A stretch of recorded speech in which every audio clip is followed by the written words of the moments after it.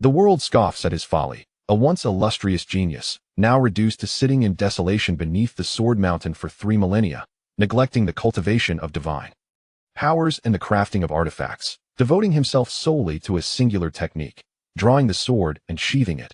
They mock him for being ruined by love, deeming him a wastrel. Yet, none comprehend. He is not ensnared by the charms of beauty, but has severed all emotional ties, relinquished his aspirations, and even the very notion of self, all to forge a sword that transcends myriad paths. As the malevolent deity rends the heavens, the celestial emperor bleeds, and the myriad realms teeter on the brink of collapse. A figure clad in azure robes emerges, the iron sword in hand humming softly.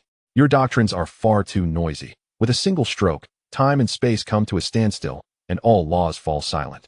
From that moment forth, the world knows no distinction of realms, for before him, every realm requires but a single sword. Chapter 1. 3,000 Years of Sword Practice. On the Kanglan continent, in the northern domain, at the foot of Sword Mountain, a youth clad in black dances with his sword. His movements are slow, even somewhat awkward, reminiscent of a novice encountering a sword for the first time, exuding an air of unfamiliarity.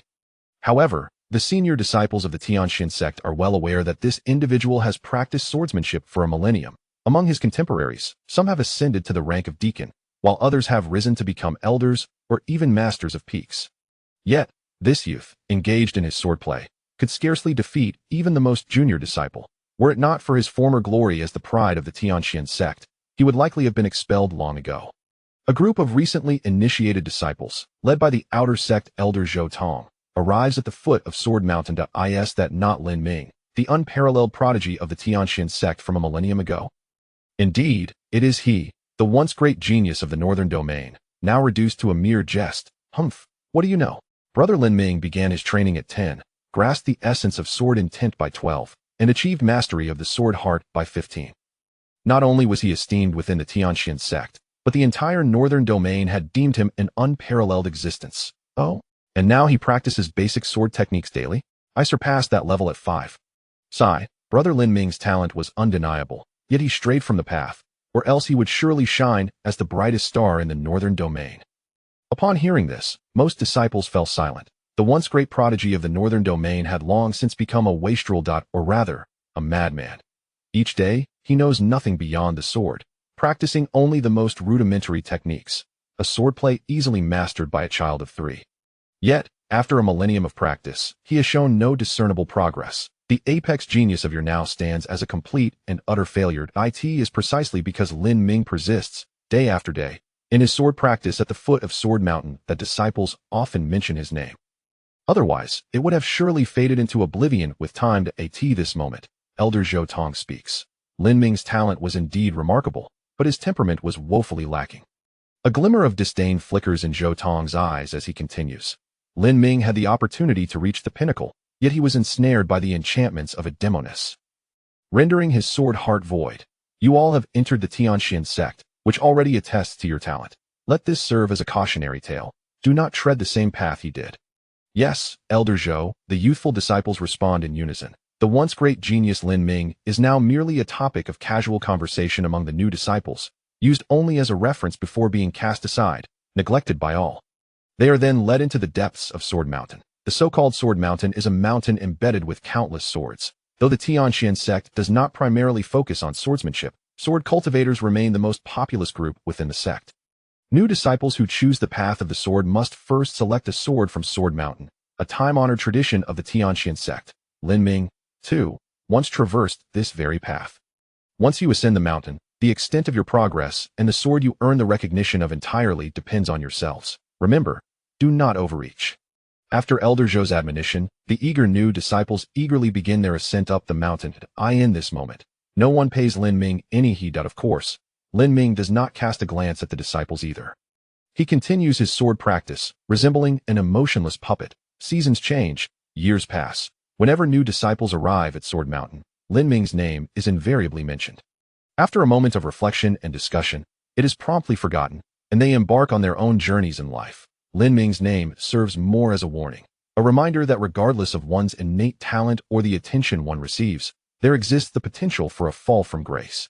Just look at the foot of Sword Mountain, where once stood the most resplendent star of the northern domain, the swordsmanship prodigy upon whom countless hopes were placed, now fallen to the dust. 1 year, 10 years, 100 years. For Lin Ming, time appears devoid of significance. Indeed, the affairs of the world, grievances, fortunes, calamities, and the shifting tides of fate bear no meaning for him. His heart is solely devoted to the sword, and his gaze is fixed upon it.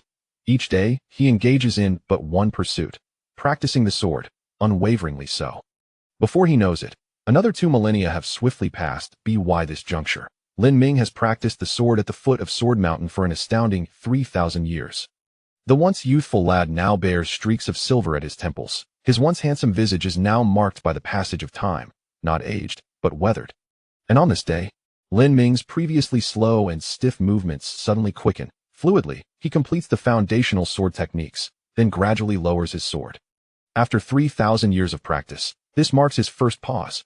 At the summit of the Tianxian sect, atop the towering Qingtian peak, what did the master say? The sect leader's end approaches. He must enter a secluded meditation. Unless the sect faces a life and death crisis, do not disturb him. Henceforth, all matters of the sect shall be under your full authority, young sect master. I understand.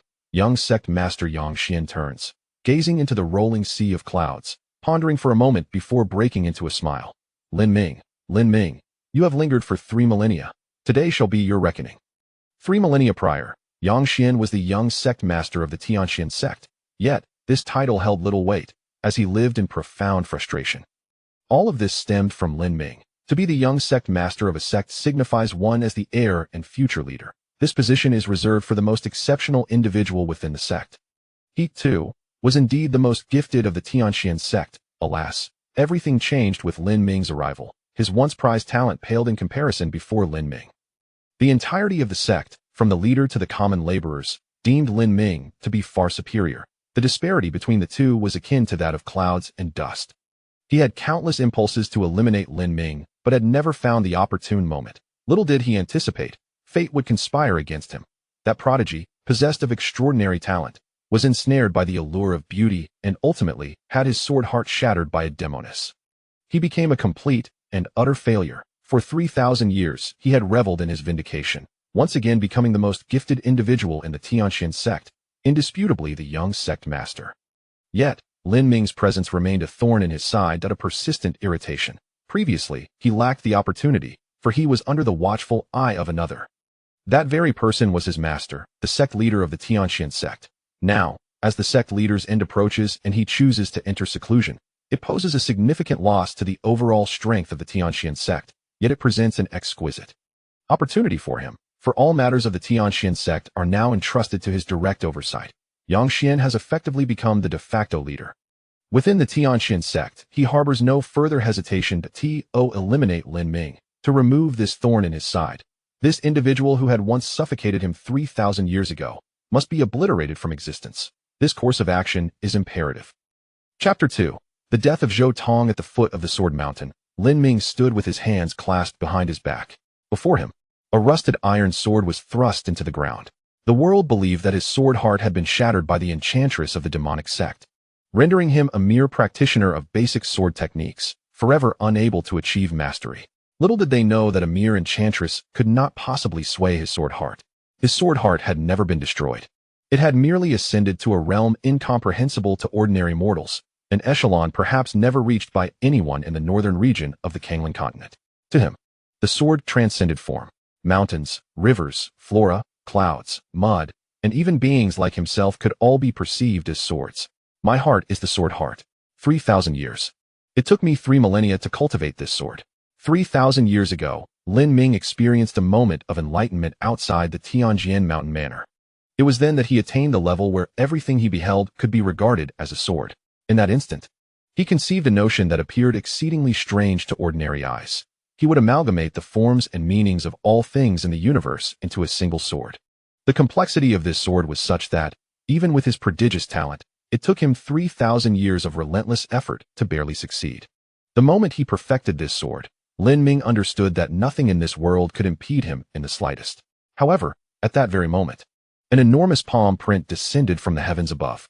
Before it even approached, the terrifying might had already fissured the ground beneath Lin Ming's feet. creating a web of cracks. Zhou Tong was exhilarated today because the leader of the Tianxian sect was in seclusion, with the young master Yang Xian wielding power. 3,000 years ago, he had already pledged his allegiance to Yang Xian. Initially, he had harbored concerns that, with Yang Xian consolidating authority, he, a subordinate of mediocre talent, might become sidelined. Yet now, those worries had evaporated, for he had received a mission to kill Lin Ming. This was the first command issued by Yang Xian after assuming power, and it held profound significance for him. If you are still that oddity from 3,000 years ago, I would avoid you at all costs. But now, you are nothing more than a waste. Zhou Tong bellowed, unleashing the full force of his palm strike. Die! With a resounding crash, the earth instantly sank 3 zhong, creating a massive pit resembling the imprint of a hand at the foot of the sword mountain. Debris flew, and dust billowed. Yet, in the next moment, Zhou Tong's pupils constricted sharply. He observed a figure clad in black, calmly standing amidst the haze. Not dead. It appeared entirely unscathed. How could this be? His cultivation was evidently the same as it had been 3,000 years ago, still at the mid-level of the Emperor realm. To him, killing today's Lin Ming should have been as effortless as crushing an ant. Yet, this full-force strike not only failed to slay him, but left him utterly unharmed. Lin Ming was at mid-level Emperor realm, while he had already reached the pinnacle. With a higher cultivation level and a surprise attack, he had been unable to inflict even the slightest injury on a waste who had languished for 3,000 years. This left Zhou Tong with an unsettling feeling. You wish to kill me? Lin Ming's expression remained serene, devoid of sorrow or joy, as he spoke softly. Yes, I intend to kill you. What right does a worthless being have to linger beneath the sword mountain for 3 millennia? Zhou Tong scoffed, dismissing Lin Ming's capabilities, asserting that with his mid-level imperial realm cultivation, he could stir no significant waves. Moreover, killing you is the will of the young sect master. With the sect master in seclusion, no one within the Tianxian sect can defy the young sect master's intentions. Realizing he stood behind the young sect master Yang Xian, Zhou Tong quickly regained his composure. After all, this was the Tianxian sect. Acting on the orders of its young sect master meant representing the entire sect's will, let alone a mid-level imperial realm who had squandered 3,000 years of cultivation. Even an emperor would meet a fatal end. Furthermore, to earn Yang Xian's trust and transition from the outer elder position to the inner sect, this task must be executed flawlessly. The name of the young sect master stirred a flicker of nostalgia in Lin Ming's eyes. Yang Xian, is it? Zhou Tong laughed heartily. The young sect master wishes to kill you, and your demise is inevitable. As a member of the Tianxian sect, you ought to understand that resistance is futile. It will only lead to a more tragic end. He grinned, contemplating the thrill of bringing down a once great prodigy. With that, Zhou Tong summoned a formidable surge of spiritual energy into his palm. You have been foolish for 3,000 years. You likely have no idea of the supreme techniques now possessed by the Tianxian sect. Today, I shall show you. His fingers danced swiftly, conjuring an arcane seal. In the next moment, he bellowed, Xian Luo seal. A terrifying palm imprint coalesced in Zhou Tong's hand. Then, his head was severed from his body in an instant. Blood gushed forth, and he died with his eyes wide open, a heavy stench of blood quickly engulfing the foot of the sword mountain. Lin Ming cast a detached glance at Zhou Tong's corpse before tilting his head skyward toward the Qingtian peak. Despite 3 millennia of isolation from worldly affairs, he still recalled some individuals from that era. Yang Xian, the young sect master of the Tianxian sect, had been adversarial with him 3,000 years ago. It was unexpected that even after all this time, the young sect master still harbored such an obsession. The moment the sect master announced his seclusion, he immediately resolved to take action against Lin Ming, revealing the depth of his resentment. After a moment's contemplation, Lin Ming began to stride toward Qingtian Peak. If others sought to take his life, he had no reason to refrain from responding. Though the skirmish at the foot of the sword mountain was brief, it drew the attention of several within the Tianxian sect. The news spread rapidly, creating a tempest within the sect. Did you hear? A significant event transpired at the foot of the sword mountain. Of course, it circulated throughout the sect. Elder Zhou Tong was killed, and it was by Lin Ming. That once great prodigy now deemed a waste. It's utterly absurd. I had believed brother Lin Ming had truly become a waste. Yet he possesses the ability to slay Elder Zhou Tong. Not merely capable, I heard he dispatched him in an instant. With Elder Zhou Tong not even able to react before his head was severed. Do not spread rumors or believe them. Elder Zhou Tong was at the pinnacle of the imperial realm. Although brother Lin Ming possesses extraordinary talent, that was 3 millennia ago. In the span of these 3,000 years, he has shown no advancement, remaining at the mid-stage of the imperial realm. The notion that he could effortlessly defeat a peak imperial realm expert is utterly implausible, is it not? Within the heavenly mystic sect, numerous disciples engaged in fervent discussions. Some believed that Zhou Tong had indeed fallen to Lin Ming, yet many others remained skeptical. After all, in the eyes of the sect's members, Lin Ming has been a complete failure for 3,000 years, incapable of mastering even the most fundamental sword techniques. How could such a failure possibly slay Elder Zhou Tong? At the foot of the Sword Mountain on Qingtian Peak, many disciples hovered in the air, their eyes filled with trepidation. There lay a lifeless body, its head severed. Yet the expression still bore a glimmer of confidence, as if it had not yet comprehended the gravity of its demise. Elder Zhou Tong is truly dead. Of course. It is true, would I deceive you? Brother Lin Ming is no longer at Sword Mountain. Has he fled in fear of punishment? It seems quite likely. For the heavenly mystic sect has strict prohibitions against disciples harming one another. To have slain an outer sect elder is an egregious crime. Now that the young sect master has just assumed power, this incident is undoubtedly a blow to his authority. Brother Lin Ming is surely doomed. There is no escape for him. In the vast northern region, how many forces could rival our heavenly mystic sect? Where could he possibly flee to? Where could he escape? I dare say he wouldn't even make it past the gates of the sect. What is happening with Lin Ming? Setting aside the fact that his cultivation is inferior to Elder Zhou Tong's, he is burdened by a shattered sword heart. Even with his cultivation, he possesses no combat prowess, making it impossible for him to have killed Elder Zhou Tong. Where there is abnormality, there must be a hidden truth. Could it be that Brother Lin Ming is a spy for the demonic sect, lurking within our heavenly mystic sect with ulterior motives? Today, perhaps he was exposed by Elder Zhou Tong and subsequently eliminated him? It is a chilling thought indeed. Suddenly, several individuals flew in from the distance. Stop your baseless speculation. Brother Lin Ming did not flee. He has gone to Qingtian Peak. What? Qingtian Peak? A disciple gasped in astonishment. Each one of them understood the significance of Qingtian Peak within the heavenly mystic sect. It is the sect's main summit, reserved only for the most exceptional disciples and the highest echelon of the sect. There congregate the inner sect elders, the supreme elders, and the sect master who recently emerged from seclusion. This represents the pinnacle of the sect's combat power. If he is heading to Qingtian Peak, it is certainly not an act of desperation. Yet, having committed such a grave error, what other recourse does he have but to flee? Is he perhaps going to Qingtian Peak to admit his fault and plead for mercy?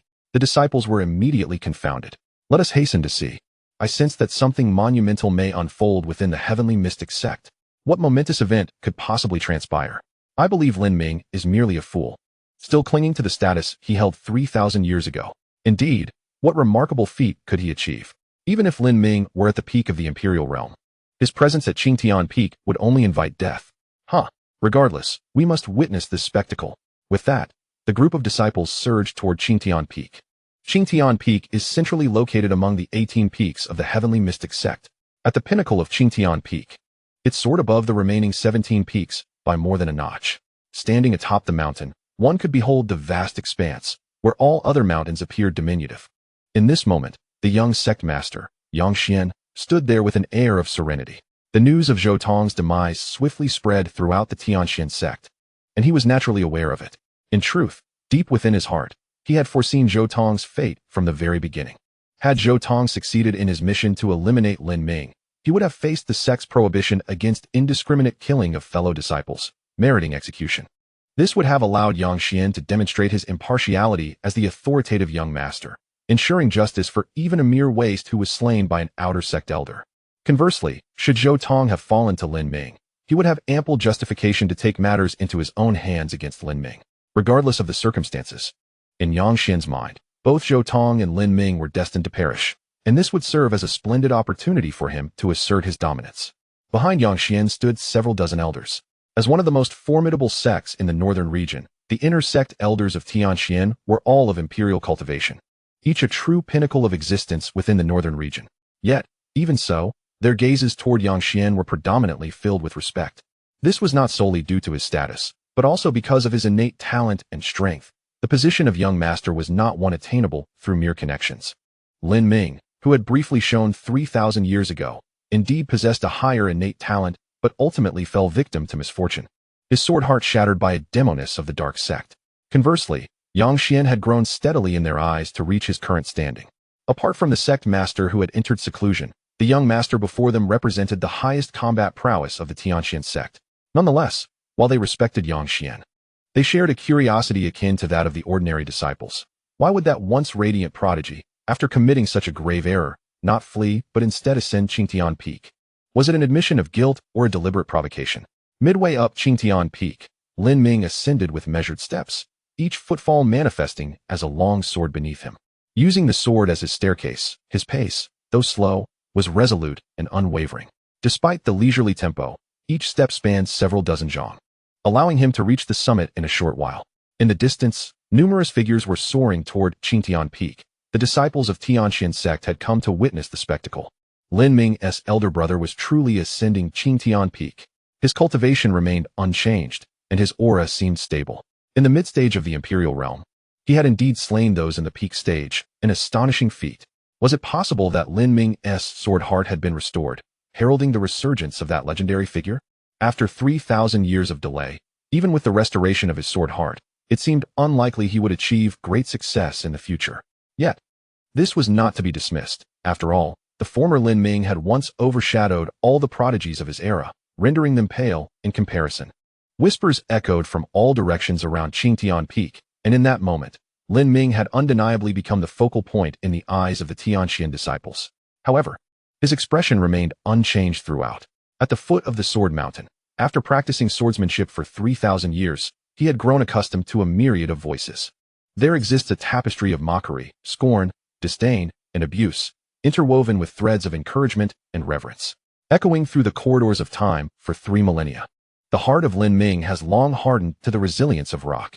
Under the scrutiny of countless gazes, his pace remains unwavering, advancing step by step. Finally, after a brief respite, he ascends to the pinnacle of the Qingtian Peak. The evening breeze is cool, and the setting sun bathes half the sky in crimson hues. At the serene summit of the Qingtian Peak, the moment Lin Ming sets foot upon it, a palpable aura of solemnity envelopes the air. Yang Xian, with a subtle smile gracing his lips, takes a step forward, casting a condescending gaze upon Lin Ming, and speaks with a measured tone. Lin Ming, are you aware of your transgressions? Lin Ming's countenance remains devoid of expression, as he calmly responds, I am innocent. Innocent, you say? What a grand jest. Yang Xian's voice, resonant as a bell, reverberates throughout the Tiangshuanzong. The edict of the Tiangshuanzong forbids harm among brethren. Yet you have slain Elder Zhou Tong of the outer sect. Do you claim you are innocent? Is the ancient decree of the Tiangshuanzong to you merely a scrap of paper? The atmosphere atop Qingtian Peak thickens with a sense of impending doom. Chapter 4. Did I invite your intervention? Yang Xian's voice rises. Lin Ming, will you not confess your guilt? Suddenly, an elder with hair as white as snow speaks up from behind Yang Xian. He is the grand elder of the inner sect, the foremost elder of the Tiangshuanzong, second only to the few reclusive supreme elders. His words, in many respects, echo the collective will of the elder council. Swiftly, other elders join the chorus. Lin Ming, you are well aware of the rules of the Tiangshuanzong. To slay a fellow disciple is a grievous offense. Acknowledgement of your crime is essential. I do not wish to see you wallow in despair for 3,000 years, losing even the courage to accept your sins. As disciples of the Tiangshuanzong, we are upright and just. To kill is to kill, and to sin is to sin. Do not be a coward and become a laughingstock for the younger generation. Lin Ming, the murder of Zhou Tong was witnessed by numerous disciples. There is no room for evasion. Listening to the elder's words, Lin Ming offers a silent smile. You misunderstand. I have never denied killing Zhou Tong. However, I am innocent. He sought to take my life, and I merely defended myself. What crime is there in that? With his words hanging in the air, he disregards the elder's reactions and strides deliberately toward Yang Xian. From Zhou Tong's own admission, the one who sought his demise was none other than the young master before him. Since Yang Xian intended to end his life, Lin Ming resolved to eliminate Yang Xian instead. Observing Lin Ming's unyielding stance, seemingly unperturbed and resolute, the grand elder's ire morphs into incredulous laughter, his voice rising with indignation. Such obstinacy. I must have misjudged you. Lin Ming casts a sidelong glance at the grand elder, his brow slightly furrowing, yet he chooses not to respond. He is acutely aware of the Tiangshuanzong's prohibition against infighting among disciples. Yet, to refrain from retaliating when others plot his demise is absurd. As one of the most formidable sects in the northern region, the Tiangshuanzong's prohibitions should not be so inflexible. Nevertheless, at this moment, he has no desire to engage in a debate with the grand elder. He merely looks ahead and continues his advance. In the blink of an eye, he finds himself within 2 zhang of Yang Xian, who wears a composed smile, as though all is within his grasp. As Lin Ming approached, he spoke. If you do not intend to plead guilty, what brings you to Mount Qingtian? To flaunt? Lin Ming replied calmly. To kill. Kill. Who do you intend to slay upon Mount Qingtian? With your mid-stage emperor realm cultivation, whom do you think you can defeat? Yang Xian's mockery was evident in his eyes. In his view, this once prominent figure from 3,000 years ago had truly lost his senses. In the vast northern region, how many could dare to commit murder atop Mount Qingtian? Am I hearing this correctly?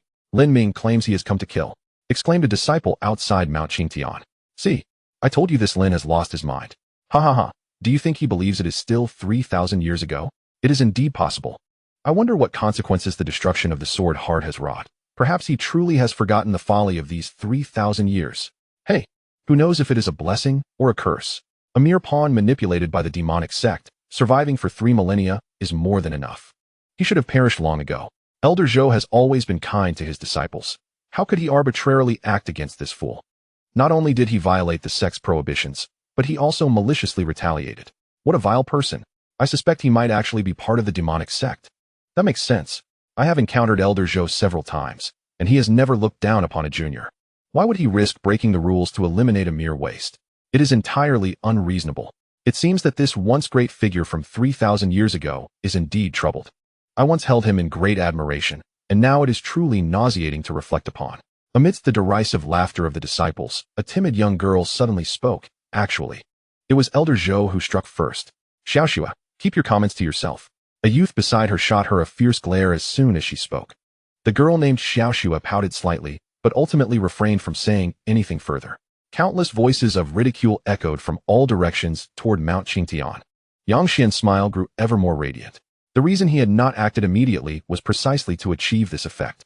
He wished to see this person, who once left him gasping for breath, suffer the utmost humiliation and perish amidst the cacophony of insults. Only then could he quell the hatred in his heart. However, Lin Ming remained oblivious to the external clamor, slowly drawing the iron sword from his back. The sword was riddled with rust. A relic bestowed upon him by the sect master of the Tianxian sect 3,000 years ago, once a symbol of his identity. Yet now, after 3 millennia of tribulations, the sword resembled an aged individual on the brink of death. Upon seeing Lin Ming unsheath his sword, a flicker of surprise crossed Yang Xian's face. Tell me, whom do you intend to kill? Yang Xian asked coldly. Lin Ming's response was but a single word, you. In that instant, he thrust his sword forth. A weak ant dares to strike at me. Your audacity is truly commendable. Yang Xian raised his hand indifferently and pointed. He had already reached the pinnacle of the emperor realm. The disparity between his cultivation and Lin Ming's was akin to that of clouds and mud. Even 100 peak emperor realm cultivators would be no different from ants before a pinnacle emperor. Moreover, Lin Ming was merely at the mid-stage of the emperor realm. With a single finger raised against Lin Ming's sword, there was an air of confidence and unparalleled pride.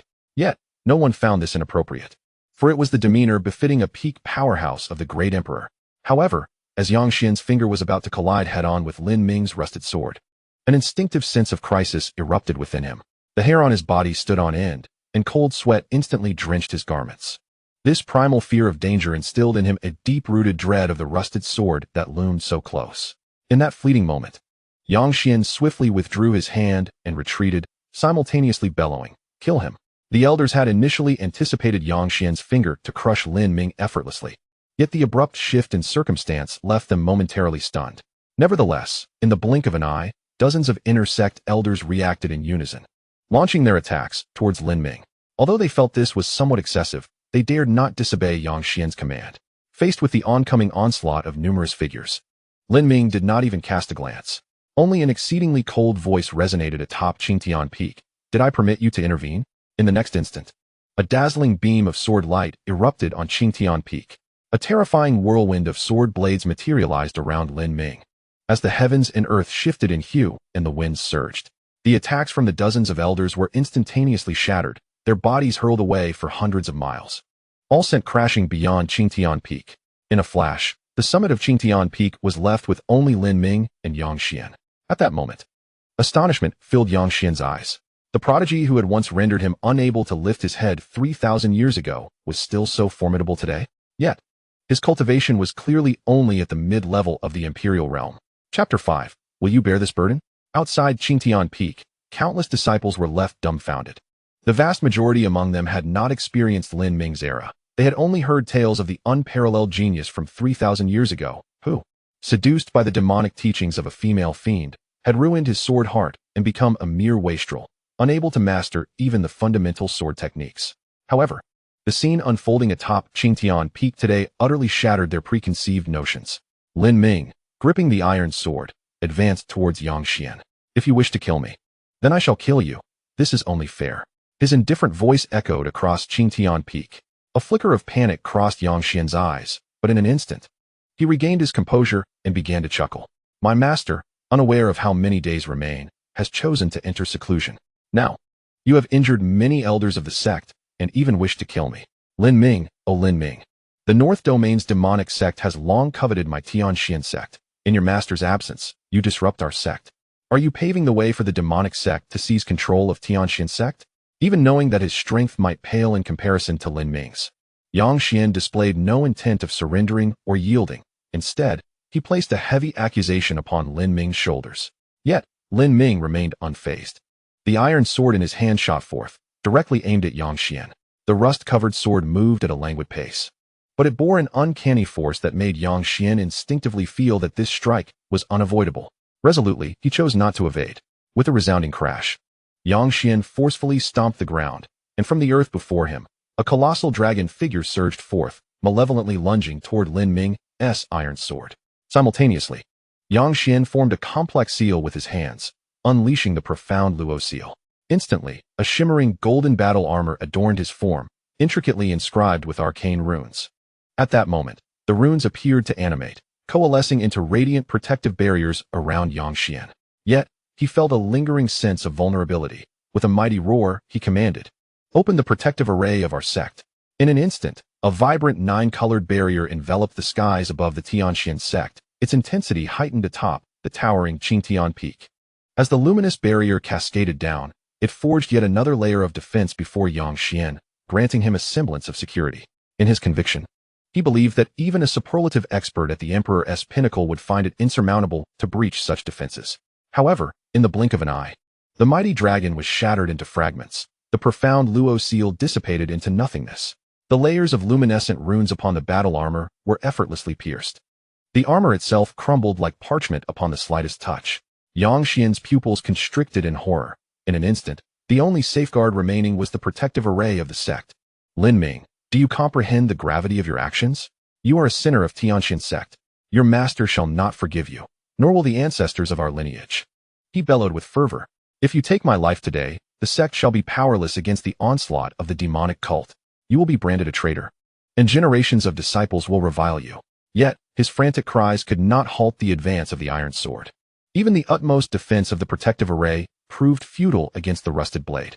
"No, I am the young master of Tianxian sect. You cannot slay me," he cried out in desperation, futilely attempting to flee. Alas, it was all in vain.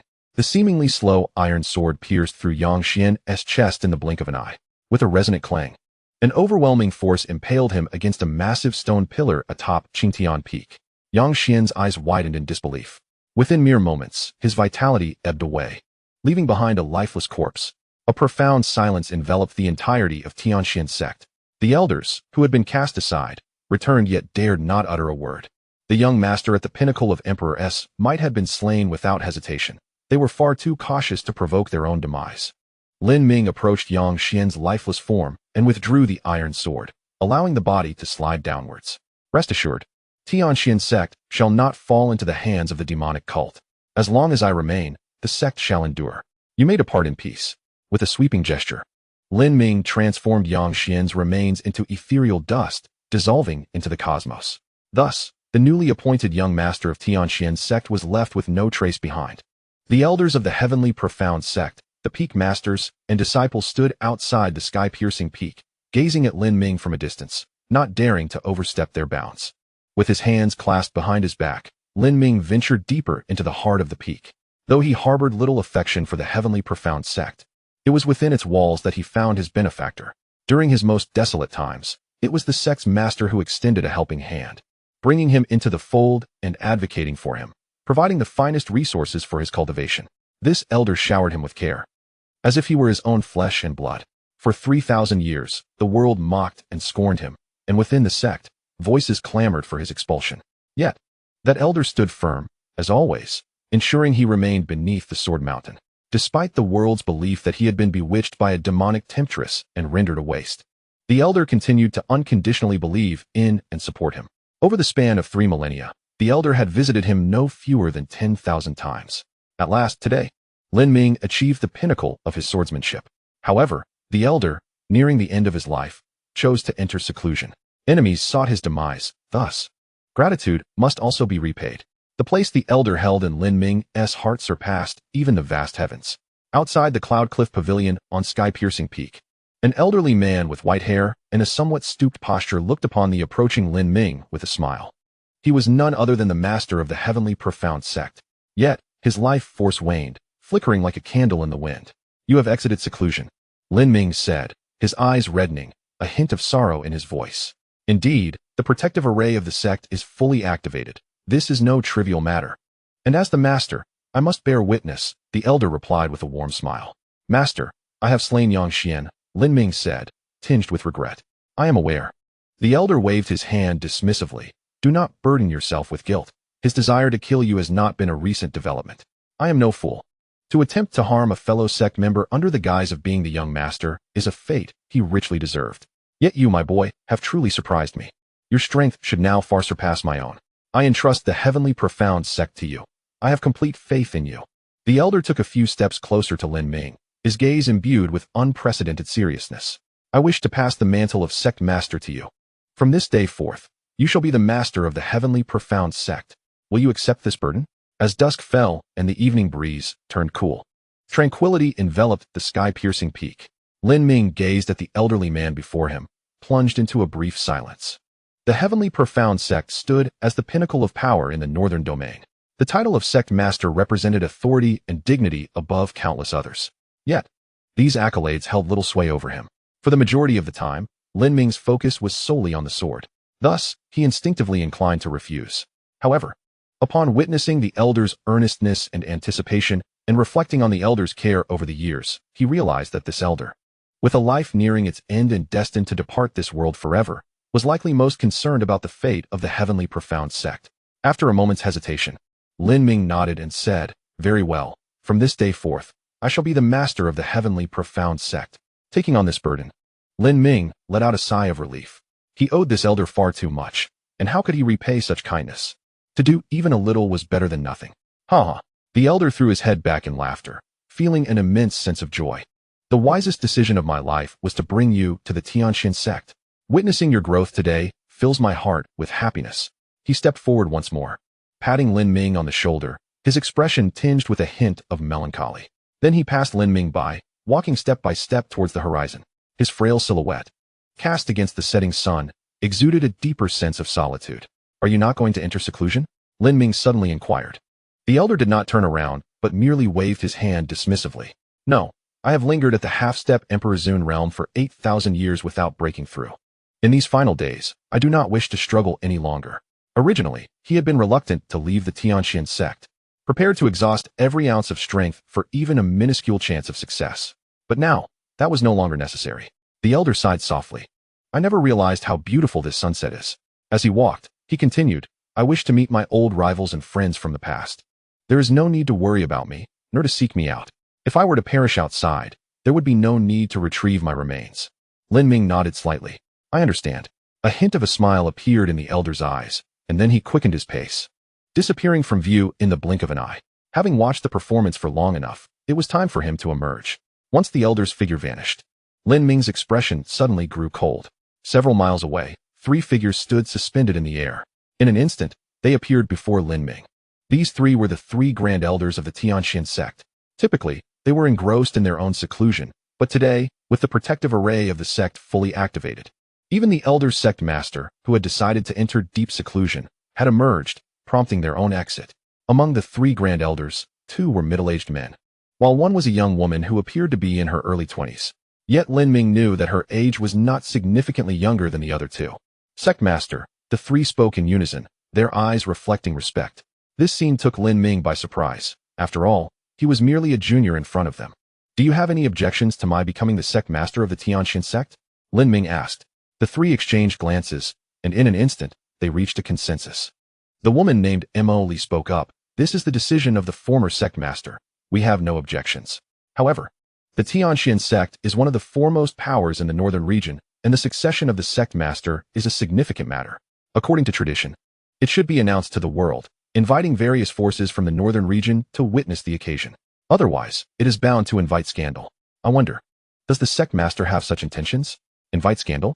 Lin Ming chuckled nonchalantly. The affairs of the Tianxian sect are of no concern to outsiders. Upon hearing this, the three grand elders were momentarily taken aback. However, Lin Ming quickly shifted his tone.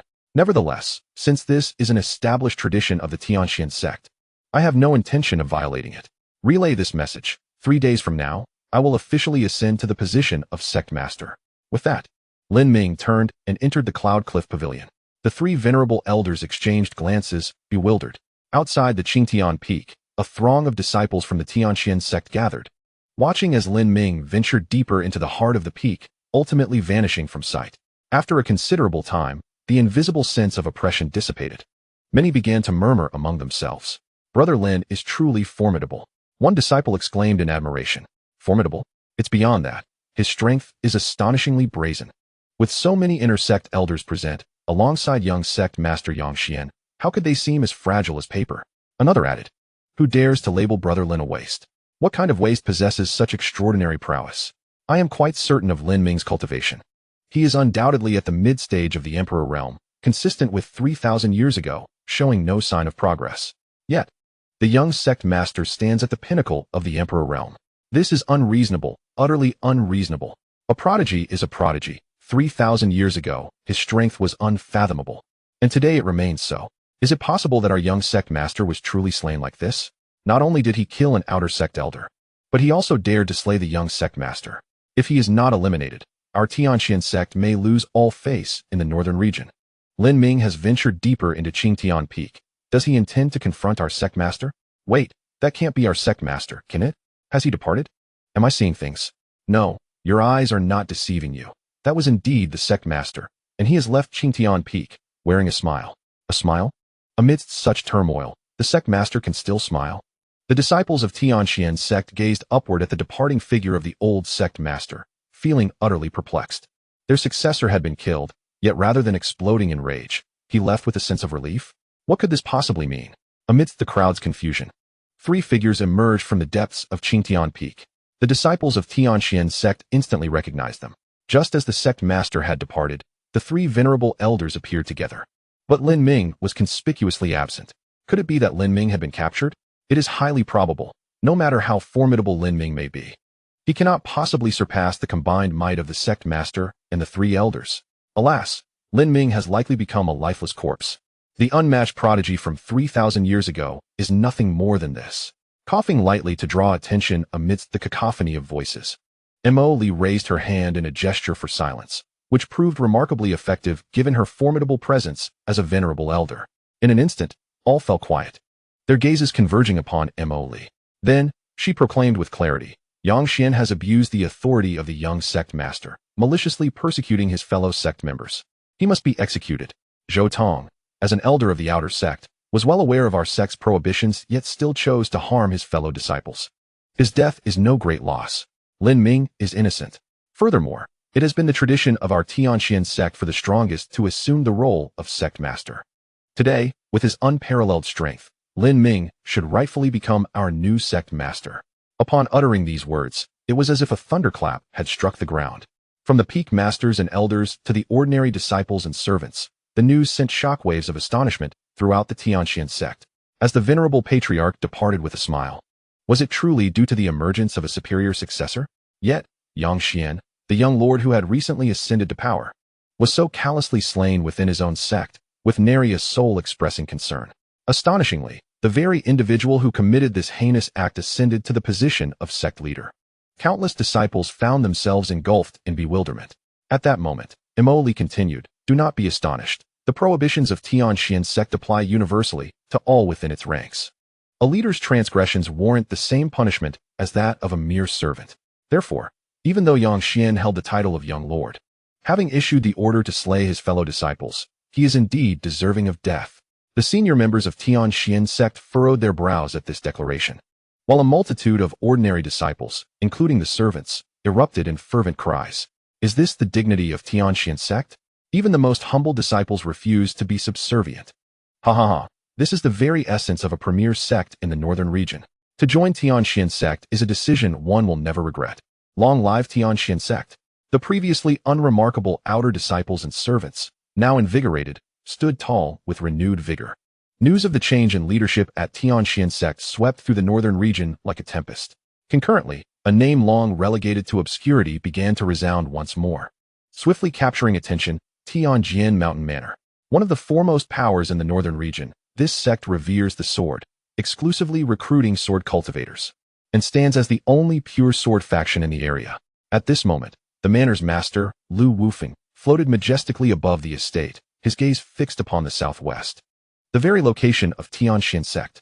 3 millennia ago, he was hailed as the foremost sword cultivator of the younger generation in the northern region, serving as a paragon to countless disciples of Tianjin Mountain Manor.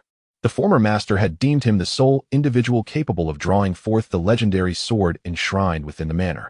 However, everything changed with the arrival of Lin Ming.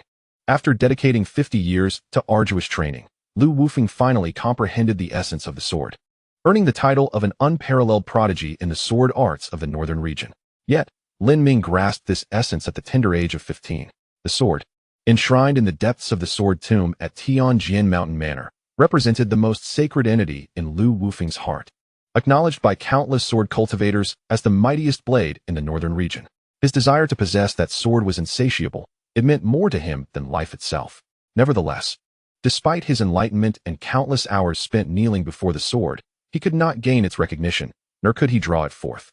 Lu Wufeng once believed that no one could wield that sword. Yet, on the day Lin Ming arrived at Tianjin Mountain Manor, without even entering the sword tomb, that proud and sacred sword, in Lu Wufeng's eyes, astonishingly flew forth to Lin Ming, bowing in submission. On that day, he experienced the most profound humiliation and defeat since beginning his cultivation. What was even more infuriating was that, despite the sword's submission to Lin Ming, the latter did not hesitate to relinquish it to him. What Lu Wufeng cherished as a treasure seemed utterly inconsequential in Lin Ming's eyes. He was consumed by hatred. He diligently pursued his cultivation, harboring the aspiration that one day he would surpass, even vanquish, Lin Ming, that formidable being. Yet, to his astonishment, shortly after that fateful day, news spread that Lin Ming had been ensnared by the enchantress of the demonic sect, his sword heart shattered, reduced to a mere waste. The rival he once esteemed had thus hastily vanished from his world. Little did he anticipate that after 3 millennia, upon hearing of Lin Ming once more, he would learn that the latter had ascended to the position of the sect master of the heavenly profound sect. It seemed evident that his sword heart must have been restored. However, does the present Lin Ming still possess the innate talent he once had? After 3,000 years of stagnation, does he still hold the merit to be my adversary? Lu Wufeng smiled faintly, then soared into the wind, heading straight for the heavenly profound sect. A similar scene unfolded incessantly in the northern region, where thousands of individuals soared towards the heavenly profound sect. Their own sects lacked the formidable strength of the heavenly profound sect. Yet this did not diminish their curiosity and anticipation for the grand ceremony of the new sect master's ascension. Indeed, this curiosity and anticipation extended beyond the sect itself, centering on Lin Ming. Among those who had experienced Lin Ming's era, scarcely anyone remained who had not heard his illustrious name. Once a paragon overshadowing an entire epoch, he had fallen into ruin at the hands of the demonic enchantress, becoming a mere shadow of his former self. Now, this so-called waste was on the verge of claiming the title of sect master of the heavenly profound sect. The old sect master of the heavenly profound sect was no fool. Moreover, the sect already had a young sect master. It was only natural for the old sect master to pass the mantle to the young sect master, Yang Xian. Yet, the current situation indicated that Lin Ming, this so-called waste, had become the young sect master. This could signify but one possibility. The once unparalleled genius had truly returned. In the 9 nether mountains, once regarded as a formidable taboo in the northern region, entry was forbidden to all but those of emperor-level cultivation. For within the shadowy depths of that mountain lay countless powerful beasts, including no fewer than 10,000 peak emperor-level creatures, and even 100 of imperial caliber. For mortals below the emperor rank, entering the 9 nether mountains meant certain death, with no hope of survival. However, recently, The roars of the beasts within had diminished significantly. Before the lair of a great emperor beast, a girl clad in crimson bore a cold smile, the crimson blood beneath her feet forming a river, surging down the mountain. Amidst the bloodied expanse lay a multitude of beast carcasses. The beasts of the 9 nether mountains cannot provide me the means to break through to the emperor respect realm. I require humans, an abundance of humans. Your ascension ceremony presents an exquisite opportunity. The world knows your downfall was orchestrated by me. Now that you ascend to the position of sect master, if I remain idle, would it not render the insults I've endured over the years utterly meaningless? Heh! Jing Hongyi chuckled coldly, then waved her delicate hand, commanding, "Come with me. Infiltrate the heavenly profound sect, eliminate that boy, and simultaneously eradicate the sect." Shadows in black flashed by behind her. A chilling, lifeless voice echoed, devoid of warmth. "As you command, holy maiden." They did not pause to consider whether they could truly annihilate the heavenly profound sect. They remained indifferent to the consequences that might arise from their reckless intrusion into the Tianqian sect. Driven solely by one undeniable truth, the decree of the saintess is akin to a divine mandate. Follow it without question. Chapter 8. Doubt? Then test it. In the northern region, an unprecedented fervor enveloped the surroundings in recent days. From humble tea houses to grand taverns, and from various sects to esteemed academies, nearly all practitioners were engrossed in discussions regarding the ascension of the new leader of the Tianqian sect. More specifically, their conversations revolved around Lin Ming, a paragon who, 3,000 years ago, shone like a radiant sun, eclipsing the entire northern region upon his emergence from the mountains. His tale is nothing short of legendary. His rise astonishingly swift, yet even more astonishing was his equally rapid descent, all precipitated by a single woman, a bewitching enchantress of the demonic sect. However, regardless of the external chatter, such voices could not reach Lin Ming's ears. At the summit of Qingtian Peak, within the Yunya Pavilion, a sanctuary reserved exclusively for the leader of the Tianqian sect, no one may enter without the leader's express permission. At this moment, on the top floor of Yunya Pavilion, Lin Ming stood with his hands clasped behind his back, a sheet of white paper floating before him. The sparse words inscribed upon it were the final messages left by the former sect leader. "I have but 2 regrets in my life. Firstly, I was unable to lead the Tianqian sect back to the central continent. Secondly, I failed to transcend to the realm of the emperor. Your talents far surpass my own. If destiny permits, I hope that one day, the Tianqian sect will stand at the pinnacle of the central continent. At that time, my proud father will surely acknowledge me. Of course, I shall not impose my will upon you. If you choose not to venture to the central continent, then do not. You shall always be free."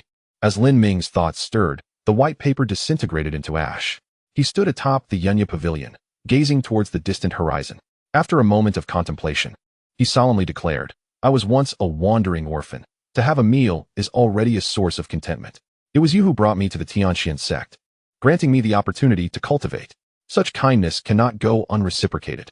Rest assured, the Tianqian sect shall surely ascend to the zenith of the central continent. Not only will your father acknowledge you, he shall regard you as the pride of the Li family in the central continent." With his words, Lin Ming uttered a soft command. Centered around him, the dense spiritual energy of heaven and earth coalesced into a formidable vortex, akin to a colossal dragon swirling in the wind. After a brief spiral, it surged violently into Lin Ming's being. The stagnant realm that had remained unchanged for 3 millennia finally stirred once more. One day later, Lin Ming had reached the late stage of the emperor realm. 2 days later, he attained the pinnacle of the emperor realm. 3 days later, he stood at the threshold of the half-step emperor realm. In the central area of the Tianqian sect, a vast martial arts arena now gathered no less than 100,000 individuals. They hailed from various factions within the northern region, with the least among them having attained the initial stage of the emperor realm. Even within the Tianqian sect, they could easily hold the position of outer sect elders, let alone in those smaller sections. Among them, while many may not have seen Lin Ming in the flesh, they had certainly heard his name. That waste, Lin Ming, can actually become the sect leader? The current Tianqian sect is truly beyond comprehension. What is there to misunderstand? This merely indicates that Lin Ming's sword heart has been restored.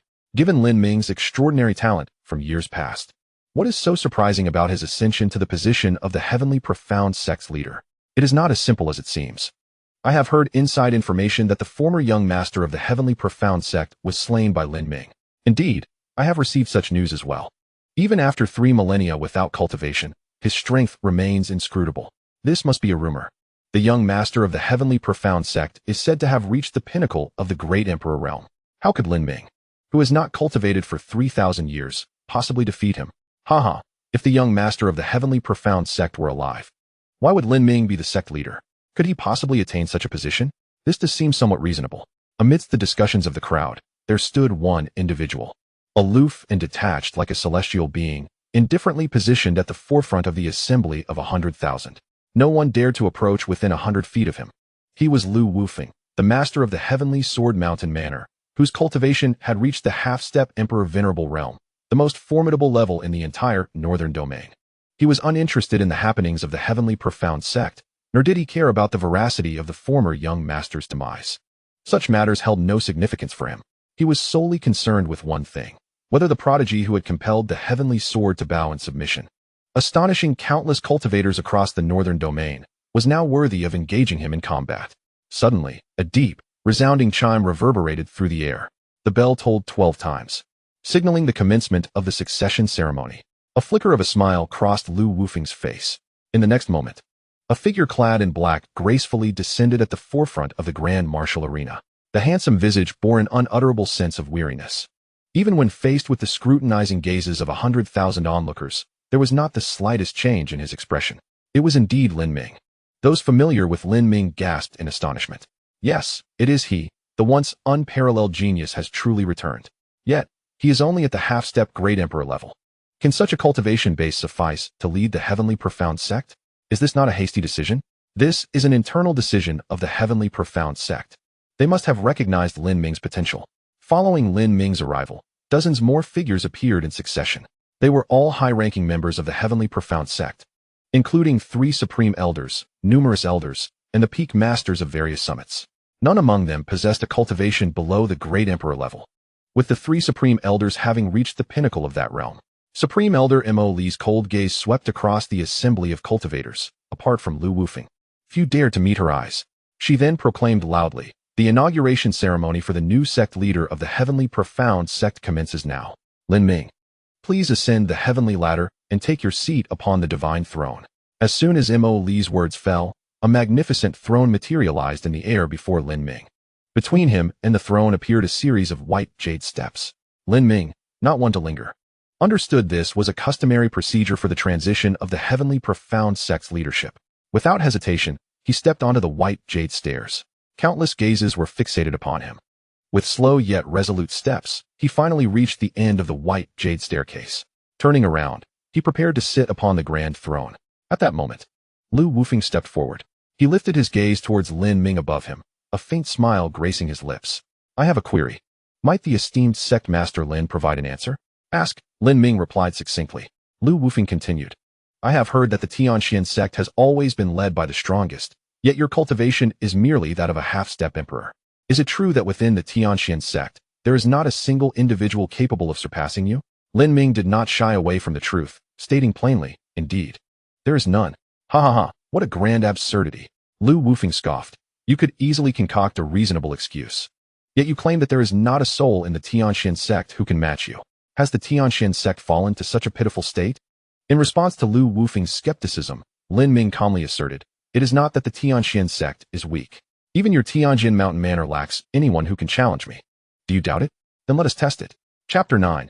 To battle with me, the one weapon least suitable is the sword. In the training arena, Lin Ming stood suspended in midair. Behind him loomed the grand throne that symbolized the position of sect master of the Tianxian sect, while before him stood a man. Lu Wufeng, with an air of arrogance, had now reached the half-step emperor realm, standing at the pinnacle of the northern domain. He possessed ample confidence that he would soon breach this threshold and become the true number 1 of the northern domain. In contrast, Lin Ming, who had once instilled great pressure upon him, was merely at the half-step emperor stage. A chasm of disparity lay between them. As one ascends, the gaps between each realm only widen. The difference between half-step emperor realm and half-step emperor is even more pronounced than that between an emperor and a body refinement stage practitioner. For Lu Wufeng, Lin Ming posed no pressure whatsoever now. "Are you truly willing to test me?" A glimmer of excitement flashed in Lu Wufeng's eyes, for he feared that Lin Ming might refuse to engage. "If you wish to test, then let us proceed," Lin Ming replied calmly. "Very well, let us test." A smile flickered across Lu Wufeng's face. "I am most eager to discover the source of your confidence." Before his words could fully dissipate, Lu Wufeng had already thrust his sword forward. It was an exquisitely ornate strike, accompanied by a myriad of sword shadows, as if celestial maidens were dancing gracefully. In that fleeting moment, discerning the real from the illusion became an arduous task. This was the illusory sword, one of the three strongest swords of Tianjin Mountain Manor. Gasps erupted from those who recognized the strike. Is this truly necessary? A half-step emperor facing a half-step emperor should not require such seriousness. Do you understand what it means to respect your opponent? Lu Wufeng retorted. If this is indeed respect, why not wait until the succession ceremony concludes before engaging? Can you not spare a moment? Laughter echoed as observers noted Lu Wufeng's apparent nonchalance, masking an inner trepidation. It was no wonder, as Lin Ming had far surpassed Lu Wufeng in their earlier encounters. Spare me your sarcasm. Back then, you likely lacked even the courage to stand before Lin Ming. I comprehend Lu Wufeng's cautiousness. Those who have lived through that era understand the terror that Lin Ming embodies. The training arena buzzed with chatter. Yet it had no bearing on the two combatants. Lin Ming, gazing at the dazzling sword shadows before him, calmly extended a single finger. In that singular, simple motion, the space before him shattered like glass, and in an instant, the myriad sword shadows vanished without a trace. Upon looking again, his finger had already found its mark upon Lu Wufeng's brow. The martial arena erupted in astonishment. What? Am I imagining things? Has it ended so swiftly? Is this truly one of the three mightiest swords of the heavenly sword manor? Just this? No, it cannot be. Clearly, Lu Wufeng possessed the higher cultivation. How could he appear so feeble? Goodness, is this a false half-step emperor? It is indeed perplexing. That previous sword was formidable. Had I faced it, I would have had no means to retaliate. Undoubtedly, that sword was powerful. Yet, it is evident now that Lin Ming surpasses him. He remains as inscrutable as he was in years past. Even after 3 millennia of despair, he still stands atop the pinnacle. How laughable it seems. I had thought that after 3,000 years of his decline, I would finally catch up, only to discover that the chasm between us is widened. Many cultivators of Lin Ming's era voiced their astonishment. Not only the spectators were taken aback, Lu Wufeng, as the other party in the battle, was the most astonished of all. He had no awareness of what had transpired, only realizing that in the blink of an eye, the illusionary sword had been shattered, and Lin Ming's finger had already pressed against his brow. Simultaneously, a chilling voice resonated in Lu Wufeng's ear. When battling me, the last thing you should employ is a sword. In the next moment, a glimmer of sword light flashed from Lin Ming's fingertip. A trickle of blood seeped from Lu Wufeng's forehead. The wound was not severe. For one of his half-step emperor's stature, such an injury could be healed in an instant. Yet, that mere drop of blood conveyed a profound understanding. If Lin Ming wished to kill him, it could be done with a mere flick of his finger. Why? By what right? Confusion filled Lu Wufeng's eyes. For 3,000 years, he had never relaxed. He had believed himself to be standing at the zenith of the northern domain, only to find that this formidable adversary, who had instilled fear in him 3 millennia ago, remained as powerful as ever. Lin Ming turned and took measured steps towards the grand throne once more. Concurrently, his indifferent voice rang throughout the heavenly Xian sect. You harbor no intent to kill me. Therefore, you shall not meet your demise today. However, I do not wish for this incident to recur. Should I desire your death, no one in the northern domain would be capable of saving you. As the final word fell, Lin Ming settled upon the magnificent throne that symbolized the identity of the sect leader of the heavenly Xian sect. In an instant, a thunderous cheer erupted from every peak of the sect. The prowess of this newly appointed leader filled all disciples of the heavenly Xian sect with pride. As one of the premier powers in the northern domain, the existence of Lu Wufeng, the lord of the heavenly sword manor, was known to most disciples, who were acutely aware of his formidable strength. Yet, before Lin Ming, he appeared as insignificant as an ant. The sect leader is too powerful. The leader was invincible among his peers 3,000 years ago, and today, he remains unmatched throughout the entire northern domain. How absurd that Elder Zhou would dare to lay a hand upon the sect leader. Such a gross miscalculation. What truly defines a prodigy? Even after 3 millennia of despair, even with a significant gap in cultivation, he still vanquishes his foes with a mere gesture. I am truly fortunate to witness the ascension of the sect leader. The future of the Tianjin sect is destined to be the most formidable sect in the northern domain, without a doubt, with such a powerful leader and an equitable system. As a member of the Tianjin sect, I cannot help but feel an overwhelming sense of pride. The thunderous cheers reverberated for a full 2 hours, only subsiding as the daylight began to fade. The spectators in the martial arena, upon witnessing Lin Ming's formidable prowess, approached him one by one, many wearing expressions tinged with flattery. Lin Ming was unfamiliar with most of these individuals and found the atmosphere rather distasteful. He exchanged a few perfunctory pleasantries before dismissing them all. As dusk enveloped the sky, only Lu Wufeng remained as an outsider in the entire Tianxian sect. Lin Ming cast a fleeting glance at him, uttered no words, and turned to make his way to the Cloud Cliff Pavilion. However, at that moment, a chorus of anguished cries erupted. Subsequently, figures shot into the Tianxian sect, most clad in blood-stained garments, their spirits visibly diminished. With a mere glance, Lin Ming recognized them. They were indeed the various cultivators who had come to witness the ceremony today. Chapter 10. The Sight of Swords. The Demon Cult. These are members of the Demon Cult. A disciple of the Tianxian sect exclaimed in shock. In the next instant, Mo Li appeared before Lin Ming. Sect leader, the Demon Cult is attacking. Should we activate the protective formation? No need, Lin Ming replied coolly. The protective formation is not something to be activated at whim. Each activation requires a significant expenditure of spirit stones. If the enemy were excessively powerful, then activating it would be warranted. However, the mere presence of the Demon Cult's members is clearly not sufficient to reach that threshold. Rest assured, as long as I am here, they shall not breach the Tianxian sect. Outside the Tianxian sect, dozens of robed figures surged forward with remarkable speed, each radiating powerful energies. These individuals were all of the Emperor realm. Beneath their feet, the bodies of numerous fallen cultivators continued to ooze blood. Ahead, nearly 100 individuals were fleeing at breakneck speed, believing that entering the Tianxian sect was their only chance for survival. Quickly, we are almost there. Once we reach the Tianxian sect, we will be safe.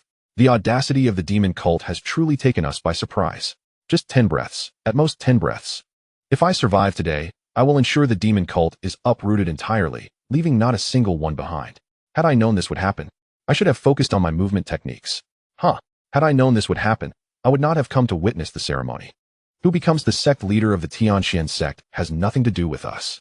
I shall remember the enmity with the Demon Cult. Only 3 breaths remain. At most 3 breaths, and I will enter the Tianxian sect. The nearly 100 fleeing individuals employed all their means, hoping to hasten their escape. Just as the foremost few were a mere 100 feet away, needing less than a breath to enter the Tianxian sect, a figure clad in red appeared gracefully. Jing Hongyi, adorned in crimson garments, wore a faint smile on her sunlit, exquisite face. Without my consent, you shall not pass, she declared, flicking her robes. A flash of red light darting forth. In an instant, nearly 100 heads soared into the air, blood gushing forth in a vivid spray. Jing Hongyi licked her crimson lips, turning to gaze at the nearby Tianxian sect. The smile upon her face grew increasingly radiant. I was curious how the sword heart could be destroyed yet still restored, and how one could ascend to the position of sect leader. I hoped for answers. Her scarlet attire billowed in the night breeze. Beneath her feet, nearly 100 headless corpses bled profusely, the thick stench of blood lingering for miles without abatement. In that moment, Jing Hongyi resembled an unparalleled goddess of death. Just as she prepared to advance, she noticed a rusted iron sword obstructing her path.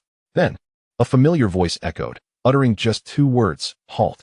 Jing Hongyi chuckled, questioning whether the one before her possessed the strength to command her to stop. "Do you even deserve it?" she retorted, striking the iron sword with a palm.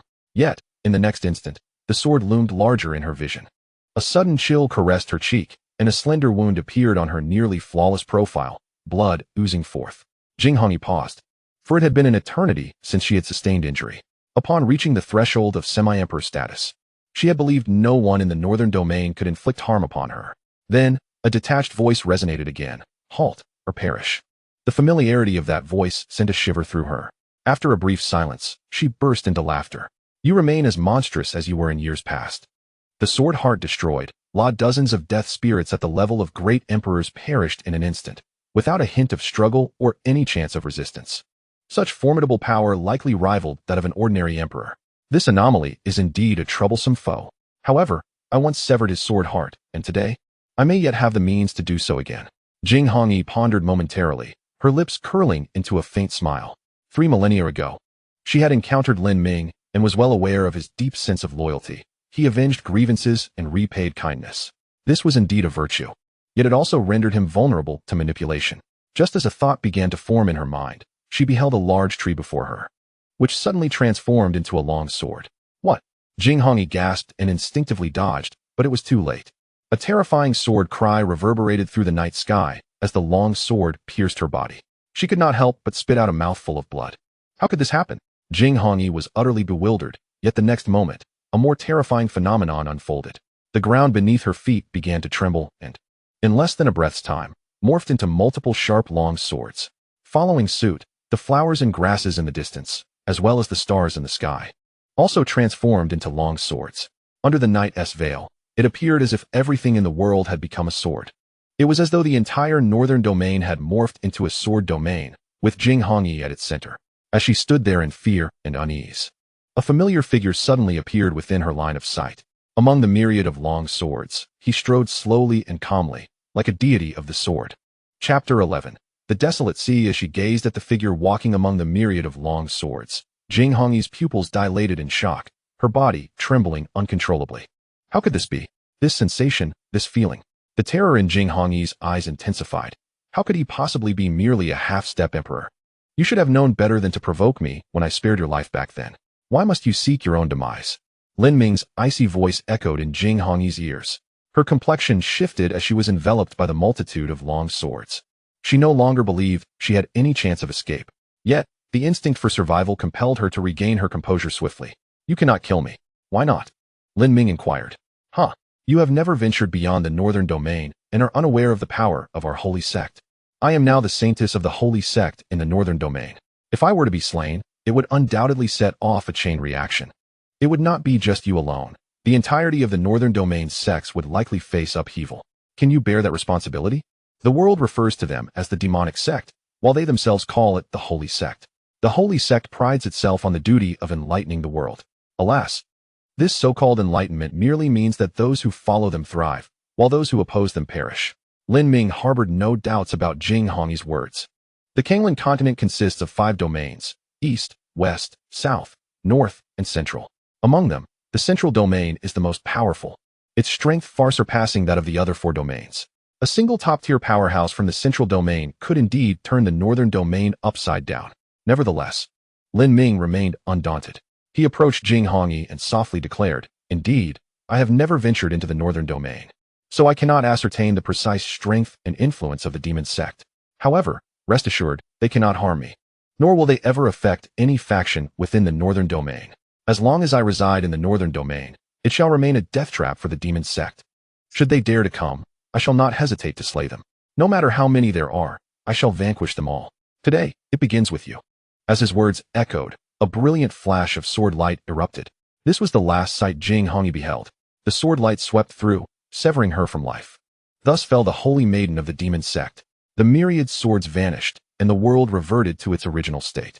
The trees remained trees, the flowers, flowers, mountains, grass, and the stars in the high sky all returned to their former glory.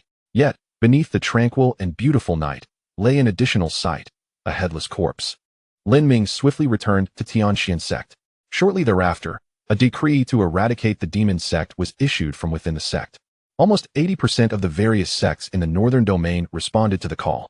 The northern domain had long suffered under the tyranny of the demon sect, and with their upper echelons severely weakened, it was indeed the perfect moment to eliminate the sect. Outside Yunya Pavilion, Emoli stood behind Lin Ming. "Sectmaster, when Lu Wufeng departed, he instructed me to convey a message to you." "Go ahead," Lin Ming replied.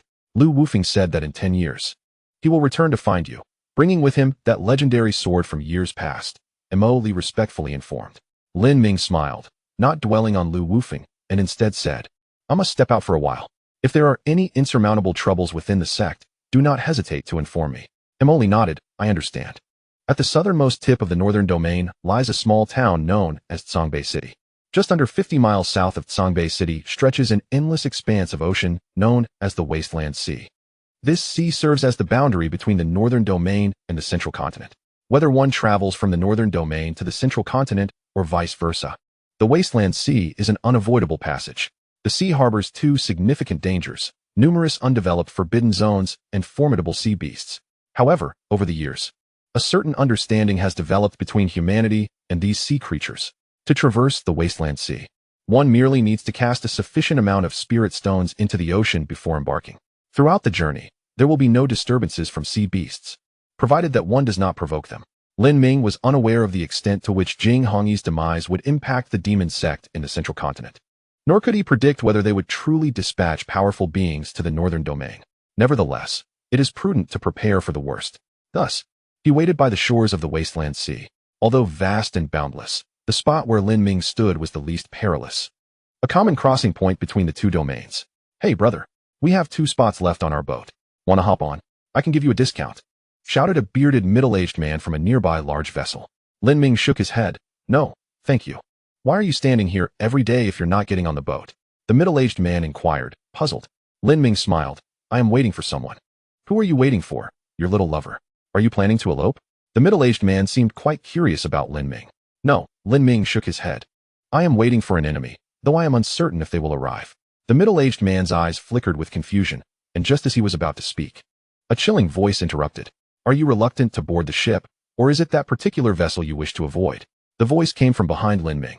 He turned to see a defiant young man approaching, a small ship in his hand. "Behold my vessel." The young man waved dramatically, and the tiny ship soared into the desolate sea.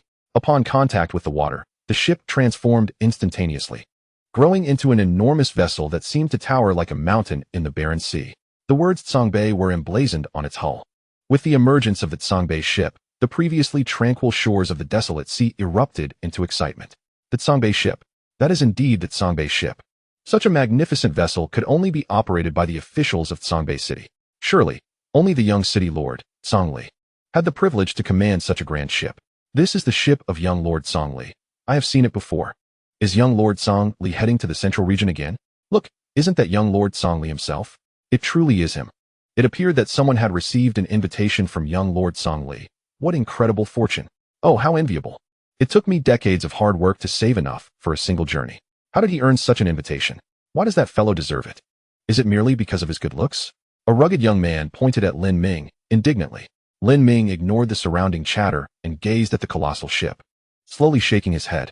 "I shall not go to the central region." Upon uttering these words, the once tumultuous desolate sea fell into an eerie silence. Everyone seemed to be momentarily stunned. Song Li's expression shifted slightly. "Are you certain?" "I am certain. It matters not what kind of ship it is," Lin Ming replied. "I do not intend to travel to the central region for the time being." "Very well," Song Li laughed heartily, then leaped onto the massive Tsongbei ship. Turning to look down at Lin Ming from his elevated position, Lin Ming met his gaze without a hint of change in his expression. After a brief moment, Song Li snorted coldly and turned his attention to the crowd behind Lin Ming. "Do you wish to board the Tsongbei ship?" This simple question ignited a wave of cheers. "Oh, how I long to. Can I board the Tsongbei ship? My heavens, young Lord Song Li is inviting me aboard. Young Lord Song Li, how may we embark on the ship?" Finally, amidst the jubilant crowd, one person posed the most crucial question. The crowd fell silent, collectively looking towards Song Li. He did not answer, but instead cast a mocking glance at Lin Ming. The implication was unmistakable. Even though Song Li did not utter a single word, the gathered crowd was far from foolish. In an instant, comprehension dawned upon all. The atmosphere underwent a dramatic transformation in the blink of an eye. By the desolate seaside, the humidity was palpable, and a gentle sea breeze wafted in, carrying a hint of coolness. A soft chuckle broke the silence, and soon, a surge of spiritual energy erupted from the crowd. Hundreds of individuals at the barren shoreline simultaneously lunged toward Lin Ming. On the sea, the middle-aged man who had previously invited Lin Ming aboard could not help but shake his head at this scene. Alas, what a pity. This brother truly lacked discernment. No one could defy Song Li in the desolate sea. Song Li was not weak, yet he was not particularly formidable either, possessing only the cultivation of the early King realm. However, his status as the young lord of Tsongbei City afforded him considerable weight. Although Tsongbei City was but a minor settlement, its unique location attracted a vast number of travelers. Consequently, the city's lord possessed immense strength, having attained the emperor realm. Without such power, it would be impossible to safeguard the foundation of Tsongbei City. Despite the fact that all the inner sect elders of Tianxian sect were emperors, it was merely a reflection of Tianxian sect's standing as one of the most powerful sects in the northern region. In the vast expanse of the north, only Tianjin Mountain Manor could be compared. The emperor realm remained exceedingly rare, representing those who truly stood atop the pinnacle of power. As the son of an emperor, Song Li commanded respect over the desolate sea, never hesitating to assert his authority. In the distance, a crowd of onlookers who had already reserved vessels eagerly engaged in spirited discussion. "Ha ha ha, this is my first encounter with someone daring enough to refuse Song Li. This young man likely fails to grasp the gravity of the situation. Even if he truly wishes to avoid the central region, once Song Li has spoken, he ought to acquiesce to his wishes. Oh, are we simply to heed Song Li's words? What else is there? In this world, is it not always the strong who hold sway?" Song Li is not that formidable. Were it not for his father, I would have dispatched this arrogant fellow. His father is strong. Who can blame you for lacking a powerful parent? Ha ha ha. We dare only to whisper our grievances behind his back, if confronted with Song Li. One could scarcely stand firm. Let us not forget, the one who defied Song Li may escape with their life, but they will surely suffer. Wait. Can anyone discern this person's cultivation? I cannot see through it. Neither can I. Thus, it seems his cultivation is at least in the imperial realm. This becomes intriguing. Those who rush forward to curry favor are likely to find themselves in dire straits. No sooner had the words left his mouth than a chorus of anguished cries erupted. Those who had charged toward Lin Ming returned at an even swifter pace. Bang, bang, bang. The simultaneous sound of nearly 100 individuals crashing to the ground resonated with an inexplicable and stunning beauty. Lin Ming lifted his gaze, casting a distant look toward Song Li aboard that Song Bei ship. At this moment, Song Li's brow furrowed. His previously confident demeanor shifted slightly, yet he remained undaunted. The desolate sea lay a mere 50 miles from Song Bei City, a distance easily traversed in an instant by one of the Emperor realm. This was precisely the source of Song Li's confidence. Beneath the Emperor, he felt no fear. As for the formidable beings above the Emperor, should such an entity truly arrive at the desolate sea, his father would undoubtedly extend a personal welcome, leaving no possibility for enmity between them. Your prowess is commendable. They cannot contend with you. However, do not let arrogance cloud your judgment. My energy is beyond your comprehension. Song Li's voice suddenly rose, coldly commanding, kneel before me and bow in repentance. Let today's affair conclude here. I grant you 10 breaths to ponder your decision. Song Li had no desire to disturb his father over a trivial matter. Yet, he was unwilling to simply let Lin Ming go. Thus, an apology was imperative. Upon hearing this, Lin Ming could not suppress a laugh. Are you lacking in judgment? He stepped forward, instantly closing the distance to the Song Bei ship, standing directly before Song Li. Despite Lin Ming's proximity, Song Li remained undaunted. Do you know my identity? Song Bei City lies a mere 50 miles from here. With a mere thought, my father could arrive. Do you still dare to act against me? Before he could finish speaking, Lin Ming unleashed a slap. The force was so tremendous that Song Li was sent flying, crashing through the Song Bei ship and plunging into the desolate sea. What audacity! You are doomed. Song Li roared as he soared from the depths of the sea. Yet, before he could reach the ship, Lin Ming once again pressed him back into the water with a single foot. Ah, you are finished. I have already summoned my father. No one can save you now. Lin Ming remained silent, merely standing on the ship, pressing Song Li back down every time he surfaced. This cycle continued, drawing astonished gazes from onlookers along the shore and from the middle-aged man who had previously invited Lin Ming aboard. They were not astonished by Lin Ming's strength, but rather by his audacity. Goodness, he is a fierce one. Haha, this is precisely how it should be. Song Li, a mere puppet of his father, deserves to be taught a lesson. While they relished the spectacle, they knew that once the city lord arrived, Lin Ming would face dire consequences. Indeed, since there is no escape, might as well enjoy the fight a bit more. Just as they reveled in their discussion, a powerful gust of wind suddenly swept overhead. Soon after, a middle-aged man in a flowing robe hovered above the desolate sea. The wind arose with him. Once he manifested, the wind ceased. Almost all present turned their gaze toward this newly appeared figure. He exuded no discernible aura, yet simply standing there commanded immense pressure, like a spear piercing the heavens with an overwhelming presence. The city lord of Song Bei City had arrived. At that moment by the desolate sea, all fell into a profound silence, instinctively closing their mouths. Their gazes converged on the figure that had suddenly appeared, who stood motionless in the void, becoming the very center of the universe. This was Song Bei City's lord, Song Tianqing. Father, swiftly help me incapacitate him. I wish to torment him thoroughly, rendering him unable to live or die. Song Li shouted as he soared out of the desolate sea. However, in the next moment, Lin Ming forcefully sent him back into the sea. Did I permit you to rise? Lin Ming said in a calm voice, his tone unchanged from before. The arrival of Song Tianqing had no impact on him whatsoever.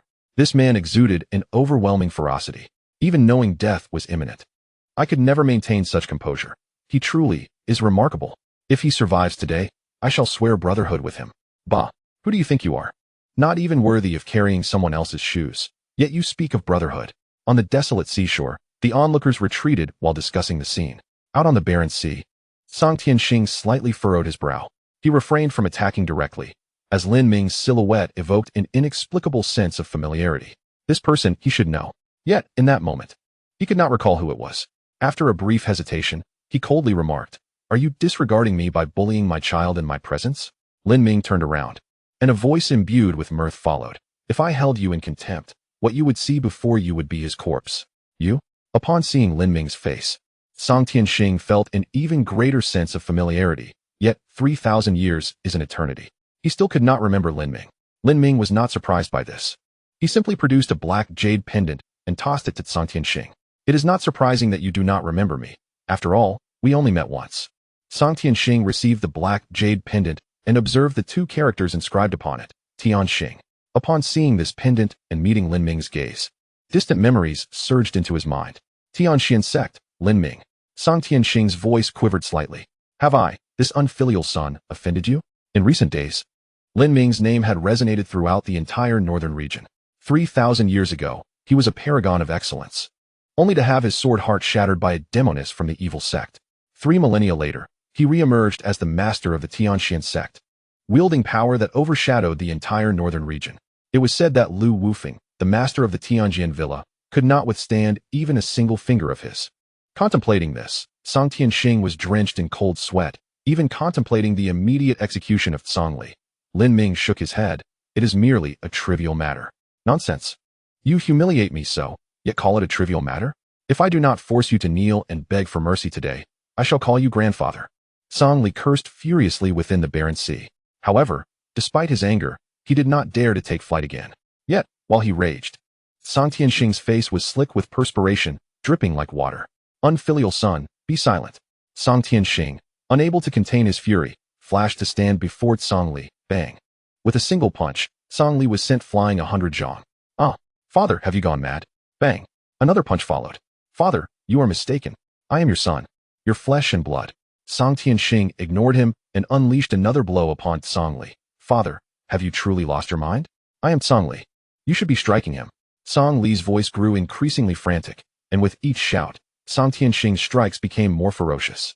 After a series of relentless blows, Song Li's face had swollen grotesquely, resembling that of a pig, while his body had ballooned into an unrecognizable form. The only sounds escaping his lips were muffled whimpers. It was only at this moment that Song Tianxing dared to cease his assault. Grasping Song Li, he approached Lin Ming, his expression tinged with remorse. These years, I have been preoccupied with my cultivation and have neglected to discipline my wayward son. I shall bear full responsibility for today's events. Lin Ming waved his hand dismissively, replying, as I mentioned earlier, this is but a trivial matter, hardly worth mentioning. He has already received his due lesson. Let us move on from this incident. Upon hearing this, Song Tianxing let out a small sigh of relief, the weight on his heart finally lifting. As dawn broke, sunlight cascaded over the desolate sea, creating a shimmering golden expanse. Song Tianxing spoke softly. May I take my son back now? Lin Ming nodded, of course. Song Tianxing glanced back at the Songbei ship and added, if it is not too much trouble, I kindly ask that you accept this vessel, for I would find it difficult to rest easy otherwise. Lin Ming smiled. Recognizing the gesture of goodwill, there was no need to adopt a lofty demeanor and refuse. Although the Songbei ship was of little consequence to him, accepting it would at least provide some reassurance to the anxious city lord before him. I shall graciously accept it. Thank you, city lord, Lin Ming replied.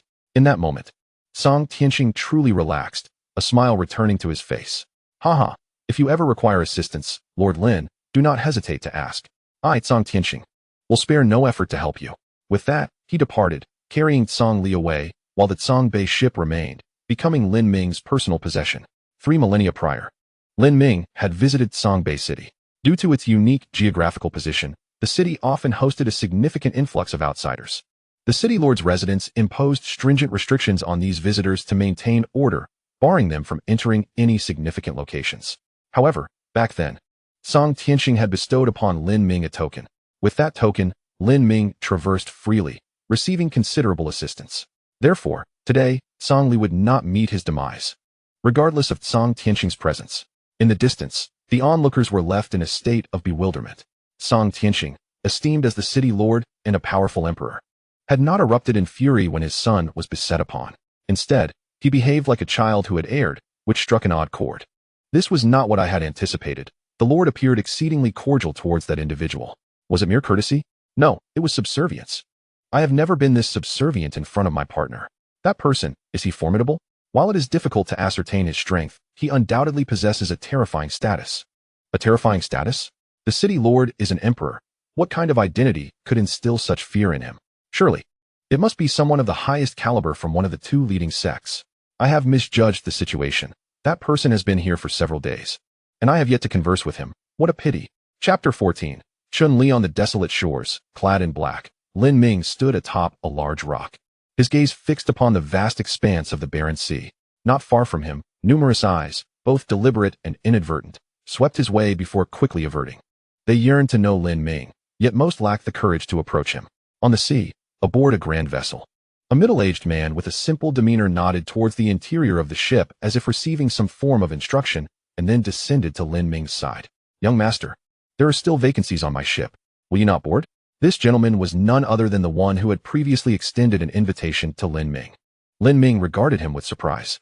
He had made his refusal clear at that time, and now, armed with the celestial north ship bestowed by the heavens, he had even less reason to accept the man's offer. No need, Lin Ming decisively declined once more. Seeing Lin Ming's firm stance, the middle-aged man did not press the matter further. If you do not intend to travel to the central region, I shall not insist. However, my young lady wishes to meet you. Might you grant her this small favor? Lin Ming replied. If she wishes to see me, she may come directly. There is no need for these formalities. The middle-aged man responded, my young lady holds a noble status. It may not be fitting for her to seek you out directly. Lin Ming raised an eyebrow and chuckled lightly. You must at least understand one thing. What is that? The man inquired. It is she who desires to meet me, not I who wish to see her. And what of that? The middle-aged man laughed heartily. Your ability to instill fear in the celestial north speaks to your extraordinary status.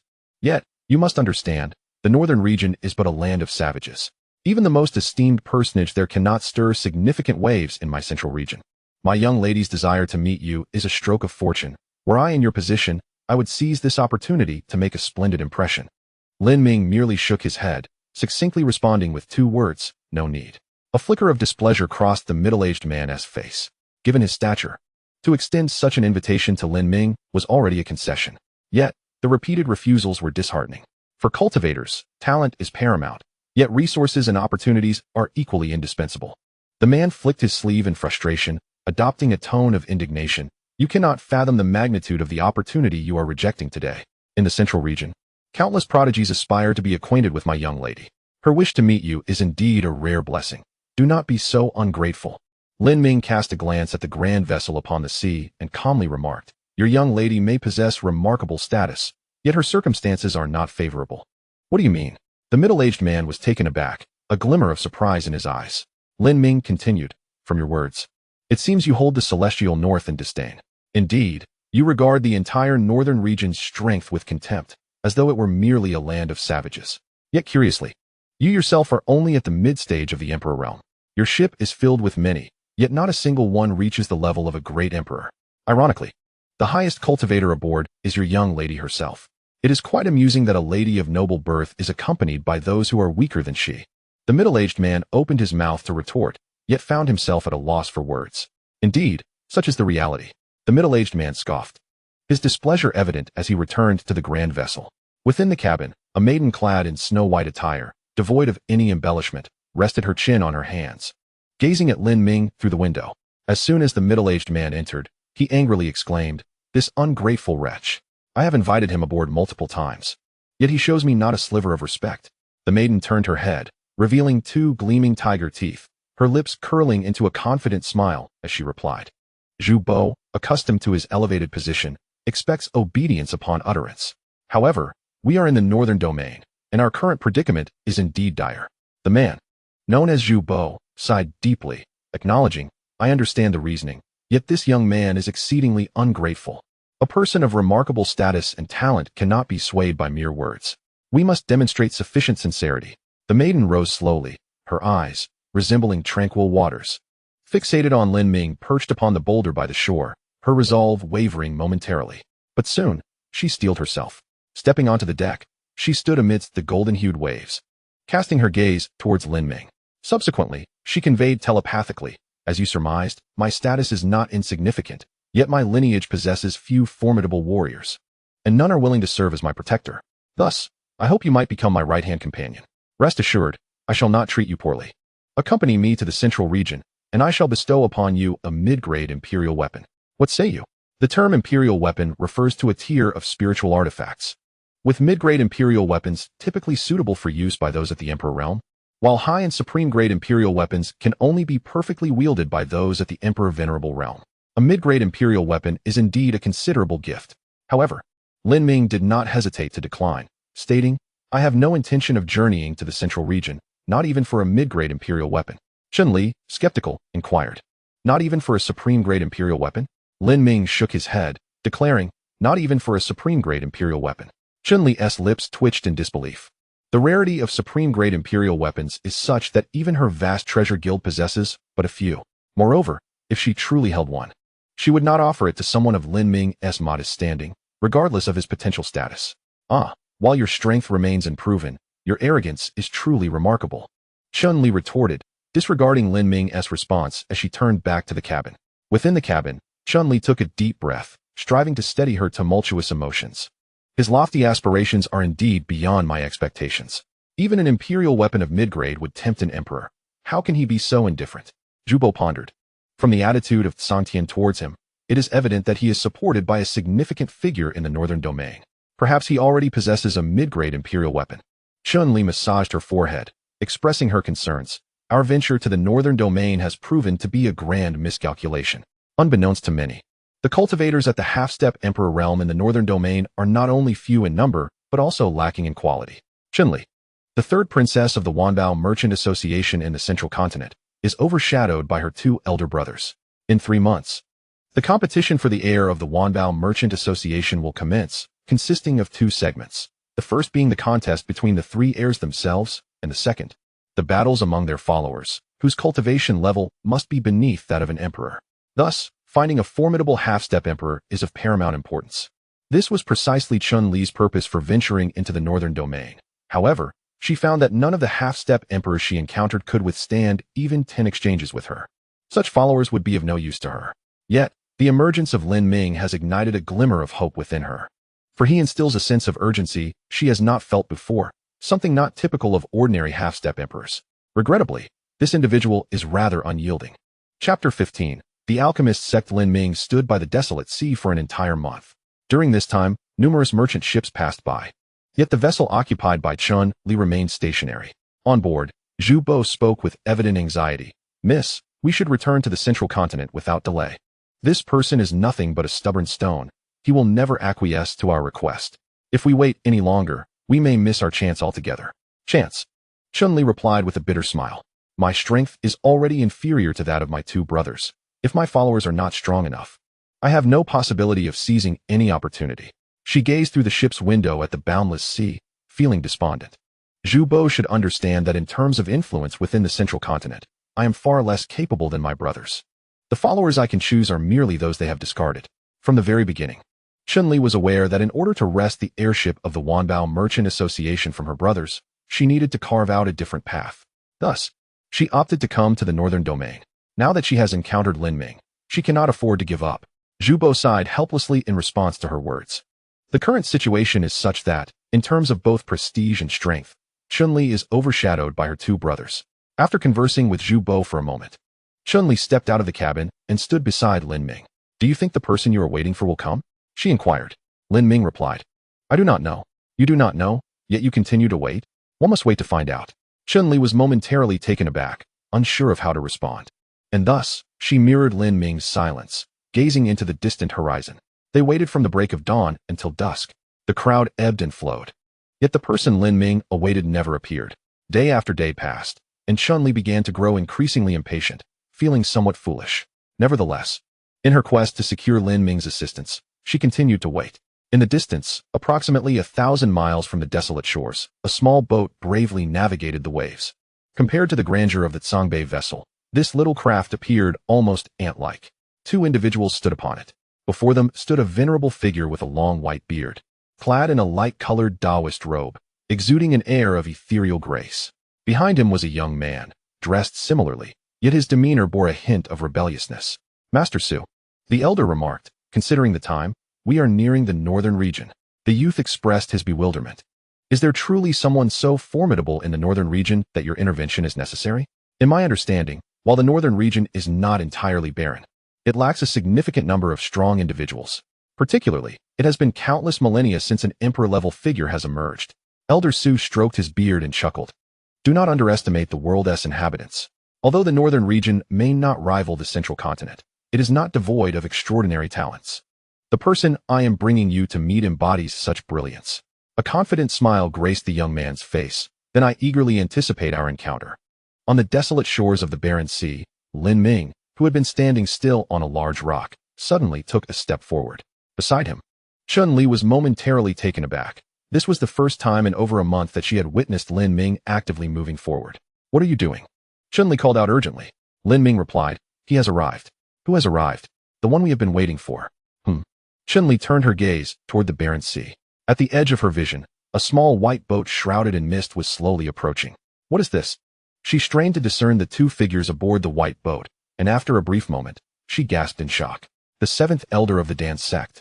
Immediately, Chun-Li flew to Lin Ming's side, unable to contain her curiosity. Are you a member of the dance sect? Without pausing in his stride, Lin Ming answered, no. Then why is the person you are waiting for the seventh elder of the dance sect? Chun-Li exclaimed in disbelief. She had always assumed Lin Ming had never ventured beyond the northern region, expecting the person he awaited to be a relative traveling to the central continent. She never anticipated that it would be the seventh elder of the dance sect. The dance sect is a prestigious organization composed entirely of alchemists, boasting countless powerful members, each possessing exceptional alchemical talent. The seventh elder of the dance sect? Lin Ming was slightly taken aback, but it was merely a fleeting reaction. It was not surprising that someone from the demonic sect held another identity. Hey, you still haven't answered me. Since you are not a member of the dance sect, why is the person you await the seventh elder? Chun-Li pouted, her expression one of dissatisfaction. As the third princess of the Wanbao Merchant Association, though her prestige may not rival that of her two elder brothers, within the central continent, there were at least 80 to 100 suitors vying for her attention. Which man before her did not strive to curry favor? She could not fathom how Lin Ming could appear so indifferent to everything. I intend to kill him, Lin Ming stated with a blank expression as he stepped onto the barren sea. What? Chun-Li felt as if she had misheard and repeated, what did you say? Lin Ming cast a sidelong glance at her. You have already heard. Why ask again? Are you serious? Chun-Li stood frozen in place. Moments later, she flew back to her large ship and instructed Zhu Bo, who approached, set sail and move away from here. I do not wish for anyone to misconstrue my relationship with him. Zhu Bo, ever astute, discerned the situation with a mere glance at the distant boat. He promptly urged his vessel to veer right. Subsequently, he inquired cautiously, this individual awaits the seventh elder of the dance sect, and their relationship is rather tenuous? Chun-Li nodded, stating, he is a madman, intent on assassinating the seventh elder of the dance sect. I am unaware of the grievances that exist between them, but it is certain that this man is doomed. I only hope this affair does not ensnare me. At that moment, Chun-Li's heart raced with unprecedented intensity. It was the first time in her life she felt such trepidation. The might of the Dan sect was well known to her, the young master of the merchant guild. Should the Dan sect choose to pursue her, it would matter not that she is merely one of the 3 young masters of the Wanbao merchant guild. Even as the guild's leader, she would still meet her demise. Such is the tyranny of the Dan sect. Chun-Li's vessel drifted further away, while the small boat of the 7th elder of the Dan sect approached Lin Ming with increasing proximity. Lin Ming stood resolutely upon the azure waters, his gaze calm as he regarded the 2 figures aboard the white boat, devoid of joy or sorrow. Chapter 16. Do you wish for his demise? Upon the boundless expanse of the sea, Lin Ming stood with his hands clasped behind his back. The sea breeze tousled his hair, and the waves surged. Yet he remained immovable. Passers-by aboard nearby vessels were momentarily taken aback. What is he doing? Does he lack the funds to board, intending to walk across the water instead? Do not speak carelessly. His identity is anything but ordinary. I heard that even the lord of Songbei City does not dare to act arrogantly in his presence. This man has been stationed here for nearly 2 months, awaiting someone. Why stand on the water rather than on the shore? Has he finally been graced by the arrival of that person? The speaker gestured toward the increasingly approaching white boat on the desolate sea. The small vessel, not even 10 feet in length, bore only 2 individuals. At that moment, Lin Ming's gaze fixated on the boat. Similarly, the 7th elder of the Dan sect and the youth aboard the small boat turned their attention to Lin Ming. Until now, Lin Ming had never lingered his gaze on any ship or individual for such an extended period. Those who had previously observed Lin Ming could easily deduce, from his uncharacteristic reaction, that the occupants of the small boat were indeed the ones he awaited. On the white boat, Zhao Chun, a direct disciple of the Dan sect, experienced a flicker of surprise. Elder, he possesses no remarkable qualities. Zhao Chun articulated his opinion directly. This individual is merely at the half-step emperor realm. His aura bears no exceptional traits. In my view, the majority of half-step emperors within the Dan sect could easily surpass him. Furthermore, even if a half-step emperor could not prevail, a full emperor would suffice. I truly cannot fathom why you, Elder, would travel such a great distance to handle this matter. Clearly, Zhao Chun harbored doubts that it warranted the personal attention of a Dan sect elder to address a mere half-step emperor, let alone the half-step emperor. Even a half-step imperial sovereign lacks the qualification. Zhao Chun understood the strength of the Dan sect and was acutely aware of the caliber of those who achieved the esteemed position of seventh elder within the sect. In terms of martial prowess and alchemical skills, they were beyond the imagination of ordinary individuals. Elder Su Qing smiled faintly and remarked, I share your perspective. This individual appears rather unremarkable. Possessing merely a half-step emperor's cultivation, he exhibits no extraordinary physique or bloodline. Such a character barely merits a glance from me. At this juncture, Su Qing's tone shifted. However, many things and people in this world are not as simple as they first appear. This seemingly inconspicuous figure recently dispatched a half-step emperor. What is most intriguing is that the latter was utterly powerless to retaliate. I cannot believe it, Zhao Chun asserted resolutely, shaking his head without a trace of hesitation. Even though these words came from the esteemed elder of the Pill sect whom he respected, disbelief is disbelief.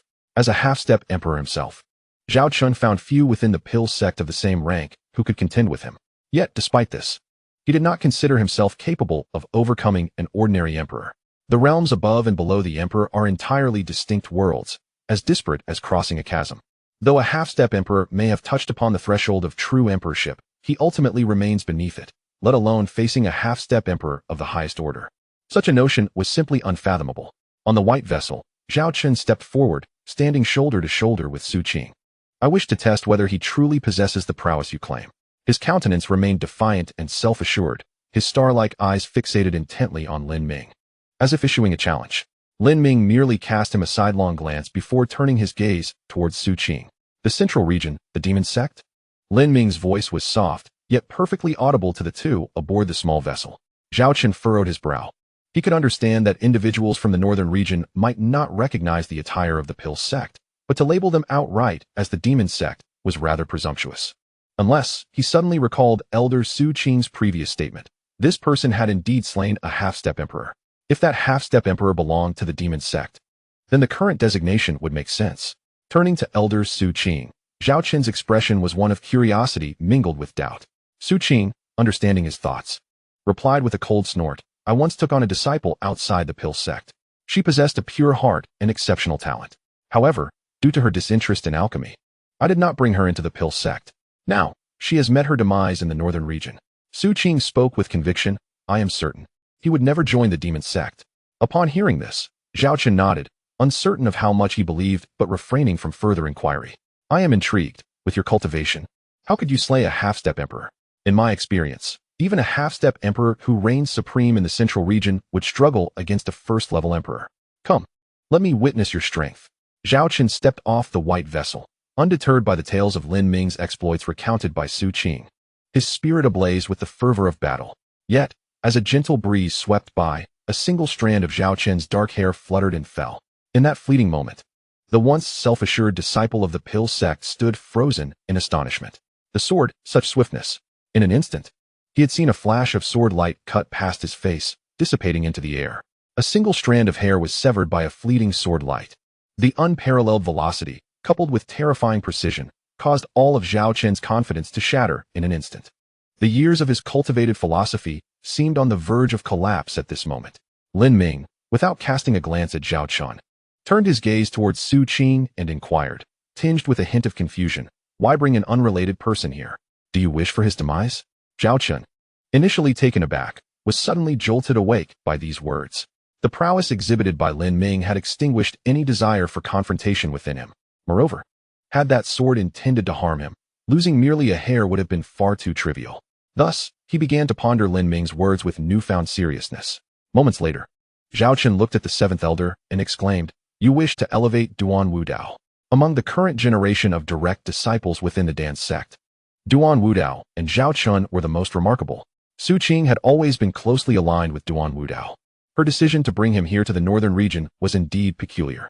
Su Qing shook her head with a faint smile. Zhao Chun, I'm truly sorry for your impending fate at the hands of the northern region's brigands. However, this is not my intention. I am not yet finished. Zhao Chun roared in anger and immediately fled in the opposite direction. Yet, he had barely flown 10 miles when a tremendous force erupted from within him, manifesting as a torrent of flames that engulfed Zhao Chun in an instant. Not even a scream escaped his lips. One of the most promising direct disciples of the Dan sect thus met his end, slain by the seventh elder. Chapter 17. Inferno of Flames. The inferno surged towards the heavens, with its terrifying heat wave enveloping the surrounding area for dozens of miles. Countless gazes were drawn to this spectacle. As the crowd stood in sheer astonishment, gasps of awe resonated from all directions. Among the throngs of onlookers, one individual suddenly trembled and began to retreat frantically, as if witnessing something dreadful. Though those nearby were puzzled, they quickly followed suit. What is happening? Why are you running? One person queried. Why ask such questions? You should have observed the attire of those from the major sects. Another retorted. What is the fuss? We're not causing trouble, came a dismissive reply. You may not seek trouble, but trouble has found you, the fleeing individual exclaimed. The one who just perished hailed from the Dan sect. I once had the fortune of meeting the person accompanying him. That was the seventh elder of the Dan sect. So you understand what has transpired, don't you? The seventh elder of the Dan sect has slain one of their own disciples. If this news spreads, it would be the greatest scandal in the Dan sect's history. The gravity of the situation dawned on the others. Despite their own limited status and power, they were not unfamiliar with the Dan sect. Could it be that this elder will silence witnesses to cover his tracks? As this thought escaped one person's lips, another suddenly gasped. I feel an intense heat within me, as if a flame is trying to burst forth. What a joke. Do not frighten me. Yet, in the next instant, the body of that individual erupted, engulfed in flames that reduced it to nothing but ashes. The others, stricken with terror, lost all color in their faces, and without a moment to contemplate, fled desperately into the distance. However, their efforts were in vain. Flames erupted forth, transforming the desolate sea into a grand spectacle of fireworks. In stark contrast to those fleeing, the oblivious individuals who remained were swiftly consumed by the inferno. Soon, the entire horizon of the desolate sea was a raging sea of fire. 800 miles away, Chun-Li stood on the deck, her face a mask of horror as she gazed at the distant glow of flames. With her half-step emperor realm, she could faintly hear the chorus of screams and wails. Yet, those sounds were fleeting, vanishing in an instant. Though she was unaware of the unfolding events, she felt an overwhelming sense of relief for having departed early. Was it truly the purpose of the venerable seventh elder of the Dan sect to travel such a distance to eliminate a mere half-step emperor? Chun-Li murmured to herself, perplexed by the bizarre circumstances. Zhu Bo, why are you silent? She turned to look, only to be taken aback by Zhu Bo's crimson complexion, resembling a boiled lobster. Zhu Bo, what has happened to you? I feel so hot. Zhu Bo's voice was feeble, akin to that of an elderly man on the brink of death. What is happening? Why is this occurring? Chun-Li stamped her feet in distress. What can I do to assist you? Zhu Bo slowly turned his head toward the sky, his voice barely a whisper as he struggled to speak. It's too late. With a resounding boom, the flames instantly consumed the entire ship. The occupants in the cabin had but a moment to scream before they were reduced to dust. Strangely, even amidst the towering inferno, Chun-Li felt no impact. She stood dazed at the heart of the flames, unable to comprehend the scene before her. A wave of heat washed over her, and from the fire emerged a figure, a person engulfed in flames. Despite the fiery exterior, Chun-Li recognized who it was. Seventh Elder. She gasped. The fiery figure slowly extended a finger, pressing it against Chun-Li's forehead. Her eyes glazed over, becoming as still as a tranquil pond. Remember, the direct disciple of the Dan sect, Zhao Chun, was slain by Lin Ming, the head of the Tianxian sect in the northern domain. The direct disciple of the Dan sect, Zhao Chun, was slain by Lin Ming, the head of the Tianxian sect in the northern domain. The direct disciple of the Dan sect, Zhao Chun, was slain by Lin Ming, the head of the Tianxian sect in the northern domain. The fiery figure repeated the same phrase 3 times before dissipating into the ether. A flash of red imprint flickered at Chun-Li's brow, and she promptly regained her senses. The direct disciple of the Dan sect, Zhao Chun, was slain by Lin Ming, the head of the Tianxian sect. The name Lin Ming escaped her lips instinctively. On the desolate sea, near the fringes of the northern domain, the eye could see nothing but a vast expanse of flames. In the heart of a raging inferno, 2 silhouettes stood resolute, Lin Ming and Su Qing, the seventh elder of the Dan sect. The demonic sect of the central continent bore a striking resemblance to its northern counterpart. Lin Ming unsheathed his rusted sword, speaking with an air of calmness. The northern demonic sect was notorious for its insidiousness and ruthlessness, employing any means necessary to achieve their ends. The slaughter of cities and extermination of sects was as trivial to them as crushing an ant. Presently, this formidable figure from the central continent's demonic sect had even ascended to the esteemed position of the seventh elder within the dance sect. Yet his principles of conduct mirrored those of the northern demonic sect. Su Qing chuckled lightly, feigning ignorance. I am a dignified seventh elder of the dance sect, not a member of any demonic sect. Do not wrongfully accuse me. Furthermore, you have slain my direct disciple, Zhao Chun, and in an effort to silence any witnesses, you decimated all souls upon this desolate sea. Your crimes are beyond redemption. I, Su Qing, shall enact heavenly justice and rid the world of you, the scourge. Lin Ming replied, should you manage to return alive, I could not refute your claims, and you might freely cast blame upon me. Alas, you shall not escape. Su Qing narrowed his eyes, having received intelligence indicating that while Lin Ming appeared to possess low cultivation, his strength was formidable, capable of overpowering even those at the semi-imperial level. Yet, he himself was a true emperor. A mere semi-imperial could not withstand even a single finger of his. I have lived for over 10,000 years and encountered countless prodigies, yet none have exhibited such arrogance as you. Su Qing scoffed, raising his right hand. I shall demonstrate how utterly laughable your strength is in my eyes. No one can triumph over a true emperor while standing at the semi-imperial threshold. As his words fell, flames erupted, engulfing the vast expanse of the desolate sea in a brilliant crimson hue. Chapter 18. The resolve of the celestial path. The Dan sect was renowned for its mastery of fire, and the seventh elder, a peak emperor, was unparalleled in this art. From Lin Ming's perspective, the world had been consumed by flames, the sky itself a tapestry of red. At the very center of this inferno, a colossal furnace hung suspended, countless vengeful souls lamenting within, yearning to escape. Yet, no matter how fiercely they struggled, an invisible barrier seemed to confine them within the furnace. Such noise! Su Qing bellowed coldly, and in an instant, the furnace ignited with ferocious flames, incinerating all the tormented souls within.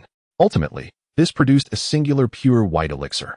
He grasped it, casting but a fleeting glance before discarding it into the sea of fire. With a sigh, he remarked, so many souls, yet only capable of refining a low-grade soul-calming pill. How utterly mundane. A semi-emperor possesses the strength to annihilate even the peak of the emperor realm. I am curious. Should I refine you? What wonders may arise? I hope you do not disappoint me. At the moment Su Qing's words echoed, intricate and peculiar inscriptions materialized beneath Lin Ming's feet, resembling a swarm of writhing insects. Each inscription emitted an overwhelmingly potent aura, far surpassing that of an ordinary emperor. An emperor of Su Qing's caliber would likely find himself unable to withstand even a single trace of the power emanating from these inscriptions, being crushed to dust in an instant. However, Lin Ming remained unfazed, as a phantom sword image materialized beneath his feet. The aura emanating from the sword image was not overwhelmingly potent. Nevertheless, the terrifying energy radiating from the inscriptions could not penetrate the sword image. Su Qing furrowed his brow, realizing that this seemingly low-level cultivator might possess greater strength than he had anticipated. With a soft exclamation, he flicked his fingers, and flames instantly transformed into crimson chains, surging menacingly from all directions towards Lin Ming. With a shake of his rusty sword, Lin Ming thrust it forward. A sword light, not particularly resplendent beneath the flames, cleaved through the void, slicing through the fiery chains with unyielding speed, directly aiming for Su Qing's chest. What? Su Qing was taken aback. The sword strike appeared weak in his eyes, its aura far inferior to that of an ordinary emperor. Yet, facing this assault, he felt an inexplicable sense of inevitability, as if evasion was utterly impossible. Even with his profound understanding as an emperor, he could not discern the reason behind this sensation. Intriguing. However, Su Qing remained unperturbed.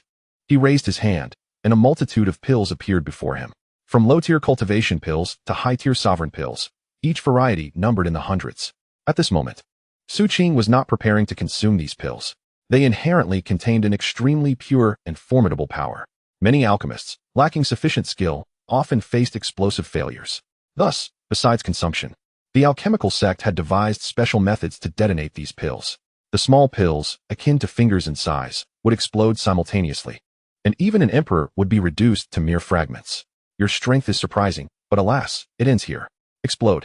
Su Qing bellowed, revealing a jade bracelet of vibrant green in his hand. In an instant, The emerald light enveloped him entirely. This was a high-grade imperial artifact, capable of withstanding an ordinary emperor's strike head-on. Without hesitation, he activated it. Before Lin Ming, the myriad pills began to shimmer, and a moment later, an extraordinarily brilliant light erupted, reminiscent of a sun descending from the vastness of the cosmos. Lin Ming remained undaunted, with a sweeping motion of his hand. A colossal sword image plunged into the desolate sea below, its other end soaring skyward. Boom! The immense shockwave from the explosion collided with the sword image, the thunderous roars echoing ceaselessly. Yet, the sword image remained steadfast. Behind it, Lin Ming stood calmly upon the barren sea, as if untouched by the chaos surrounding him.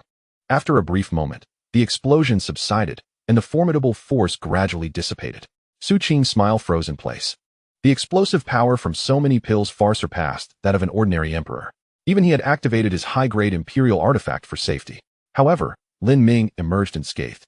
Not even the slightest tear marred the hem of his clothing.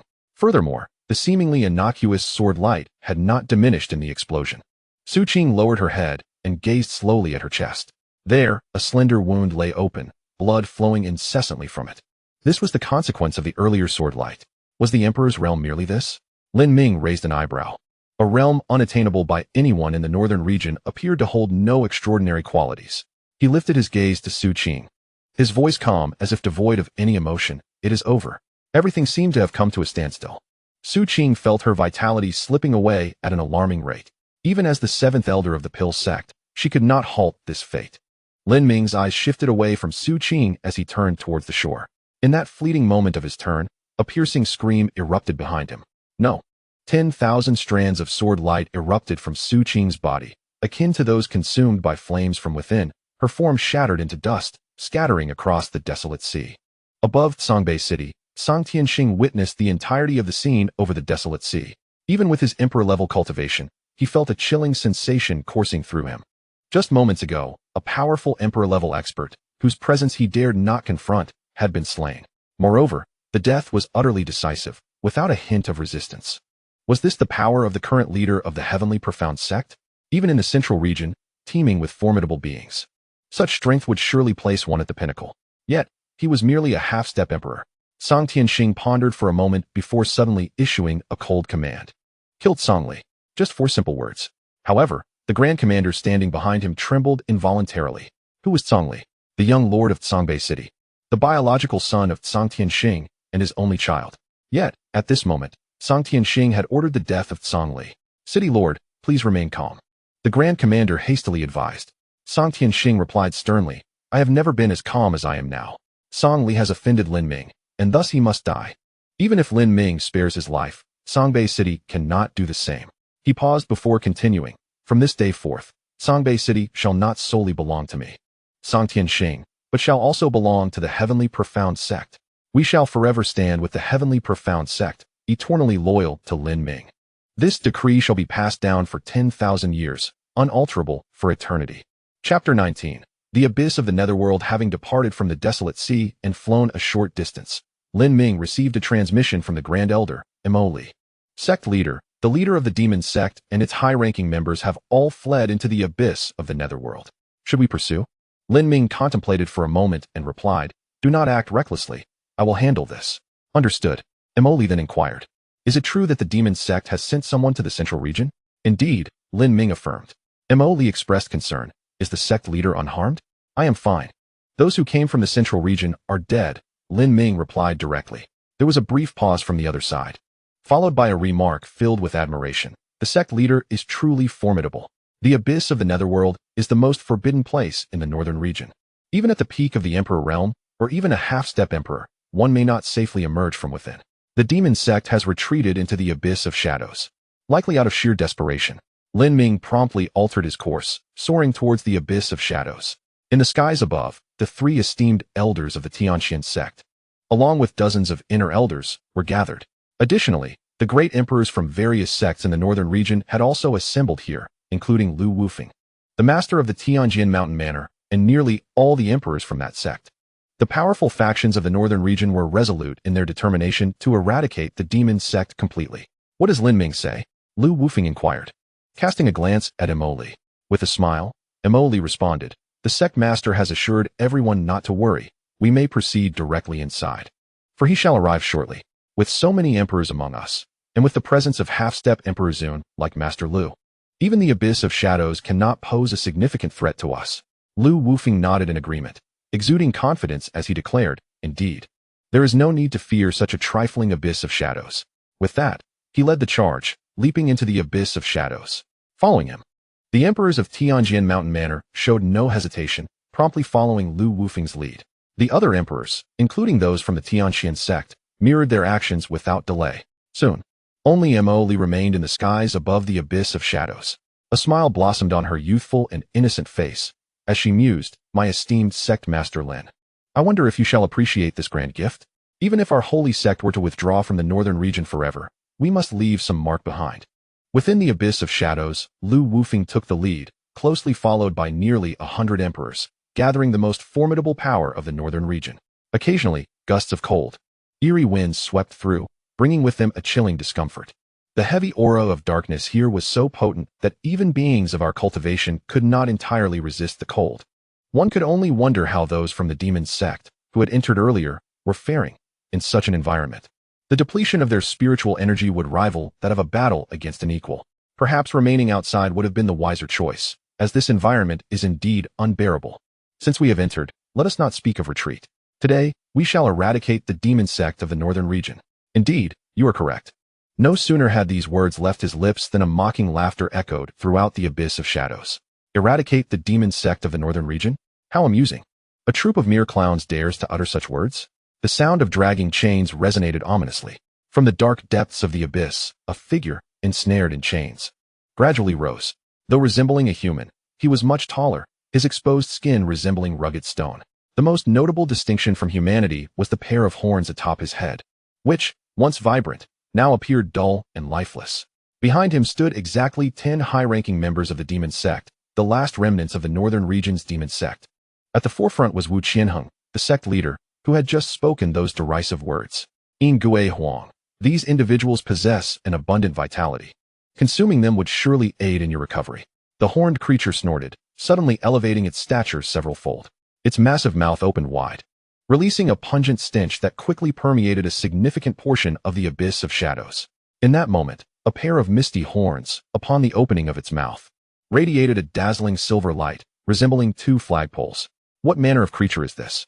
Is this the peril known as the Shadow Ghost Emperor dwelling in the abyss of the underworld? The name Shadow Ghost Emperor seems oddly familiar to me. Now that you mention it, I too have a vague recollection.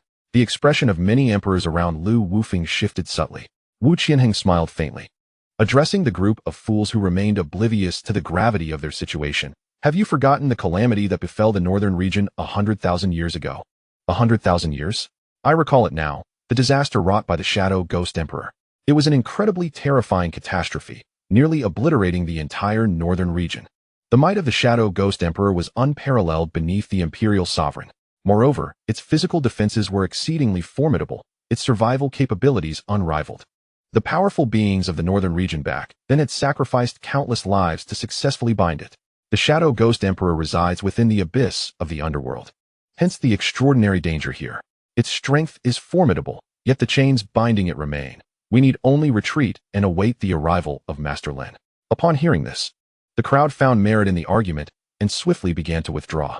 Even Lu Wufeng, with keen awareness, retreated accordingly. However, just as they had barely begun to distance themselves, a colossal barrier materialized before them. What is this? An emperor cautiously struck the barrier with a punch, only to find it yielded not a ripple. Futile. Suddenly, a mocking female voice resonated. This barrier possesses formidable defenses. Even if you all strike together, it cannot be breached within the span of a tea ceremony. You have ample time to perish without a trace. As her words echoed, the figure behind the barrier emerged. It was Mo Li, one of the elders of the Tianjin sect. How can this be? Mo Li, have you lost your senses? Master Lin now wields unimaginable power, and the future of the Tianjin sect shines brightly. Why would you engage in such treachery? Indeed, you have ascended to the esteemed position of elder, second only to one. What more could you desire? Mo Li, lower the barrier at once, or when the master arrives, your fate is sealed. Mo Li, we have known each other for many years. I know your inherent goodness. Do not act impulsively and make a grave error. The emperors of the Tianjin sect spoke in unison. These individuals had shared a bond with Mo Li for at least a millennium. They never anticipated that she would betray them at such a critical juncture. Mo Li let out a derisive snicker, her eyes glinting with mockery and disdain. No need for further words. Savor your final moments. Chapter 20. The Burial Sword Technique. A barrier separated the abyss of the underworld into two realms, Mo Li on one side, and the emperors of various northern region factions on the other. Through the barrier, the emperors appeared poised to slay Mo Li in a fervent desire for vengeance, while her gaze remained laced with mockery and derision. Beneath the imperial sovereign, none can defeat the shadow ghost emperor. Your lives shall end here. Wu Qianheng and other high-ranking members of the demonic sect had also pursued after her. Before them lay a luminous barrier, while behind them lurked the malevolent cult and the specter of the ghost emperor. They found themselves cornered, with no alternative left. Damn it, let us fight. After all these years, do you think I fear a pack of rabid hounds? To his astonishment, a traitor had emerged from the heavenly Xian sect. As a senior elder of the sect, I bear an inescapable responsibility. The other two senior elders of the heavenly Xian sect stepped forth, positioning themselves resolutely before the assembled emperors of the northern domain, confronting the ghost emperor and the cult. The grand elder of the inner sect snorted, realizing that there was no escaping this fate, and thus felt no fear. He too advanced to the forefront. With the leadership of these two senior elders and the grand elder of the inner sect, the elders of the heavenly Xian sect stepped forward in unison. Lu Wufeng pondered for a moment, then declared, I shall test the strength of the ghost emperor. Perhaps the situation is not as dire as it seems. Before anyone could respond, he transformed into a myriad of swords, launching an assault upon the ghost emperor. Lu Wufeng understood well that the followers of the cult were inconsequential. It was solely the ghost emperor who wielded the true influence over the battle, unfazed by the multitude of sword shadows. The ghost emperor let out a chilling laugh and unleashed a noxious miasma from his gaping maw, reeking of blood and decay, inducing nausea. Lu Wufeng maintained his composure, as billions of swords, indistinguishable from one another, surged towards the ghost emperor. This was the illusionary sword, one of the three mightiest swords of the Tianjin Villa. However, as the dense array of sword shadows made contact with the vile miasma, they disintegrated instantly. In the blink of an eye, the vast expanse of the nether abyss was left with but a single sword. Lu Wufeng shouted, swift. The speed of that solitary sword multiplied tenfold, rendering it almost invisible to the assembled emperors. Merely a trivial technique, unworthy of consideration, the ghost emperor remarked with a dismissive smile, making no attempt at defense. When that solitary sword pierced through the miasma and struck the ghost emperor, only the hilt remained. The blade had been utterly corroded away. Clang! The hilt collided with the ghost emperor, producing a sharp sound, before falling to the ground. This strike failed to leave even the slightest mark upon the ghost emperor. Is this truly the caliber of the most formidable beings in the northern domain? It is indeed disheartening. The ghost emperor scoffed, raising his fist and bringing it down with tremendous force. His assault was strikingly simple, yet carried a terrifying weight of oppression. Before the punch could land, the ground beneath Lu Wufeng cracked under the pressure, radiating outwards like a spider's web. I shall borrow your swords, Lu Wufeng bellowed, as the swords of those present detached from their masters, soaring into the sky. Gathering, nearly 100 long swords converged in midair, subsequently fused together by an immense force. In an instant, they transformed into a magnificent new sword. This was the second of the three mightiest swords of Tianjin Villa, the convergence of 10,000 swords. One of the emperors gasped in astonishment. This technique of Tianjin Villa could unite a myriad of swords into one. The greater the number of swords and their quality, the more powerful the combined blade became. As the multitude of swords converged into a singular entity in their hands, Lu Wufeng waved his hand, and once again, tens of thousands of swords soared forth, merging into the colossal blade. The Tianjin Manor, founded upon the art of the sword, boasted an innumerable collection of exquisite blades, among which were 700 imperial weapons. These could be deemed the most precious treasures of the entire Tianjin Manor. In an instant, the multitude of swords appeared, densely filling the depths of the nether abyss. However, in a fleeting moment, they surged towards the gigantic sword and fused once more. The colossal blade swelled to more than tenfold its original size. Such power! I could feel my very soul quivering. It dawned on me that if executed to perfection, even an emperor could be slain. Ha ha ha indeed. This technique represents the pinnacle of our Tianjin Manor's prowess. As long as the blades are plentiful, even an emperor can be vanquished. Just as the fusion of the colossal sword was completed, a formidable punch from the Yin Ghost Emperor came crashing in.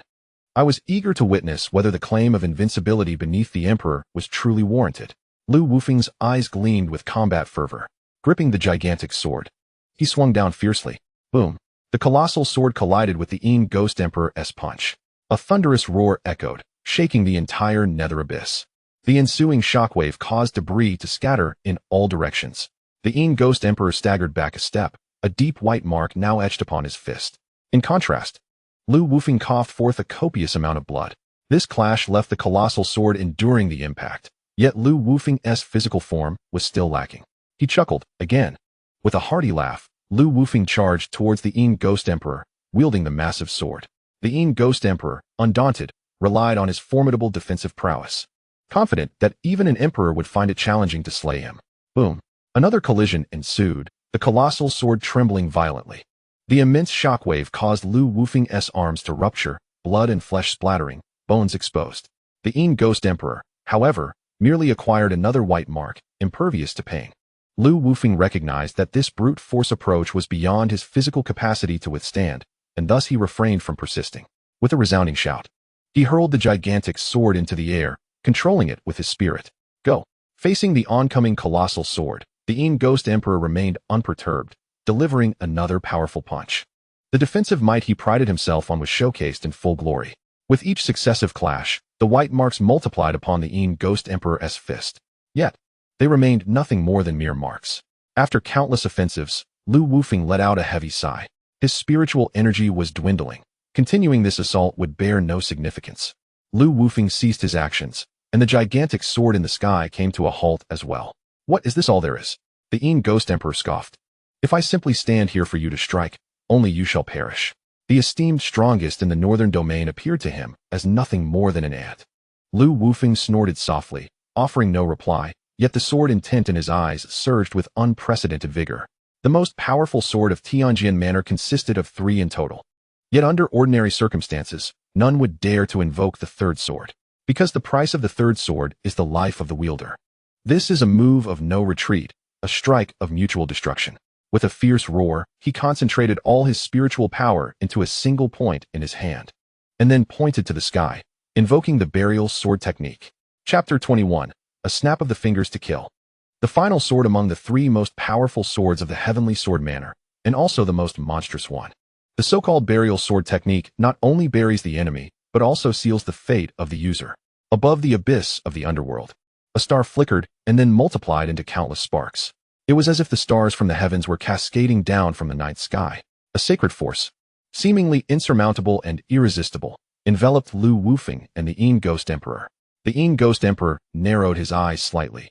Even he felt a twinge of fear at this move. Exchanging life for life transcended mere swordplay. You wish for me to eliminate them, then shield me from this strike. The Ghost Emperor coldly commanded, seizing a demon emperor standing beside him and hurling him into the sky. Infinite starlight coalesced into an astonishingly brilliant sword radiance, piercing through the man's body in an instant. Even the scream had not yet escaped his lips before he was reduced to ashes. The sword radiance, undiminished, continued its assault toward the Ghost Emperor. Simultaneously, another strand of starlight formed an equally dazzling sword radiance aimed at Lu Wufeng. An emperor from the Heavenly Sword Manor immediately declared, "As an elder of the Heavenly Sword Manor, how can I stand by and watch the manor's master perish before my eyes?" Before the words had fully left his mouth, he charged into the sky, meeting the sword radiance with unwavering courage. Like a sword slicing through paper, the emperor of the Heavenly Sword Manor fell in an instant.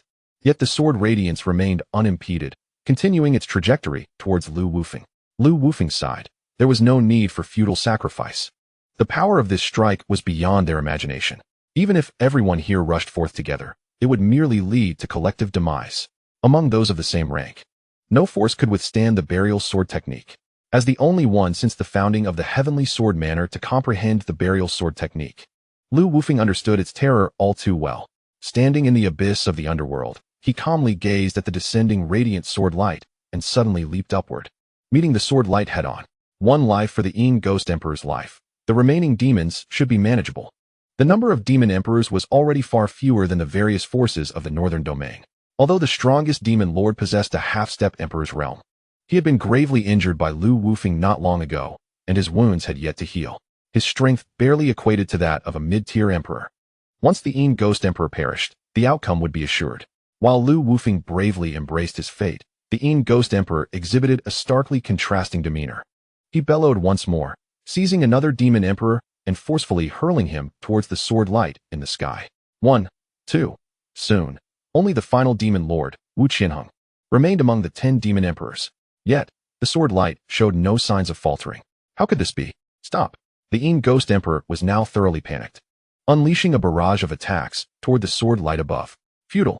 Lu Wufeng smiled faintly and remarked, "You have lived for so many years. Why cling to it any longer?" The Gui Emperor retorted vehemently, "I cling to it because I do not wish to die." He shouted to the heavens, "Stop this!" Lu Wufeng mocked with a smile. "It is futile." Yet, in the next moment, the Gui Emperor exclaimed in astonishment, "Haha, it has stopped, it truly has." His eyes sparkled with joy, while Lu Wufeng stood astonished. The art of buried sword was devised as a last-ditch effort, leaving no means of retreat.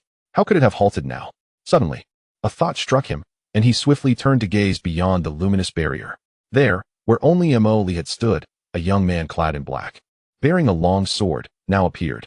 His mere presence seemed to dispel all the shadows of the world. Lu Wufeng involuntarily sighed in relief, a smile spreading across his face. "You, indeed, possess a strength that astonishes. However, your arrival is rather belated." Beyond the barrier, Lin Ming cast a glance at Lu Wufeng before turning to Li at his side. "Why bother?" Li shook her head with a sigh. "I had hoped that by the time you arrived, it would all be over. I did not anticipate the Gui Emperor's utter lack of competence." She turned to Lin Ming, her eyes devoid of fear, instead gleaming with a smile. "You ask me why?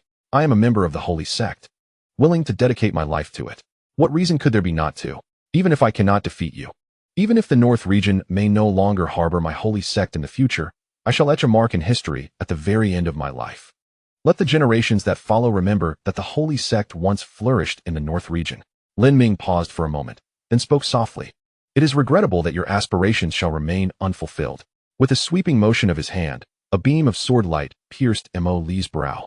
Blood trickled slowly from the small wound, and her expression froze forever in that instant. Subsequently, Lin Ming advanced toward the Gui Emperor.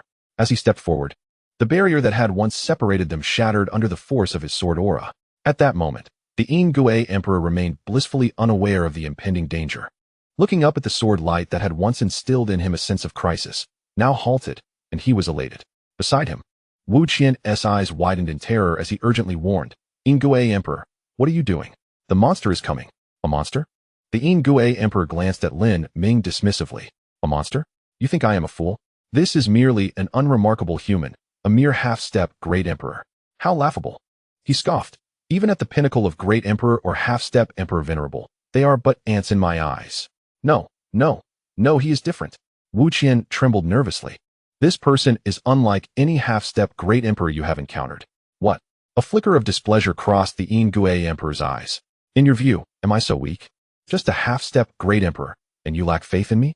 Wu Qian yearned to bluntly express that he had no confidence whatsoever.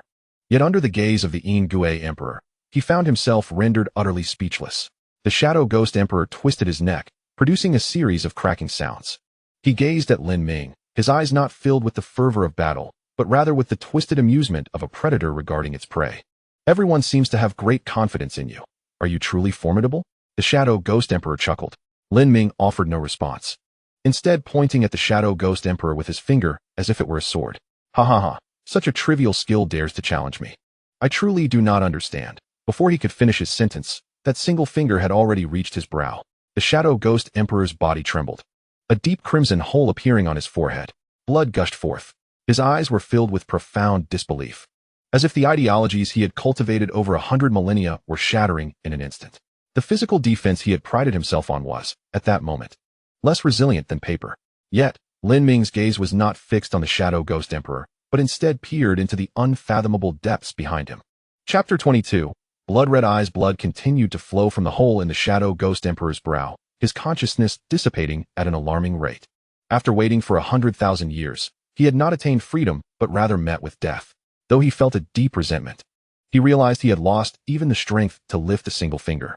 Moments later, his consciousness vanished entirely, leaving behind only a lifeless corpse. The emperors of the northern domain were all in a state of shock. While they had anticipated that Lin Ming's power might surpass that of the Shadow Ghost Emperor, they had not expected the disparity to be so vast. Throughout the encounter, Lin Ming appeared utterly indifferent to the Shadow Ghost Emperor. In their eyes, the seemingly immensely powerful Shadow Ghost Emperor was reduced to nothing more than an insect before Lin Ming. Goodness, the power of our sect leader is rather terrifying, one remarked. Now this is impressive. Our sect leader had already possessed the strength to dominate his peers 3,000 years ago. With such a leader, how can Tianxian's sect not prosper? How can the northern domain not grow strong? Wu Qianheng gulped, while death was an outcome he had anticipated. Facing it head-on made him realize just how daunting it truly was. In that moment, he felt that he, a dignified sect leader, was even inferior to the most junior disciple. Summoning his resolve, he put on a brave facade and declared loudly, "Victory and defeat are customary in battle. If you wish to kill, then proceed." However, Lin Ming had not once cast him a glance. Why is the Abyss of Yomi called the Abyss of Yomi?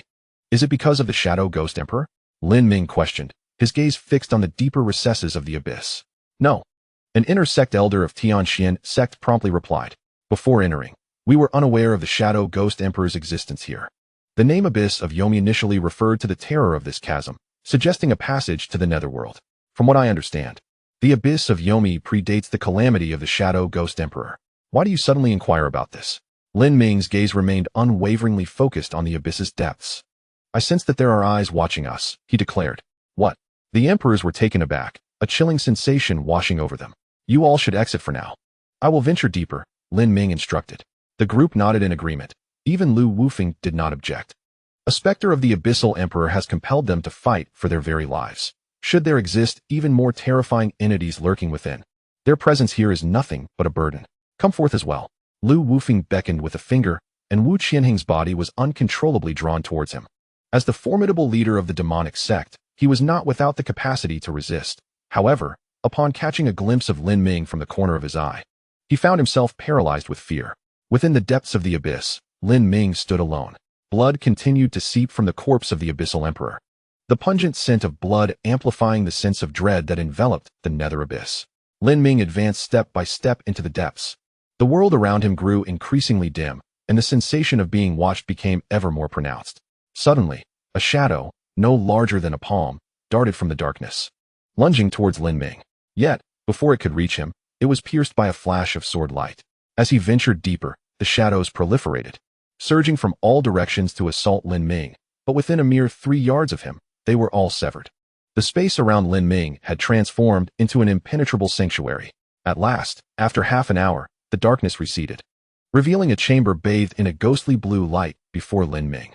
The stone door of the chamber was ancient and weathered, bearing the marks of time.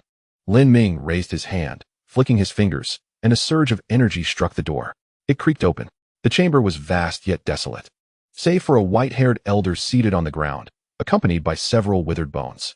Most of the elder appeared unremarkable, indistinguishable from an ordinary person. Yet his eyes were a haunting shade of blood red. When Lin Ming's gaze met those eyes, a crimson light erupted forth, racing towards him in an instant.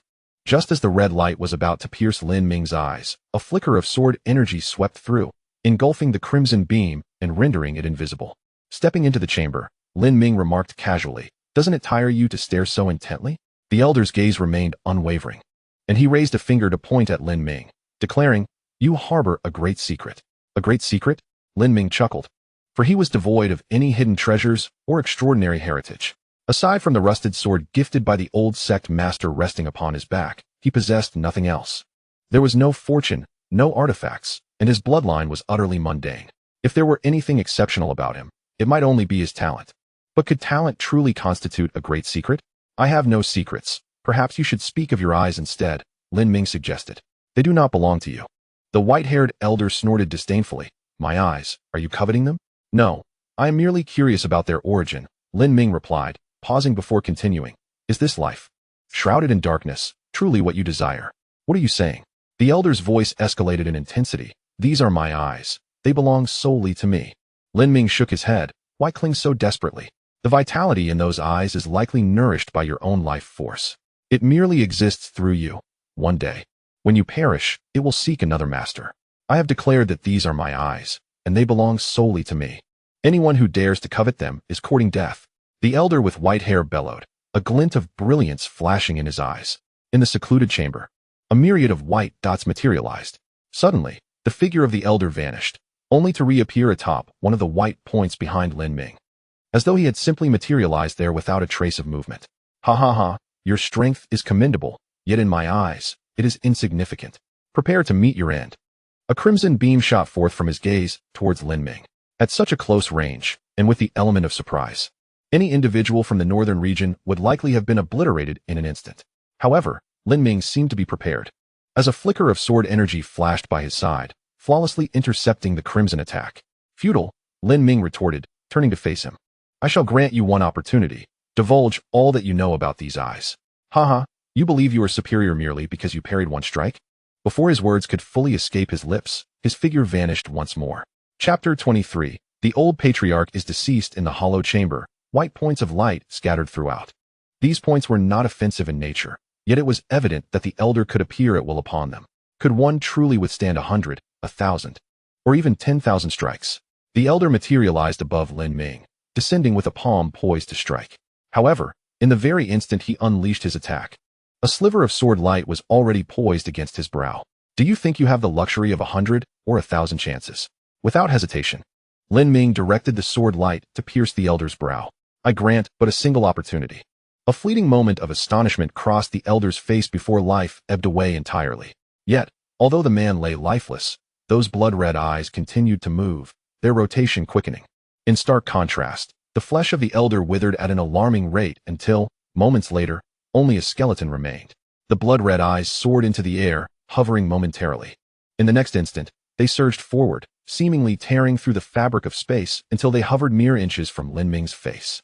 The urgency of their spinning intensified, as if they desperately sought to usurp Lin Ming's eyes. Yet, despite their frantic struggle, they could not advance further. For in that scant distance, a blade of sword energy stood resolutely, separating Lin Ming's eyes from those blood-red ones. The blood-red eyes continued their relentless thrashing, yet that sword energy remained steadfast. Your power is too weak, Lin Ming observed, his expression tranquil as he waved his hand. Instantly, the sword energy expanded tenfold, enveloping the blood-red eyes entirely. No matter how they struggled, they could not escape its grasp before the sword energy fused with Lin Ming's being. The crimson glow in Lin Ming's eyes flickered and vanished, restoring them to their original black hue. The ground was strewn with desiccated bones, all of which had once belonged to the previous owners of those eyes. The enigmatic eyes were subdued by Lin Ming, through which he glimpsed a series of visions, revealing that all the withered bones present in this secret chamber had once belonged to the owner of those very eyes. Yet, it appeared that these eyes were ensnared within the confines of the chamber, and their possessor could not escape its grasp. Despite the formidable powers bestowed by the eyes, their inability to liberate oneself rendered them ultimately futile. No matter how high one's cultivation, life has its limits, and in the end, one is reduced to mere bones. Lin Ming surveyed the secret chamber, but found nothing particularly remarkable. Thus, a flash of crimson light flickered in his gaze as he activated the abilities of those eyes. In an instant, the world around him underwent a profound transformation. Within the chamber, four colossal pillars stood at the cardinal points: east, west, south, and north. Each pillar was inscribed with an intricate array of sealing characters. The power emanating from each character far surpassed that of an emperor. The entire chamber functioned as an immense sealing box. As Lin Ming harnessed the power of his blood-red eyes, he could distinctly sense the formidable sealing force converging from all directions. The closer he approached the entrance of the chamber, the more terrifying this force became.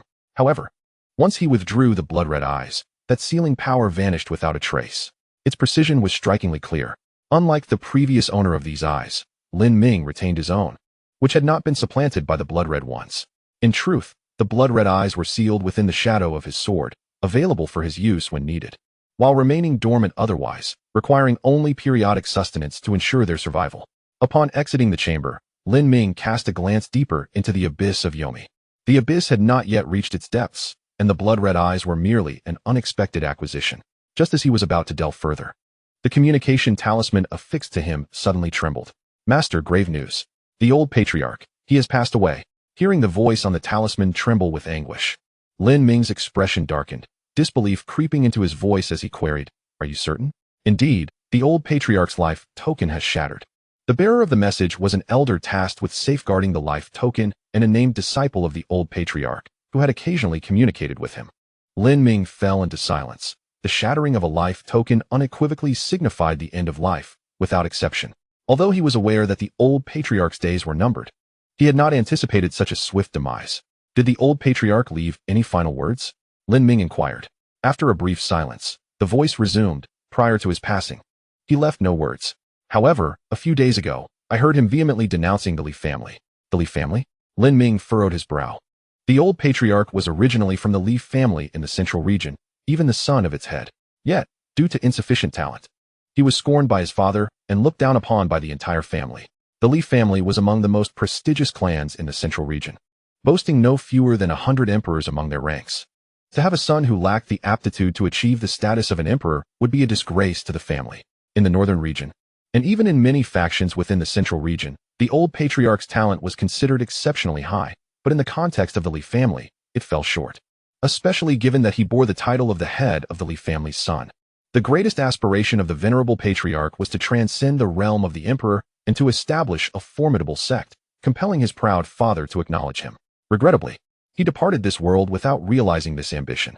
Could the death of the patriarch be intertwined with the Li family? Standing within the depths of the abyss of Yomi, Lin Ming hesitated for an extended period.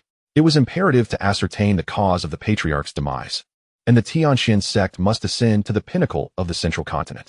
However, the northern domain also required his presence.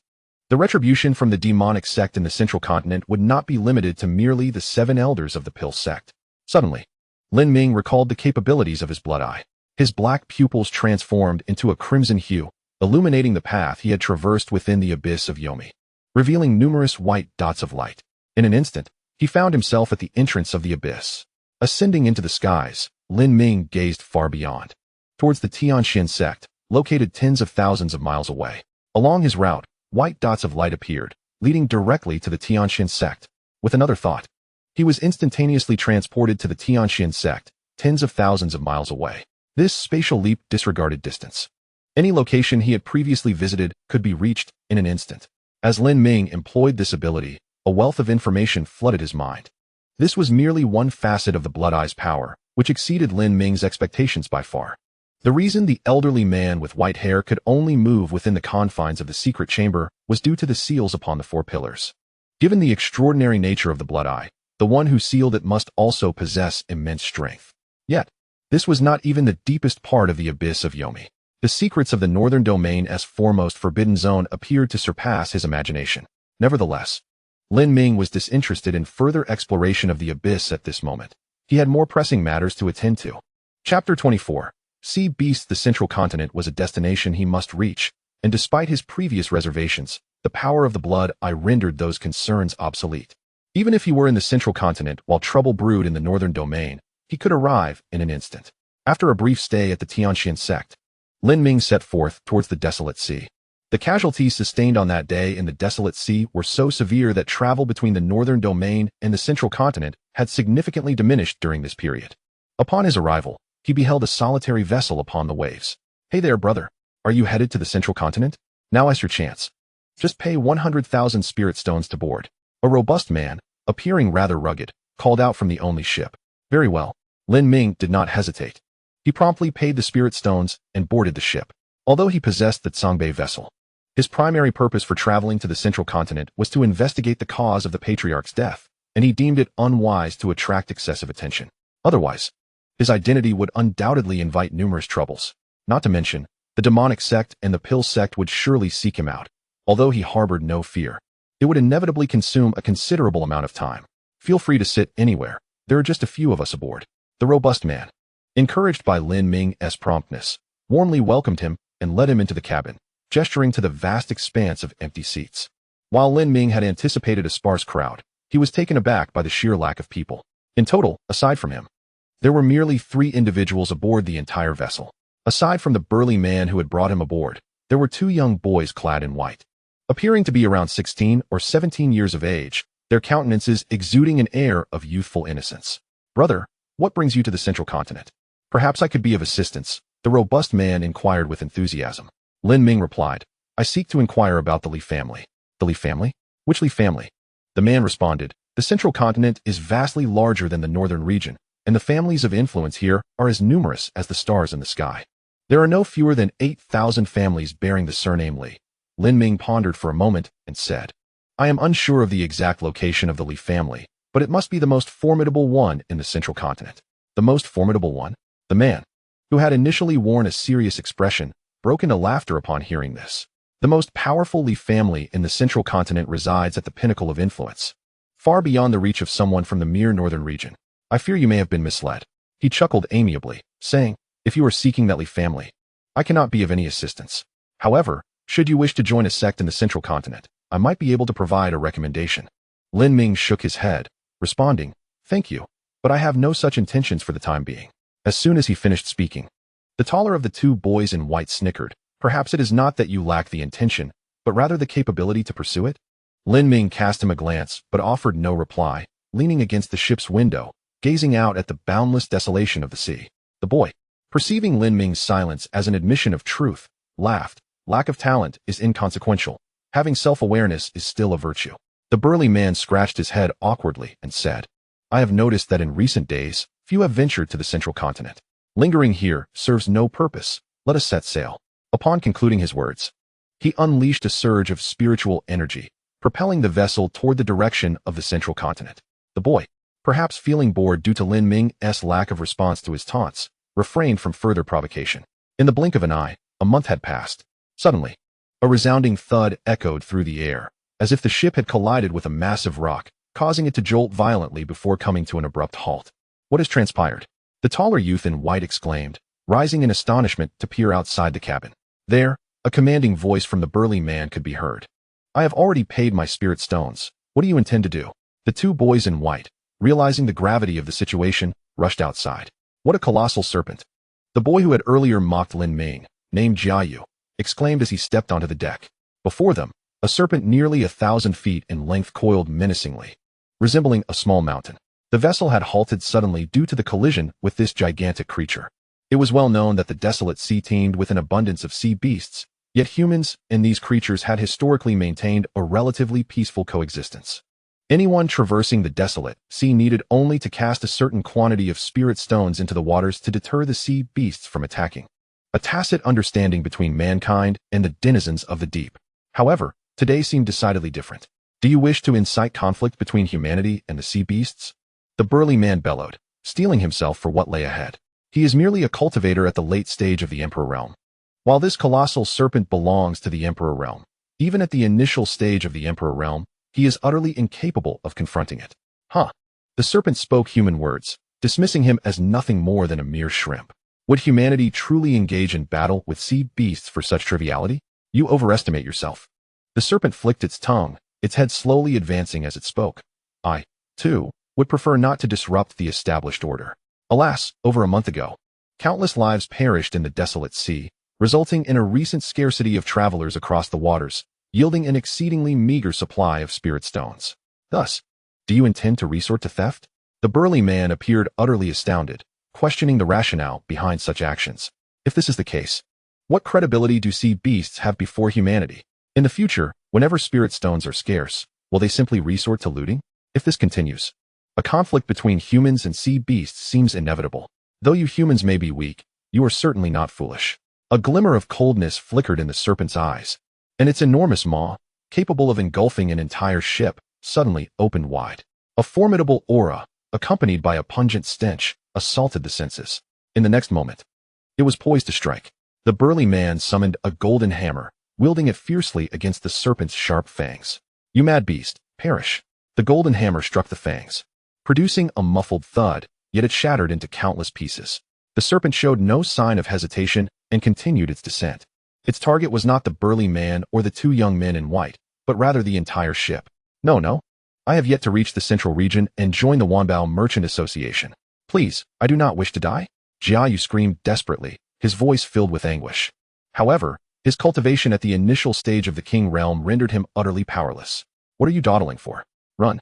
The burly man seized the hands of Jiayu and his brother, propelling them away from the ship like an arrow released from its bow. High above, the burly man glanced back at the vessel. Damn it, that was my new ship. All my savings were invested in it. I will remember this mad serpent. The burly man seethed with rage, knowing that the fate of the ship was sealed.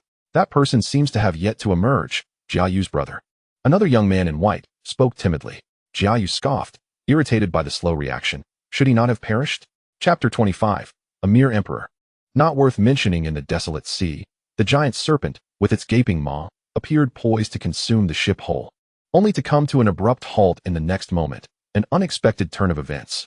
At this juncture, the serpent's mouth was less than a foot away from the vessel, the foul stench already permeating the air. What is happening? Why has the serpent stopped? Jia Yu was taken aback, even feeling a twinge of disappointment. Is this serpent unhinged? The burly man, equally perplexed, speculated uncertainly. Perhaps it has reservations. After all, sea beasts and humanity have coexisted peacefully for a millennium. Our lives may hold little value, but in the desolate sea, we undoubtedly represent the human collective.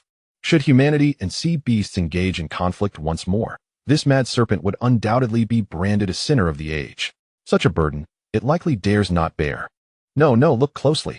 Jia Yu's younger brother, Jia Yu, pointed towards the mouth of the colossal serpent and remarked, "There seems to be a faint glimmer of sword light there. Has it halted because of that sword light?" Sword light. The two followed Jia Yu's finger and indeed beheld a subtle shimmer. Though it appeared inconspicuous, the giant serpent seemed to have paused solely due to this faint glimmer. Who? Jia Yu exclaimed in astonishment. Are there others in this desolate sea? The burly man and Jia Yu shook their heads, having detected no other presence. Wait, isn't there someone on the ship carrying a sword? The burly man seemed to recall, his expression shifting to surprise. Could it be him? Just as he finished speaking, a cold voice resonated from within the cabin. Wherever you came from, return there. You have 3 breaths. If you do not leave, you shall perish. Hearing the voice, the serpent let out a low grunt, thinking, do these foolish humans truly believe that a mere glimmer of sword light can intimidate me? It raised its head high and then suddenly lunged downward, thinking, not only a single glimmer, but even a myriad of them. I fear not. Inside the cabin, Lin Ming remained calm as he gazed at the enormous creature above, silently counting the moments. Just as the massive head was about to collide with the ship's deck, the 3 breaths elapsed. Lin Ming spoke softly. Without any visible movement, the previous glimmer of sword light pierced into the serpent's head. With a splatter, the sword light entered its head and instantly emerged from its tail. Blood gushed from the serpent's tail, staining the desolate sea within a 100-foot radius. The pride in the serpent's eyes had not yet faded when its vitality had already vanished. With a wave of Lin Ming's hand, the serpent's carcass was sent flying several dozen miles away. With a resounding splash, it fell into the water, sending up a massive spray. The 3 individuals high above were left speechless. The burly man gazed at the lifeless serpent, instinctively swallowing hard. It's really dead. There is a master among us. Jia Yu exclaimed in awe. So powerful, truly formidable. That individual is extraordinarily remarkable. If he is this strong, why did he not reveal it sooner? Why not be a bit more arrogant? Jia Yu's expression darkened as the reality of their situation became painfully clear. The person on the ship carrying the sword was at least a great emperor. Moreover, a great emperor of considerable strength. Otherwise, how could he so effortlessly slay a serpent of the same rank? What was crucial was that he had previously mocked the serpent. If he could kill an emperor-ranked serpent with ease, then what was he? A mere pawn of the king's realm. But a mere insect in the eyes of such a being? With this thought, Jia Yu felt a wave of agitation wash over him. He looked towards the direction of the central continent and inquired, where are we? How long until we reach the central continent?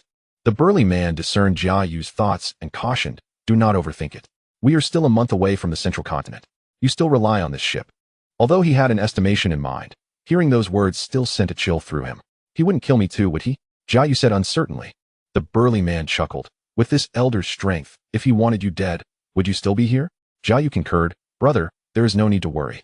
The elder should not trouble us. Jia Yu gazed upon the boundless desolation of the sea, coming to terms with his current predicament. He could not yet disembark from the vessel, so he resigned himself to boarding the ship once more.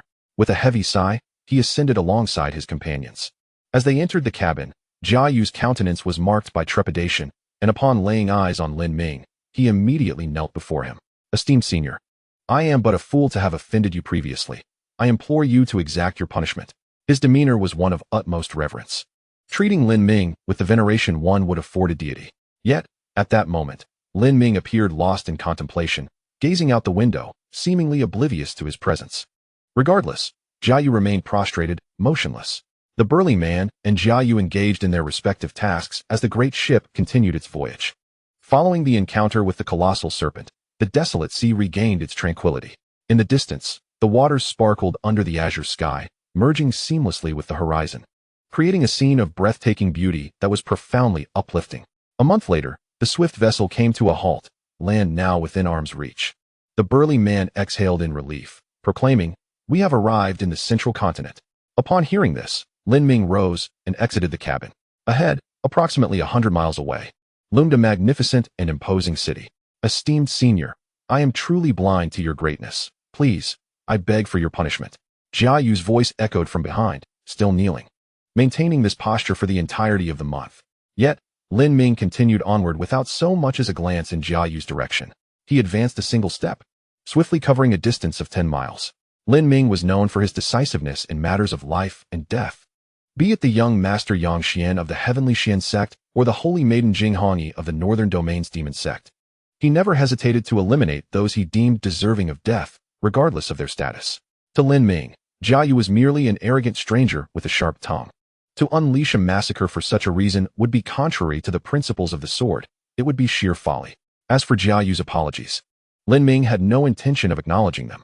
As Lin Ming's figure grew increasingly distant, Jia Yu clenched his fists, his teeth grinding in frustration. "Why should I endure this? I have knelt for a month, and he hasn't even spared me a glance. Is the emperor truly that extraordinary?" He watched Lin Ming's silhouette with a growing chill in his gaze. Rising to his feet, his tone was as frigid as ancient ice. "I have already informed my master. He will soon come to retrieve us. Given my master's esteemed position within the 10,000 Treasures Merchant Association, a mere emperor is hardly worth my concern. I shall make him pay for his arrogance." Chapter 26. Qingshan City at the very edge of the central continent, approximately 100 miles from the desolate sea, stands a grand city known as Qingshan City. At this moment, Lin Ming found himself within Qingshan City, observing the shuttered storefronts lining the streets with a look of perplexity. His intention in coming to Qingshan City was to procure a map of the central continent to pinpoint the location of the Li family. However, to his astonishment, every shop in sight was closed. Occasionally, he encountered hurried passers-by, all exhibiting an air of urgency. "Hasten, for the members of the Wanbao Chamber of Commerce shall only linger for a day. Should we arrive too late, even the most prodigious talents will avail us not." The newly appointed president of the Wanbao Chamber is indeed peculiar.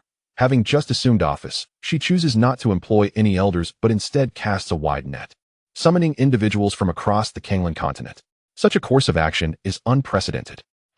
Regardless, this may well be fortuitous for us, as joining such a formidable entity as the Wanbao Chamber is not a privilege granted to just anyone.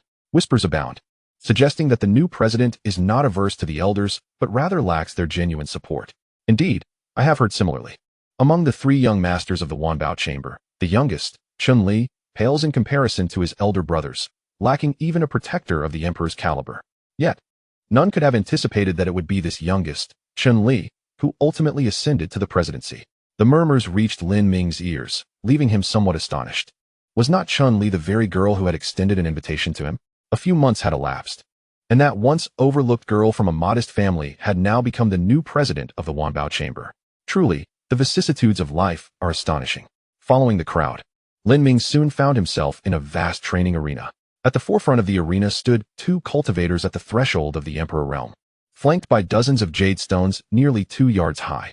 To join the Wanbao Chamber, one need only place a hand upon a jade stone, which would emit a red glow, signifying success.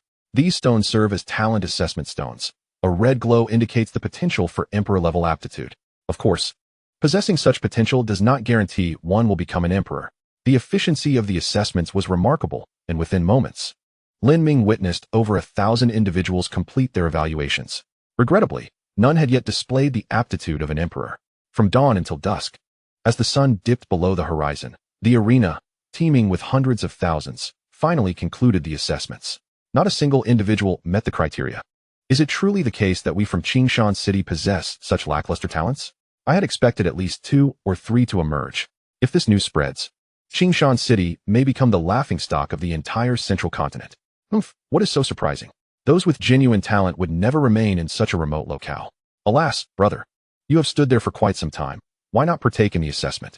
During the conversation, one individual turned to Lin Ming, curious. Throughout the day, all present in the arena had undergone the talent evaluation, save for Lin Ming, who merely observed. At the man's prompting, many turned their attention towards Lin Ming. Brother, are you perhaps afraid of being ridiculed? There is no need for concern. We are all in the same boat. Indeed, since we are here, why not test our talents? Who knows what fortunes may await? Lin Ming shook his head, noticing the many gazes upon him. He seized the opportunity to speak. I do not intend to join the Wanbao chamber. I am here to inquire if anyone possesses a complete map of the central continent. I desire one. What? Brother, such a reason is rather flimsy, is it not? To speak candidly, even the excuses crafted by my 3-year-old nephew are more credible than this. Indeed, perhaps this esteemed individual merely possesses a heightened sense of self-awareness. Why should we compel him? While that is true, I must advise you, as someone who has traversed this path, that should an opportunity present itself, no matter how minuscule, one must seize it with unwavering determination.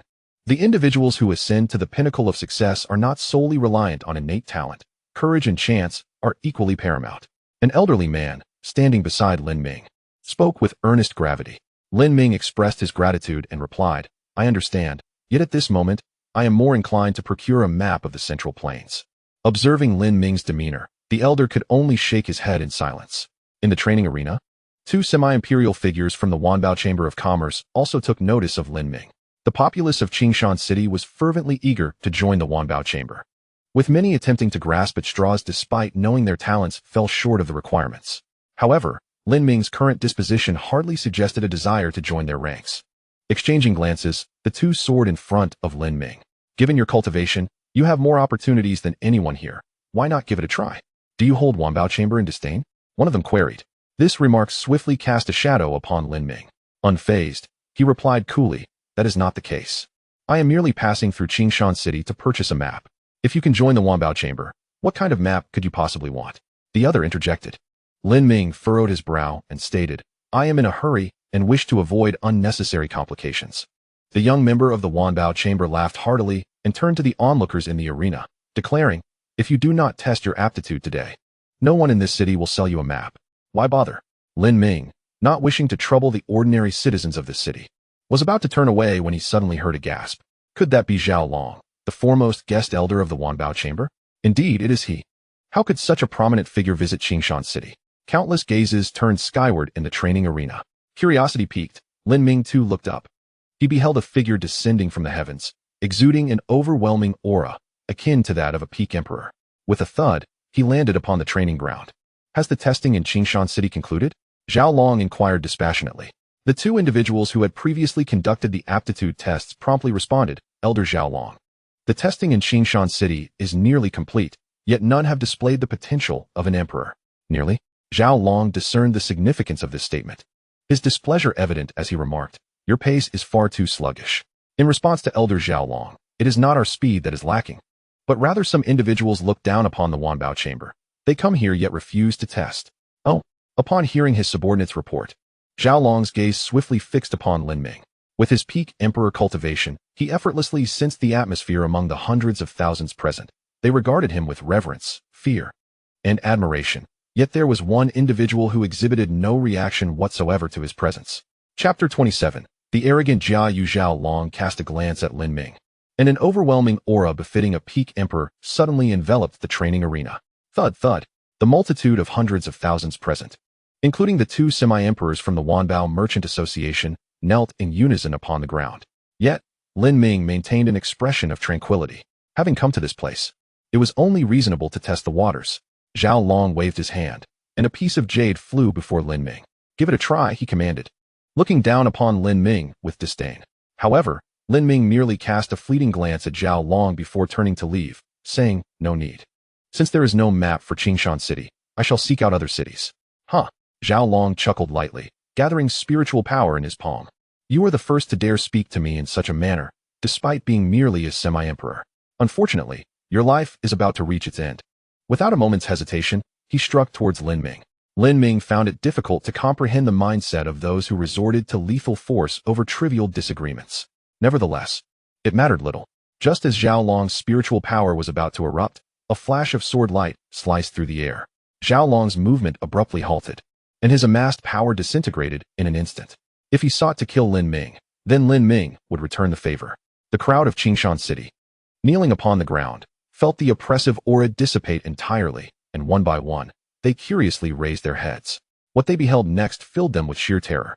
The once formidable elder Zhao Long of the Wanbao Merchant Association now had his head soaring high above, followed by a gushing of blood. Thud! A dull sound resonated as his head fell to the ground. the earth beneath stained with crimson. Well, what? Elder Zhao Long is dead, exclaimed a nearby onlooker. Disbelief etched across his face. What just transpired? I swear I saw Elder Zhao Long preparing to strike at this brother, and I could feel his formidable spiritual power. Yet, in the blink of an eye, he perished. He instinctively looked towards Lin Ming. All eyes in the training arena, including those of the two semi-emperors from the Wanbao Merchant Association, turned towards Lin Ming, filled with incredulity and dread. A peak emperor had so easily fallen before them, as if an ant had been crushed beneath a boot. The might of this individual must surely rival the emperor itself. The vast expanse of Qingshan City was plunged into an eerie silence as they gazed upon Lin Ming. Their voices hushed, and even their breaths became scarcely audible. Moments earlier, 100 miles outside Qingshan City, by the desolate seashore, the brothers Jia Yu awaited news from their master. Suddenly, Jia Yu's face lit up with joy. The master has sent word. He has arrived at Qingshan City. Let us go there to meet him. The master mentioned that a talent assessment is taking place in Qingshan City today to select individuals of exceptional capability to join the Wanbao Merchant Association. We shall accompany these chosen ones back. From henceforth, we shall become members of the Wanbao Merchant Association. By the end of his proclamation, Jia Yu's expression radiated immense pride. Beside him, Jia Yu listened with a spirited demeanor. Soon after, Jia Yu continued, however, before we head to the Wanbao Merchants Association, we must first deal with that young man. Jia Yu understood that his brother was referring to the youth they had recently shared a ship with. He hesitated and said, "Brother, is this truly necessary? After all, he is also an emperor." The two brothers, with their cultivation barely at the king realm, could not discern Lin Ming's true power. They only speculated that he was also of the emperor realm after witnessing him slay an imperial sea beast. I cannot abide such self-important individuals. What significance does an emperor hold? If it were not for his age, he might not even match my strength. Jia Yu scoffed. I knelt before him for a month in utter humility, and yet he did not spare me a glance. I cannot swallow this affront. Hearing this, Jia Yu refrained from further persuasion. The two brothers then soared towards Qingshan City. Moments later, they arrived at the Grand Martial Arts Arena at the heart of the city. It appeared as though the entire populace of Qingshan City had congregated there. Jia Yu remarked uncertainly, naturally, even within the central region. The Wanbao Merchants Association is considered a formidable power. Who would not wish to join if given the opportunity? Indeed, Jia Yu agreed. They seemed transfixed upon something, standing there as if stunned. Haha, perhaps our master is nearby? With his strength, they would surely not dare to utter a sound. Jia Yu exclaimed. Come, let us delve deeper. Guiding Jia Yu, he maneuvered through the throngs of people until they reached the very center. There, they beheld a headless corpse and Lin Ming standing before it. Haha, what a twist of fate. I thought you had departed, and that finding you would require some effort.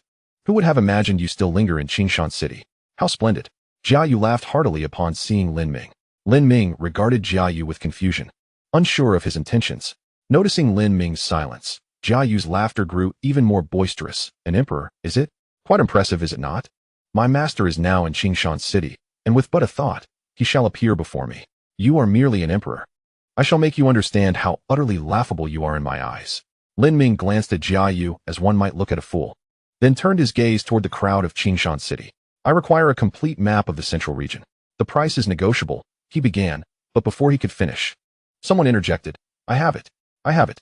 Senior, how many do you need? No spirit stones are necessary. Humph, is your map as detailed as mine? Senior, I also possess a complete map of the central region.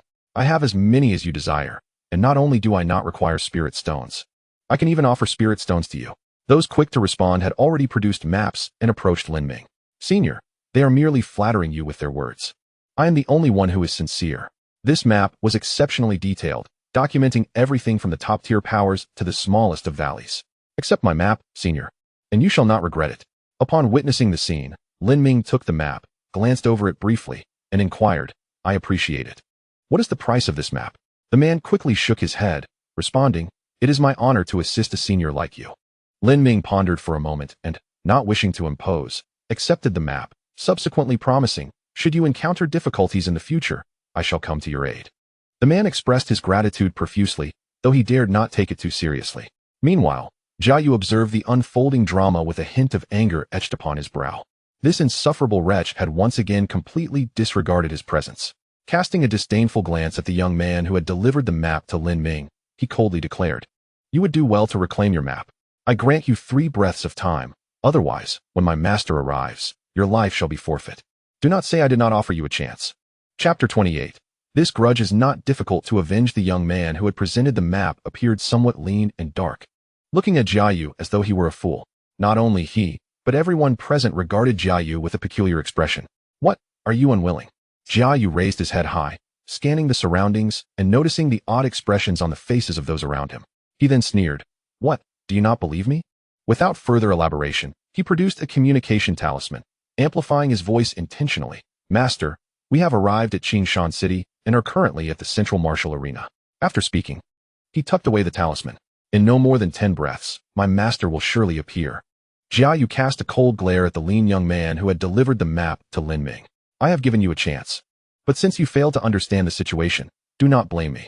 The lean young man rolled his eyes, dismissing Jiayu entirely. The crowd, too, was indifferent to Jiayu's proclamation. A mere figure of the Wang realm daring to make grandiose claims before one who seemingly possessed the power of an imperial sovereign was nothing short of ludicrous. Naturally, they were also curious about who Jiayu's master was, granting him such audacity. You speak of your master's greatness, yet fail to reveal their identity. How can we be expected to believe you? Someone interjected.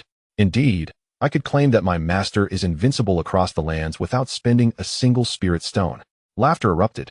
This young brother likely has not witnessed much of the world, believing his master to be the greatest. This is quite understandable. Amidst the taunts echoing in his ears, a flicker of pride glimmered in Jiayu's eyes.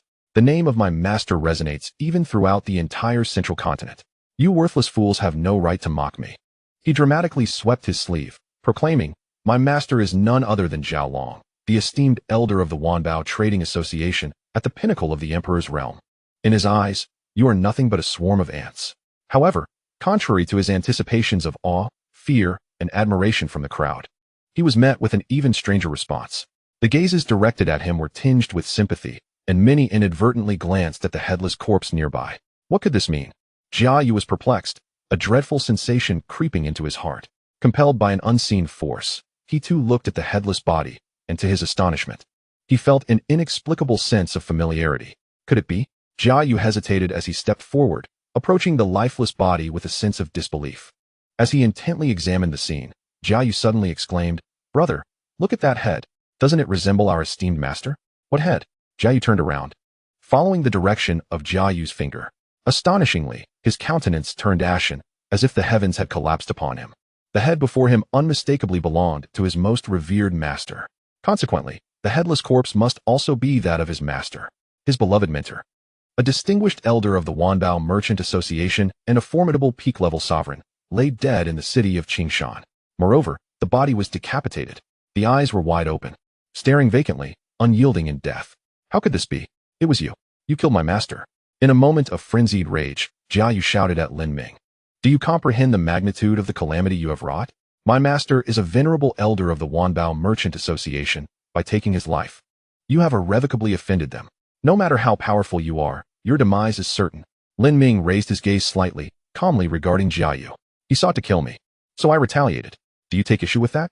To Lin Ming, this was merely a mundane statement, yet to Jiayu, it resonated like thunder from the heavens.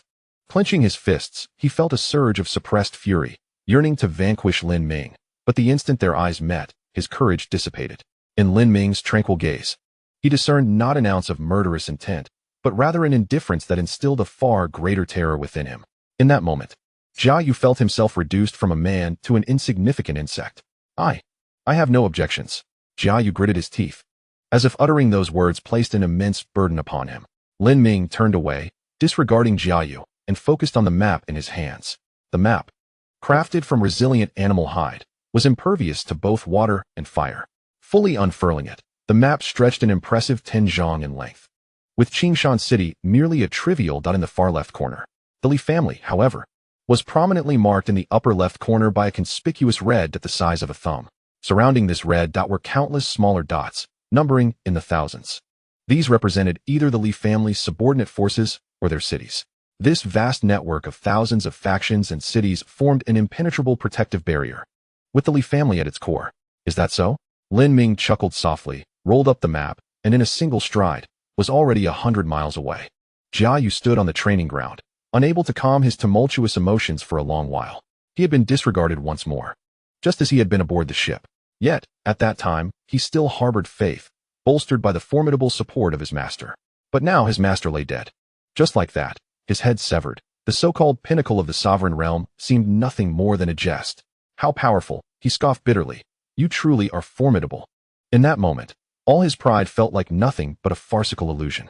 He was unwilling to accept his fate, yet found himself powerless. The crowd in the training arena quickly dispersed, and even the two representatives from the Wanbao Merchant Association, responsible for assessing talents, lingered not a moment longer. In the blink of an eye, the vast arena lay deserted, leaving only the two brothers of the Jia family. Jia Yu gazed at Zhao Long's severed head and let out a faint sigh. Brother, we should return to the northern region. Our master has perished. It seems unlikely that we can enter the Wanbao Merchant Association now. Return? Jia Yu murmured, then abruptly turned to Jia Yu, his expression fierce. Have you resigned yourself so easily? Do you not intend to avenge our master? No, it's not that. Jia Yu clarified. I understand your feelings. But can we truly seek revenge? I harbor no confidence in our abilities. Setting aside the question of whether they could even become emperors. Even if they managed to cultivate to that realm, they would still fall far short. After all, their master had been slain at the pinnacle of the emperor level. Against such an enemy, he was uncertain what heights they would need to attain to even entertain the notion of vengeance. Jia Yu remained silent for a moment, fully aware that the hope of revenge was slim, yet he was resolute in his unwillingness to yield, even in the face of the slightest chance. We can do it. We must be able to, Jia Yu declared. As long as you do not abandon hope, no one can claim you are incapable. Seeing Jia Yu's unwavering determination stirred something within Jia Yu. Just as he was about to speak, a familiar laughter echoed from afar. Hee. Avenging this grudge is not as difficult as it seems. The two brothers turned towards the sound and beheld a familiar figure. It's you. Do you also have a grievance with him? The newcomer was none other than the burly man who had escorted them to the central region. Hee. Whether or not I have a grudge is inconsequential. What matters is that I can assist you in seeking your revenge, the burly man chuckled. Jia Yu's face displayed hesitation. Their enemy was a fearsome being capable of slaying even those at the peak of the emperor realm. Now, a mere monarch was claiming he could help them avenge their master. This seemed utterly unreasonable. How do you propose to assist us? With your strength. How do you differ from an ant before him? The burly man laughed heartily. There are myriad ways to seek revenge, and no one has ever stipulated that one must confront the enemy head-on. What do you suggest? Jia Yu inquired. Quite simply, we shall begin with Qingshan City. The burly man replied. Together, we will slaughter Qingshan City and frame him for the deed. Slaughter Qingshan City? Just the three of us? Jia Yu scoffed. The burly man retrieved 2 crimson pills, exuding a scent of blood. Consume these, and your strength will temporarily rise to half a step into the emperor realm. Afterward, as you continue to kill, your power will stabilize, perhaps even advance further. Such a bizarre pill exists? Jia Yu's face reflected skepticism. A pill that could elevate one's realm through continuous killing. If it were to flood the market, the entire central region would swiftly transform into a hellish nightmare. Despite his doubts regarding the burly man's claims, an instinctual yearning for the pill stirred within him. If such a pill truly existed and came into his possession, why would he need to traverse oceans to reach the central region, or seek to join any particular faction? He stood alone, embodying the most formidable power in the world. The burly man offered no explanation. Instead, he directly tossed a pill to Jia Yu, leaving the choice to him. Jia Yu caught the pill, his expression shifting as he grappled with his indecision. He turned to glance at the silent Jia Yu. Brother, what do you think? Jia Yu picked up a pill, and without a moment's hesitation, he placed it in his mouth. I seek vengeance, but the disparity between us is immense, he stated calmly. This is my only opportunity. Even if there's but a minuscule chance, I must take the risk. He turned to the burly man. Regardless of your intentions, congratulations, you have achieved your goal. I am willing to become the weapon in your hand. No sooner had he spoken than a muffled sound erupted from within him, and a terrifying surge of spiritual power flooded through his limbs. The strength was overwhelming. Jia Yu felt as though his body might burst, and he shouted, thrusting his palm outward. With a thunderous crash, several buildings collapsed, accompanied by a cacophony of curses. Who dares to ambush me? How audacious! If I discover your identity, you shall pay a heavy price for this destruction. Shortly after their outcries, a figure appeared above them. Is it you who destroyed my home? One individual exclaimed in astonishment. The response was a fierce strike from Jia Yu. In an instant, what had been a living being was reduced to a cloud of blood. What madness is this? No. The onlookers gasped in horror. Jia Yu smirked, unleashing his spiritual power in a series of devastating blows. Simple yet effective. The air was filled with screams, only to succumb to silence once more. A sinister smile flickered across Jia Yu's face. The sensation of power is truly exhilarating. In the distance, Jia Yu observed Jia Yu's rapid ascension in strength after consuming the pill, unable to contain his own restless heart any longer. At last, he mirrored Jia Yu's actions and swallowed the pill. The burly man, witnessing this, laughed heartily. You shall not regret this decision today. Thus began a gruesome slaughter. In Qingshan City, although there were some strong individuals, they paled in comparison to the frenzied brothers Jia Yu and Jia Yu. Their aura, instead of diminishing amidst the carnage, only grew stronger. Kill, kill, kill. The realm of the emperor felt tantalizingly close. The wails of agony echoed throughout Qingshan City. Rivers of blood surged in every direction. The stench of blood filled the air, overwhelming the entire city. How intriguing. The world labels us as demons. Yet how do you differ from us? The burly man hovered over Qingshan City, gazing down at the mounting corpses, inhaling the increasingly pungent scent of blood, his smile growing ever more radiant. Within the city, Jia Yu had lost count of how many lives he had taken, but at that moment, he suddenly halted. At last, I have found you. He gazed at the emaciated young man before him, revealing a smile akin to that of a ravenous wolf. Not long ago, it was this very individual who had bestowed the map upon Lin Ming. I offered you an opportunity, yet it seems you have shown me no respect. Have you lost your senses? That esteemed elder once proclaimed that should I encounter peril in the future, he would assist me. If you dare to lay a hand on me, he will undoubtedly seek retribution. The gaunt youth spoke with a feigned bravado, though deep down, he harbored doubts about his own words. In the eyes of that venerable figure, he was but a trivial character, likely no more significant than a fallen leaf by the roadside, scarcely deserving even a glance. Do you truly believe that esteemed elder would come to your aid? Do you harbor faith in that notion? Today, I intend to end your life. Will he intervene on your behalf?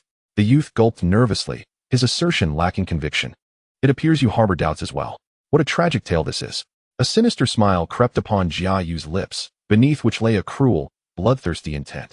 A prey devoid of the capacity to resist was simply dull. He looked down upon the gaunt youth with disdain and calmly declared, I grant you 3 breaths.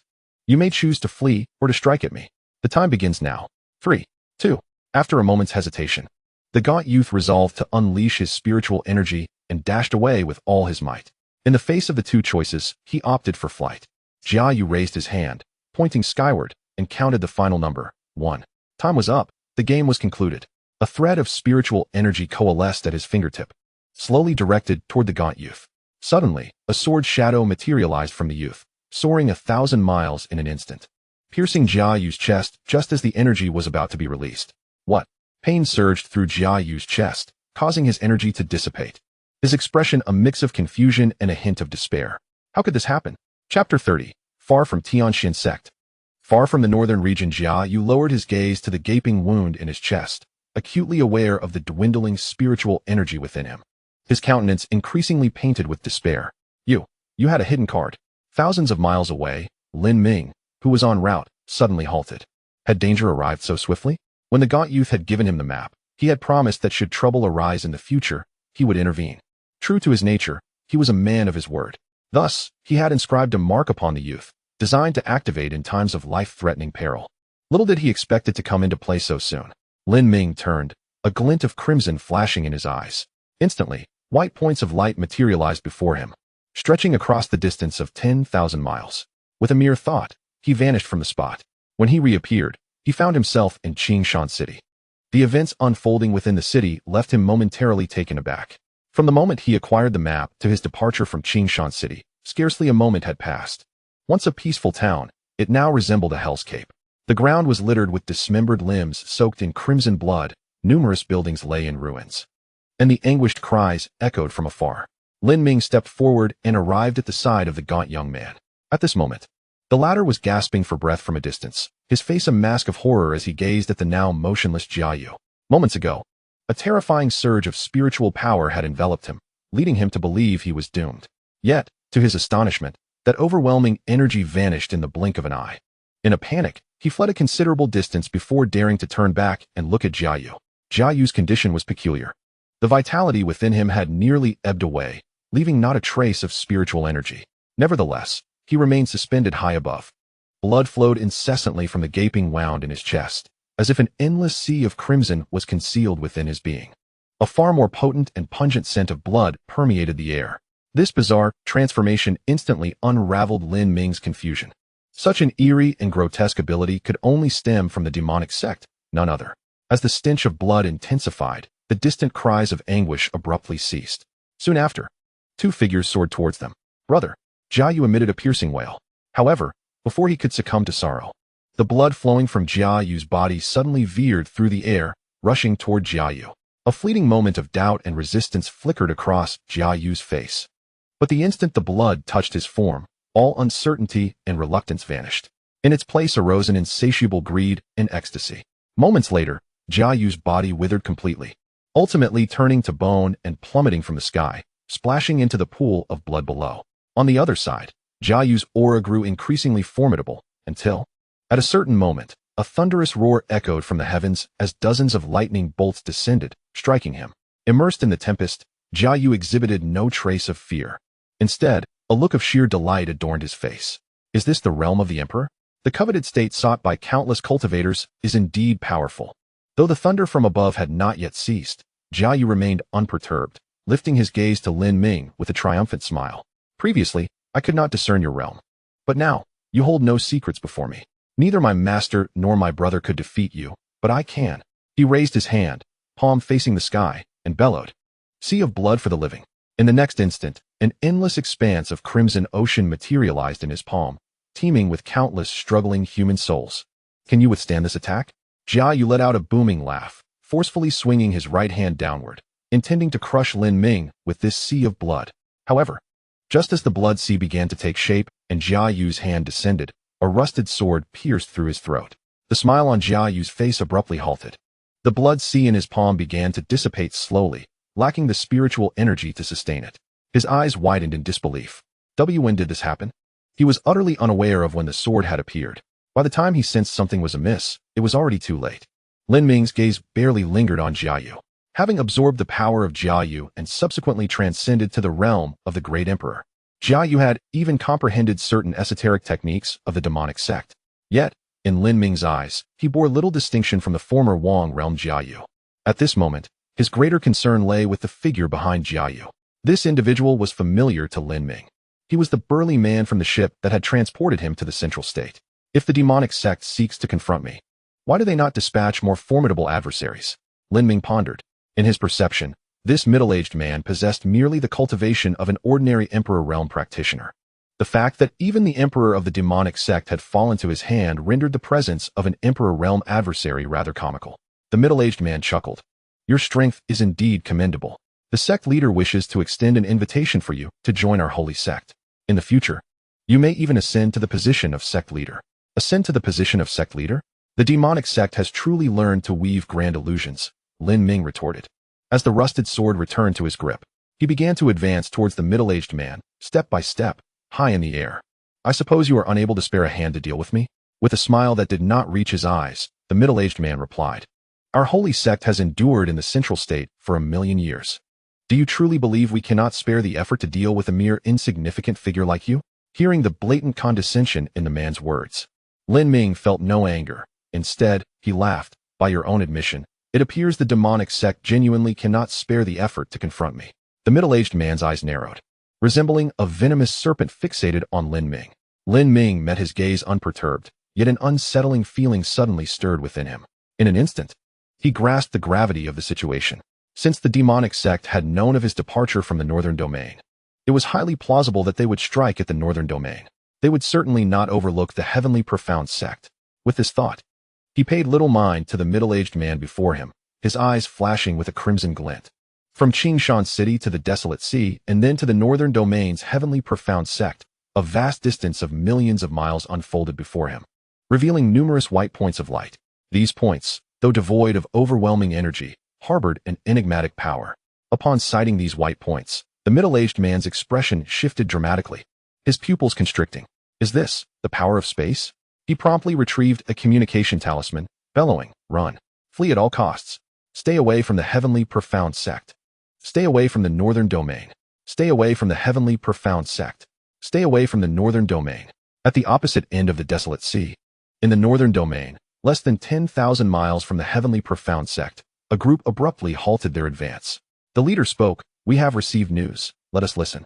He activated the communication talisman, and a frantic voice erupted. Run. Flee at all costs.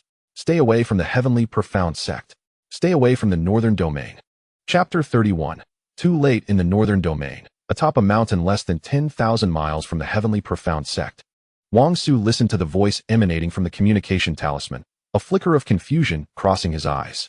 He recognized the source of the voice, but could not comprehend the reason behind it. The combat capabilities of the Northern Domain were significantly inferior to those of the Central State, and even among the two most powerful factions of the Northern Domain, none possessed an Emperor Realm expert.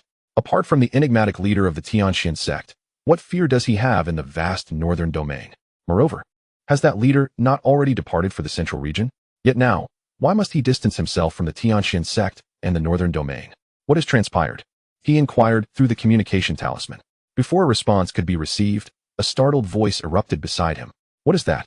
Wang Su looked up to see a white point of light hovering less than 10 paces ahead. The light emitted no formidable aura, resembling merely an ordinary beam illuminating the spot. What is this? A flicker of astonishment crossed his eyes as realization dawned upon him. Space. I can sense a disturbance in space. Flee. Scatter quickly. The farther you run, the better. Wang Su shouted in terror. In the vast Northern Domain, devoid of even an emperor, how could there be a spatial fluctuation? This could only signify that the mysterious and unpredictably powerful leader of the Tianxian sect was approaching. Damn it, space. He is adept in manipulating spatial powers. After his outcry, Wang Su immediately soared in the opposite direction of the Tianxian sect. The others dispersed, fleeing in all directions. Just as they took flight, a shadowy figure emerged from the white point of light.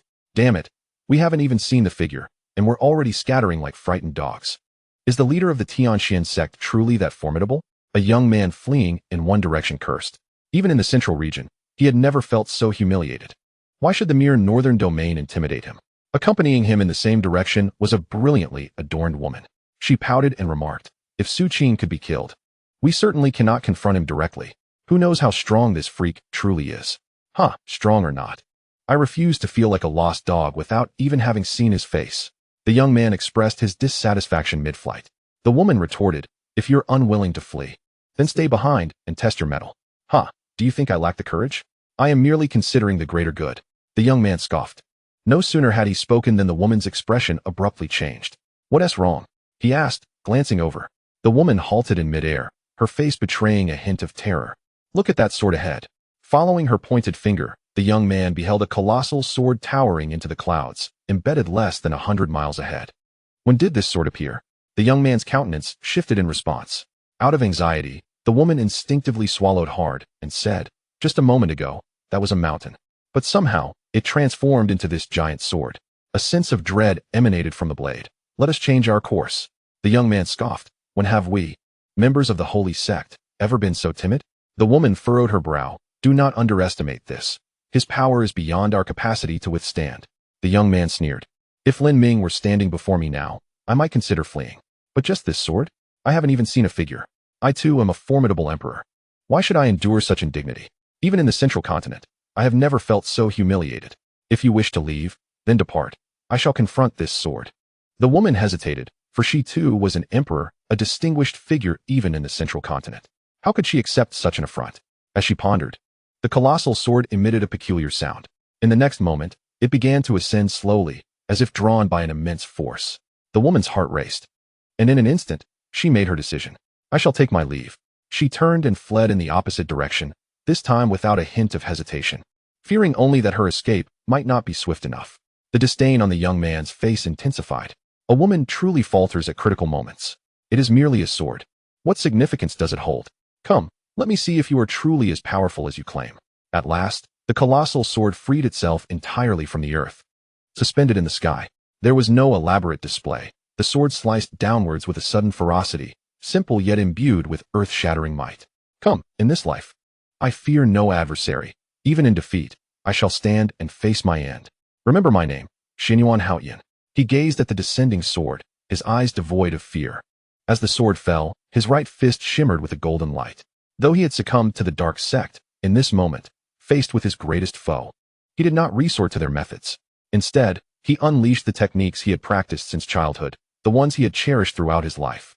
Though this technique lacked the inscrutable intricacies of the dark sect's arts, it was the one he knew best and trusted most. With his golden fist raised high, Xinyuan Haoyan struck with all his might. Heaven-shaking fist. Break for me. Boom. A tremendous sound erupted, dust billowing forth as dozens of towering mountains crumbled to dust. And the earth itself split open, a chasm stretching for 100,000 zhang. Xianyuan Haoyan's form had vanished, leaving only a puddle of flesh beneath the colossal sword. His most trusted technique had failed to save his life. In the distance, the radiant woman halted her steps.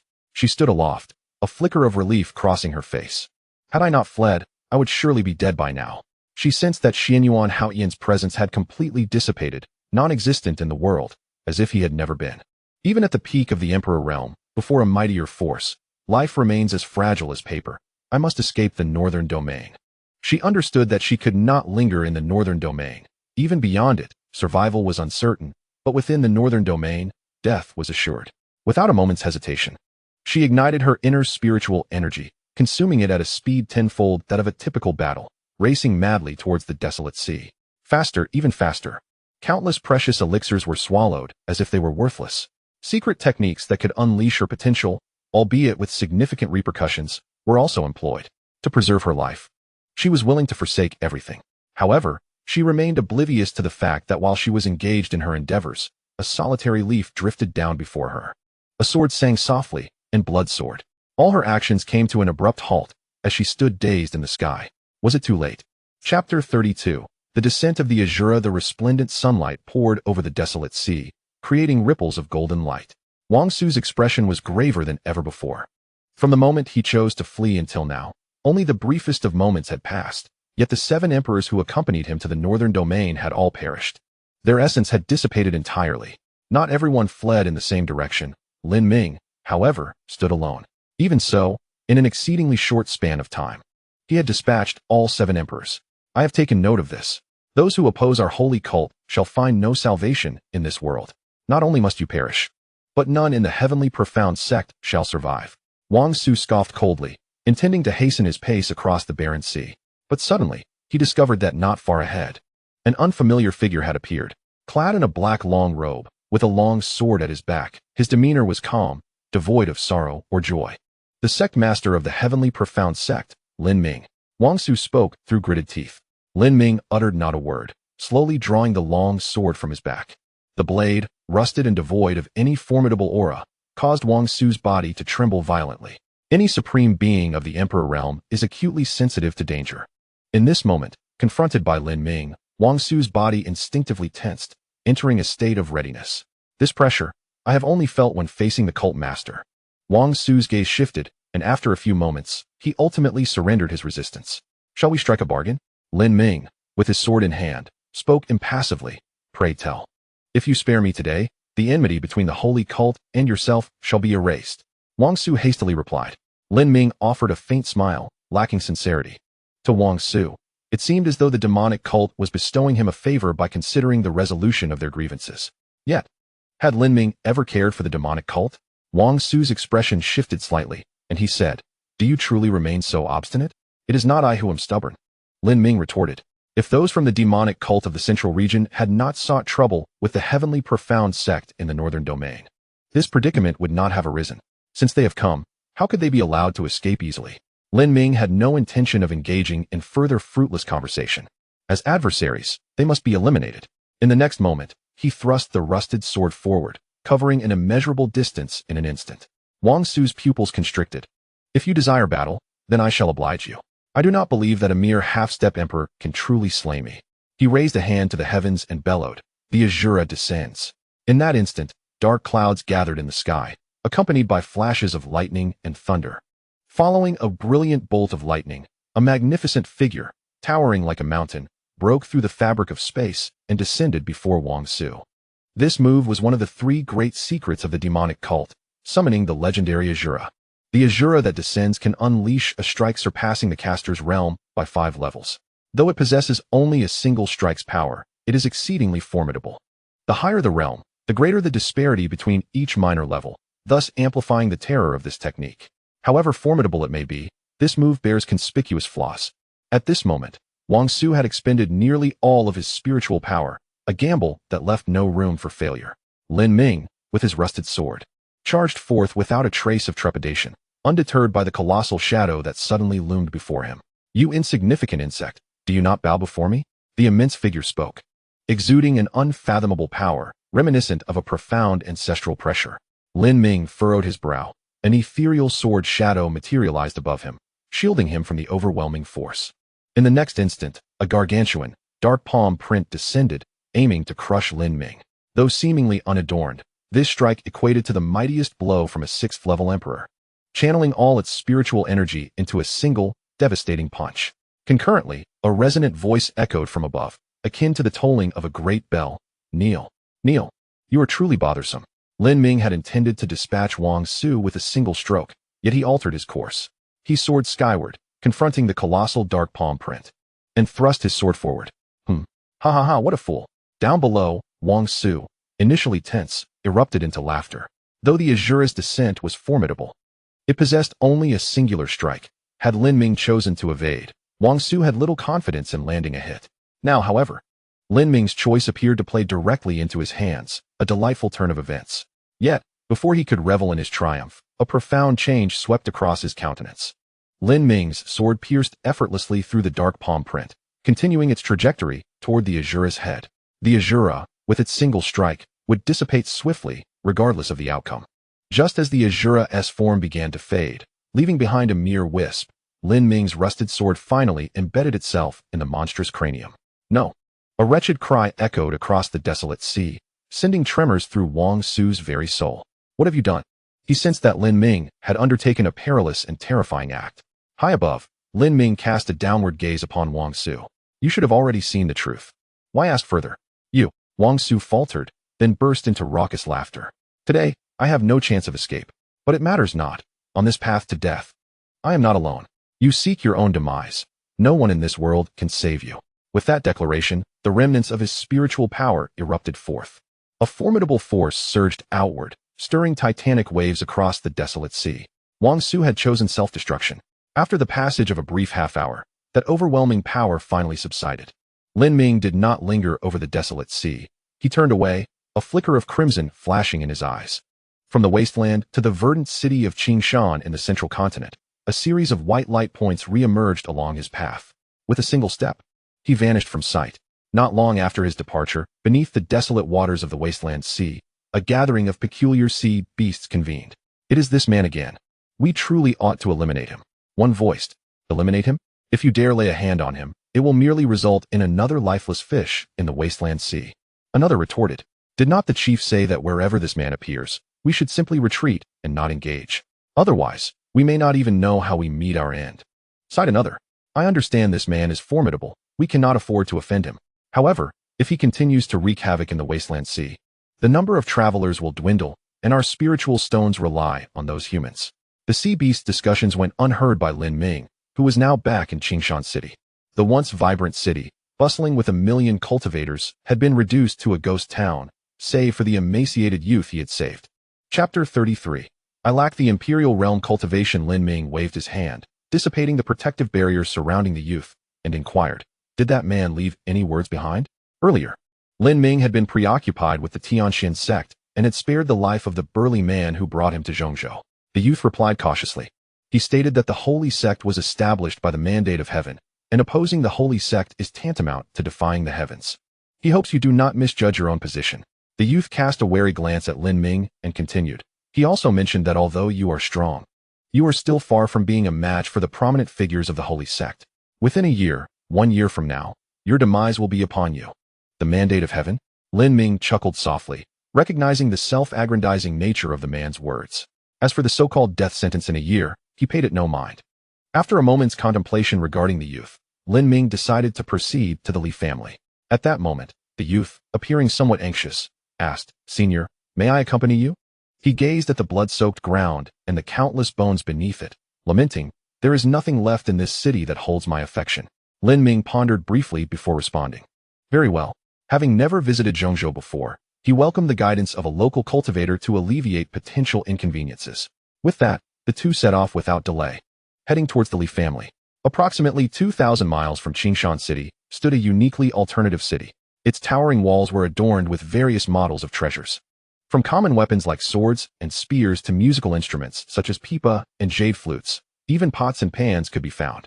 In essence, any item, whether conventional or unconventional, that one could conceive was represented on the city walls. This was Wanshou City, the headquarters of the Wanshou Merchants Association. At the heart of the city stood a towering edifice, 100 feet high, known as the Wanshou Tower. The tower boasted 9 levels, the first 8 corresponding to the 8 realms of cultivation. From the body refinement realm to the imperial sovereign realm, one could find suitable treasures at nearly every level. The 9th level, however, remained shrouded in mystery and was seldom accessible to the public. At this moment, within a secret chamber on the 8th floor of the Wanshou Tower, Chun-Li listened intently to the report from his trusted subordinate, his brow furrowed. You say there has been an incident in Qingshan City. The guest elder has been killed. Do we know who was responsible? Yes, replied the subordinate. Chun-Li commanded, speak. The subordinate respectfully spoke. It is said that the individual hails from the northern region, and his name is Lin Ming. Lin Ming? Chun-Li's expression remained largely unchanged, yet upon hearing the name Lin Ming, her body instinctively shuddered, as if a profound fear lay dormant within her bloodline. A flame-like mark briefly manifested on her brow, only to vanish in an instant. Zhao Chun, a direct disciple of the Pill sect, was slain by Lin Ming, the master of the heavenly profound sect from the northern region. Zhao Chun of the Pill sect, Lin Ming of the heavenly profound sect. This seemed to be a memory etched deep within her soul. Upon hearing the name Lin Ming, that memory resurfaced. I must pay a visit to the Pill sect. Chun-Li made her decision resolutely. President, you have only recently assumed this position, and there are those who remain unconvinced. The 2 individuals even harbor thoughts of usurping you. In such a moment, leaving Wanbao City would not be a prudent choice. Chun-Li shook her head. Even if I were to widely recruit heroes, how many great emperors could I possibly attract? Moreover, how many of such formidable individuals would be willing to serve under my command? Even if they were to come to the Wanbao Chamber of Commerce, it would merely be for their own gain. Chun-Li paused and continued. If I could garner the support of the Pill sect, would there still be dissenting voices within the Wanbao Chamber of Commerce? She strode out of the secret chamber, exited the Wanbao Tower, and set her course towards the Pill sect. Xuanyang City, a subordinate city of the Li family. The influential figures within the city are largely intertwined with the descendants of the Li family. Upon entering this city with the lean and dark-skinned youth Wang Tao, Lin Ming was immediately met with a cacophony of discussions emanating from all directions. Strangely, their conversations pointed towards a singular individual, Li Qiuyue. Our Li family's prodigious young woman is to marry into the Su family. What a pity, what a pity. What do you lament about? What does it matter to you? If Li Qiuyue does not marry into the Su family, would she marry you instead? What's wrong with marrying me? Why shouldn't she? I have devoted hundreds of years serving the Li family, yet all I have encountered are the daughters of the Li family. Damn it. Not a single one has taken a liking to me. Come on, with your pathetic talent, if I were a woman, I wouldn't even spare you a glance. Damn. That was harsh. Humph. We have served the Li family for many years, and now that Li Qiuyue is marrying, we find ourselves without the qualification to even witness the ceremony. Who's to blame for our lack of talent? If you were a great emperor, would you be cast out? What a shame. These opportunistic fools lack the vision of a great family. Yet, one cannot dismiss this. The marriage of a Li family daughter into the Su family signifies a union between 2 top-tier families. In the entire Central State region, this is indeed a momentous occasion, bound to attract widespread attention. One cannot fathom how many powerful individuals will converge. It would be prudent for us to remain at a distance with our meager strength. Alas, this world is truly unfair. Listening to the myriad conversations surrounding him, Lin Ming felt a flicker of surprise. I have indeed chosen an opportune moment. He entered a tavern, ordered a pot of wine and 2 dishes, and began to dine with Wang Tao. Elder, are you particularly intrigued by this matter? Wang Tao glanced at Lin Ming. Lin Ming, unreserved, replied, I have certain ties to the Li family, as it happens. The venerable leader of the Tianxian sect, the scion of the Li family, found himself overlooked by his father due to a perceived lack of talent. Thus, he journeyed thousands of miles to the Northern Territory, aspiring to achieve something noteworthy to present to his father. Regrettably, despite a lifetime of cultivation, he never managed to transcend the realm of the emperor. Nor did he possess the capability to elevate the Tianxian sect to the pinnacle of the Central Plains. Wang Tao gazed at Lin Ming and remarked, I just overheard that anyone with the cultivation of an emperor can attend the Li family's ceremony. This bodes well for our entry into the Li family. Why is that a good thing? Lin Ming inquired, blinking in curiosity. Wang Tao replied with an air of certainty, because your esteemed cultivation far exceeds that of an emperor, allowing us to enter the Li family with utmost propriety. Lin Ming shook his head, poured a bowl of wine, and downed it in one gulp. He then stated, I do not possess the cultivation of an emperor. Wang Tao nearly thought he had misheard. You lack the cultivation of an emperor? How could you dispatch a peak emperor as effortlessly as one would slay a chicken? Surely you jest. His face was a canvas of confusion. Originally, Lin Ming intended to infiltrate the Li family, but now, with the wedding of Li Qiuyue approaching, he found himself presented with an alternative. Anyone at the emperor level could attend the Li family's ceremony. The dilemma was that he indeed lacked such cultivation. After contemplating for a moment, Lin Ming declared, "We need to find an emperor to accompany us. Who shall we find?" Wang Tao instinctively queried, still grappling with disbelief. "Do you truly lack the cultivation of an emperor?"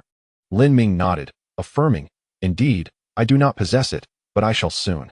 He stepped out of the tavern, gazing towards the distant city lord's mansion, stating, "The person I seek has already been decided." In Xuanyang City, the city lord's mansion buzzed with activity in recent days. According to regulations, each emperor could bring 2 individuals to attend the Li family's ceremony. As Xuanyang City was merely an outer subordinate city of the Li family, there were no other visible emperors aside from the city lord. Naturally, the inhabitants aspired to seize this opportunity, resulting in a steady influx of individuals to the city lord's mansion for those coveted spots. City Lord Li Ji did not refuse the throngs that arrived. He even proclaimed that anyone could come to the city lord's mansion, but to secure a spot, one must satisfy him. However, how to achieve this satisfaction remained a mystery. Consequently, those who visited the city lord's mansion were compelled to display various talents to capture Li Ji's attention.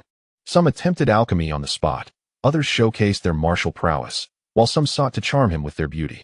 In essence, every conceivable method was being tried. Yet, as of today, Li Ji had yet to make an appearance. Surely, the city lord must have some criteria. A hint would be appreciated. This complete lack of clarity is simply preposterous. Goodness, I feel like a mere clown. Do not speak foolishly. The city lord has his own considerations, beyond what we insignificant figures can fathom. That is absurd. Many expressed their grievances regarding city lord Li Ji's refusal to clarify his standards. Wang Tao found himself somewhat perplexed.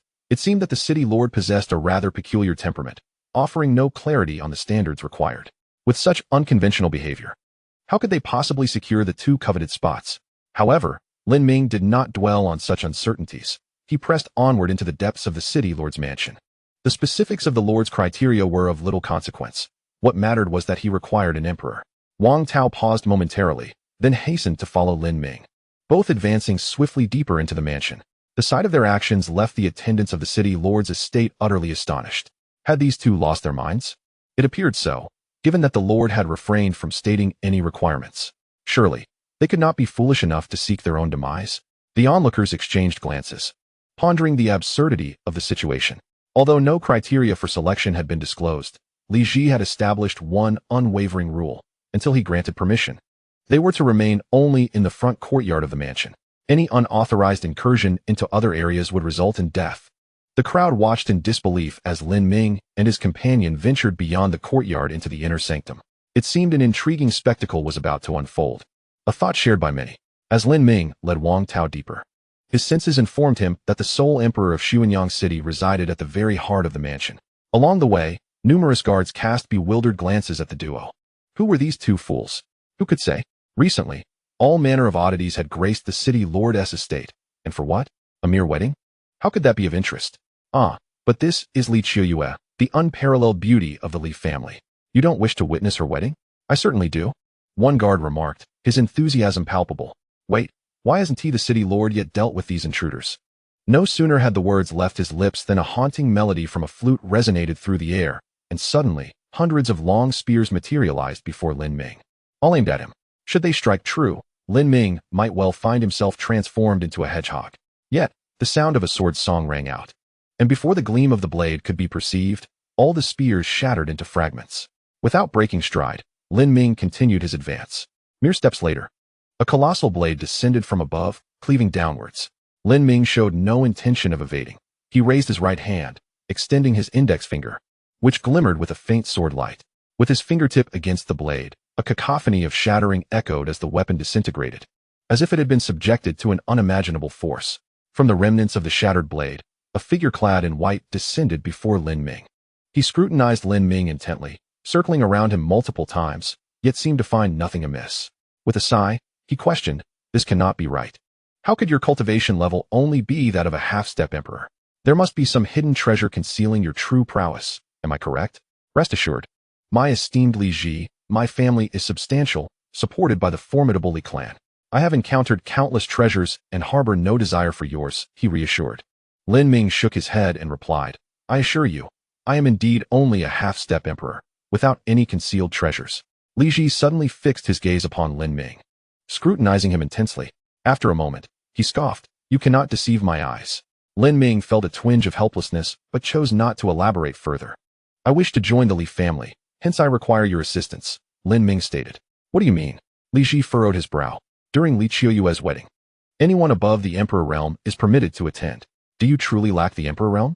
I do not, Lin Ming replied candidly. Li Ji's lips twitched. How could he possibly believe such words? A half-step emperor engaging in combat with a formidable fifth-level emperor and not yielding an inch. How could that be conceivable? Am I truly so weak? Li Ji pondered with uncertainty. Yet, in an instant, he dismissed such thoughts. It is well known that the chasm between those above and below the emperor realm is as vast as heaven and earth. Even the weakest emperor could not be subdued by a mere half-step emperor. Thus, he believed not a word of Lin Ming's claim. Li Ji narrowed his eyes, uncertain of Lin Ming's intentions, and cautiously inquired, If I am unwilling to assist, what will you do? Lin Ming replied calmly, I hope you will choose to comply. Ha ha. Li Ji laughed heartily. What if I refuse? What will you do then? He was not only an emperor, but also stood behind the might of the Li family.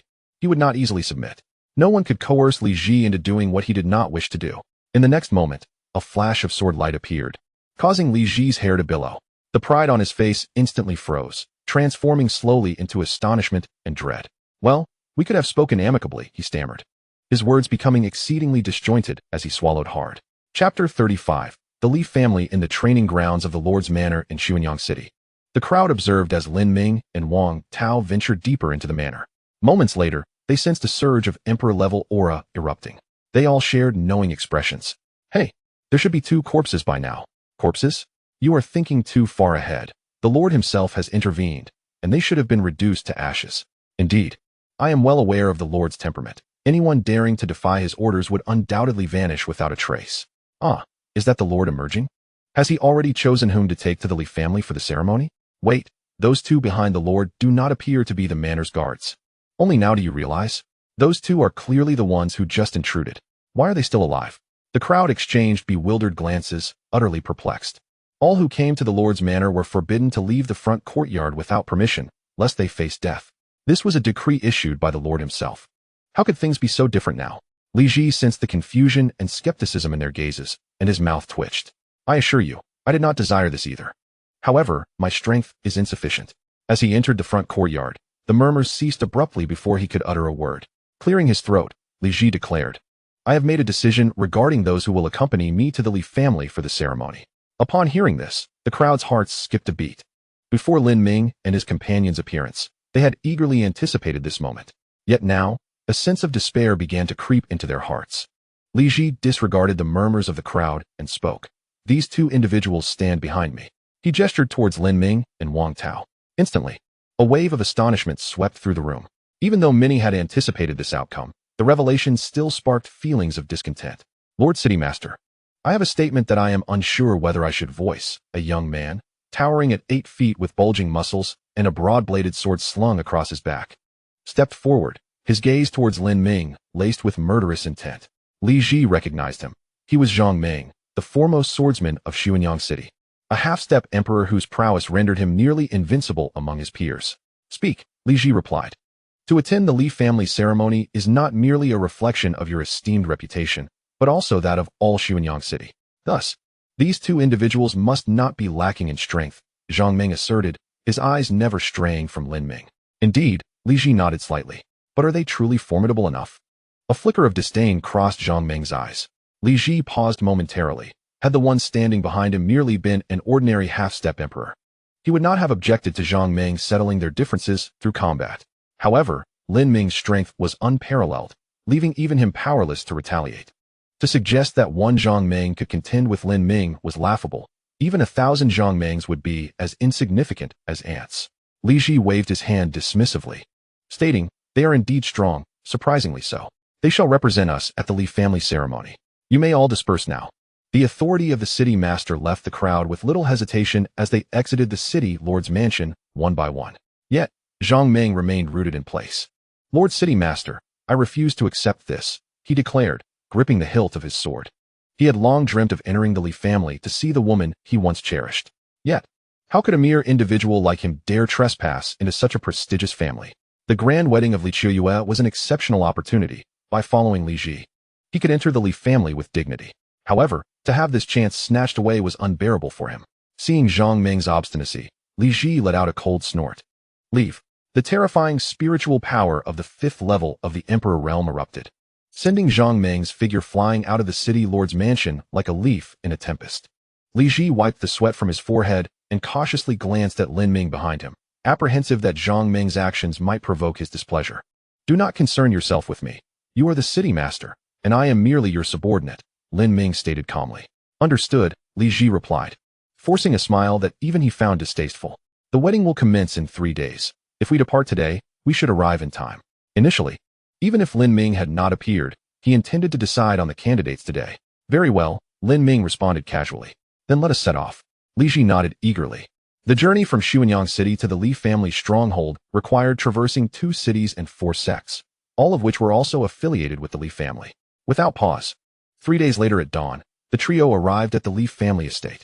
Time rewinds 3 days prior, just after Lin Ming and his companions had embarked on their journey.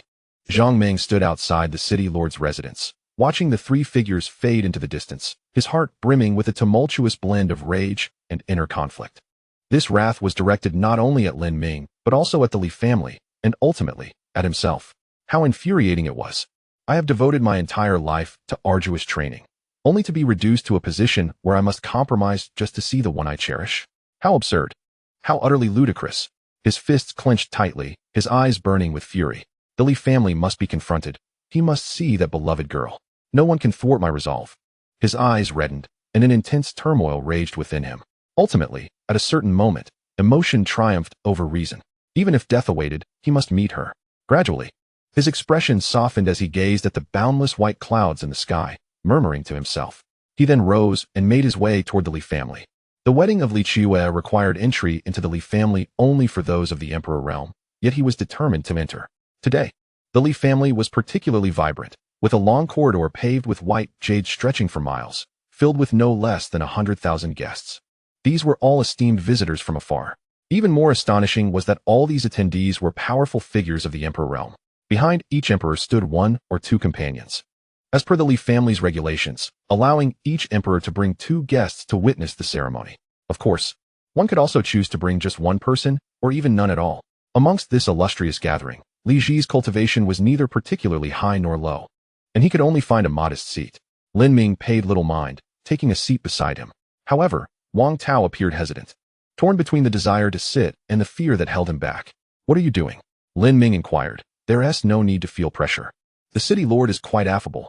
Hearing this, Li Ji forced a smile, his lips twitching. Though displeased, he recognized the necessity of humility under the roof of another. Replying with a forced cheerfulness, it's fine, please sit. Wang Tao glanced around nervously before whispering to Lin Ming. Senior, I understand the city lord is kind, but just look at them. What is the matter? Lin Ming asked, surveying the corridor. Despite the abundance of seats, not a single person beneath the Emperor realm had taken a seat. The hierarchy was distinctly evident. The fact that he, a half-step emperor, was seated among the emperors had already drawn some unfriendly glances. Lin Ming chuckled softly, addressing Wang Tao. It's of no concern. If you're afraid, you may sit beside me. Chapter 36. Is it her? A warm breeze flowed into the white jade corridor, brushing against Wang Tao's cheek, causing him to shudder involuntarily. The respect for the strong was a fundamental rule in this world. How could those beneath the Emperor realm sit on equal footing with an emperor? Feeling the piercing gazes from all directions, Lin Ming maintained an unruffled demeanor, while Wang Tao's palms grew sweaty with anxiety. In the past century, he had encountered far fewer emperors than the numerous figures present in this corridor. To him, each emperor had been a paragon of greatness in previous encounters. Merely standing among them would have been enough to render him faint. Yet, the thought of Lin Ming emboldened him. After all, this senior had effortlessly slain a peak emperor. Wang Tao looked at Lin Ming, solemnly declaring, "Very well, senior." He settled down beside Lin Ming, feeling the gazes from both sides. Wang Tao could not help but exhale deeply. This sensation was rather exhilarating. Once he truly settled into his seat, he found himself at ease, indifferent to the scrutiny surrounding him. After all, even if they disapproved of him, It was hardly the day for any conflict within the confines of the Li family. Was it? As he pondered this, he suddenly heard a nearby emperor speak. Considering the time, the wedding was still an hour away. He turned his head and glanced at Li Ji, smiling as he remarked, "Waiting like this is rather dull." Li Ji, no novice himself, immediately grasped the implication of Wang Tao's words. He stole a glance at Lin Ming, noting his calm demeanor, and replied, "Indeed, I wonder what you have in mind?" The emperor chuckled. "It has been a long time since I encountered so many cultivators of the same realm. I find myself itching for a sparring match." Li Ji raised an eyebrow. "Are you suggesting we have a duel?" The emperor waved his hand. "That was indeed my initial thought. However, at our level, once we engage, the consequences are significant. Such a day is clearly unsuitable for that." He cast a sidelong glance at Lin Ming, grinning. "Let us have our juniors compete instead. It could serve as entertainment to pass the time. What do you say?" Li Ji had anticipated the other's intentions. Seeing Lin Ming's lack of response, he casually remarked, "I have no objections, but whether they wish to fight is up to them." Turning to Lin Ming, he inquired, "The floating cloud emperor wishes for you to spar with his junior. Are you interested?" Lin Ming's response was straightforward and succinct. "No, not interested." The floating cloud emperor straightened his posture, unleashing the imposing pressure of an emperor upon Lin Ming. "Are you afraid, or do you simply disdain it?" He narrowed his eyes, scrutinizing Lin Ming. Lin Ming paid him no mind, instead closing his eyes and leaning back against his chair. In the white jade corridor, under the gaze of countless emperors, he chose to rest. Humph, merely a half-step emperor, yet so audacious. He believes he can rely on the Li family, knowing the floating cloud emperor cannot act directly here. If it were elsewhere, he would have long since bowed in apology. Even if conflict cannot arise within the Li family, does he think he can remain here indefinitely? Once he steps out, he would likely not survive a moment. This youth is simply too foolish. Just a half-step emperor, yet he cannot discern his own limitations. The many emperors observing, mindful of their dignity, refrained from speaking out, but those who had accompanied the emperor could no longer tolerate Lin Ming's presence. Why should everyone stand while he sits? He is merely a half-step emperor. Those who accompany an emperor to such an occasion are not lacking in talent themselves. Even if they do not share his level, they are undoubtedly exceptional individuals. Yet, everyone has been tactful, not crossing the line. What gives him the right? However, these derisive murmurs seem to have fallen on deaf ears for Lin Ming. Humph. The floating cloud emperor scoffed. Very well, very well. I have lived for 8,000 years. And you are the first to dare show me such disrespect. Had the moment been more opportune, he had no doubt that he would have effortlessly brought down that arrogant young man with a single strike. Li Ji, you truly excel in your teachings. Alas, he could only exert pressure on Li Ji. Li Ji curled his lip and remarked, "He is neither my disciple nor my junior. He merely resides in Xuanyang City. I have not instructed him." "Oh." The Emperor of Floating Clouds narrowed his eyes. "So, if he were to perish, you would feel no sorrow?" Upon hearing this, Li Ji immediately chuckled. "If you could slay him, I would have no objections whatsoever." "Huh. You believe I am unable to act against you here in the Li family?" The Emperor's tone turned frigid, his expression darkening. He had never anticipated that a mere half-step emperor would so brazenly disregard his authority. Yet, in this setting, he was indeed unable to resort to violence. Under the watchful eyes of many, he was experiencing his first taste of humiliation. Very well. The Emperor of Floating Clouds dissipated his imperial pressure and leaned back expressionlessly in his chair. Anyone could discern the fury brewing within him. The outward calm belied a tempest waiting to erupt. The white jade corridor regained its tranquility, and the multitude of onlookers withdrew their gazes. Time passed slowly, each moment laden with various thoughts, until the sound of melodious bells resonated. Dong dong dong dong dong dong. Before the white jade corridor, a crimson carpet unfurled from the horizon, extending for miles.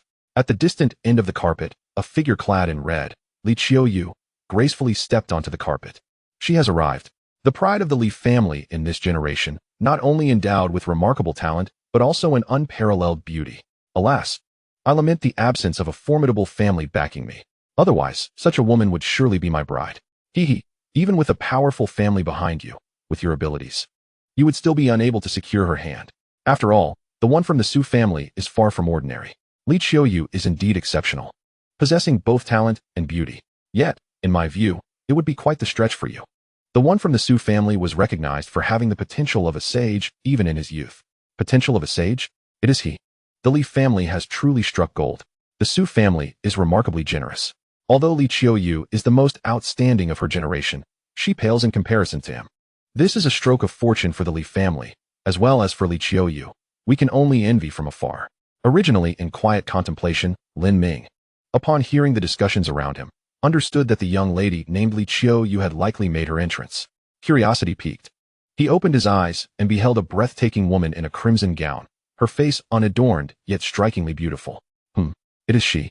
Gazing upon that breathtaking yet familiar visage, a wave of memories surged forth. Chapter 37. Li Qiuyu at the foot of the sword mountain of Tianxian sect. Lin Ming practiced the sword for 3,000 years. From Tianxian sect to the entire northern region, countless individuals regarded him as a jest.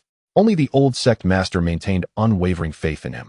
Throughout the 3 millennia of his sword training, the old sect master would visit him annually. Until a century ago, the old sect master brought along a companion. She was a girl as gentle and radiant as a pristine lotus. Clad in a delicate azure gown, her exquisite visage was perpetually adorned with a gentle smile. It was only later that Lin Ming discovered that this enchanting maiden was none other than the granddaughter of the venerable patriarch. The striking figure of Li Qiuyu, draped in crimson, bore an uncanny resemblance to the youthful girl of yore, both in appearance and in that ethereal, untainted grace. The sole distinction lay in the fact that the girl of the past was always graced with a smile, while the present Li Qiuyu's countenance resembled a frozen lake, exuding a chilling detachment that repelled all who approached. Such a reaction on this momentous occasion struck Lin Ming as rather peculiar. As he pondered these thoughts, Li Qiuyu steadily advanced to the terminus of the crimson carpet. There, the once dense mist seemed to part with the arrival of Li Qiuyu, as if a gentle breeze had swept through, revealing an imposing edifice. Beneath this grand structure sat numerous elders of the Li family, their presence a testament to their stature. At the pinnacle of the building stood a solitary figure, a beacon against the wind, with a white beard cascading to his chest. Clad in a dark blue robe that fluttered gracefully, he was none other than Li Huiran, the current head of the Li family and the father of the former patriarch of the Tianxian sect. His cultivation had long ascended to the apex of the emperor realm, with the potential to transcend further into the legendary domain of the sage. Such exceptional talent could hardly bear the thought of his progeny lacking even the qualifications to attain the emperor realm. Thus, the former patriarch faced scorn within the Li family, prompting his quest to carve a niche for himself in the northern territories. Alas, he ultimately failed to reach the emperor realm. In this realm, one's cultivation determines the upper limit of their lifespan. An emperor can expect to live for 50 millennia, while an ordinary sovereign barely reaches 10,000 years. Below the rank of emperor, the maximum lifespan dwindles to a mere 5,000 years. Therefore, while the former patriarch's days were numbered, his father, the head of the Li family, still enjoyed a lengthy existence. In front of the edifice lay a vast plaza, now occupied by a solitary figure. As the gazes of the multitude shifted to the expansive square, they were irresistibly drawn to this singular presence. Clad in a flowing white robe, he held a wine jug with a nonchalant grace. Standing amidst the plaza, his attention solely fixated on the vessel in his hand. He appeared indifferent to the esteemed Li family head, the venerable elders seated within the grand structure, or even the myriad of emperors gathered within the jade corridor. Remarkably, even Li Qiuyu, who was to become his bride on this day, seemed to elicit no interest from him whatsoever. In truth, aside from Li Qiuyu's resplendent crimson attire, which hinted at the festive occasion, neither of them exhibited the slightest inclination towards matrimony, lacking even the pretense of enthusiasm. Despite the silence and motionlessness of this youth, endowed with the potential of a sage, his mere presence commanded the attention of countless eyes, rendering them unable to divert their gaze. The prowess of a sage was indeed formidable. A mere glance was enough to inspire involuntary admiration and reverence. Such a being was destined to ascend to the pinnacle of the Kanglan continent, a true prodigy of heaven, remaining humble and composed despite his extraordinary gifts. Unlike certain individuals who, oblivious to their chances of attaining the emperor realm, displayed audacity beyond measure, a demeanor that exudes arrogance and disdain, truly a grand display of hubris. How audacious it is to compare that underachiever with the prodigies of the Su family. Such a comparison is nothing short of an insult to their lineage. Ah, indeed. That wastrel ought to be likened to a foul insect wallowing in the mud. Ha ha ha. To call him an insect is remarkably apt. Laughter echoed through the white jade corridor, rising and falling like waves. Initially, it was merely the disciples of the emperor who voiced their derision, but soon even some of the emperors joined in this verbal skirmish. Yet, Lin Ming remained unfazed, his gaze fixed upon Li Qiuyu. In the plaza, Li Qiuyu approached the young man of the Su family, Su Yun. At that moment, Su Yun finally shifted his gaze from the wine jug in his hand to glance at Li Qiuyu, his expression devoid of warmth. We share no emotional bond. I harbor no interest in you, nor do you in me, I presume, Su Yun stated, though he deemed it inconsequential. As he spoke, he extended his hand, emanating an aura of imperial authority. Place your hand in mine. From this day forth, you, Li Qiuyue, shall be my woman, Su Yun. I shall lead you to the pinnacle of the Kanglan continent. The future of the Li family shall take pride in you. His words were audacious, yet his tone remained calm, as if such an assertion was entirely natural. What was most unsettling was that everyone present, including the patriarch of the Li family, who stood atop the edifice gazing down upon the masses, exhibited no skepticism towards his proclamation. It was as though he was destined for such prowess. This was the audacity befitting one of a saintly disposition. Li Qiuyue regarded Su Yun for a prolonged moment before suddenly lifting her gaze to the elderly figure at the summit of the building. Subsequently, she spoke, her voice devoid of elation or sorrow. I do not care for the summit of the Kanglan continent, nor do I concern myself with whether the Li family takes pride in me. You were correct in one regard. I have no interest in you. I find joy in mountains, the sea, clouds, and the wild creatures of the earth, yet I do not find any joy in you. After a brief pause, she continued, however, this is of little consequence. If my family requires me to marry you, I am willing to comply. Her words were crystal clear. This marriage was solely for the future of her family. Yet, those present were momentarily taken aback, seemingly unable to process the implications. To possess a husband of saintly caliber is the aspiration of countless women in the world. Moreover, standing behind this prodigious youth is the Su family, which signifies that with their protection, Su Yun is unlikely to encounter any setbacks, and due to their influence, he would lack for no resources in his cultivation. The so-called saintly disposition was perhaps more accurately described as Su Yun being a destined sage, certain to ascend to the heights of imperial majesty. Yet, in the eyes of Li Qiuyue, this held little significance. She was utterly indifferent. Upon hearing her words, a flicker of change crossed Su Yun's expression, but it quickly reverted to its previous calmness. He smiled and said, you differ somewhat from my expectations. Perhaps in the future, I may indeed find some interest in you. Li Qiuyue's gaze remained fixed on Li Huiran at the pinnacle of the edifice, her eyes narrowing slightly as she replied, there is no need for that. Your lofty affections are beyond my reach, nor do I desire them. Between us, it is merely a transaction. Chapter 38. Li Qiuyue's words were strikingly candid. Even with Su Yun's temperament, she could not suppress a flicker of anger at that moment. He raised his gaze towards Li Huiran, perched atop the building, and asked coldly, is this the stance of the Li family? Li Huiran, I demand an explanation. Though Su Yun had only just entered the realm of the emperor, he faced Li Huiran, who stood at the pinnacle of the emperor's stage, without an ounce of trepidation. Li Huiran's expression remained unchanged as he waved his hand dismissively, assuring, I will ensure your satisfaction. The oppressive aura radiating from the peak emperor instantly enveloped the entire Li family, as if a colossal mountain had descended upon them. The atmosphere became so stifling that even lifting one's head felt exceedingly arduous. Even the emperors within the jade corridor trembled uncontrollably, beads of sweat trickling down their foreheads, creating a rhythmic patter that resonated throughout the corridor. This was merely due to Li Huiran's pressure not being directed at them. Had it been, it was likely that none among the 100,000 emperors could withstand it. Such was the might of the head of a top-tier family in the Central Plains. On the receiving end of this formidable pressure, Li Qiuyue fell to her knees with a thud. The ground around her shattered like a spider's web, fissures extending 100 yards in all directions. From this day forth, you shall belong to the Su family, as Su Yun's wife.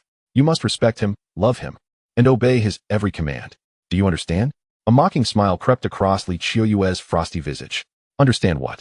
I have consented to marry Su Yun. Is that not sufficient? Is the Li family merely a vassal of the Su family? Why must I submit to him? Are you the head of the Li family or the Su family? Li Qiuyue concentrated all her spiritual power into her legs, struggling to rise once more.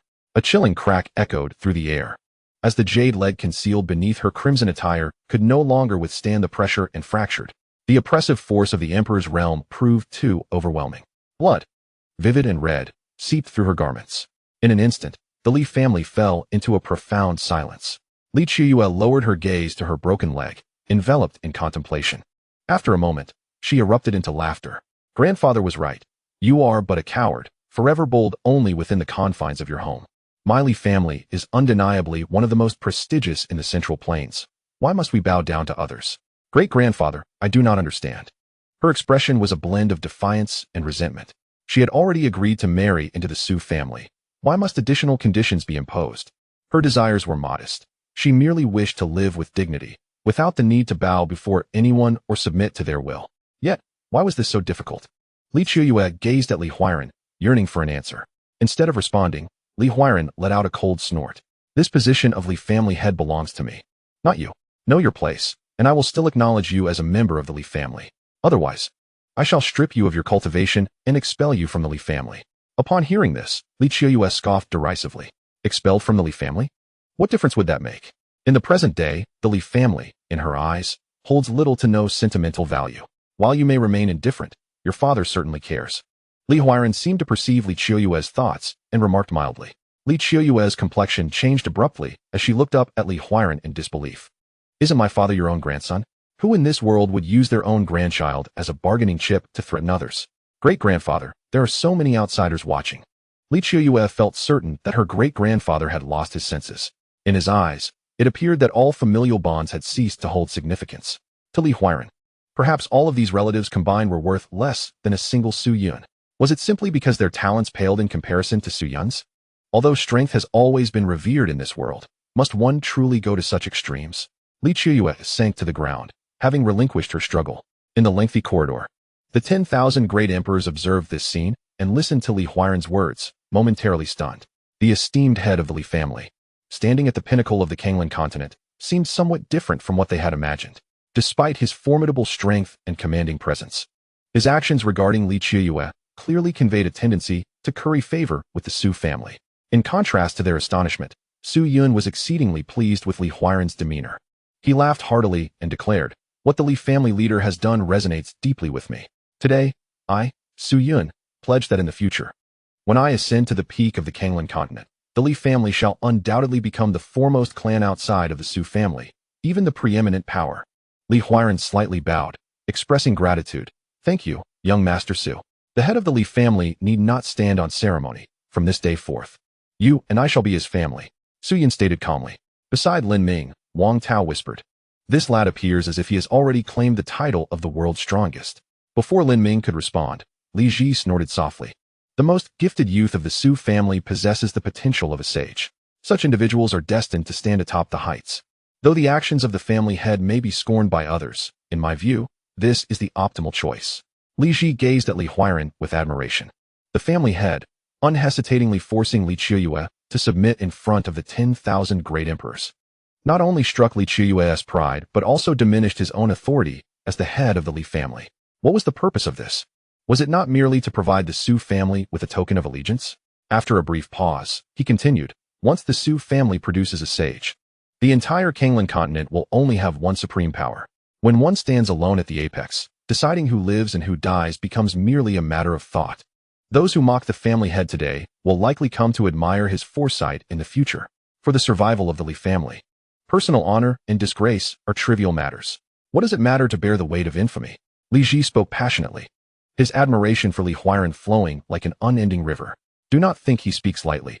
If Li Qiuyue remains obstinate, the family head would not hesitate to strip her of her cultivation and cast her out of the Li family. Even her parents would not escape such a fate. After all, not long ago, the patriarch had personally rendered his own son powerless." "Which son, you may ask?" Suddenly, Lin Ming turned to Li Ji. Li Ji scoffed disdainfully. Who else could it be but Li Junlin, who left home many years ago, seeking to carve out a place for himself in the world? Alas, a wastrel remains a wastrel. The grandiose aspirations he proclaimed upon departure were never realized.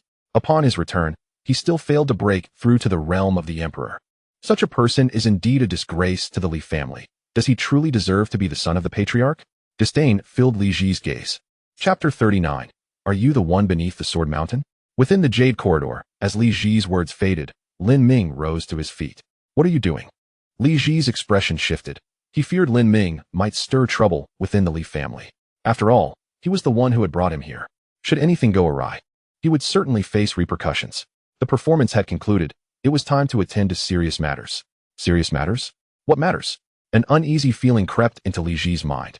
Lin Ming did not turn back, but calmly stated, "I have a question that requires the patriarch's elucidation." "What question?" Li Ji promptly inquired.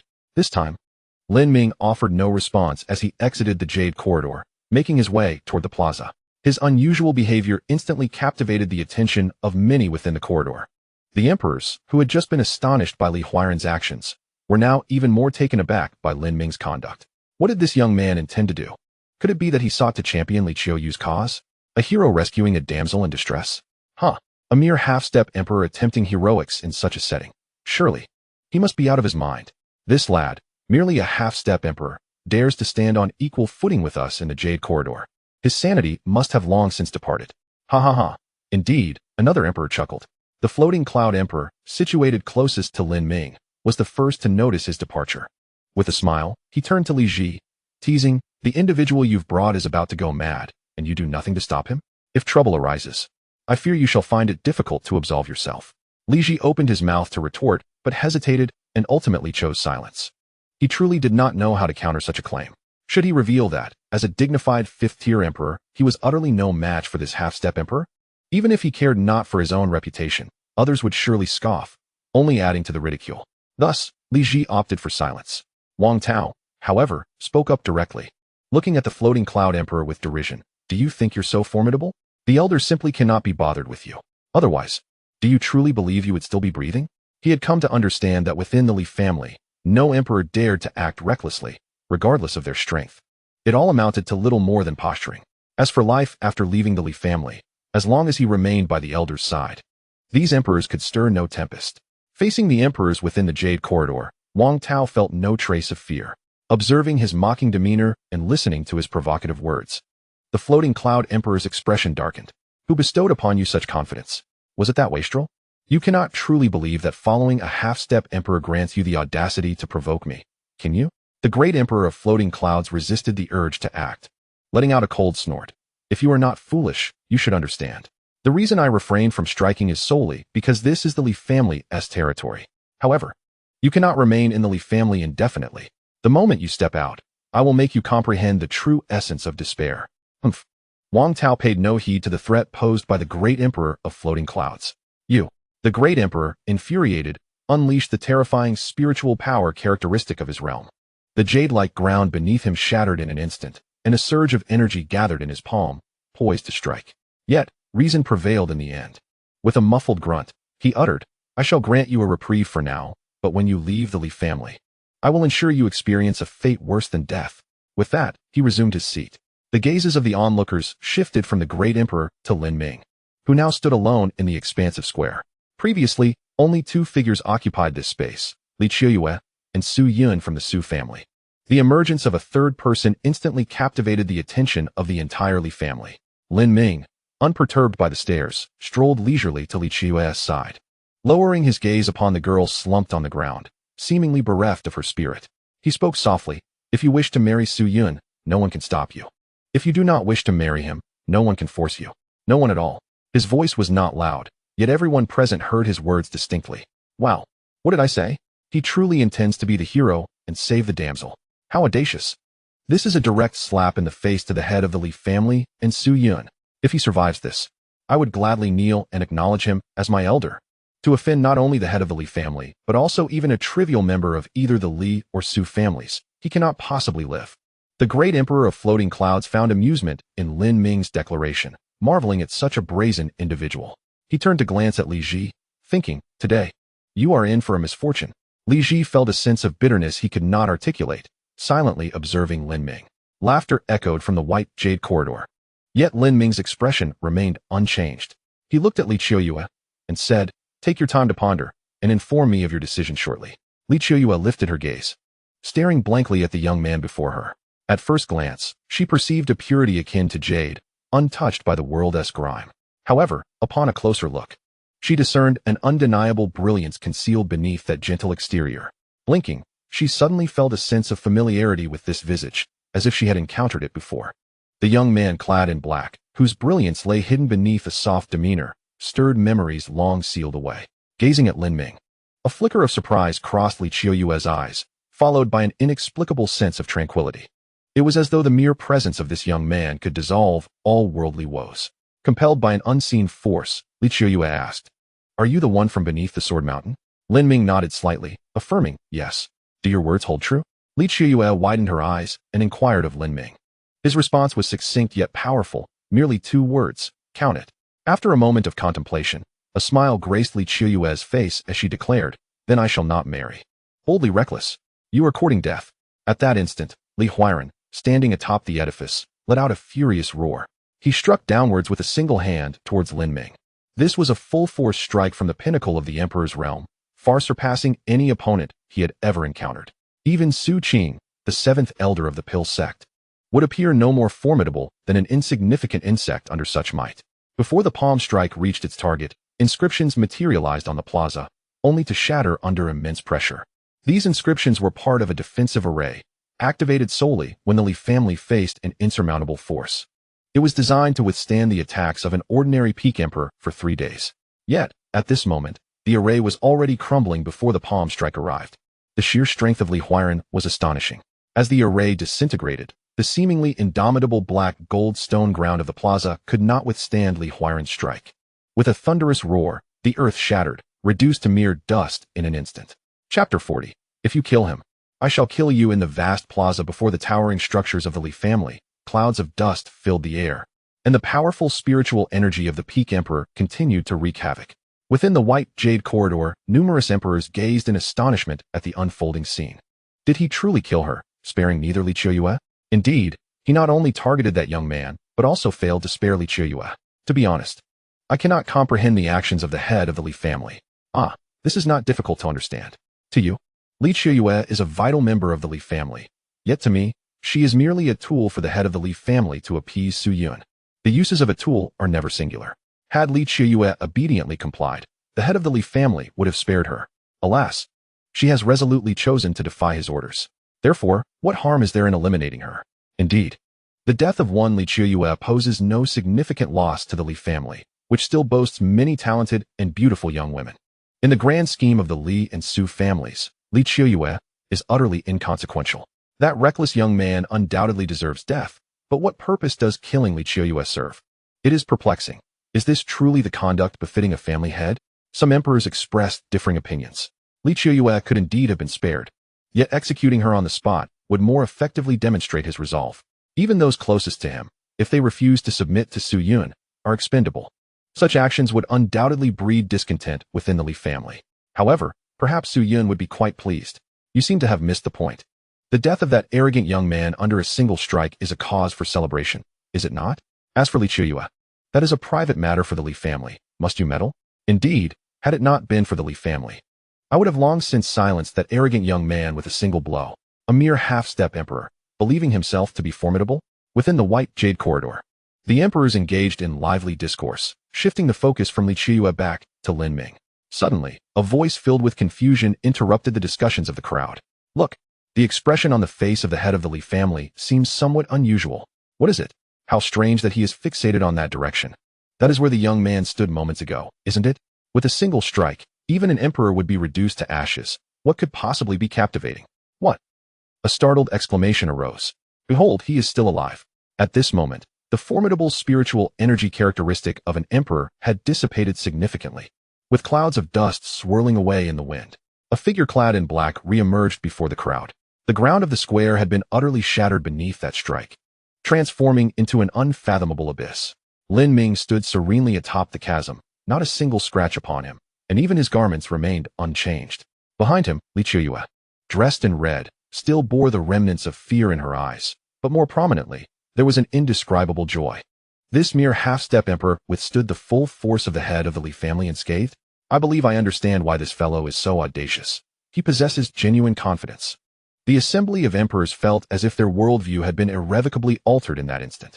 However, the Cloud Emperor experienced a swift transition from joy to despair. The smile on his face vanished in an instant, and his previously flushed complexion turned ghastly pale. As for those who had mocked and scorned Lin Ming earlier, they now found themselves enveloped in despair, fervently hoping that the head of the Li family could eliminate Lin Ming in one fell swoop. Li Ji took a deep breath, realizing that his anxiety had only intensified. Although he had long recognized Lin Ming's extraordinary prowess, he had not anticipated that he had significantly underestimated it. To withstand the head of the family's strike without a scratch, does this not imply that this seemingly half-step emperor possesses the strength of an emperor at its pinnacle? And Lin Ming was the one he had brought to the Li family. Li Ji dared not contemplate further. At the pinnacle of the building, Li Huiran narrowed his eyes, an unusual gravity settling on his expression. You, who conceal your cultivation, what is your purpose in coming to the Li family? Although Lin Ming appeared to be merely a half-step emperor, everyone present was convinced that he was concealing his true power. I have no intention of hiding my abilities. I came to the Li family without ulterior motives. I merely seek a response regarding a certain matter, Lin Ming declared. Huh. Li Huiran chuckled lightly, entirely disbelieving Lin Ming's claim of unintentional concealment. Yet, he understood that dwelling on such matters held no significance. What do you wish for me to respond to? Li Huiran inquired from his elevated position. Lin Ming replied, Li Junlin has died. Although his lifespan was nearing its end, it should not have occurred so soon. Thus, I wish to inquire if his demise is related to you. As soon as the words left his lips, Li Huiran erupted into boisterous laughter. Absurd. Utterly ridiculous. Li Junlin is my own son, and you dare to suspect that I could have killed him? Lin Ming's expression remained unchanged as he continued. Originally, I would not have thought thus. However, had I not protected Li Qiuyue just now, she would have undoubtedly become a corpse. You can act against Li Qiuyue without hesitation. It is not difficult to comprehend your ruthlessness towards a son you have always despised. Li Huiran shook his head, hands clasped behind him, standing atop the towering edifice, enveloped in a profound sense of solitude that often accompanies such lofty heights. He spoke flatly. Li Junlin, what if I kill? What if I do not? What are you? To question me? He had no interest in offering an explanation, believing it unnecessary. From his vantage point, Li Huiran looked down upon Lin Ming as though observing an insignificant insect. Lin Ming raised his right hand, slowly drawing forth the rusted iron sword from behind him. This sword, a gift from the old patriarch Li Junlin, symbolized a lifetime of striving for the paternal approval that never came. Despite nearly a millennium of endeavors in the northern domain, he remained a step short of achieving his desires. This small yet insurmountable gap represented two worlds apart. Today, Lin Ming had come to the Li family not only to ascertain the truth behind Li Junlin's demise, but also to convey to the family head, Li Huiran, that his son Li Junlin was the most exceptional person in existence. Gripping the rusted sword, Lin Ming looked up, his gaze piercing as he solemnly declared, The Li Junlin you disdain is the most significant person in my heart. Should you incapacitate him, I shall incapacitate you. Should you kill him, I shall kill you. His voice betrayed no emotion, yet within the white jade corridor, the hearts of 100,000 emperors trembled. The numerous elders of the Li family below rose simultaneously, their eyes fixed on Lin Ming, filled with murderous intent. Li Huiran, high above, laughed heartily. Your courage surpasses his by leagues. Come, let me witness the source of your confidence. Chapter 41. The golden silk armor within the Li estate. The vast plaza before the towering building had transformed into an unfathomable abyss. Lin Ming stood upon the brink, sword in hand. The discussions within the white jade corridor fell silent. Those emperors who prided themselves on having witnessed grand spectacles now fell mute, their hearts lodged in their throats. One side represented the foremost family of the central continent, headed by Li Huiran, while the other, though unknown, had withstood Li Huiran's palm unscathed, undeniably showcasing the prowess of a peak emperor. Such a confrontation would be rare across the entirety of the Kanglan continent, perhaps even a millennia in the making. Patriarch, this youth is peculiar. Exercise caution, an elder of the Li family cautioned. Li Huiran waved him off, proudly asserting, as long as saints remain absent, what fear do I have in this vast Kanglan continent? He could not discern Lin Ming's true strength, yet it mattered little. He was certain of one thing. Lin Ming was no saint. Li Qiuyue, her legs no longer bleeding, hovered behind Lin Ming, softly inquiring, should I step back? Lin Ming shook his head slightly, reassuring her, no need to worry, it will be over soon. Over soon? Li Qiuyue blinked her beautiful eyes, momentarily perplexed by the meaning of his words. Just then, Lin Ming had already thrust his sword towards the towering peak of the building. There were no intricate maneuvers, no overwhelming aura. Indeed, there was not even a hint of sword intent. This strike was utterly mundane, strikingly ordinary. Many who witness this cannot help but feel a sense of doubt. Upon reaching the realm of the great emperor, one's power manifests with the might of a roaring tide. Yet, Lin Ming undeniably surpasses even the great emperor. This sword strike seems exceedingly unusual. At the pinnacle of the tower, Li Huiran snorted coldly. Although he too was puzzled, his confidence remained unshaken. Great Luo turning heaven seal. He bellowed, shaking the firmament. Above, a palm imprint loomed, obscuring the sun, fiercely coalescing as winds stirred and thunder rumbled. The spiritual energy within a vast radius surged, boiling with fervor.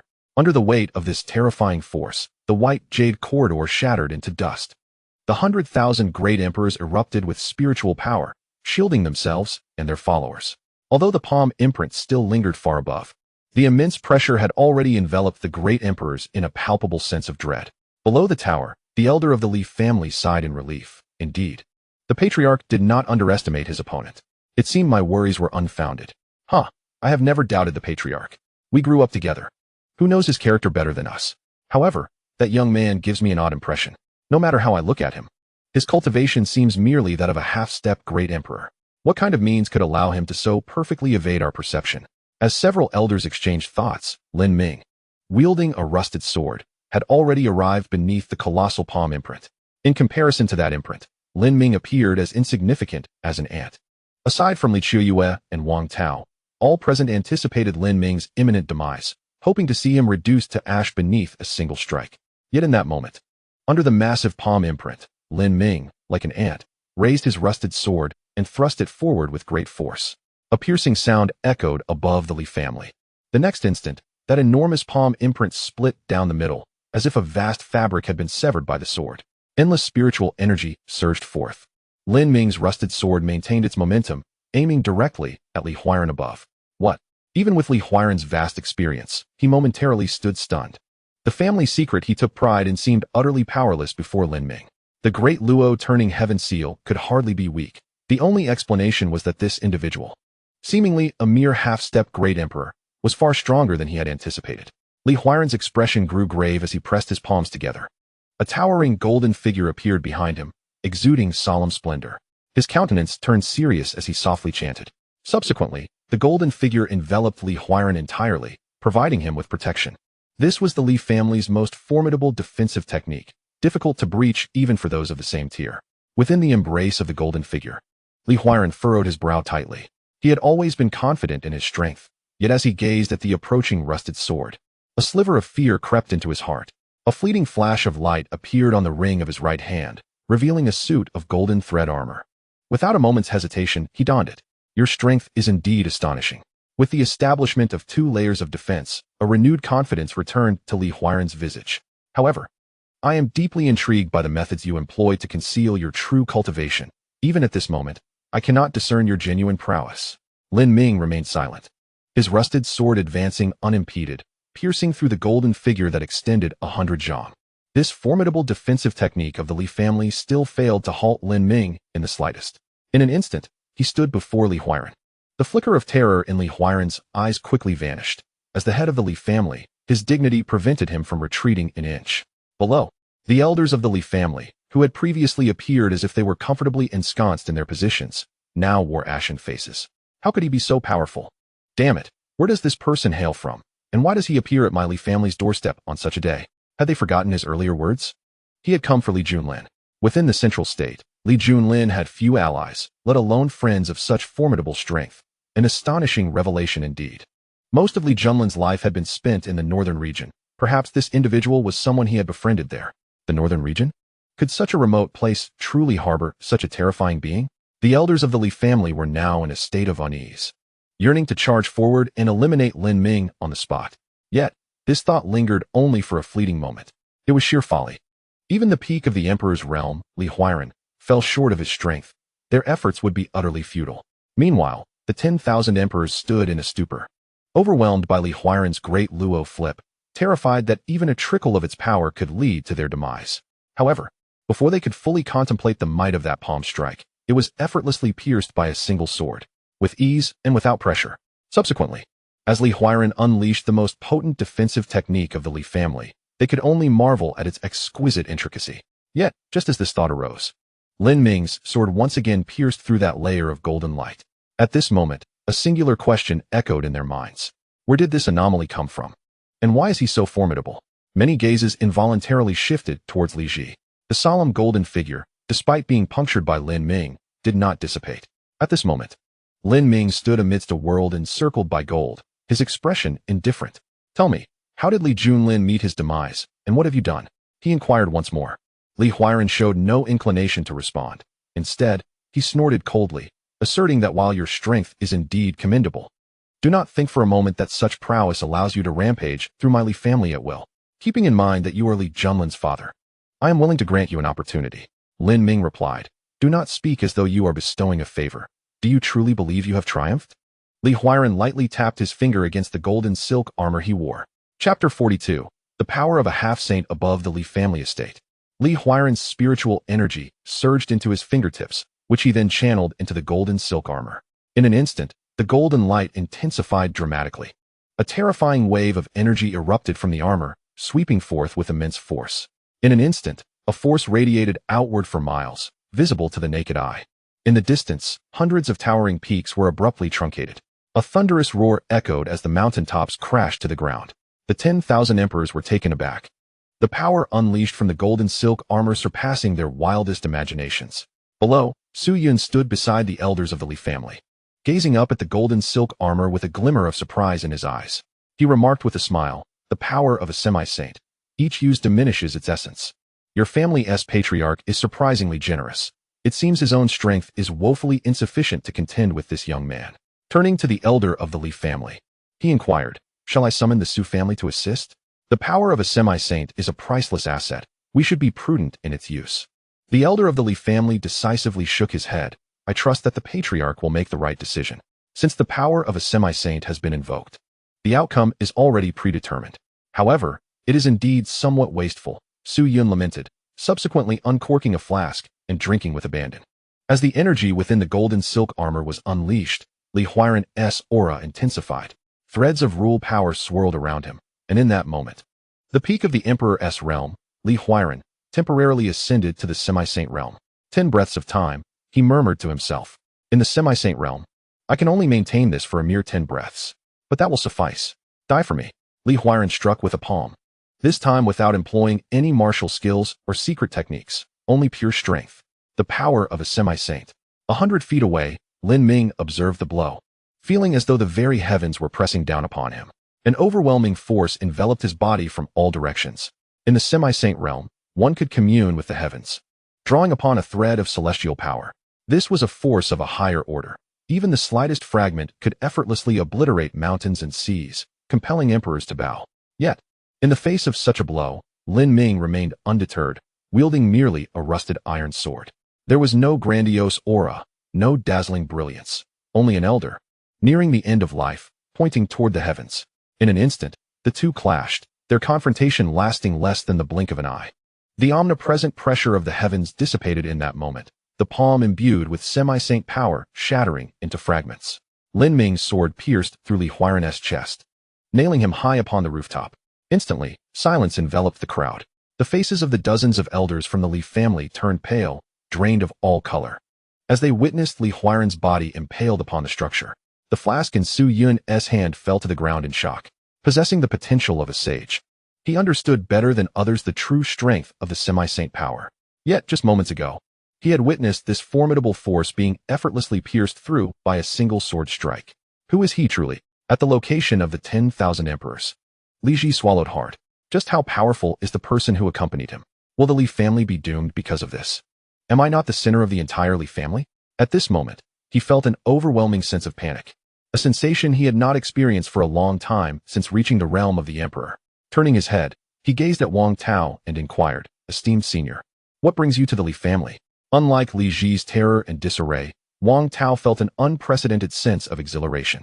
What did he care for emperors or sovereigns? Hadn't the senior already stated his purpose was to seek Li Junlin?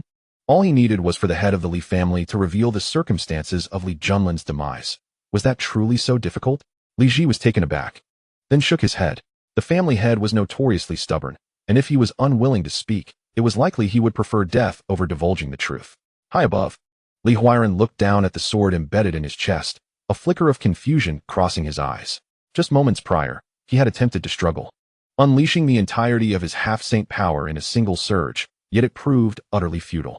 The might of his adversary filled him with despair. However, though the sword was formidable, it had not extinguished his vitality. This indicated that the individual before him did not wish to kill him, at least, not for the time being. Who are you to Li Junlin? Li Huiran narrowed his eyes, unable to believe that Li Junlin could possibly know someone so powerful. Yet, Lin Ming's next words astonished him further. He is both my mentor and my friend, Lin Ming stated candidly. The most significant person in his life thus far had been Li Junlin. When he first encountered Li Junlin, he was merely an ordinary person struggling to survive. His greatest aspiration to have enough to eat and drink. Li Junlin was the first and only beacon that guided him on the path of cultivation. He could accept Li Junlin's death. After all, even emperors and sovereigns eventually meet their end. Yet, Li Junlin's life should have still held several months. He had not died a natural death. Even a difference of mere months, days, or even a breath was unacceptable. Both mentor and friend? Li Huairan's pupils constricted in shock. You are his disciple? Lin Ming did not deny it. Without him, I would not be who I am today. Suddenly, Li Huairan erupted into laughter. How absurd. Junlin is the child I least favored. He excels in many areas, but alas, his talent is lamentably lacking. Had he been born into an ordinary family, he might have been my favorite. But he is of the Li family, my son, Li Huairan. His talent cannot be mediocre. He never expected that his seemingly useless son would have a disciple like Lin Ming. Lin Ming frowned, his voice cold. Get to the point. How did Li Junlin die? Li Huairan scoffed. As one on the verge of death, does it truly matter how I die? It may not be important to you, but to me, it is of greater significance than the entire Kanglan continent. Lin Ming raised his hand and said indifferently, you have 3 breaths to speak, or you shall die. Li Huairan's expression changed. At his level, he was acutely sensitive to the intent to kill. Just moments ago, Lin Ming had displayed power far beyond his imagination. However, the intent to kill was not particularly strong, almost negligible. Yet now, this murderous intent seemed to manifest as a tangible force, akin to a sharp sword suspended above his head. Even Li Huairan, accustomed to the turbulent winds of fate, instinctively shuddered beneath this oppressive aura. He spoke in a low voice. I do not know. He opposed Li Qiuyue's marriage to Su Yun, leading to a dispute between us. In a fit of rage, I crippled his cultivation and confined him within the cliff of reflection. He died on the 3rd day. I did not kill him. Chapter 43. Visitors from the Dan sect. Upon hearing Li Huairan's words, Lin Ming lowered his gaze towards the elders of the Li family below, who appeared utterly bewildered. Were his words truly factual? The eldest elder, not daring to show any sign of negligence towards Lin Ming, promptly nodded, affirming, what the head of the family has stated is indeed true. I would stake my life on it. On the other side, Li Qiuyue echoed. Grandfather was certainly not killed by the head of the family. Lin Ming turned back to glance at Li Qiuyue, then nodded slightly, acknowledging, I understand. He withdrew the rusted sword from Li Huairan's chest and sheathed it behind him. Just as Li Huairan was about to breathe a sigh of relief, he saw Lin Ming point towards his dantian. What? Li Huairan's complexion turned pale in an instant. Lin Ming retracted his finger, turning away as he spoke calmly. I already warned you. Should you kill Li Junlin, I would take your life. If you cripple him, I shall do the same to you. No, you madman. Li Huairan shouted in despair, his spiritual energy uncontrollably leaking from him. He found himself unable to manage the situation. At that moment, he felt the same despair that Li Junlin had experienced on that fateful day. For a cultivator, especially one of his caliber, standing at the pinnacle of the Kanglan continent, having his cultivation crippled was akin to the most severe form of torture. For many with a fragile mindset, this was no different from a death sentence. Yet, Lin Ming paid no heed to Li Huairan's frantic cries. In silence, the elders of the Li family dared not utter a single word of concern. They were filled with anger and resentment, yearning to eliminate Lin Ming at any cost, but they only dared to harbor these thoughts within their hearts. Lin Ming approached Li Qiuyue, unconcerned by the elders' attitudes, wishing only to see Li Junlin once more. Is your grandfather's body still there? Li Qiuyue nodded, replying. It remains on the cliff of reflection. Has no one attended to it after so long? Lin Ming inquired, astonished. Li Qiuyue quickly clarified. The head of the family forbade my grandfather from being buried in the Li family. It is astonishing that a father and son have come to such an impasse. Lin Ming remarked, Li Huairan's obsession is truly astonishing. As the head of the Li family, his actions were ostensibly for the family's sake, which was not inherently wrong. But his methods were excessively extreme. Did your grandfather wish to be buried in the Li family? Lin Ming asked. After a moment of contemplation, Li Qiuyue responded earnestly. Throughout his life, my grandfather yearned most for the recognition of our great-grandfather. How could he not desire to be interred within the Li family? However, our great-grandfather disapproved, and no one within the family dared to make a unilateral decision. I understand now. Lin Ming let out a sigh. Throughout his life, Li Junlin had exerted every effort to earn the recognition of his father, Li Huairan. However, he never anticipated that, even in death, he would be denied the honor of being interred within the family. Such a family, despite its lofty stature and being one of the most formidable powers in the central state, likely struggles to win the hearts of its people. He wished to be buried in the Li family grounds. Who could possibly oppose that? Lin Ming inquired. Li Qiuyue shook her head, indicating that there should be no one left to object. Then take me to the cliff of reflection, he commanded. Very well. With that, the two walked towards the cliff of reflection, seemingly oblivious to the countless gazes from the Li family members, none daring to voice dissent. Soon, Lin Ming arrived at the cliff of reflection. There, Beneath a peach tree sat an elder clad in a long blue robe, surrounded by a carpet of pink peach blossoms. Upon reaching the realm of the emperor, even in death, one's body could remain intact for a millennium. Thus, Li Junlin appeared just as Lin Ming remembered him, albeit devoid of any vitality. After examining Li Junlin's body, Lin Ming's confusion deepened. The body was unharmed, with no signs of poisoning. Was it a problem with the soul? The world is replete with secret arts, and methods targeting the soul certainly exist. However, the challenge of subtly annihilating the soul of a peak emperor is immense. Anyone possessing such capability is unlikely to be an unknown figure in the central state. How could Li Huairan not uncover this? No matter how disdainful he might be towards Li Junlin or uninterested in his fate, he would never permit someone to enter his family and commit murder, unless that individual bore the surname Su. 8,000 miles from the Li family, an inverted alchemy furnace raced swiftly towards them. Upon the furnace stood 5 individuals.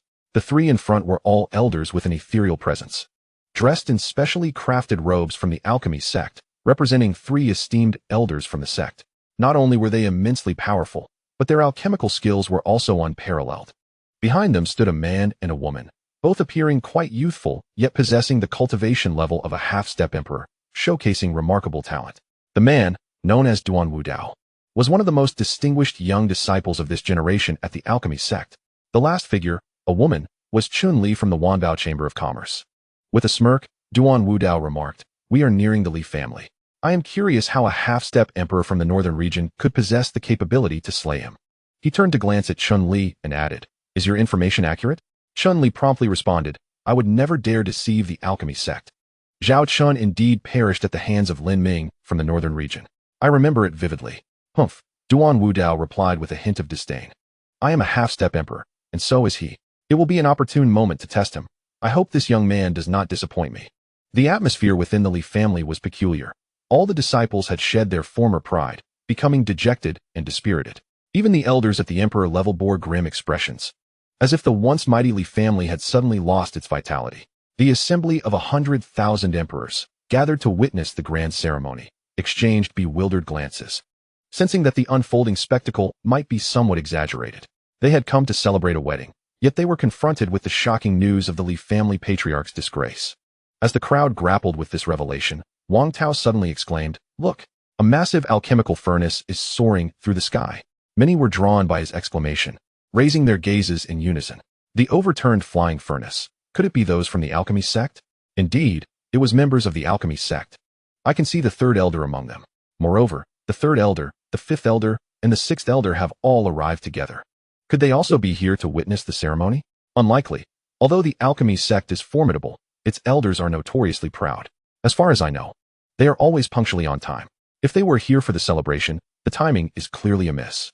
If not for the celebration, then what could their purpose be? Could it be for Lin Ming? Li Ji immediately countered.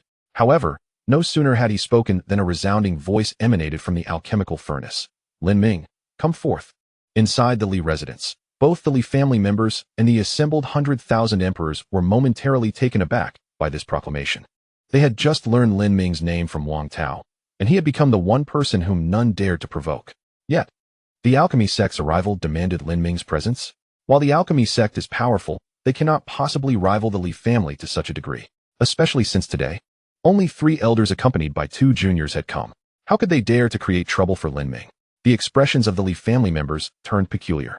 Standing atop the colossal alchemical furnace, Duan Wudao remained blissfully unaware of any impropriety. He stepped forward, hovering above the Li family, and declared, "I am Duan Wudao of the alchemy sect. Lin Ming has slain my junior brother Zhao Chan, and I have come today to seek justice for my fallen comrade. I implore the esteemed members of the Li family not to shield him." The elders of the Li family exchanged glances. Having felt despondent until now, they suddenly sensed a glimmer of hope. Confronted by Lin Ming, they had seemingly lost all prospects of vengeance. Yet with the alchemy sect's involvement, the situation might shift. The alchemy sect, while not vastly superior to the Li family, possessed a network of connections that the Li family could scarcely rival.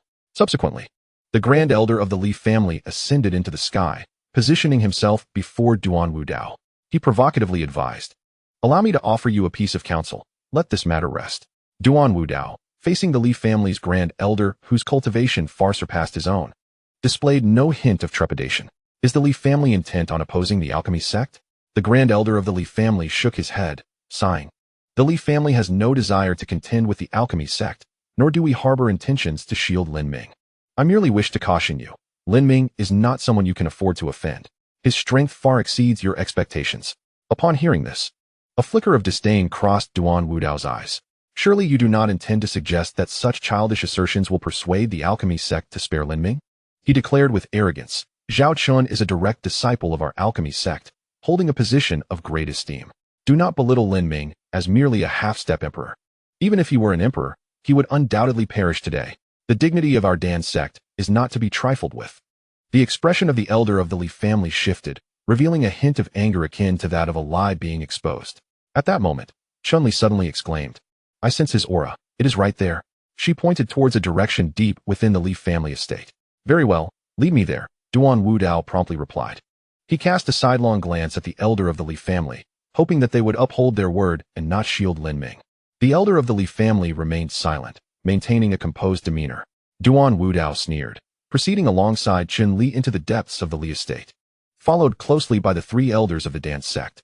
As the three elders approached the elder of the Li family, one momentarily paused. The Li family had recently endured a fierce battle, appearing far from a mere sparring session. He gazed into the abyss beneath him, chuckling softly. Though this young lad Duan Wudao possesses remarkable talent, he remains somewhat naive and easily manipulable. Nevertheless, he speaks a truth. Do not underestimate Lin Ming as merely a half-step emperor. Even if he were an emperor, he would surely meet his demise today. Our Dan sect fears no adversary. Thus, there is no need to provoke him further. With that, he disregarded the elder's reaction and strode purposefully deeper into the Li estate. The elder of the Li family hovered in the air, watching the retreating figures of the Dan sect members, murmuring to himself, Indeed, the Dan sect is formidable, and you possess ample reason to be proud. However, this time, the opponent is distinctly different. At this moment, the elder felt a strange anticipation for Lin Ming to take action. Ideally, he would eradicate these intruders entirely, ensuring that there would be no possibility of reconciliation between the Dan sect and Lin Ming, a fight to the death. In the Li family cemetery, Lin Ming held the lifeless body of Li Junlin, intending to find a suitable resting place. Since Li Junlin wished to be buried within the Li family grounds, he would indeed be interred there, and no one could obstruct him. Yet, before he could step into the cemetery, a loud and arrogant voice rang out from outside. Lin Ming, at last, I have found you. For killing my junior disciple Zhao Chun, today I shall take your life. Lin Ming turned to see Duan Wudao donned in the robes of the Dan sect, accompanied by Chun-Li. Your junior disciple Zhao Chun? Upon seeing Chun-Li and Duan Wudao, he recalled who Zhao Chun was. Zhao Chun did not die by my hand. The one who killed him was the seventh elder of the Dan sect, Su Qing. Of course, this seventh elder may possess another identity, Lin Ming remarked. Ridiculous. Duan Wudao retorted coldly. You, knowing that our seventh elder met an untimely demise, shamelessly shift the blame onto him. The death of my disciple was witnessed firsthand by Chun-Li, the president of the Wanjin Chamber of Commerce. Your denial is futile. Lin Ming shook his head slightly. If I say it is not so, then it is not so. If I had killed Zhao Chun, why would I attribute it to another? It was you who killed Zhao Chun. I remember it distinctly. The fiery mark on Chun-Li's forehead suddenly flickered, and she pointed at Lin Ming, exclaiming loudly. You are mistaken. I indeed killed a member of the Dan sect, but it was not Zhao Chun, it was Su Qing. Lin Ming's tone was calm, as if he were recounting an exceedingly mundane matter. Yet, Duan Wudao was taken aback. The three elders behind him were equally stunned. They had anticipated Lin Ming would vehemently deny having killed the Danman's esteemed disciple, Zhao Chun. However, they never imagined he would so candidly and naturally admit to having killed Su Qing. Although the esteemed position of a Danman disciple suggested a high likelihood of attaining the status of an emperor, it paled in comparison to that of a true emperor. If he feared retaliation from the Danman, how could he so boldly declare his act of killing Su Qing? Confusion clouded the eyes of the Danman members. Unconcerned with their thoughts, Lin Ming clarified the matter and then disregarded them, raising his right index finger to draw a line 10 zhang before him. Those who crossed this line would meet their demise. He would address the Danman issue later. At present, he had far more pressing matters to attend to. His sole desire was to hastily inter Li Junlin in the Li family cemetery, indifferent to the trivialities of the Danmen, and wishing to be left undisturbed. However, the Danmen members had different intentions, especially Duan Wudao, who, after a brief moment of shock, bellowed furiously, Are you mocking me? Elder Su Qing's strength could crush you with a mere finger. You killed him? Nonsense, a delusion. In the next moment, He stepped forward and struck towards Lin Ming with a fierce palm, exclaiming, "Die!" Yet, as soon as his body crossed the line drawn by Lin Ming, a sword light cleaved through him. Blood appeared, trickling down from his forehead. With a sharp sound, his body was severed in two. Just moments ago, Duan Wudao had been threatening to kill Lin Ming. Now, he lay lifeless, a gushing corpse. Inside the Li residence, silence reigned. Chapter 45. Su Qing. Outside the Li family cemetery, Duan Wudao's body lay split asunder, and the thick scent of blood instantly permeated the air. The three elders of the Dan men exchanged glances, their expressions shifting. They were poised to act to ensure Duan Wudao's safety. Yet, who could have foreseen Lin Ming's decisive action? Executed without the slightest hesitation, his sword strike unexpectedly swift? The esteemed disciple of the Dan men had been killed without so much as affording them a moment to react, akin to squashing an ant. "You little thief, you possess great audacity." The fury of the Dan men's third elder erupted as he shouted, lunging towards Lin Ming. "Come here." In an instant, he crossed the line Lin Ming had marked on the ground. A distinguished elder of the Dan men, a pinnacle expert of the Emperor realm, would not be intimidated by Lin Ming's threat. What of crossing this line? Could he, who had killed Duan Wudao, also dare to kill him? Yet, in the next heartbeat, a brilliant flash of sword light surged forth. The third elder's eyes were still wide with astonishment and a hint of regret. Then, his body split from the center of his forehead, tearing apart. With a sharp sound, he too fell in two. In this singular strike, the third elder of the Dan men, with the cultivation of an emperor, met the same fate as Duan Wudao, who was merely a half-step emperor. The scent of blood thickened further. Chun Li's pupils constricted.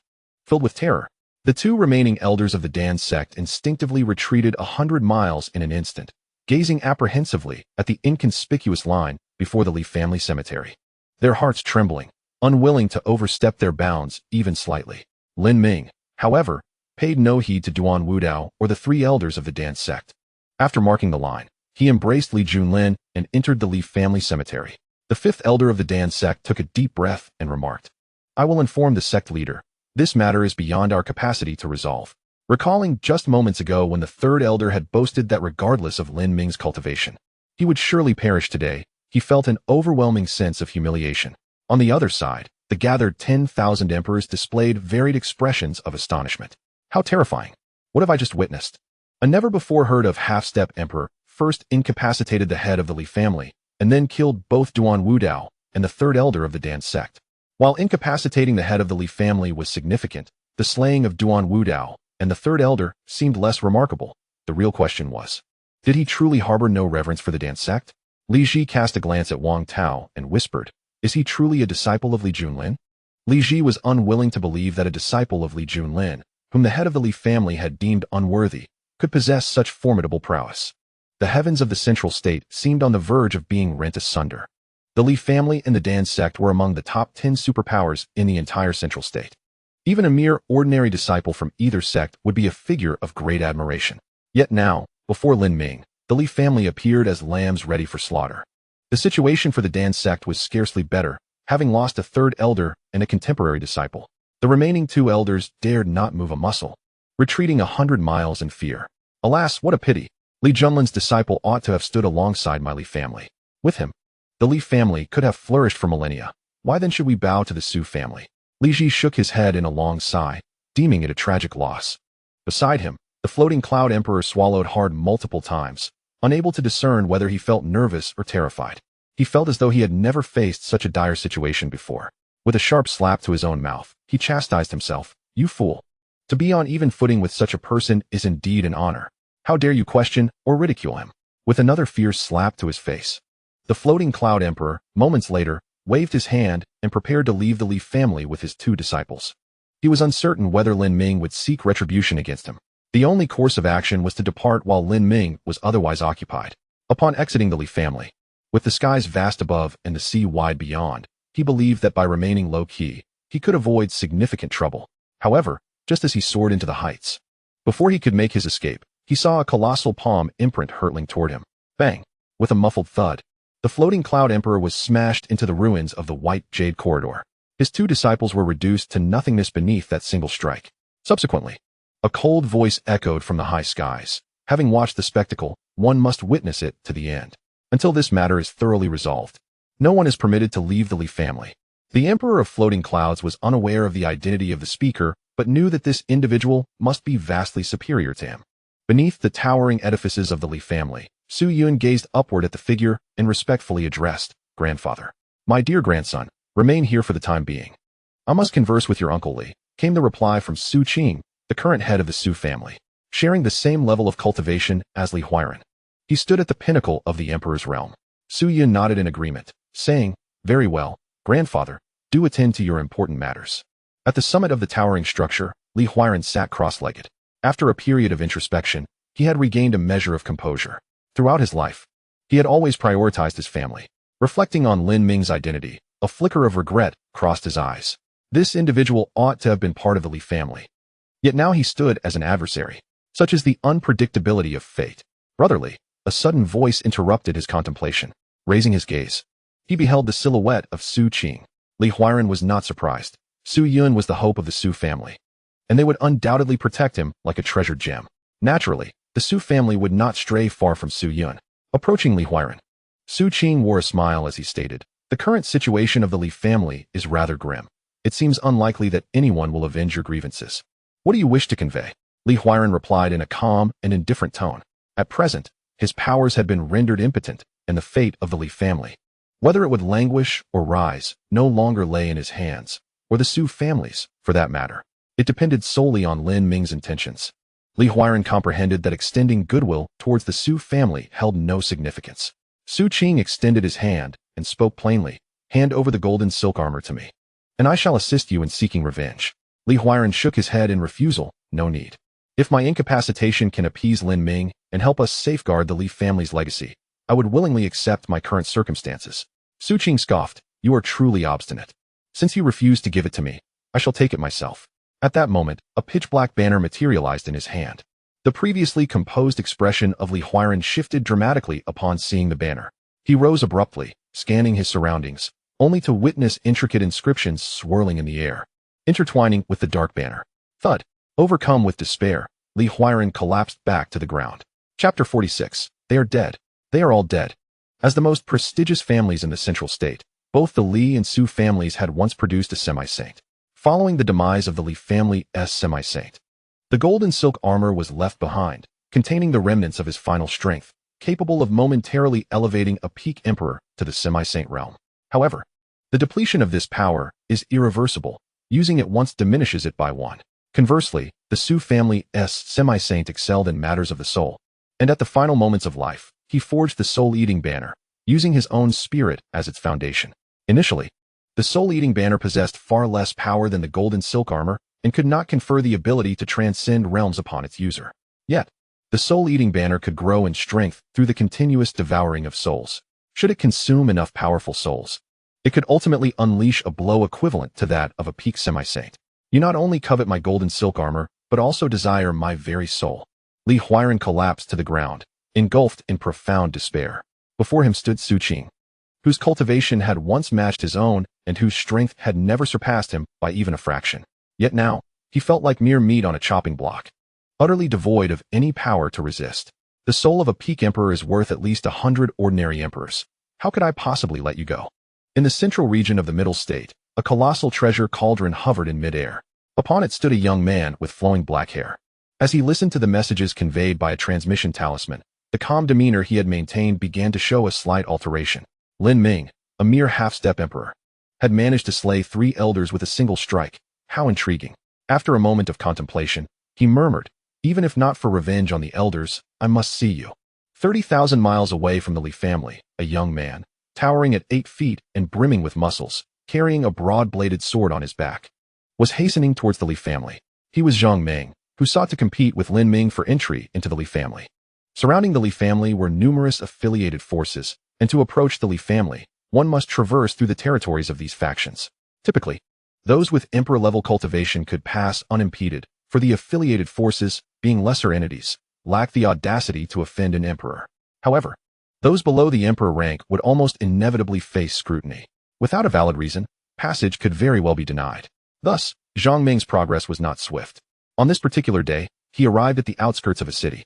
The city was guarded by a middle-aged man wearing a faint smile, who, upon seeing Zhang Ming, extended his hand and said, "Passing through here is quite simple. Just present me with spirit stones." A flicker of astonishment crossed Zhang Meng's face.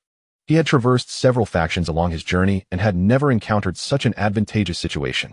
Very well, he replied readily, immediately extracting 100,000 spirit stones from his storage ring and respectfully offering them. This is a tribute for you. The city guard's mouth twitched at this sight, and his expression grew noticeably impatient. 100,000 spirit stones? Are you trying to dismiss a beggar? Ah, my apologies. Zhang Meng reacted swiftly, promptly retrieving 1,000,000 spirit stones to present to the guard. However, the guard merely shook his head and said, the Leaf family is an immense power. For someone like you to seek entry there, this paltry sum is utterly insufficient. Realizing the guard was purely attempting to extort him, Zhang Meng understood that 1,000,000 spirit stones were indeed inadequate for a minor character like himself to enter the Leaf family. Yet, he merely wished to pass through the territory of the Leaf family's affiliated forces. Crossing this city did not guarantee entry into the Leaf family. How much do you want? Even aware of the guard's ulterior motives, Zhang Meng had no alternative at this moment. For the chance to enter the Leaf family and meet that cherished one, he was willing to endure. The guard did not reply but instead asked with a smile, how many spirit stones do you possess? What, do you want them all? Zhang Meng's complexion darkened instantaneously. The guardian of the city let out a disdainful laugh and said, do you seem to have some objections? Indeed, there are objections. Zhang Meng's heart burned with fury. It was not the spirit stones he mourned, but the prospect of surrendering all of them in this city. What would he do when he reached the next power? Could there be a possibility for leniency? Zhang Meng, unwilling to concede, inquired further. Ah, you haven't even turned to leave. It seems you are quite eager to visit the Leaf family.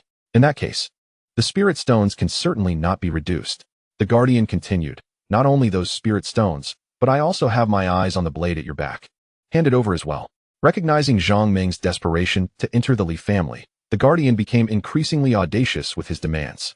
Zhang Meng's countenance darkened entirely. He spoke in a low voice. What if I refuse to comply? That's simple. If you do not comply, you will return whence you came. The guardian replied with a smile. In Zhang Meng's eyes, that smile was more venomous than a serpent's bite. Very well.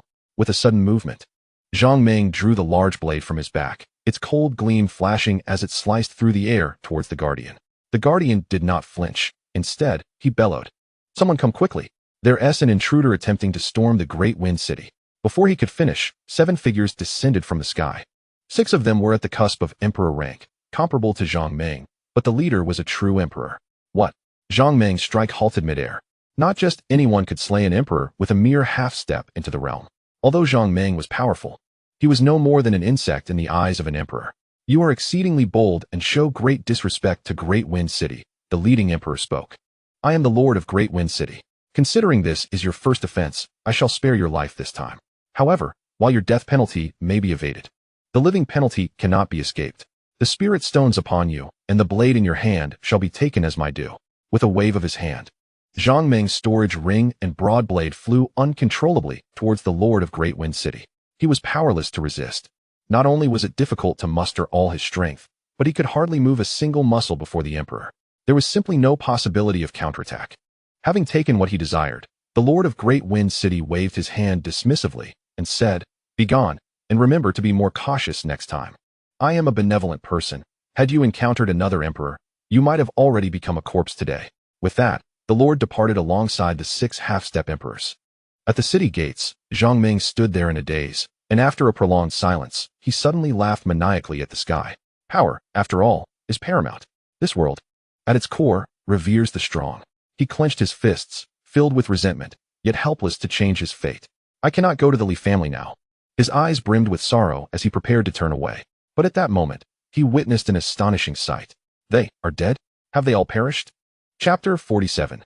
Gathering at the Li family beneath Great Wind City, Zhang Meng's expression shifted rapidly from rage to astonishment, then to fear. Even in the central region, emperors remained the pinnacle of power. However, just moments ago, an emperor along with 6 half-step emperors perished silently before him. Everything transpired too swiftly and inexplicably. When did the central continent become so perilous? Zhang Meng pondered in confusion. The sunlight slanted from behind him, illuminating his shadow. Unlike before, his shadow appeared oddly distorted, as if a sinister entity was writhing within it. Beads of sweat began to form on Zhang Meng's brow, and as he recalled the inexplicable demise of the emperor and half-step emperors, his heart swelled with dread. In the next instant, from within the shadow, a hand as dark as ink emerged, grasping his throat. Tendrils of black spiritual energy flowed from this hand into Zhang Ming, rendering his gaze hollow and devoid of life. Strange black patterns, reminiscent of writhing serpents, crawled across his face. Moments later, the inky hand dissipated. Zhang Ming twisted his neck, watching as the eerie patterns gradually faded, restoring his visage to its former state. He soared into the air, heading straight for the Li family estate. Within the Li family cemetery, Lin Ming had kept vigil at Li Junlin's grave for a month following the burial, a final farewell. I must depart, but I will often return to see you, just as you used to visit me beneath Sword Mountain. I understand that life inevitably reaches its end and that partings are unavoidable, yet when the moment arrives, sadness still lingers. Rest assured, no one in the Li family will deem you a failure. They will recognize you as their pride. The Tianxian sect will stand tall at the pinnacle of the central continent, and your name will echo across the Kanglan continent for millennia. Upon concluding his words, Lin Ming poured the wine he held over Li Junlin's tombstone. He then turned and strode purposefully out of the cemetery, with Li Qiu quietly following behind. As they exited the cemetery, a flicker of astonishment crossed Lin Ming's face. A month prior, 2 elders from the Pill sect had stood outside the Li family cemetery, and now they were respectfully positioned behind a young man, humble as servants. These elders, possessing peak cultivation in the Emperor realm and unparalleled alchemical skills, were few in number, and those who could command their respect were rarer still. Yet, there was likely only one person who could render them servile. The Pill sect master? Lin Ming's gaze swept over the young man, then shifted to another figure nearby. There, a middle-aged man clad in a Daoist robe sat cross-legged, behind whom stood Su Yun, a prodigious talent hailed as possessing saintly potential. Su Yun's esteemed status within the Su family rendered him impervious to fear even in the presence of the family elders. However, the regard he held for the Daoist-robed man was unmistakably reverential. Had the head of the Su family also arrived? Lin Ming's eyes flitted from the Daoist to a muscular young man, whose presence he recognized. This was none other than Zhang Ming, the foremost swordsman of Xuanyang City, a half-step emperor. While the appearances of the Pill sect master and the head of the Su family were understandable, Zhang Ming's presence was indeed unexpected. To his astonishment, the gaze of the 10,000 great emperors in the distance towards Zhang Ming was tinged with fear. Meanwhile, at a location somewhat removed from the cemetery, the elders of the Li family, along with a host of their descendants, wore expressions of profound sorrow. Despair was etched on every countenance. Lin Ming raised an eyebrow. Merely a month had passed, yet the world seemed irrevocably transformed. Where was Wang Tao? Lin Ming's expression shifted suddenly as he sensed that Wang Tao's presence had vanished entirely. There remained no trace of him within the Li family. Wang Tao, he had been slain by Zhang Ming. In the distance, Li Ji communicated through sound transmission. Just as his words left his lips, Zhang Ming abruptly turned, his eyes filled with murderous intent fixed upon Li Ji. He raised a finger and pointed at Li Ji, uttering a single word, "Die." In that moment, a mysterious force seemed to descend upon Li Ji.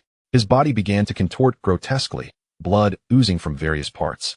And in the blink of an eye, he had transformed into a figure drenched in blood. Despite possessing the cultivation of a great emperor, he found himself utterly powerless to resist. He struggled, yearning to cry out, yet no sound escaped his lips.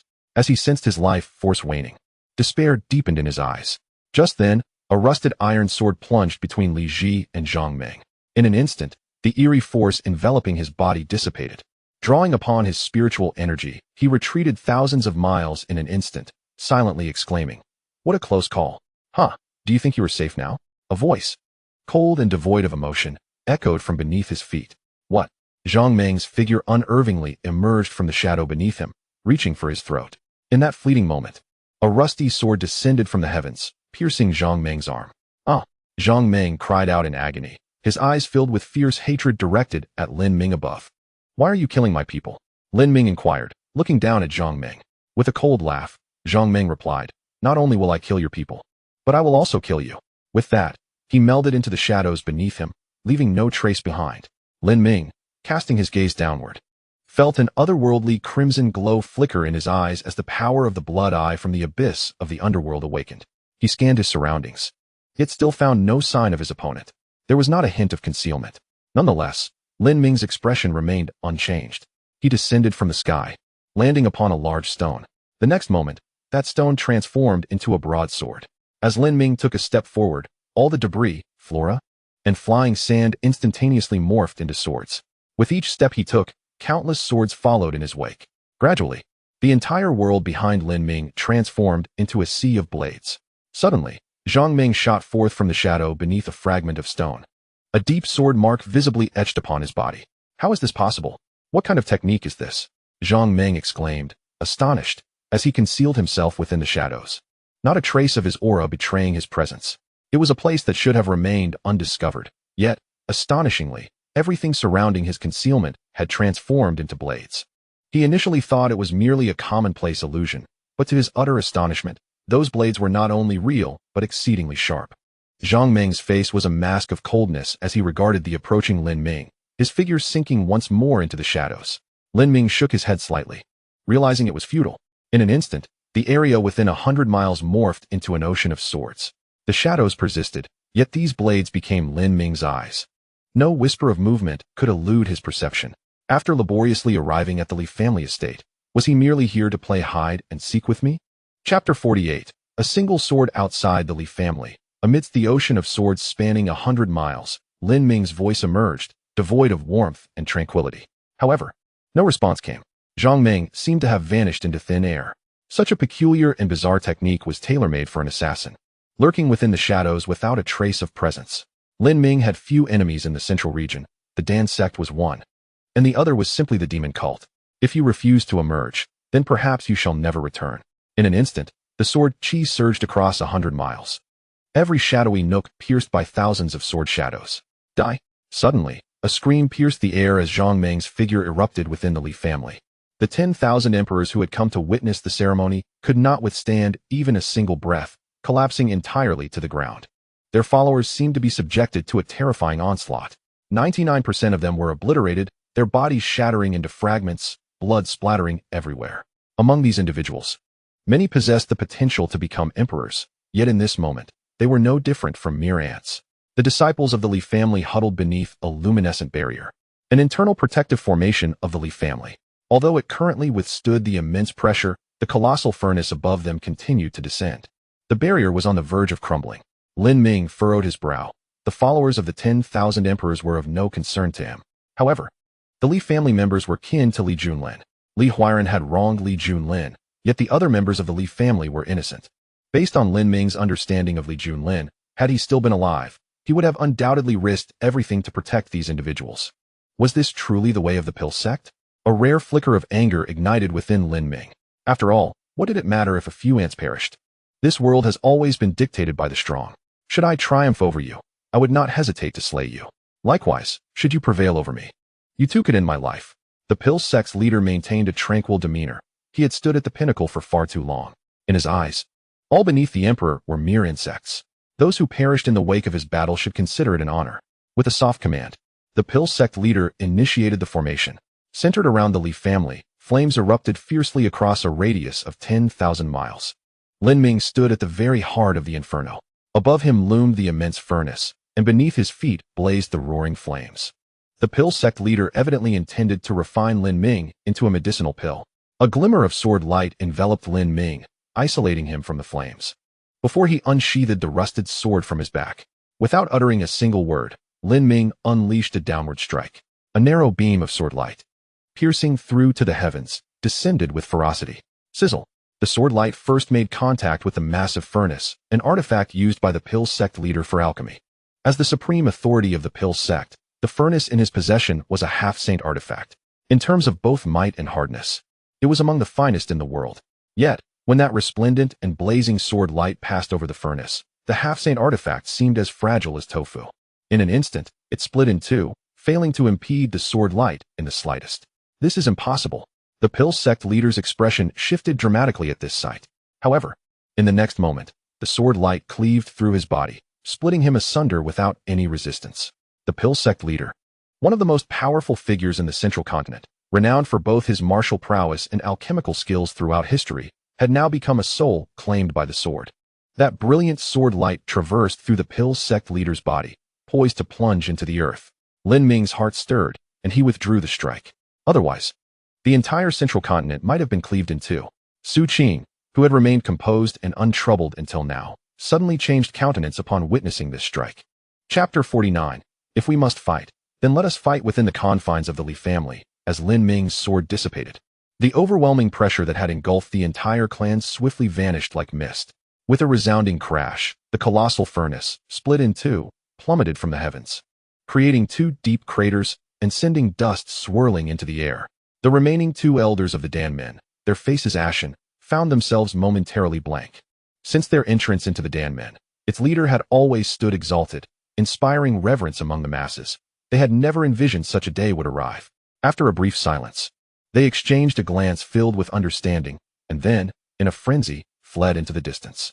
As for the glory of the Dan men and the notion of avenging their leader, those thoughts were beyond their contemplation. The myriad emperors, who had been pressed to the ground moments earlier, rose to their feet as the oppressive aura dissipated. Most of those who had accompanied them to witness the event were closely related, some as disciples, others as their own descendants. Yet, at that moment, they seemed to forget everything but the sight of the Dan men leader's bisected corpse. A calamity has befallen us. Someone gasped in astonishment.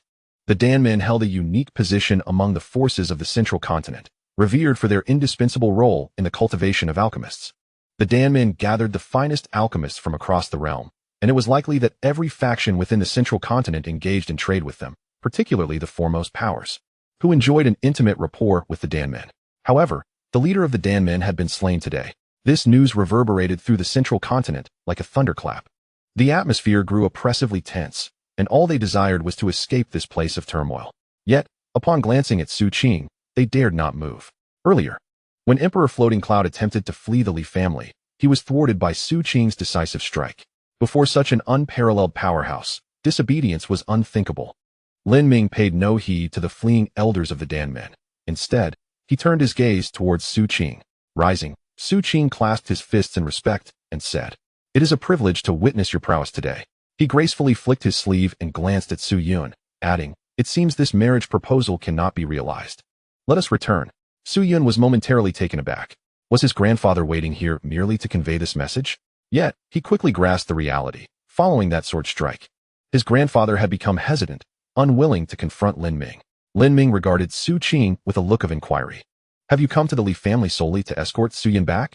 With a smile, Su Qing nodded affirmatively. Indeed, Lin Ming did not press further. Recognizing Su Qing's lack of hostility, he had no intention of striking against him without cause. However, just as Su Qing prepared to depart, a voice from the direction of the Li family lamented, "The head of the Li family has perished, slain by Su Qing." Moreover, the manner of his death mirrors that of Li Junlin. This declaration struck the air like a clap of thunder. Instantly, a chilling aura pervaded the Li family. The setting sun elongated Lin Ming's shadow, and his hand, still gripping the sword, trembled slightly. In this world, only Li Junlin could truly stir his emotions. "You have slain Li Junlin?" Lin Ming's voice resonated through the air. Su Qing's expression subtly shifted. Upon arriving at the Li family, he learned of Lin Ming's origins through Su Yun. He realized that the most significant person to this enigmatic and formidable youth was none other than Li Junlin.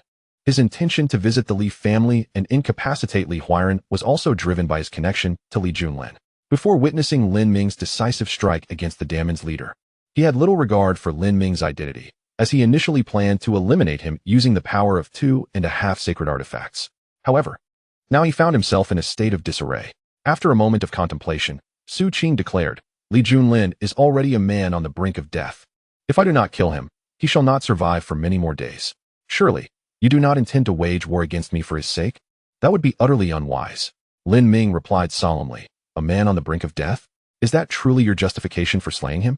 Do not speak as if he does not have months left to live, even if he were granted but an hour, a cup of tea, or even a single breath. You must not take his life." Su Qing's countenance darkened significantly. He infused strands of spiritual power into his golden-threaded armor, and in his hand, a pitch-black soul-devouring fan began to stir in the wind. "You would do well to contemplate the consequences of opposing me." Su Qing was prepared for battle. If conflict was inevitable, then let it commence. Although Lin Ming was powerful, Su Qing had ascended to the pinnacle of the emperor's realm and stood nearly at the zenith of the central continent. He had no reason to retreat easily. Chapter 50. Shanqing Palace. At this moment, Su Qing exuded an air of invincibility. With his peak emperor-level cultivation, an artifact that could temporarily elevate him to the realm of a half-saint, and the soul-devouring fan capable of unleashing a half-saint soul attack, he assessed Lin Ming, who held only a rusted sword. This was neither a half-saint artifact nor even an imperial weapon. It had long succumbed to rust, appearing ancient and devoid of any presence. Yet, In Lin Ming's eyes, this sword far surpassed all treasures in existence, for it was a gift from Li Junlin. Is there truly no room for reconciliation? Su Qing posed his final question before battle. Lin Ming simply shook his head, responding with a curt, no. It seemed Su Qing had anticipated this. Dark energy enveloped the soul-devouring fan, and chilling winds began to swirl. The temperature within the Li residence plummeted abruptly, akin to the depths of an icy abyss. A thick miasma of death spread, accompanied by the wails of thousands of vengeful spirits. In that moment, as Lin Ming's refusal echoed, thousands of souls from the Emperor and even the Emperor's sovereign realm coalesced into a spiraling spike, stretching 1,000 feet, aimed directly at Lin Ming's brow. He struck with remarkable speed. Before Lin Ming could even make a move, the spike was already upon him, poised to pierce his forehead. Just as it was about to make contact, a faint sword shadow materialized, interposing itself between the spike and Lin Ming. In the next instant, the spike penetrated the sword shadow. A fleeting smile graced Su Qing's face. Your sword, it seems, cannot withstand a soul attack. However, his smile lasted scarcely a breath. For while the spike had passed through Lin Ming's sword shadow, it vanished without a trace. In Lin Ming's eyes, a crimson light flickered momentarily. Just moments ago, he had intended to deflect the attack with his sword shadow, but suddenly sensed a plea emanating from his blood-red eyes. It seemed to yearn for this very soul attack. The sharp thorns were capable of penetrating Lin Ming's sword shadows, an act he had deliberately orchestrated. With his extraordinary talent, he spent 3,000 years honing a single sword. Within this blade, the essence and meaning of all things in the world had long since amalgamated, with his very soul entwined within it. Thus, he harbored no fear of a soul attack. What transpired? A flicker of surprise flashed in Su Qing's eyes. In that fleeting moment, he could no longer sense his own soul attack. It had completely dissipated, leaving no trace of its presence. Moreover, Lin Ming exhibited no signs of injury whatsoever. Su Qing was enveloped in the tumultuous energy of the semi-saint realm, yet his will to fight had vanished. In his eyes, Lin Ming appeared as an unfathomable abyss. Though he did not fear the strength of his enemy, the uncertainty of that strength instilled within him a profound terror. Seizing the moment while still within the semi-saint realm, he swiftly pulled Su Yun to his side. Flee, we must escape. To the Shanqing Palace. This was the entirety of Su Qing's thoughts at that moment. Returning to the Su clan held no purpose. Only the Shanqing Palace, located at the heart of the central continent, might offer him a chance at survival. His speed was incredible, traversing vast distances in an instant, vanishing beyond the horizon. But could he truly escape? In Lin Ming's eyes, a crimson light flickered momentarily. This gaze, originating from the depths of the underworld, possessed the known ability of spatial teleportation. However, the previous limitations of this ability meant it could only be activated along Lin Ming's own path. Yet, after absorbing the recent soul attack, he could now replicate the footprints of others to execute spatial jumps. No matter how swift his adversary, such an ability rendered it utterly ineffective. Before Lin Ming, a series of white light points appeared in the space, marking the location of Su Qing, 100,000 miles distant. With a single step, Lin Ming traversed that immense distance. He continued to replicate footprints, advancing ceaselessly. Moments later, Su Qing found himself beneath a magnificent palace suspended in midair. This palace, extraordinary in its design, was built upon the clouds, with towering pillars rising towards the heavens, seemingly connecting to realms beyond. This was the very center of the central continent. Even the unique position of the Danmin sect was merely adjacent to this central point. The Shanqing Palace, however, occupied a prime 100-mile radius. Surrounding it was an absence of any rival factions. Compared to other prominent forces within the central continent, the area occupied by the Shanqing Palace was relatively modest, almost minuscule, a stark contrast to its esteemed status. Yet, no one ever questioned the authority of the Shanqing Palace, for within its confines resided not just one, but several living semi-saints. Even more fearsome was the fact that the Shanqing Palace housed legendary sacred artifacts. Thus, the standing of the Shanqing Palace remained unassailable, unless a saint were to emerge anew from the central continent. Upon arriving beneath the Shanqing Palace, Su Qing let out a slight sigh of relief. If they allow you to join the Shanqing Palace, they should grant me my life, he said to Su Yun, a tinge of reluctance in his voice. Su Yun possessed the potential of a saint, provided sufficient resources and no premature demise. He was almost certain to ascend to that revered status. The Su family had the potential to seize the position of the Shanqing Palace. However, they found themselves in a precarious situation. Without allowing Su Yun to join the Shanqing Palace, Su Qing had no assurance that he could persuade the palace to spare his life. With Su Yun by his side, he boldly proclaimed in front of the Shanqing Palace, I, Su Qing, accompanied by my junior disciple Su Yun, have come to pay my respects." His voice resonated throughout the palace. An elder of the Shangqing Palace, bearing a look of skepticism, appeared before Su Qing. "The head of the Su family seems to have an exquisite taste. Pray tell, what brings you to our Shangqing Palace?" Su Qing, unwilling to squander time, replied directly. "A momentous occasion indeed." He gestured towards Su Yun and continued, "This junior of mine has heard of the esteemed position of the Shangqing Palace and wishes to join.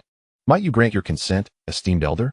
The elder of the Shangqing Palace was taken aback, and upon gazing into Su Yun's eyes, they sparkled with interest. Su Yun's potential as a sage was well known throughout the central continent. Naturally, the Shangqing Palace was eager to accept him. Yet, how could the Su family let go of such a treasure? "Is what you say truly sincere?" the elder asked, still somewhat incredulous. "Indeed, it is true," Su Qing asserted. "I have brought him here. Could it be otherwise?" The elder nodded repeatedly, a smile spreading across his face. "Splendid. The head of the Su family has indeed delivered a remarkable gem to our Shangqing Palace." In the next moment, hundreds of figures soared from within the Shangqing Palace. All eyes fixated on Su Yun as though he were an unparalleled treasure. Amidst their excitement, a flicker of white light appeared below the Shangqing Palace. A youth clad in black, with a rusted sword at his back, suddenly emerged. He looked up at the lofty Shangqing Palace, pondering whether hiding here would serve any purpose. Chapter 51. I will slay him, and you cannot stop me. In the vast square before the Shangqing Palace, as the elders examined Su Yun with eager anticipation, a resonant voice echoed forth. By pledging one's heart to the martial path and vowing never to betray the Shangqing Palace, Su Yun may be admitted. Upon hearing this, Su Qing's expression darkened. Though he had anticipated this, the reality of the words brought a sense of disappointment. Ever since he recognized Su Yun's extraordinary talent, he envisioned a day when the Su family would ascend to the pinnacle of the Shangqing Palace, becoming the most formidable force on the Kanglan continent, without rival. However, should Su Yun join the Shangqing Palace and pledge his heart to the martial path, it would render any possibility of betrayal impossible. Su Yun's ascendance would mean that the Su family would no longer be the sole beneficiaries. At that moment, he chose not to dwell on such matters. His only hope was that the Shangqing Palace would aid him in thwarting, or even slaying, Lin Ming. In the square before the Shangqing Palace, the high-ranking members gazed at Su Yun with eager anticipation. Although the Shangqing Palace was steeped in profound heritage and boasted many formidable warriors, who could refuse a peerless prodigy endowed with the potential of a sage? Feeling the weight of their expectations, Su Yun took a deep breath. He then spoke, "I, Su Yun, pledge my heart to the martial path and vow that I shall never betray the Shangqing Palace." "Very well." The resonant voice from within the depths of the Shangqing Palace rang out once more. "From this day forth, you shall be a disciple of the Shangqing Palace." Lin Ming leaped up from below. In an instant, a figure stood atop the clouds, beholding the grand architecture of the Shangqing Palace. In a vast square, hundreds of individuals gathered. Among them were Su Qing and Su Yun. Lin Ming, not hailing from the central continent, was unaware of the esteemed position held by the Shangqing Palace within that realm. Yet, at this moment, he sensed several formidable auras, far surpassing the likes of Li Huiran and Su Qing, who stood at the pinnacle of imperial authority. As he surveyed the Shangqing Palace from above, the inhabitants of the palace also became aware of his presence. "Who is this audacious junior, daring to spy upon our Shangqing Palace? Depart at once." An elder from the palace barked. Lin Ming cast a sidelong glance at him, disregarding the remark, and then turned to Su Qing, stating, "This matter pertains solely to us. I wish to avoid involving any innocents. Step forward." Su Qing remained unmoved. To secure the protection of the Shangqing Palace, he was even willing to allow Su Yun to join their ranks. The notion that Lin Ming could compel him to act was utterly implausible. Lin Ming, unfazed, scanned the assembly of elders within the palace and spoke in a calm tone. "I seek to eliminate a particular individual. I apologize for the disturbance it may cause." The elder who had previously scolded Lin Ming stepped forward, laughing heartily, a mere half-step into the realm of the emperor. "I have trained for millennia and have yet to encounter such brazen arrogance." However, before he could finish his sentence, he was abruptly struck on the back of his head by an elderly woman behind him. "What foolishness are you spouting?" she chided, glancing at Su Qing. "Do you not see the trepidation upon the Su patriarch's face? This young man likely possesses some concealed treasure of formidable power. His true strength may very well surpass that of an emperor." The elder who had spoken earlier was momentarily taken aback, then turned his gaze towards Su Qing. Despite the patriarch's adept disguise, his seasoned eyes discerned the underlying tension. "Patriarch Su, your presence here today, even to the point of offering Su Yun to join the Shangqing Palace, is not merely a coincidence, is it?" You aim to evade this individual, do you not? Su Qing's countenance flushed with embarrassment. Recognizing the futility of concealment, he candidly admitted, "Indeed, this person is quite peculiar. He seeks my life, and I am no match for him." Instantly, the elders of the Shangqing Palace grasped the situation. "Patriarch Su is attempting to leverage our Shangqing Palace," they exclaimed in realization. The feeling of being used is unpleasant, yet I have no desire to relinquish the potential of a sage. However, this matter seems rather petty on your part. Patriarch Su, had you simply informed us of your pursuer, offering Su Yun's allegiance to the Shangqing Palace as the price for our assistance, I believe we would have been more than willing to oblige. Yet now, I find myself rather displeased. Indeed, Patriarch Su, your actions lack integrity. Many elders expressed their discontent regarding Su Qing's reticence. As a result, his expression gradually darkened. Though the patriarch has erred, for the sake of Su Yun, I shall overlook this transgression. Yet this young man evidently does not regard our Shangqing Palace with the respect it deserves, one elder defended Su Qing. From deep within the Shangqing Palace, a resonant voice echoed once more. Su Yun has sworn an oath and is henceforth considered a disciple of our Shangqing Palace. The enemies of Shangqing Palace are the enemies of its disciples. Upon hearing these words, Lin Ming furrowed his brow. He had always maintained a clear distinction between grievances and benevolence, refusing to implicate the innocent. He bore no animosity towards the Shangqing Palace, nor did he harbor any ill will against them. Lin Ming's gaze penetrated the depths of the upper clear palace as he spoke solemnly. "I can offer you a chance to reconsider. This is merely my private vendetta with Su Qing. There is no need for the upper clear palace to intervene." Your words are indeed somewhat ludicrous," the voice continued. "Who do you think you are to grant me a chance to reconsider? Since Su Yun has joined the upper clear palace, this is no longer a mere personal matter between you and Su Qing." Upon hearing this, Su Qing's anxious heart finally found solace. With a member of the upper clear palace having spoken, the matter was now irrevocable. Should Lin Ming persist in his intentions, he would be declaring himself an enemy of the upper clear palace. Lin Ming's expression remained largely unchanged in response to the retort. His right hand already resting on the hilt of his sword, he had no desire to oppose the upper clear palace. But if they insisted on treating him as an enemy, he bore no fear. "I will kill him. You cannot stop me. I remind you of this not out of fear of the upper clear palace, but because I wish to avoid unnecessary bloodshed." As his words lingered in the air, a chorus of derisive laughter erupted. Does the Su patriarch truly fear this boy? He appears nothing short of a fool. To kill on the grounds of the upper clear palace is utterly ridiculous. Whoever we choose to protect, not even the king of hell could take them away. While I also find little merit in this boy, that before his words had fully escaped his lips, he had already pinpointed Lin Ming's location. With a single stride, he traversed hundreds of miles in an instant and appeared before Lin Ming. Observing the sudden emergence of this robust figure, Lin Ming's eyes flickered with curiosity. "Are you here to avenge Su Qing?" he inquired. Zhuang Zhengxian erupted into laughter. "What concern is Su Qing of mine? His demise is rather preferable." Lin Ming was momentarily taken aback, yet in an instant, he grasped the veracity of the other's words. Su Qing was the head of the Su family, and more significantly, he was Su Yun's grandfather. Zhuang Zhengxian was acutely aware that Su Qing was also the individual most cherished by the entire Su family when it came to Su Yun. For her, Su Qing held immense significance. Were Su Qing to remain alive, Su Yun, despite swearing an eternal allegiance to the Shangqing Palace, would inevitably be distracted by her ties to the Su family. Such familial bonds were beyond the comparison of the Shangqing Palace. However, if Su Qing were to perish, the dynamics would shift entirely. The connection between the Su family and Su Yun would no longer run deep. Su Yun would unequivocally become Su Yun of the Shangqing Palace. Thus, if he were to eliminate Lin Ming today, avenging Su Qing, Su Yun's sense of belonging to the Shangqing Palace would undoubtedly strengthen threefold. Zhuang Zhengxian paid no heed to Lin Ming's thoughts. At this moment, he harbored but a singular intention: to slay Lin Ming. The exchange between the two was reduced to mere brevity. Yet, the atmosphere brimmed with an escalating sense of murderous intent. An ordinary cultivator would likely succumb to unconsciousness under such ominous pressure. Lin Ming's hand instinctively grasped the rusted sword at his back. The semi-holy realm had truly transcended the confines of mortal existence, harnessing the power of heaven and earth. The concentration of spiritual energy within him surpassed that of an ordinary emperor by several hundredfold. With a mere thought, the heavens stirred, clouds roiling, and terrifying power cascaded from the ninth heaven. Zhuang Zhengxian stood in the void, seemingly at the very center of the universe. Behind him, a towering phantom emerged.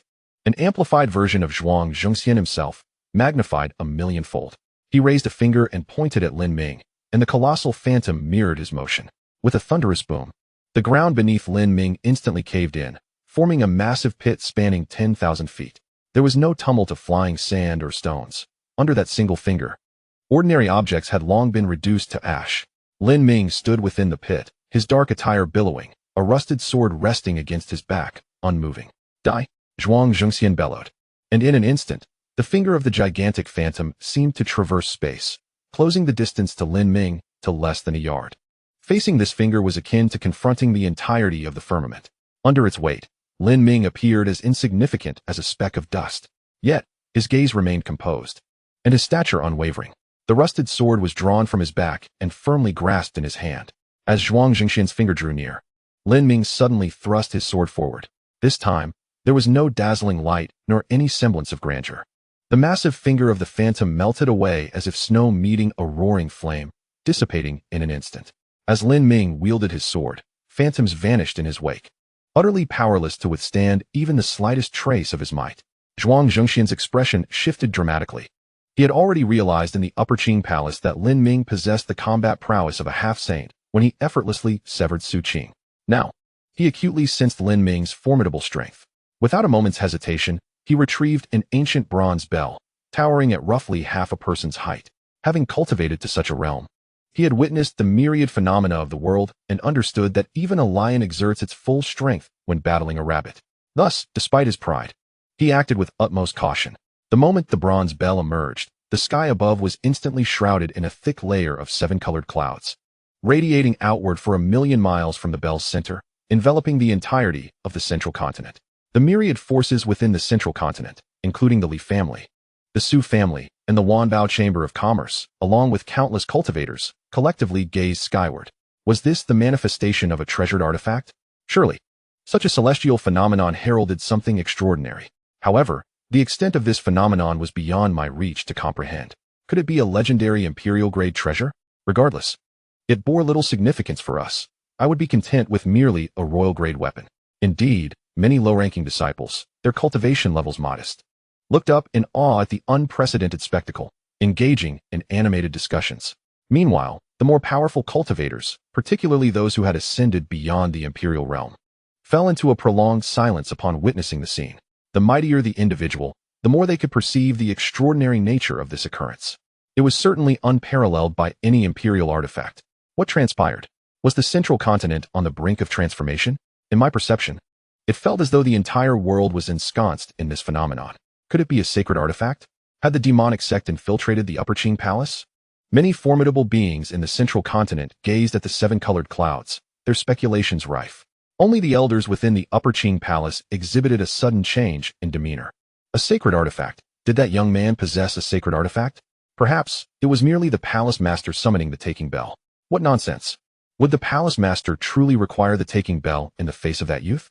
The sect leader is powerful, yet one must not underestimate that individual. Have you forgotten that sword strike? Su Qing's strength was at least equal to ours, yet he had no opportunity to evade. He is truly formidable. Upon uttering these words, the members of the Upper Qing Palace fell into a hushed silence. Would anything happen to the palace master? Someone murmured quietly. Chapter 53, The Clouds Part. Lives lost at the southernmost end of the central continent, amidst countless islands, lay an inconspicuous isle. An elderly man with white hair gazed up at the seven-colored clouds, a flicker of astonishment evident in his eyes. There was only one sacred artifact in the central continent. Had something transpired at the Upper Qing Palace? Beneath his feet, in a swirling shadow, a figure materialized. Reporting to the sect master, there has indeed been a situation at the Upper Qing Palace. Pray tell, the white-haired elder inquired. The figure, cloaked in a black robe, recounted the events of Lin Ming's confrontation with Su Qing within the Upper Qing Palace. Upon hearing this, the elder's eyes sparkled with excitement. Lin Ming demonstrated remarkable skill to infiltrate the Upper Qing Palace and eliminate Su Qing. Zhuang Zhengxian, that young man, surprisingly failed to protect himself. How intriguing. He gazed longingly towards the heart of the central state, lamenting, alas, it seems I shall not have the chance to meet him. With the taking bell in hand, Zhuang Zhengxian had rendered himself invincible. Lin Ming could not survive. The figure shrouded in black robes spoke. There is no need for the sect master to mourn. This Lin Ming is indeed our arch-nemesis, the saintess of the northern domain, Jing Hongyi. and the elder Su Qing of the Danmen have both fallen at his hands. Despite my numerous attempts on his life, I have failed. If he were to perish at Zhuang Jinxian's hands this time, it would spare us a significant hassle. The sect master should focus on cultivation and strive for a breakthrough to the Holy Realm, thus achieving great success. The elder raised his brow in surprise, remarking, "This Lin Ming is audacious, indeed." Indeed, the figure in black affirmed. "As far as I know, this individual does not concern himself with the identity of his enemies. If he believes someone must die, he strikes without hesitation. This aligns well with the practices of our sect. However, since he is our foe, it is better for him to be dead." The white-haired elder waved his hand dismissively. "You may leave. I wish to continue my seclusion." As the words fell, the black-robed figure nodded to withdraw, but just as he was about to depart, the seven-colored clouds above suddenly vanished. In an instant, the sky transformed from a tapestry of vibrant hues to a clear expanse. A flicker of astonishment passed through the elder's eyes. This is impossible. Even he, at that moment, appeared momentarily dazed, his countenance filled with disbelief. "What is it, sect master?" the black-robed figure inquired, astonished. Having followed the sect master for 8 millennia, he had never witnessed such a demeanor. The elder glanced at him and pointed skyward. "Do you not see? The seven-colored clouds have disappeared." Reporting to the sect master. "I have seen it," the black-robed figure responded respectfully. "It appears that the sacred artifact is indeed formidable. Zhuang Jinxian must have swiftly dealt with Lin Ming." With a sharp clap, the elder struck the black-robed figure's forehead. "You have misunderstood. The sudden disappearance of the seven-colored clouds cannot be attributed to Zhuang Jinxian putting away the Taiching bell." What does the sect master imply?" The black-robed figure regarded the elder with curiosity. The elder sighed. "After all these years of following me, do you truly not grasp my meaning?"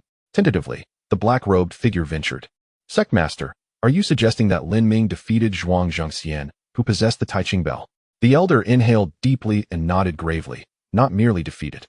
If the Taiching bell were intact, such an anomaly would not have dissipated so abruptly.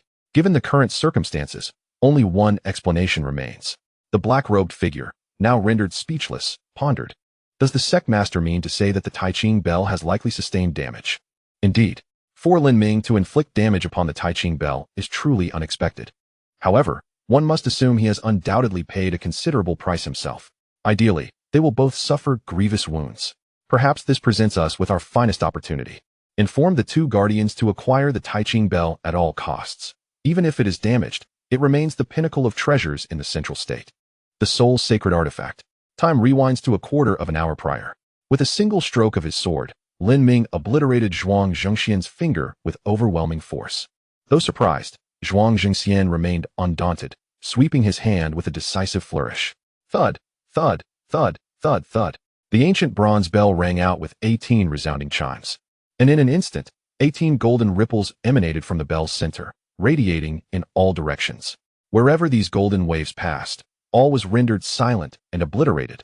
Towering mountains, flowing waters, trees and flowers, birds and beasts, everything visible to the naked eye was ground to naught beneath the waves. Lin Ming, gripping his sword, harbored no intention of retreat.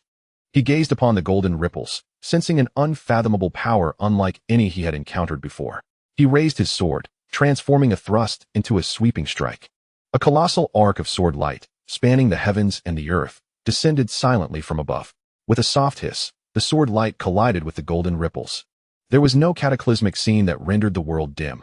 Only a muffled sound reverberated as the first golden ripple fractured and subsequently dissipated. One after another, the second, third, and up to the 18th golden ripple were severed and vanished. The sword light continued its relentless descent, striking the ancient bronze bell without the slightest hesitation. With a crack, the venerable and sacred Taiching bell split asunder in an instant. Simultaneously, the seven-colored clouds that enveloped the entire central continent vanished completely. The sword light did not cease. It continued to cleave downward.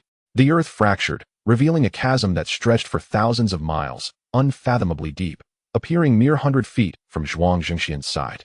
Zhuang Jinxian was left utterly stunned.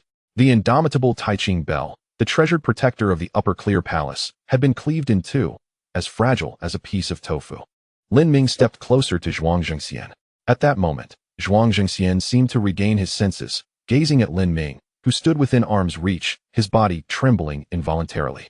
Gone was the fearlessness of his youth. After years in power, he had come to believe that with the Taiching bell in hand, no one in the world could rival him. He had long been devoid of the acute awareness of mortality. You cannot kill me.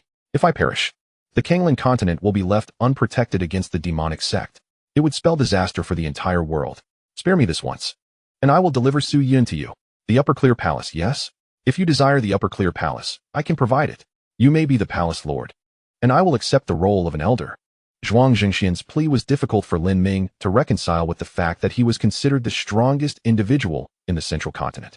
Yet, in a fleeting moment, Lin Ming found clarity. Though the demonic sect was audacious, it would never dare to wreak havoc at the Upper Clear Palace. In the grand scheme of things, aside from Lin Ming, no one else could threaten Zhuang Zhengxian. Death was a concept far removed from him. I harbor no grudge against the Upper Clear Palace, and delivering Su Qing to you would be no hardship, Lin Ming stated, but you have made the gravest of choices. In the next instant, the rusted sword glided across Zhuang Zhengxian's neck. In a heartbeat, the body was severed. The palace lord of the Upper Clear Palace, a pinnacle figure of the half-saint realm, had thus fallen, leaving the Kanglan continent bereft of its true peak. The evening breeze chilled the air, causing Lin Ming's hair to flutter. He remained silent, sheathing his sword. Chapter 54. Casting a long line to catch a big fish. The land lay desolate, devoid of life. Though this battle was brief, its destructive force was tremendous. Fortunately, in the heart of the central continent, there were no other forces within a radius of 10,000 miles, apart from the Upper Clear Palace. Otherwise, one cannot fathom how many vengeful spirits may be added to the count. Lin Ming stood suspended in the air, gazing at the ancient bronze bell in the distance, which was split in two. Despite being shattered, the bell emanated a formidable aura that instilled fear. After observing the relic for a moment, Lin Ming leaped down towards it. Upon closer inspection, the bell appeared unremarkable, old, and unadorned. Just as Lin Ming reached out to grasp it, a blinding bolt of azure lightning flashed, causing the ancient bell to vanish without a trace. A flicker of astonishment crossed Lin Ming's eyes as he turned to see a figure speeding away 10 miles behind him. He lifted his foot, contemplated briefly, then set it back down. Watching the silhouette fade from view, Lin Ming remained immobile. Thousands of miles away, Jiang Sheng came to a halt and glanced back, a hint of confusion on his face. How peculiar, why is he so slow? To entice Lin Ming, he had deliberately slowed his pace, yet Lin Ming still could not catch up. Jiang Sheng retrieved a communication talisman and inquired, "What is the status? Have you secured it?" The response came swiftly. "Secure it? Not a chance. Lin Ming hasn't budged an inch. I wouldn't dare reveal myself." Jiang Sheng expressed his surprise. "He didn't take the bait?" The reply was uncertain. "I suspect he might not care much for the Ta Ching bell, thinking if you take it, so be it. He can't be bothered to pursue." The voice from the talisman left Jiang Sheng at a loss, yet he soon considered the possibility. "What shall we do now? Is your illusion still effective? Has he seen through it?" Jiang Sheng asked. In reality, he had not taken the Ta Ching bell. Although confident in his speed, the bell was no ordinary object. It was beyond his grasp. Before Lin Ming, he dared not linger. Thus, he resorted to using an illusion to conceal the bell. Subsequently, Jiang Sheng intentionally revealed his presence to draw the tiger away from its mountain lair. Yet now, Lin Ming had not pursued. After a brief silence from the other end of the talisman, a voice declared, "It seems I must confront him directly. Wish me luck." "What? Have you lost your mind?" Jiang Sheng's expression changed dramatically. He quickly cautioned, "Let us think this through, don't act impulsively." However, there was no response from the other side. Not far from Lin Ming, a young girl with a ponytail, appearing no older than 12 or 13, ran up to him. Brother, just now an uncle asked me to propose a deal with you." The girl naturally took Lin Ming's hand, her face beaming with joy. "What sort of deal?" Lin Ming inquired. With innocent sincerity, the girl replied, "That uncle said if you give him the Ta Ching bell, he will grant you an opportunity." "Huh," Lin Ming chuckled. "I think not. I have no need for opportunities." No sooner had he spoken, than a robust figure appeared 1,000 feet behind the girl. Lin Ming recognized this man, the very one who had transported him from the northern domain to the central continent days prior. At that time, the man possessed merely royal-level cultivation, yet upon his return, he now stood at the pinnacle of the emperor realm. It seemed this individual had some form of doppelganger technique. At this moment, the burly man declared, "Hand over the Tai Ching bell to me, or she shall perish." The girl he referred to was the little one standing before Lin Ming. "To threaten me with the life of an ordinary person, you truly spare no effort in your demonic sect schemes." Lin Ming's expression remained inscrutable. "Humph," the burly man scoffed. "My holy sect's actions are not subject to external interference. Tell me, will you protect her life, or will you surrender the Tai Ching bell?" At this point, the little girl seemed to sense the gravity of the situation. Her face turned pale as she clutched Lin Ming's hand tightly. How could a shattered ancient bell ever compare to a living soul? Lin Ming maintained a smile, appearing entirely unruffled. Have you made your decision? The burly man's eyes widened in disbelief, astonished at Lin Ming's swift compliance. It seemed he truly regarded the Tai Ching bell with indifference. Retreat 1,000 miles and do not return here for half an hour. Do not attempt any tricks, or this little girl will meet her demise, the burly man warned. Lin Ming nodded slightly, taking the girl with the ponytail and retreating 1,000 miles. Phew! The burly man exhaled in relief. Being in such close proximity to Lin Ming had weighed heavily upon him. However, the outcome appeared favorable. With a grand gesture, the Tai Ching bell, which had seemingly vanished, reappeared. In truth, the bell's location had never changed. He had merely concealed it with his superior illusionary arts. Originally, he had planned to have Jiang Sheng distract Lin Ming while he retrieved it, but to his surprise, Lin Ming had not fallen for the ruse, forcing him to seek an alternative approach. With the peak spiritual power of the emperor, the burly man painstakingly maneuvered the Tai Ching bell, taking an entire incense stick's worth of time to finally secure the shattered bell within his storage ring. Phew, mission accomplished. Heaven bless my holy sect. It must be said, Lin Ming is somewhat of a benefactor to my sect. Without him, how could we have so effortlessly acquired the Tai Ching bell? This world shall inevitably welcome a new chapter. The burly man murmured to himself, visibly excited. 1,000 miles away, Lin Ming stood with his hands clasped behind his back, his demeanor calm. Beside him was the young girl, her face still bearing the innocence of youth. Brother, will that uncle really kill me? She asked, disbelief and terror etched upon her features. Lin Ming shook his head, stating plainly, no, he will not. Will he not?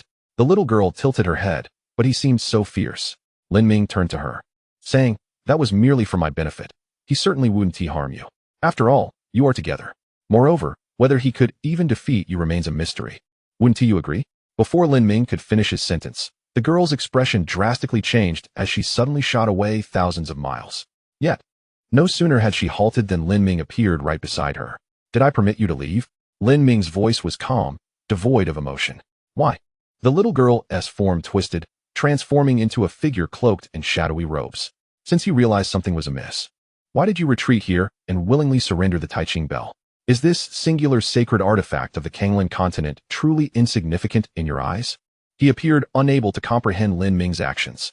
I am one who shuns trouble. It is far preferable to resolve all matters in unison, Lin Ming articulated. And so?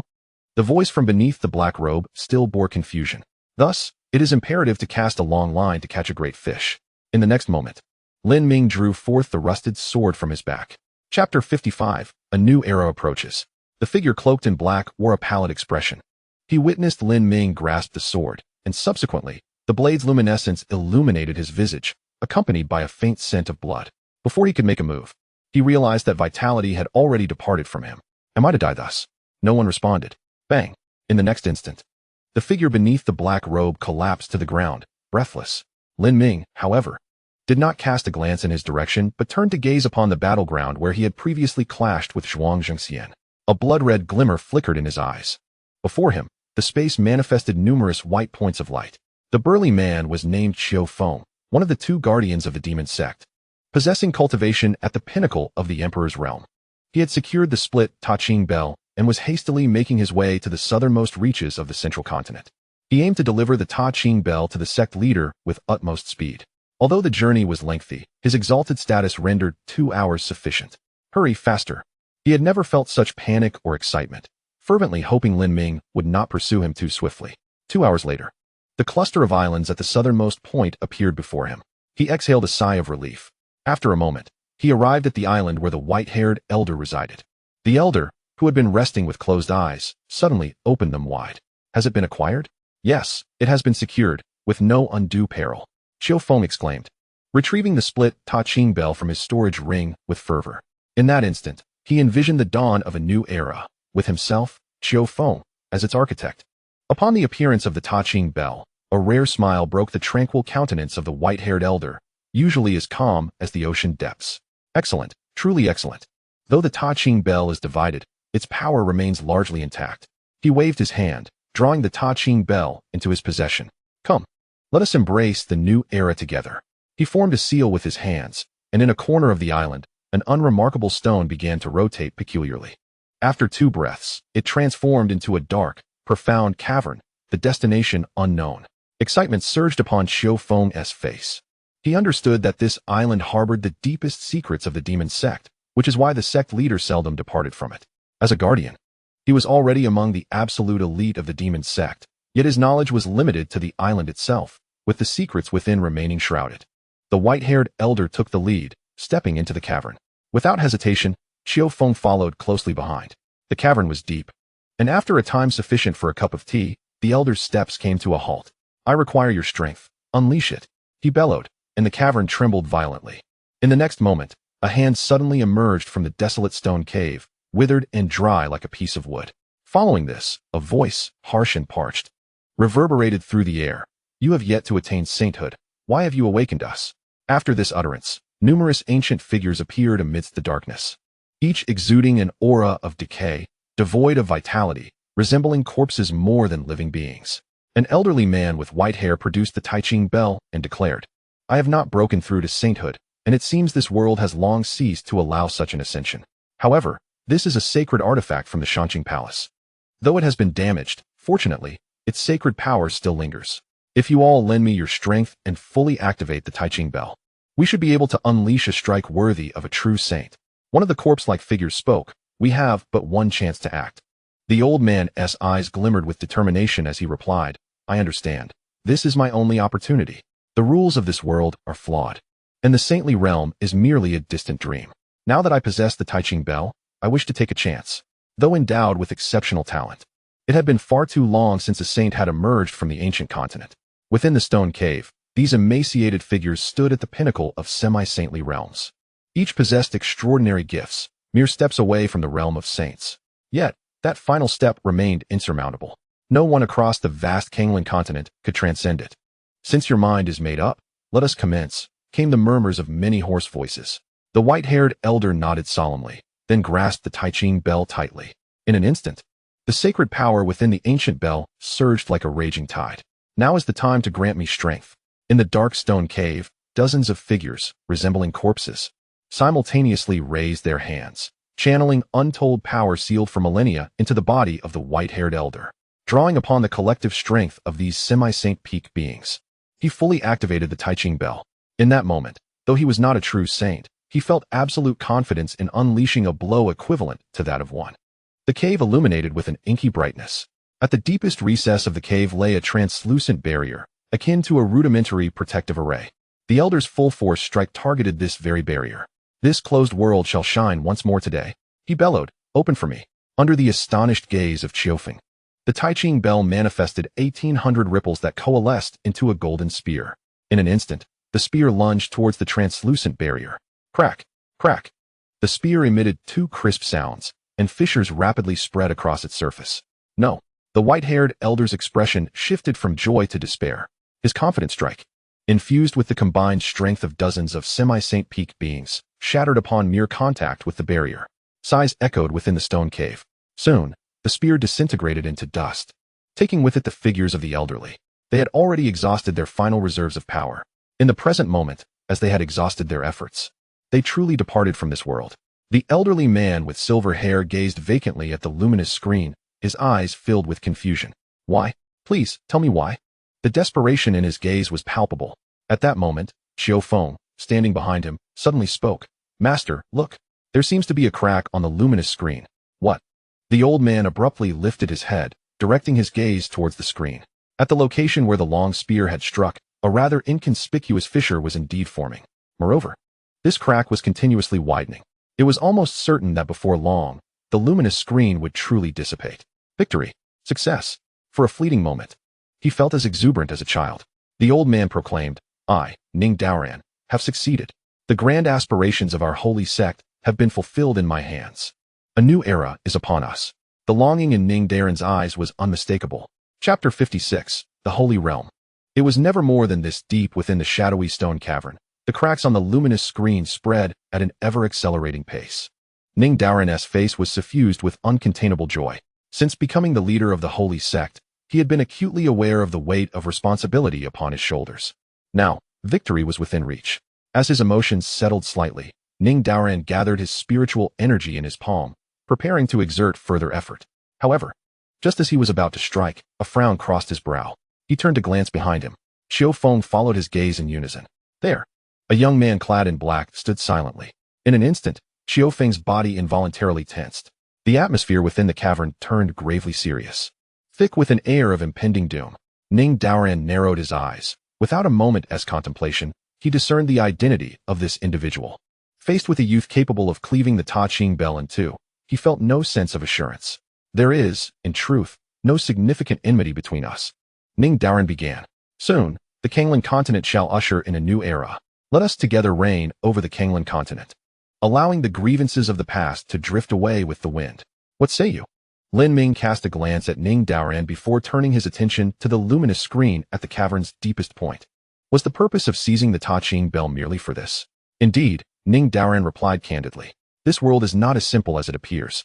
The vast Kanglan continent is akin to an isolated island, sealed away from the true world. But now, I have shattered this predicament. Together, let us welcome a new era. Lin Ming shook his head. I have no interest. The demonic sect seeks to annihilate the Tianxian sect. They must be dealt with. His voice was calm, devoid of any discernible emotion. Suddenly, the sound of a sword's song resonated through the air. Ning Daoran's countenance changed dramatically. He swiftly pulled Xiao Feng in front of him as a shield, then hastily darted to the side, striking with all his might towards the already fractured luminous screen. Xiao Feng's eyes widened in disbelief. Master, you've lost your mind. No, please don't. Xiao Feng screamed in madness, yet his strength was vastly inferior to Ning Daoran's. No matter how he struggled, he could not escape the grip of control. He could only watch helplessly as the sword light swept across his body, then continued unabated to pierce through the barrier. Why? Why is this happening? Despair, reluctance, and a hint of regret flickered in Xiao Feng's eyes. He was the one who had obtained the Tai Ching bell. If the Kanglan continent could usher in a new era, he would be the one to take credit for it. However, at this moment, Xiao Feng felt as insignificant as a weed by the roadside, unnoticed by anyone. Crack, crack. The barrier, already riddled with fissures, shattered instantly under the full force of Ning Daoran's palm and Lin Ming's sword light. In less than a fraction of a second, the entire barrier exploded. A torrent of pure spiritual energy surged in like a tidal wave. Ha ha ha. Pure spiritual energy, flawless in its rules. It has succeeded. Ning Daoran laughed heartily. Boundless pure spiritual energy rushed into his body. After years of stagnation at the peak of the half-saint realm, he finally took that crucial step forward. He had been at the pinnacle of the half-saint realm for nearly 10,000 years. His innate talent was exceptional. The holy realm was not beyond his reach. But due to the sealed Kanglan continent, the rules were flawed. He had been unable to take that step. Now, it was merely a matter of time. I have become a saint. What can you do against me? Your sword is far too weak, Ning Daoran declared proudly, soaring through the stone cave to stand at a distance, gazing at Lin Ming. Infinite power of the rules enveloped him. In that moment, he felt as though he had become the god of this world. With a mere thought, flames of rule power radiated from him, spreading across a radius of 100 miles.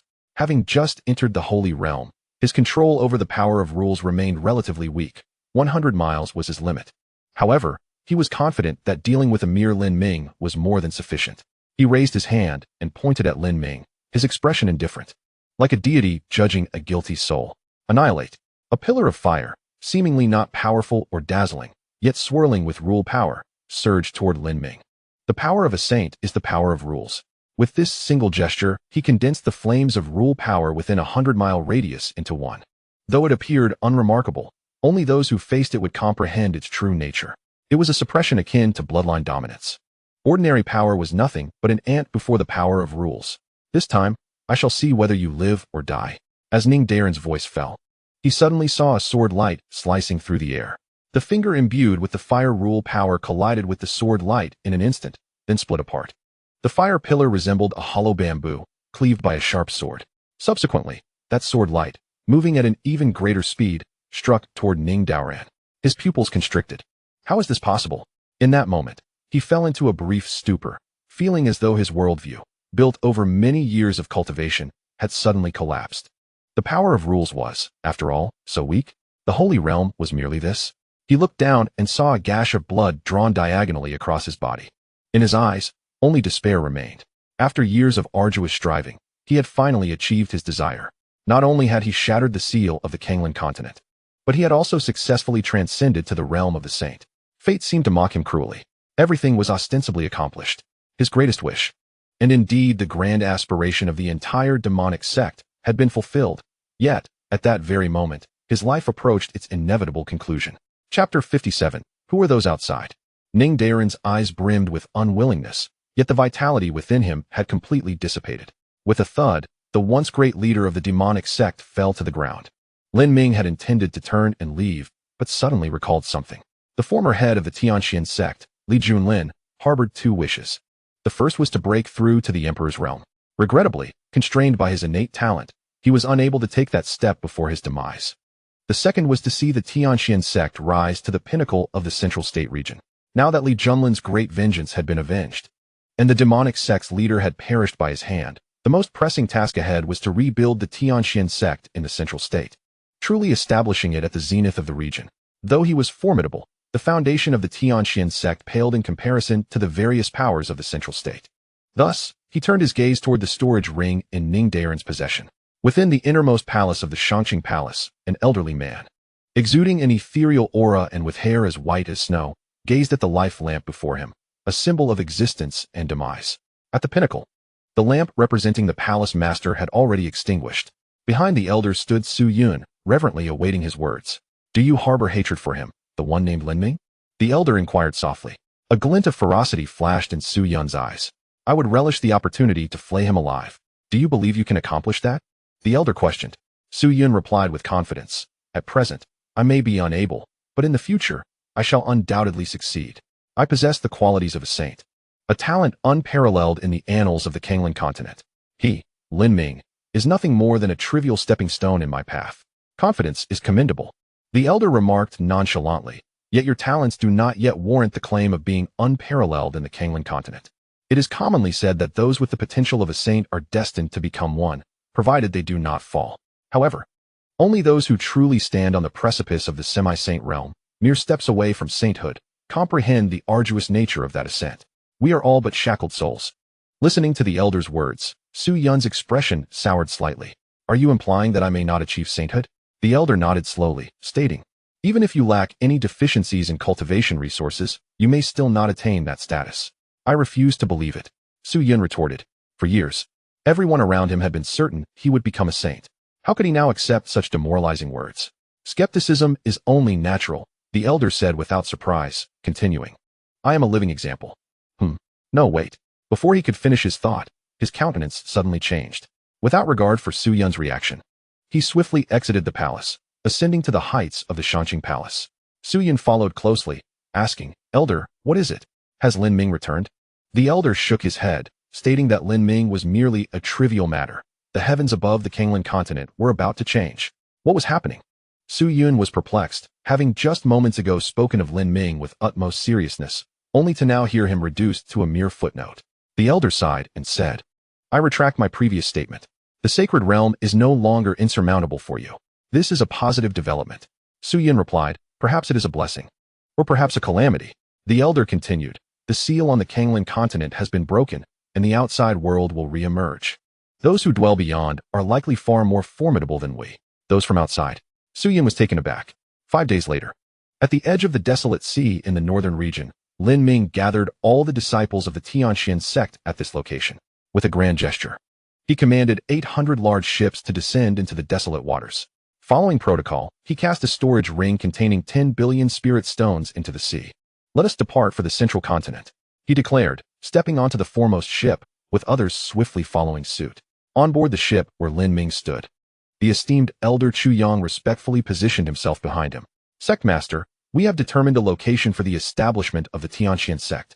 He pointed to a spot on a map he held, relatively close to the center. The elders and peak masters have unanimously decided that the sect should be founded here, situated between the Shangqing Palace and the Danmen.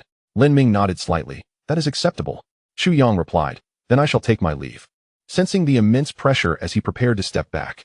However, just as he was about to retreat, a furious roar echoed. A colossal head emerged from beneath the surface of the sea. Water cascaded like rain, crashing in all directions. Do you think you can pass with such a large entourage and 10 billion spirit stones? The enormous head fixed its gaze on Lin Ming. The ships came to a sudden halt. Lin Ming regarded the creature and inquired, what do you believe is the appropriate amount of spirit stones? 10 billion. The creature responded, making it clear that this was an act of provocation. You have gone too far, Lin Ming replied sternly. Oh, I have overstepped, and what of it? Will you strike me? Do you dare to make a move? The colossal head taunted. In the next moment, a series of thunderous booms reverberated around the 800 ships of the Tianqian sect. Instantly, hundreds of sea beasts, each towering 1,000 feet, surrounded them. If you dare to act, I will reduce these 800 ships to ashes, the massive head proclaimed. Chu Yang's face turned pale as he realized the gravity of the situation. Sectmaster, these sea beasts appear to possess the strength of Empyrean realm. There is not a single Empyrean in the entire northern region. How can we not be alarmed? Lin Ming's expression remained unchanged as he coldly stated. Clear the way within 10 breaths, and I will overlook this incident. Upon hearing this, the leading sea beast burst into laughter. Since someone is so intent on seeking death, let us oblige him and announce to the world that today, the sea beast clan emerges. Hundreds of Empyrean-level sea beasts roared in unison, their might resounding like thunder. Without a moment's hesitation, they lunged toward the 800 ships of the Tianqian sect, and the battle was about to ignite. The tens of thousands of disciples of the Tianqian sect displayed an air of tension. The presence of the sea beasts at the emperor's realm exerted an immense pressure upon them. However, rather than succumbing to panic or fleeing in chaos, they momentarily shared a silent understanding, their gazes fixated on the black-clad figure at the forefront of the great ship. Please, Sectmaster, take action and annihilate these sea beasts. A voice rang out, followed by a unified chorus of pleas from the multitude of disciples. Please, Sectmaster, take action and eradicate the sea beasts. Lin Ming smiled, feeling a sense of satisfaction with their response, which exceeded his expectations to a considerable degree. Very well, he replied with a single word. In the next instant, a sword shadow sliced through the air. Across the desolate sea, the cries of hundreds of sea beasts abruptly ceased. Soon after, blood rained down from the heavens. In an instant, the hundreds of emperor-level sea beasts were cleaved in two. The leading creature's massive head was now a visage of terror. Chapter 58. Those who err must pay the price. Blood splattered across the desolate sea, resembling a crimson rain, both gruesome and imbued with an eerie romance.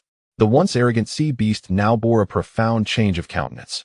Its eyes, larger than bronze gongs, spun wildly as it contemplated its next move. After a brief moment, it made a decision to flee. It plunged into the depths of the ocean, frantically swimming away. Yet, before it could cover even 10 miles, it saw a rusted sword slicing through the water before it. Wait, don't kill me, it bellowed in desperation. The rusted sword halted mere inches from it, and the creature exhaled a sigh of relief. Its massive shell trembled slightly. Ah, if only my shell weren't so heavy, I could escape. Do you really think you can catch me? It taunted the sword. There was no reply. The old tortoise, seemingly bored, turned and swam obediently back to Lin Ming's side.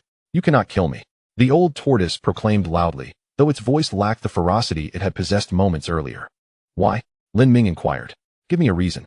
Despite its fear of Lin Ming, the old tortoise retained a hint of pride as it responded.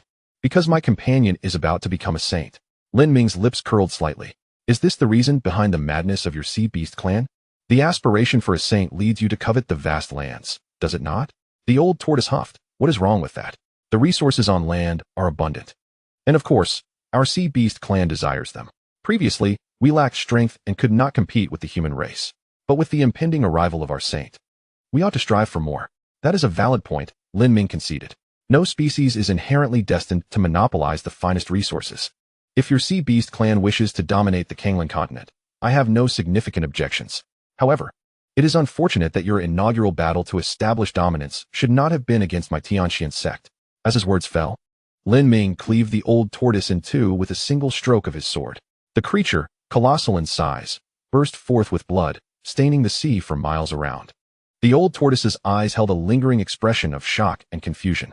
It fails to comprehend why, despite the prophecy proclaiming the emergence of the sea beast clan's sanctity, this human did not hesitate to slay it. Is the realm of sanctity truly so trivial? After the demise of the ancient turtle, the disciples of the Tianqian sect continued their journey. Following the recent battle, the trust of the disciples in Lin Ming had deepened. It seemed that as long as Lin Ming was present, no matter the challenge, he could effortlessly resolve it. In their eyes, this leader had become akin to the legendary immortals. To be part of the Tianqian sect in this lifetime is my utmost privilege. Suddenly, Chu Yang fell to his knees. Observing this scene from a distance, the esteemed elders, peak masters, and all disciples of the sect collectively exclaimed, to be part of the Tianqian sect in this lifetime is my utmost privilege. Lin Ming rubbed his temples, perplexed by the fervent display of devotion from his followers. Please rise. There is no need for such gestures. As the sect leader, it is my duty to protect you. No sooner had he spoken than a thunderous dragon roar resonated from afar. A golden divine dragon, measuring several tens of thousands of miles, emerged majestically. Its aura was overwhelmingly potent, imbued with an unfathomable power. Soaring through the skies, it was enveloped by an exceptionally terrifying force of law, while the demonic sect leader, upon reaching sanctity, could command the laws within a 100-mile radius. This dragon wielded the laws over at least 1,000 miles. Do you consider the slaughter of my sea beast clan as inconsequential? The colossal dragon, with a head spanning over 100 miles, cast a formidable shadow. Its eyes sparkled like the sun in the heavens. Lin Ming asserted, I have never engaged in the wanton slaughter of the innocent. If it seeks to kill me, then it is only reasonable for me to retaliate. Whether or not you exist, the outcome remains unchanged. You are audacious. The dragon's mountainous claws descended with tremendous force from the heavens, surrounded by a dense and powerful law of force, a pure and ultimate manifestation of power. After attaining sanctity, a single claw imbued with law surpassed the might of 1,000 times prior. As the dragon's claw descended, it had already anticipated the impact. Even the hardest of sacred artifacts would likely shatter under such force. Yet, Lin Ming displayed no inclination to evade. Instead, he approached wielding his rusted sword. With no overwhelming aura, it nonetheless radiated an indomitable resolve and will. You truly seek death. The dragon roared, accelerating its claw. Swoosh. Upon contact, an eerie sound echoed. In an instant, the dragon's eyes shifted from arrogance to terror. No, my claw. The rusted sword pierced through its claw, continuing its ascent unabated. Wait, grant me a chance. It pleaded.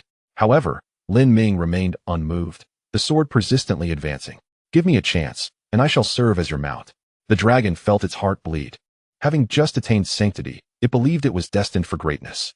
Yet, in an instant, it found itself forced into a position of subservience. In its youth, when it was still weak, the most humiliating fate it could envision was to be tamed by a human and become a mere steed. Now, in a desperate bid for survival, he himself made this request. Lin Ming's sword hesitated for but a fleeting moment.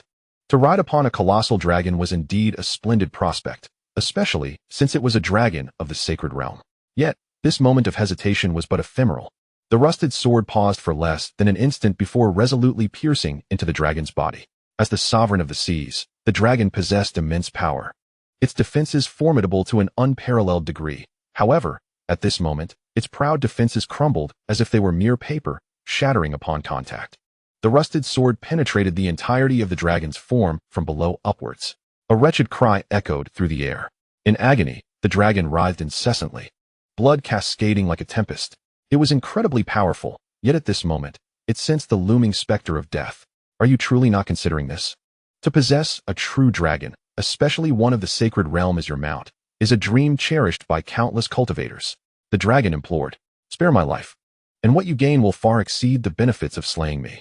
However, Lin Ming remained unmoved. He merely replied, when one commits a wrongdoing, one must bear the consequences. He held no regard for a true dragon as a mount. To him, the life of any disciple from Tianshuanzong outweighed this sacred dragon by far. From the moment this dragon decided to act against Tianshuanzong, its fate was sealed. The dragon's vitality was far more robust than that of cultivators of the same realm. Though pierced by Lin Ming's sword, it still clung to life. Realizing that Lin Ming would not relent, it disregarded its searing pain and frantically soared into the distance. Lin Ming withdrew his sword, gazing at the fleeing dragon, shifting his attack from a thrust to a slash. Chapter 59. Do you have matters to attend to? The sacred dragon, stretching thousands of miles, moved with astonishing speed, traversing vast distances in mere moments, leaving behind the 800 great ships of Tianshuanzong far in its wake. In the central continent, several cultivators who had been engaged in honing their martial skills suddenly found the once clear sky engulfed in darkness. A colossal shadow obscured the sun. What in the world is that? One exclaimed. It's enormous. Our Qianya city could hardly compare in size. Indeed, it must be at least 8 times the size of Qianya city. Another added. That must be the legendary dragon. One ventured. Just then, a torrential rain of blood began to fall from the sky. It's raining, red rain, and it seems to carry a particularly violent spiritual energy. The rain of eggs, it's blood. That dragon is gravely wounded. As soon as the words left his lips, they beheld a streak of sword light that traversed the heavens, swiftly following the dragon. What is happening? The group gasped.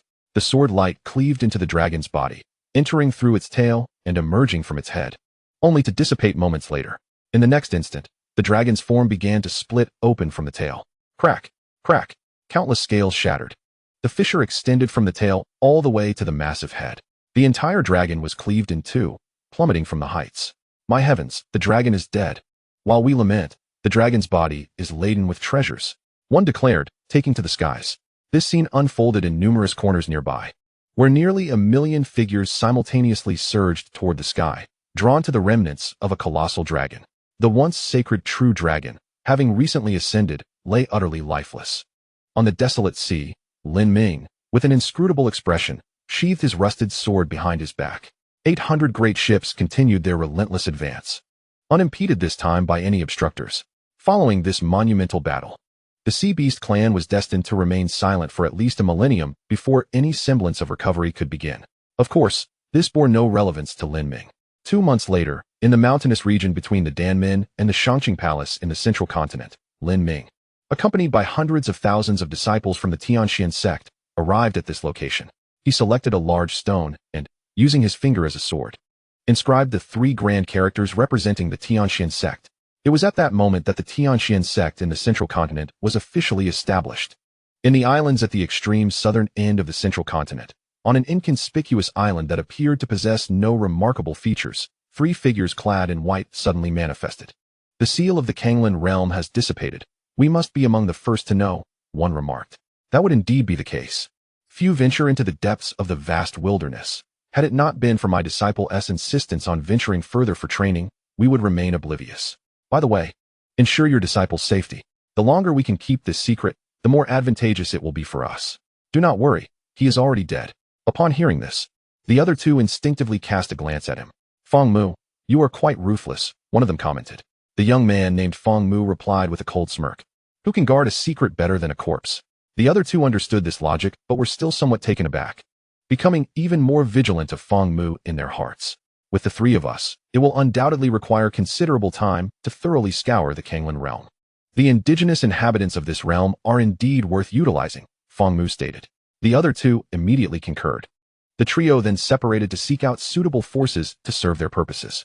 Within the Shangqing Palace, an elderly man with white hair suddenly opened his tightly shut eyes and stepped forward, standing atop the summit of the palace. What brings you to the Shangqing Palace? He inquired, gazing into the distance. There, a figure in white appeared, a smile gracing his face. To think you could perceive my presence, quite impressive. The figure was none other than Feng Mu.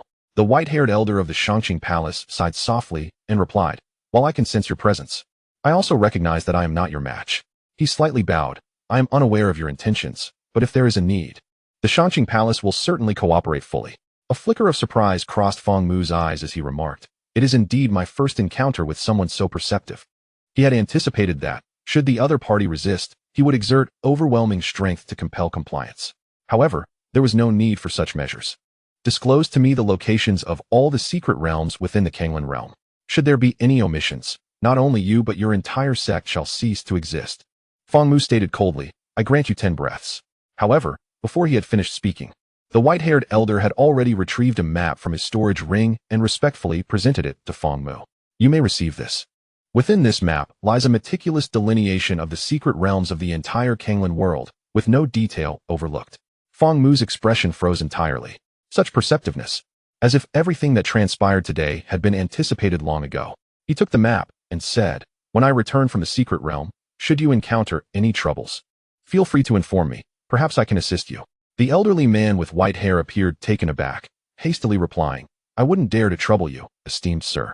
Feng Mu waved his hand dismissively, saying, there is no need for such formality. My word is my bond. Then, I thank you, esteemed sir, the elder replied respectfully. Feng Mu nodded and turned to leave. Before the recently established Tianxian sect, 2 figures clad in white paused. This is rather strange, one remarked. I noticed it too. The other replied. The slightly leaner youth named Lu Zhe spoke. I just scanned the majority of the Kanglan world with my divine sense. It appears that the power dynamics of this continent exhibit a clear regional division. Although the strongest are not all concentrated in the central area, none of the forces within that region lack strength. The other nodded in agreement.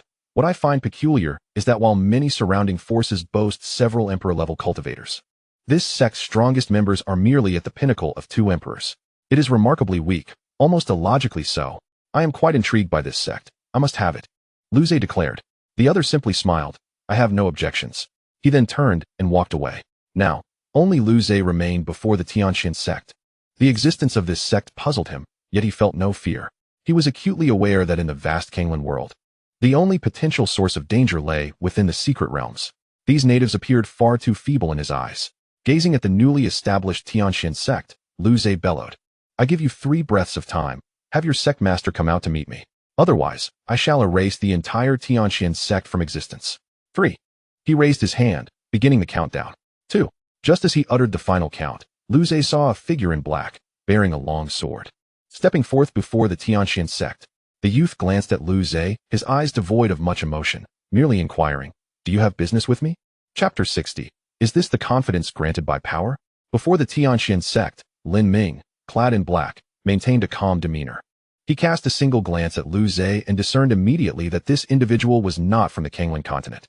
For the person before him clearly possessed a cultivation level at the saint realm, and not merely a novice. The Kanglan continent had previously lacked saints. Even with the recent ease of achieving such status, any newly emerged saints would certainly be at the initial stage, comparable to the aura of the demon sect's leader. The individual before him was evidently an anomaly. Lu Zhe regarded Lin Ming, his expression growing increasingly grim. Ah, the Tianxian sect, you truly possess great audacity.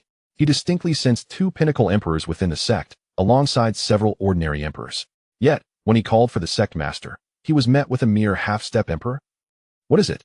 Lin Ming furrowed his brow, stating, If you have business, speak it. If not, kindly depart. Originally filled with indignation and feeling deceived, Lu Zhe's anger intensified upon hearing Lin Ming's words. He sneered coldly, proclaiming, I have not denied you opportunities. Rather, you have profoundly disappointed me. Therefore, let the Heavenly Xian sect vanish. The actions of the Heavenly Xian sect had drained his patience. He no longer wished to delve into the reasons behind the seemingly weak sect's precarious position. Raising his hand, he unleashed a strike.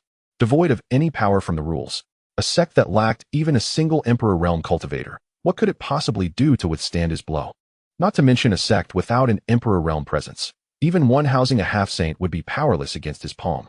Yet, in the next moment, he witnessed his palm imprint shatter, and his consciousness began to dissipate. Before it entirely faded, he glimpsed a figure clad in white, resembling his own attire. But lacking a head, that body cannot be mine, can it? Was Lu Zhe's final thought. Lin Ming furrowed his brow as he surveyed the lifeless form before him. He had no intention of inciting slaughter. He simply could not comprehend why this individual sought to annihilate the Heavenly Xian sect after uttering so few words. Was he not a sound mind? Regardless, such matters were trivial. Whoever sought to kill him, he would reciprocate. Whoever aimed to obliterate the Heavenly Xian sect, he would ensure their destruction. Lin Ming's principles had always been refreshingly straightforward and unblemished. Within the alchemy sect, Zhou Yu obtained what he desired but suddenly recalled Lu Zhe and sent a message. What of that sect? Why is it so feeble yet dares to establish itself in such a position? There was no reply. A glimmer of coldness flickered in Zhou Yu's eyes. Could it be that you have uncovered some secret and wish to keep it to yourself? Still, no response came. If you remain silent, I shall seek you out. Upon speaking, his expression darkened further, and he began to regret granting the Heavenly Xian sect to Lu Zhe. Should this sect indeed harbor strange mysteries, and if Lu Zhe were to monopolize its hidden truths, he would likely be plagued by discontent for the rest of his days. Once again, no answer materialized. Expanding his consciousness, he found no trace of Lu Zhe. This situation could only be attributed to one of 2 explanations. Either the individual had perished, or he was ensconced in a secret realm capable of isolating one's consciousness. Such realms often signified immense opportunities. You crafty Lu Zhe. He certainly did not believe that Lu Zhe had simply met his demise. Thus, only one explanation remained.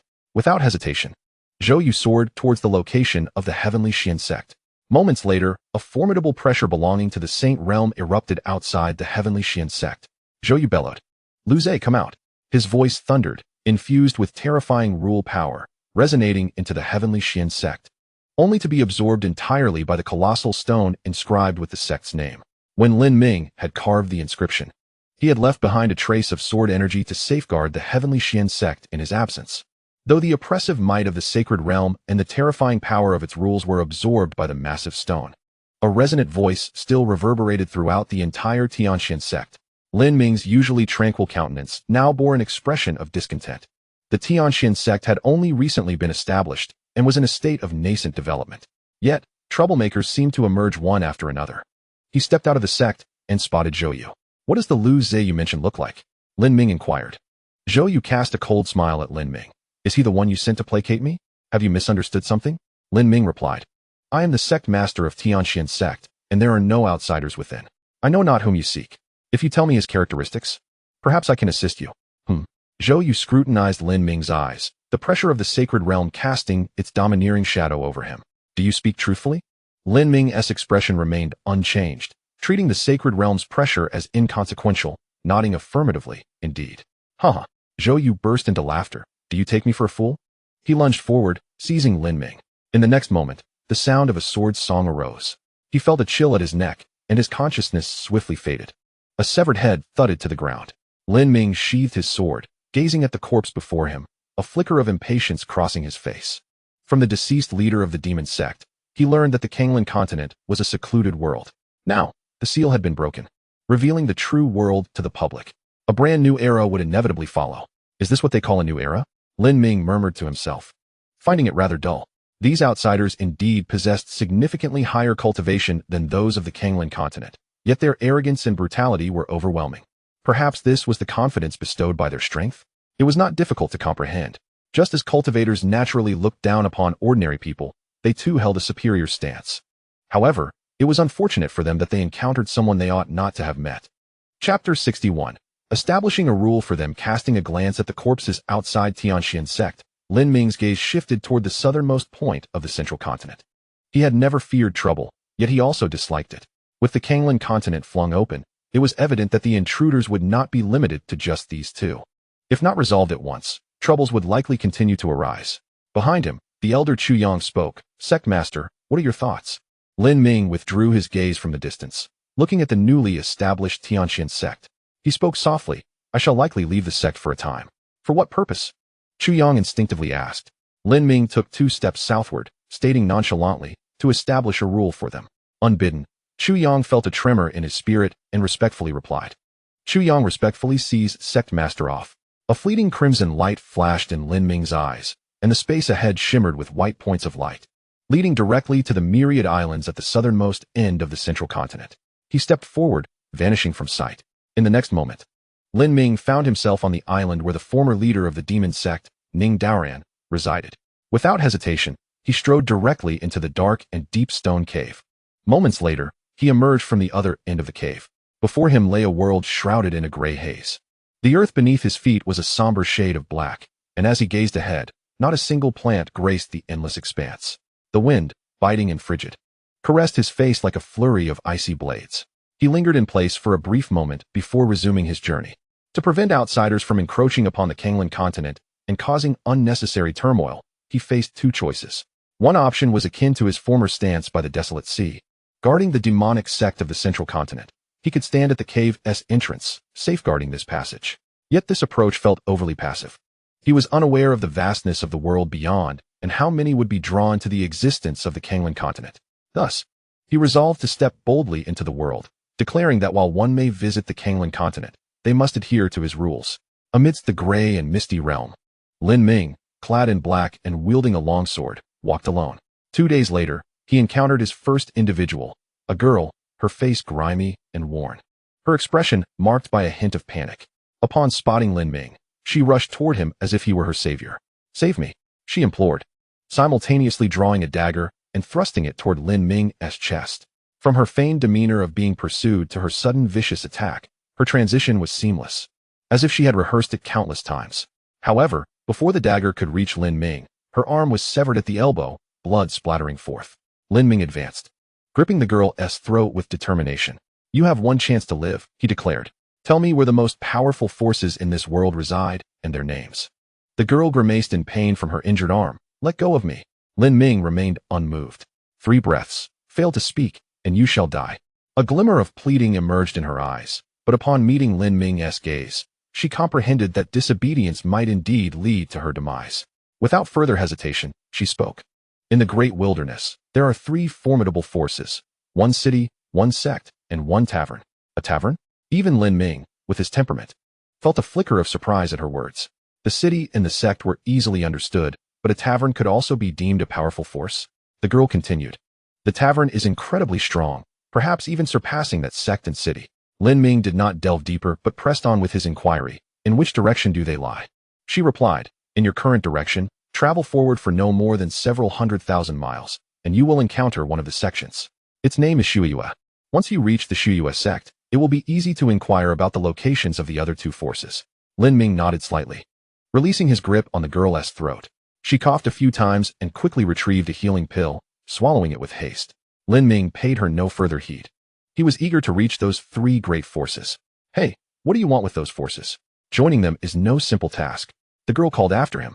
Lin Ming did not turn, but slowly shook his head. I do not seek to join them. I merely intend to convey a message. A message? The girl's face was filled with confusion. What can a person, who is utterly unknown to the three great powers, possibly assert? This thought flitted briefly through the young girl's mind, yet she chose not to pursue it further. She turned and summoned her spiritual energy to reattach her severed arm. Then, glancing at Lin Ming, she shouted, Be cautious, someone approaches from the right. Lin Ming did not turn. He was acutely aware that there was nothing on the right. Instead, the girl conjured 18 banners that swiftly shot towards Lin Ming. A threat of binding power enveloped him. The girl smirked coldly. You wish to join the three great powers? With your naivety, surviving 2 days in the wilderness is a blessing from the heavens. Feeling the binding force surrounding him, Lin Ming shook his head slightly. I have already promised to spare you. Why persist? Spare me? How laughable. The girl scoffed, raising her hand to strike Lin Ming. However, before her palm could land, Lin Ming had already pierced her brow with his sword. Her eyes, still filled with disdain, lost all vitality. Lin Ming cast a brief glance at her before continuing towards the direction of the Snow Moon sect. He remained unaware of why the girl would strike again after having narrowly escaped death. In truth, cultivation is a brutal endeavor, especially for solitary practitioners without any affiliations. Individuals like the girl are not uncommon in the wilderness. For various reasons, they are unable or unwilling to join sections. Without a powerful force backing them, they must rely solely on themselves for cultivation. Resources for training are precious, and for solitary practitioners to acquire sufficient resources, they often have no choice but to resort to killing for treasure. If you do not kill, others will seek to kill you. If a young rabbit does not strive to become a cunning wolf, it will merely become prey on the butcher's block. This is the harsh reality of the wilderness. Consequently, during the ensuing journey of hundreds of thousands of miles, Lin Ming encountered countless unprovoked assassination attempts. Yet, without exception, those who attempted to harm him became forgotten corpses. His pace remained largely unchanged. Soon, he finally beheld the Snow Moon sect, one of the three great powers of the wilderness. Indeed, the Snow Moon sect was cloaked in snow, its territory spanning 1,000 miles, enveloped in a blanket of pristine white. Strangely, there was no trace of snow outside the sect. It felt as if two worlds existed side by side. Upon arriving at the Snow Moon sect, Lin Ming noticed that the sect was in the midst of recruiting disciples, with a long queue forming below. Chapter 62. The sacred Kingstone tablet standing beneath the snow-capped mountain, Lin Ming gazed upward at the sect shrouded in dense snow. He contemplated how best to gain entry when he suddenly heard an elder in charge of assessing new disciples call out loudly, "Form an orderly line, one at a time." Lin Ming turned to look, only to meet the elder's gaze. "Yes, I mean you. Stand in line properly." Lin Ming hesitated for a moment before responding. "I wish to meet your sect master." "The sect master?" The elder raised an eyebrow, a sudden sense of foreboding washing over him. Could this person possibly be related to the sect master? However, in less than a fleeting moment, he dismissed the notion. If there truly were a connection to the sect leader, surely high-ranking members of the sect would have appeared to greet him, rather than requiring him to wait here. Having come to this realization, the elder chuckled, saying, "Even if you do have ties to the sect leader, you must undergo an assessment to join our Snow Moon sect. So, you might as well wait in line." Lin Ming shook his head. "You misunderstand. I do not wish to join the Snow Moon sect. I merely wish to meet your sect leader. I have matters to discuss with him." Looking earnestly at the elder responsible for the assessments, Lin Ming inquired, "What avenues might allow me to meet your sect leader?" "The sect leader does not see just anyone," the elder replied flatly. "Not just anyone," Lin Ming pressed. "That is not entirely accurate," the elder responded, suddenly chuckling. "If you were at the Saint King level, my sect leader would certainly meet you. Alas, you are not," Lin Ming admitted. The term Saint King was foreign to him, let alone possessing such an esteemed rank. He gazed upward at the summit of the snowy mountain, where a stone tablet inscribed with the word Saint King stood. Beneath the imposing characters, 5 distinct marks were etched: handprints, cuts from blades, and even the impressions of whips. Lin Ming queried, "To leave a mark upon that stone tablet, does it signify one possesses the Saint King realm?" Such a question is quite redundant, naturally. Only a Saint King can leave a mark upon the Saint King tablet, the elder said, growing slightly impatient. "Do you wish to attempt it yourself?" As soon as the words left his lips, Lin Ming ascended into the air, standing before the stone tablet atop the snowy peak. The elder shook his head, rendered speechless. Is this person truly of sound mind? Perhaps he seeks to draw attention to himself. The elder of the Snow Moon sect possessed remarkable composure. Had it been him, he would have struck Lin Ming down without hesitation. What on earth does he intend? Surely he does not wish to leave a mark upon the Saint King tablet? As a mere half-step to the Emperor realm, if he were to attempt such a thing, he would surely be out of his mind. Below, a long line of disciples awaiting their assessments watched Lin Ming's actions with disdain.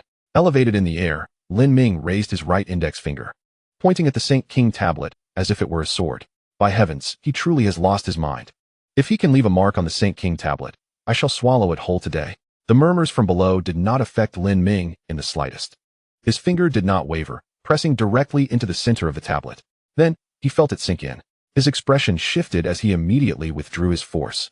For he discovered that beneath his fingertip, not only had a deep pit formed upon the tablet, but surrounding it were countless fissures. Lin Ming furrowed his brow. His principle had always been to avoid conflict. He would not provoke others unless provoked. The elder responsible for the assessments had treated him with a modicum of respect.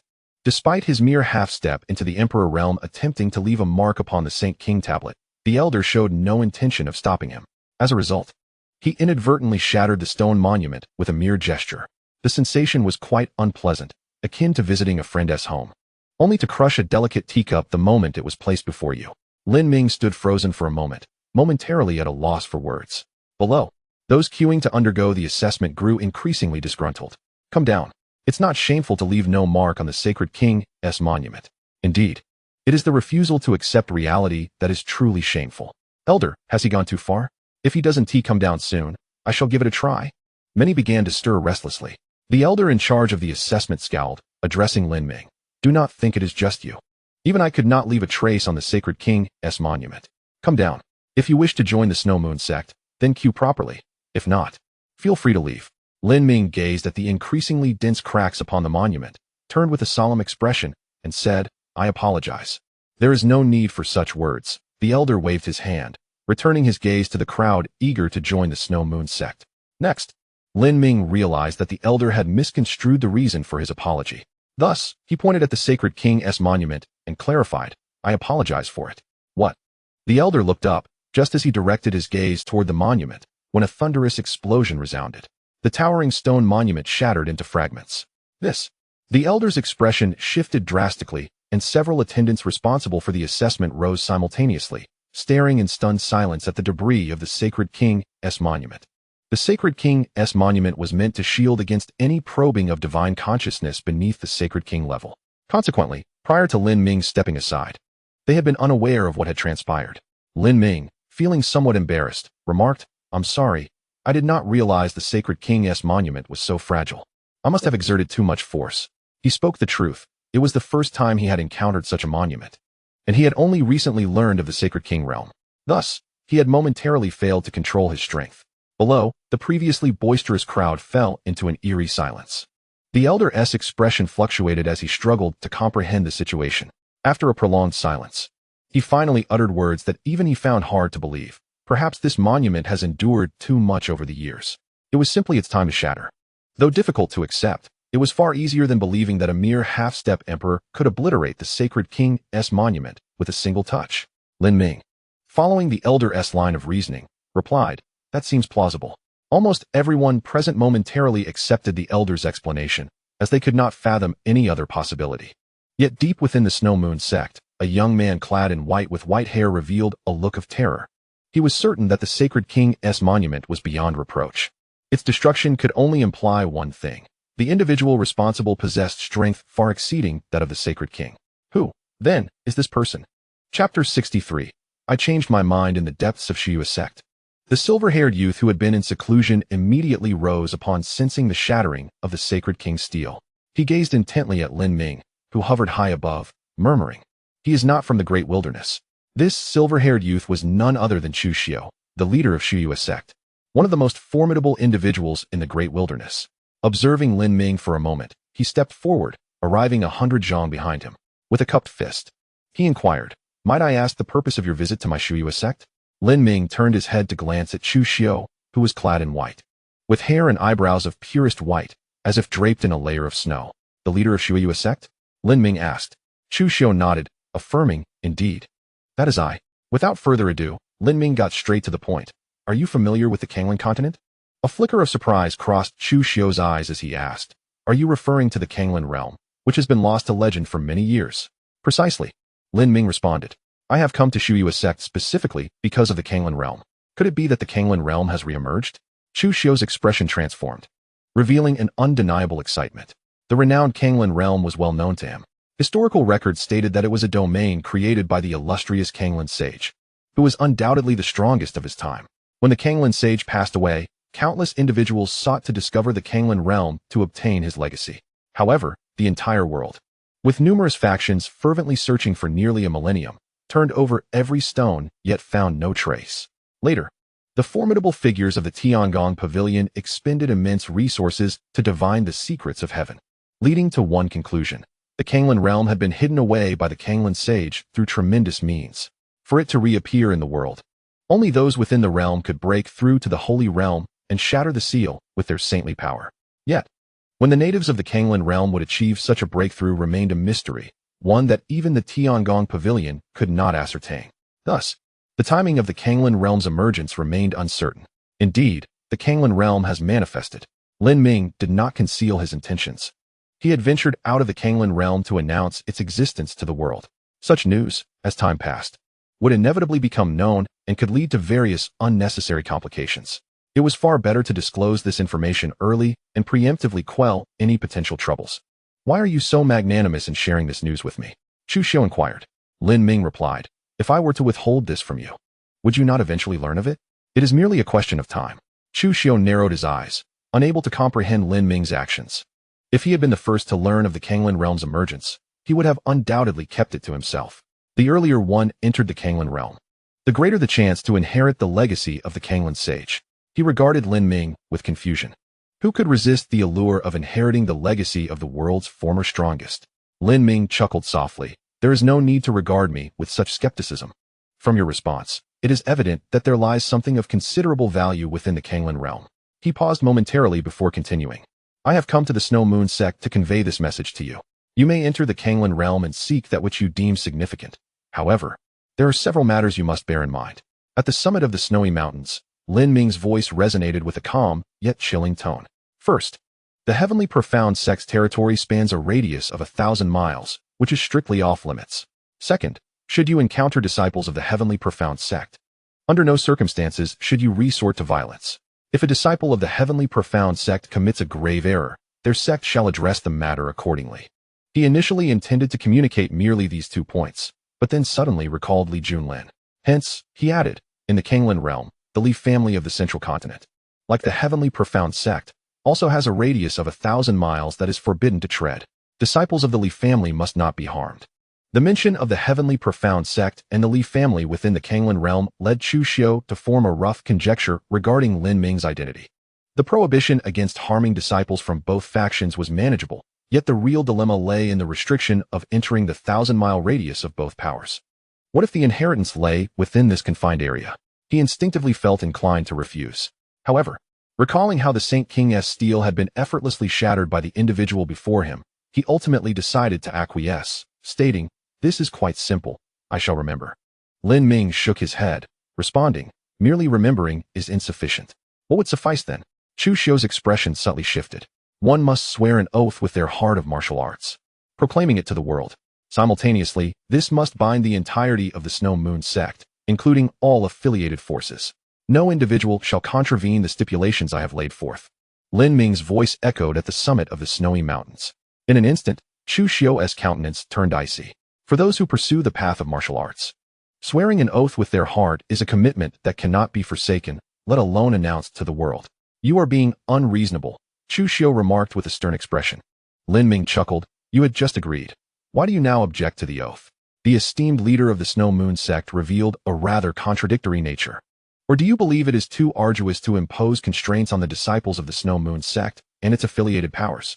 Chu Xiu retreated 1,000 paces, positioning himself atop another snowy peak, gazing distantly at Lin Ming.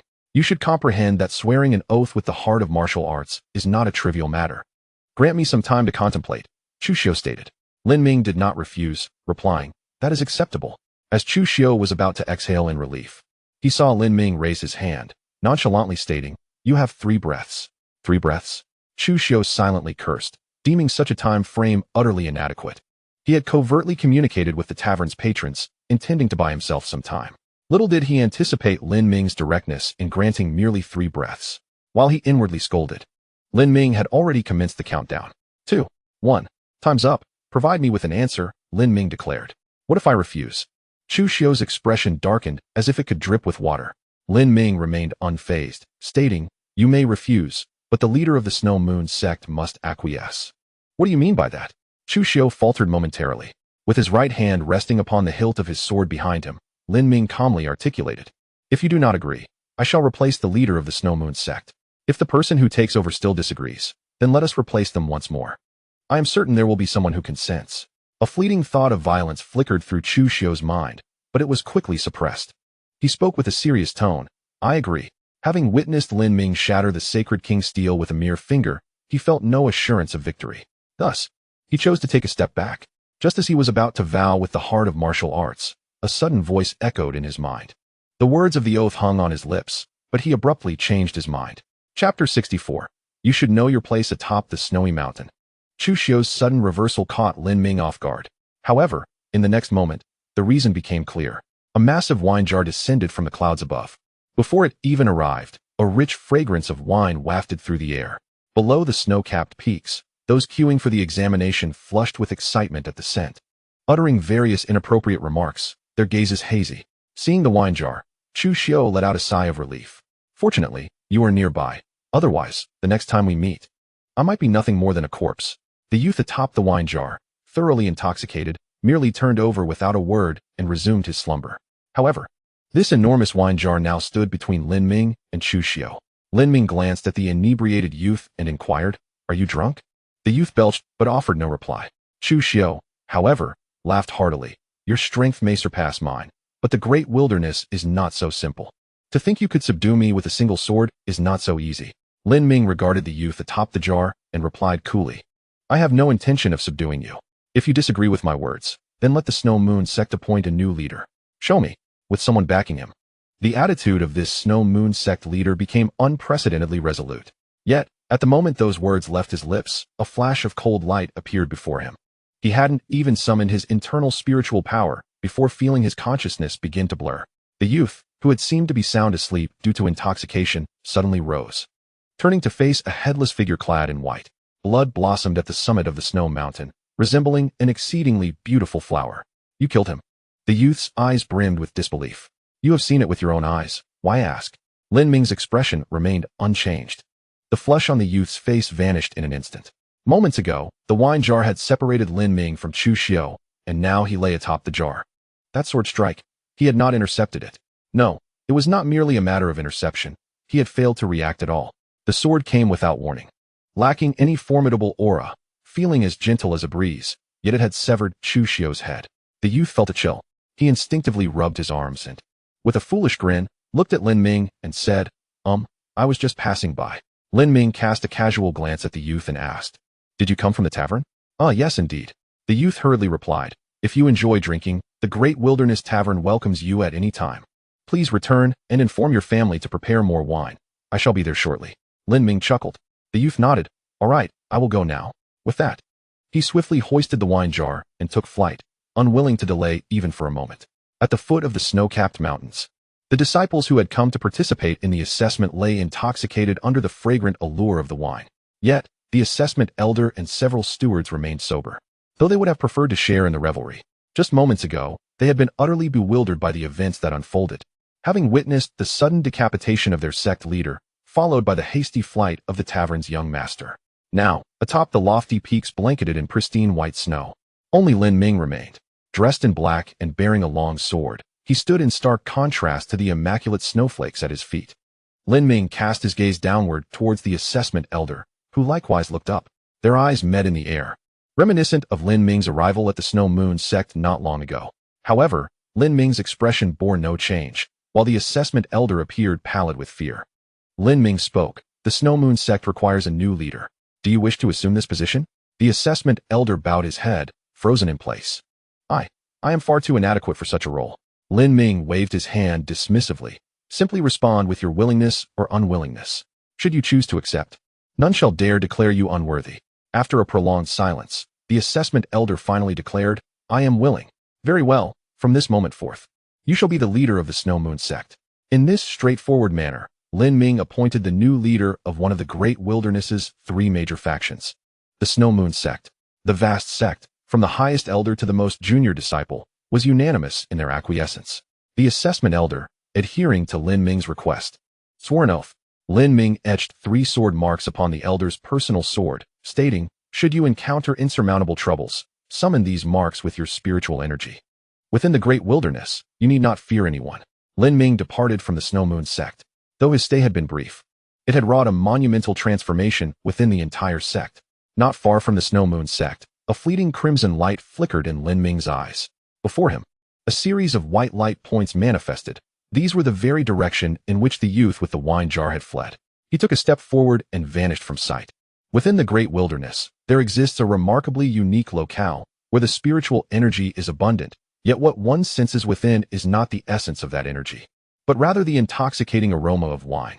The rich and fragrant scent envelopes a radius of several thousand miles. At the very heart of this olfactory delight stands a tavern. Externally, the tavern resembles anything but a formidable power. It is a quaint 2-story establishment, exuding an ancient charm. It appears to be a mere sanctuary for the enjoyment of wine. Inside, there are but a few patrons, a proprietor, a proprietress, and a youth with a penchant for drinking. It is difficult for outsiders to fathom how such an establishment could be deemed one of the 3 major powers in the vast wilderness. Upon Lin Ming's arrival, he was immediately enveloped by the rich aroma of liquor. Soon after, he spotted a middle-aged man carrying a wine jar. Come, drink, the man said as he tossed a jar towards Lin Ming. Lin Ming caught it with ease. Must I drink? He inquired. The middle-aged man replied, you must have come seeking my assistance. As long as you partake of the wine, I shall grant you any request you wish. Lin Ming raised the jar and asked, is it merely this one jar? No. The man waved his hand, and jars of wine materialized from beneath Lin Ming's feet, stretching into the horizon. 8 million jars of wine. Once consumed, I will be at your service for anything you desire, he declared. Lin Ming uncorked the jar in his hand and, without hesitation, tilted it back to drink. Moments later, having downed a jar, he set it down and looked at the middle-aged man, stating, I have finished. Let us discuss serious matters. I mean what I say. 8 million jars, not a single one less, the man replied coldly. Lin Ming replied coolly, drinking 1 jar is already a concession on my part. You should be more accommodating. Chapter 65. Let the wasteland city vanish before the ancient tavern. Lin Ming and the middle-aged man locked eyes. The air thick with the scent of wine. The previously tranquil atmosphere shifted to one of tension after Lin Ming's words. The man stared at Lin Ming for a moment before suddenly crushing a jar in his hand. The sound of shattering glass erupted, and the fragrance of wine intensified, spilling forth. In that instant, the 8 million jars extending to the horizon burst simultaneously. If you want tea, drink. I shall pour it down your throat, the middle-aged man coldly asserted. With the simultaneous explosion of the jars, rivers of wine surged forth. Lin Ming's hand gripped the hilt of his sword. However, just as the battle seemed imminent, a woman's voice emerged from behind the middle-aged man. Is this how you treat my freshly brewed wine? The man's demeanor shifted drastically upon hearing the voice, his icy expression melting into a foolish grin. Xiao, what brings you out? He scratched his head, looking at the woman. She was none other than the tavern's proprietress, Jiang Qingyi. Jiang Qingyi shot the middle-aged man a glare before turning her gaze to Lin Ming. I understand your purpose here. Rest assured, without your consent, our family will not set foot in the Kanglin domain. Furthermore, from this day forth, I shall do everything in my power to ensure that all patrons of the tavern abide by your rules. You must realize that rogue cultivators are the hardest to control. Even if Shuyue sect heeds your words, their reach will not extend to those wandering souls. But I can manage them. Nearly 90% of the rogue cultivators in the wilderness frequent this tavern, for it is here that they find rare solace. They will heed my words. Jiang Qingyi's declaration surprised Lin Ming slightly. This woman was exceedingly self-aware. What are your conditions? He asked. Jiang Qingyi shook her head resolutely and declared, there are no conditions. I am willing. Immediately following her statement, she added, if you doubt my sincerity, I shall swear an oath with my martial heart. Without waiting for Lin Ming's response, she swiftly established her vow. This scene not only astonished Lin Ming, but left the middle-aged man beside them utterly speechless. Shaoyi, what are you doing? He hurriedly inquired. In the vast wilderness, he had never feared anyone. Yet, Jiang Qingyi's actions seemed to signify an unyielding submission. The middle-aged man was indignant. With a frosty expression, Jiang Qingyi turned away and stated, I do not wish to become a widow. The middle-aged man opened his mouth to retort, but was abruptly interrupted by Jiang Qingyi. You would do well to remain silent. Outside the tavern, enveloped in the thick aroma of alcohol, Jiang Qingyi produced a map and handed it to Lin Ming, saying, in truth, the individuals most likely to incite carnage in the great wilderness are all within the Wild City. Upon receiving the map and confirming the location of Wild City, Lin Ming replied, thank you, placing it into his storage ring. He then turned and walked away. Observing Lin Ming's retreating figure, Jiang Qingyi suddenly remarked, those in Wild City are quite troublesome. That is of no concern, Lin Ming replied nonchalantly. Are you planning to confront the Lord of Wild City directly? Jiang Qingyi asked. Lin Ming momentarily paused his steps, acknowledging, the simplest and most direct method is to capture the leader first. Indeed, he had contemplated this. However, since Jiang Qingyi brought it up, it suggested that Wild City might not be suitable for such a strategy. What do you mean? Lin Ming queried. Jiang Qingyi responded. The Lord of Wild City died 2 days ago. Lin Ming dismissively remarked, that is inconsequential. If one lord has fallen, another can easily be appointed. However, Jiang Qingyi's next words caused Lin Ming to momentarily falter. This marks the 7th lord to perish in nearly 10 days. Wild City is peculiar. It is built upon an ancient battleground. The atmosphere is thick with death and malice, and its inhabitants are merciless killers. They are greedy and bloodthirsty. Whoever ascends as the Lord of Wild City will inevitably be targeted by all. Lin Ming resumed his stride, saying, thank you for the warning, I understand. A flicker of surprise crossed Jiang Qingyi's eyes. Do you already have a plan? A plan? Lin Ming shook his head. There is no need for a plan. If no one is fit to be the Lord of Wild City, then I shall take the position myself. Yet, even as the Lord, I would not resolve the issue. He paused before continuing. Then, let Wild City vanish. With these words, he took a step forward and was already a great distance away. Jiang Qingyi's expression shifted slightly before she redirected her gaze and shot a glare at the middle-aged man. Finish your drink. Do not waste it. Behind Jiang Qingyi, the boy who had been frightened away by Lin Ming reappeared after Lin Ming had left, asking, Mother, have we been too cowardly? Jiang Qingyi tapped the boy's forehead. It is you who are cowardly. I am merely making a prudent decision. Do not forget, I was once a disciple of the Heavenly Mechanism Pavilion. The concentration of spiritual energy in the great wilderness surpasses that of the Kanglan domain by a great deal. However, the environment is inferior to that of the Kanglan domain. The winds are always noisy and cold, and the air is often permeated with the scent of blood. Especially when heading towards the desolate city, this was particularly evident. 5 days later, Lin Ming arrived before a city. According to the markings on the map, this city was indeed the desolate city. However, contrary to his expectations, the desolate city was quite rudimentary. There were no city gates, nor was there a plaque hanging on the city walls bearing the name of the city. Within the city, a glance revealed a scene of utter dilapidation. Ruined walls and scattered debris were strewn about, with numerous corpses lying in the streets, drenched in crimson. Yet, the desolate city was not devoid of noteworthy elements. To the right front of Lin Ming, less than 10 miles away, stood a magnificent palace that appeared completely out of place against the backdrop of the desolate city. Above the palace, 3 magnificent golden characters shone brightly, City Lord's Mansion. In this chaotic and blood-soaked desolate city, there existed a remarkably clean, grand, and opulent City Lord's Mansion, a stark contrast to the rest of the desolate city, as if it belonged to an entirely different realm. Upon witnessing this scene, Lin Ming understood why the Lord of the desolate city met such an untimely demise so easily. Entering the City Lord's Mansion had essentially made one a target in the eyes of the entire populace of the desolate city. The existence of this mansion seemed to evoke animosity without any discernible value. Having surveyed the desolate city from the outside, Lin Ming stepped decisively into its confines. At that moment, a murderous intent emerged. The ground beneath him suddenly cracked open, and a hand reached out from below, grasping towards Lin Ming's foot. However, just as it was about to reach him, it was pierced by a ray of sword light and pinned to the ground. In the air ahead, 88 fragments of stone soared upward, assembling themselves into a formation. The world before Lin Ming underwent a dramatic transformation. The desolate city vanished, replaced by an endless expanse of yellow sand. Alone with his sword, Lin Ming stood amidst the vast yellow sands. A formation? A flicker of surprise crossed his eyes. Yet he remained unfazed.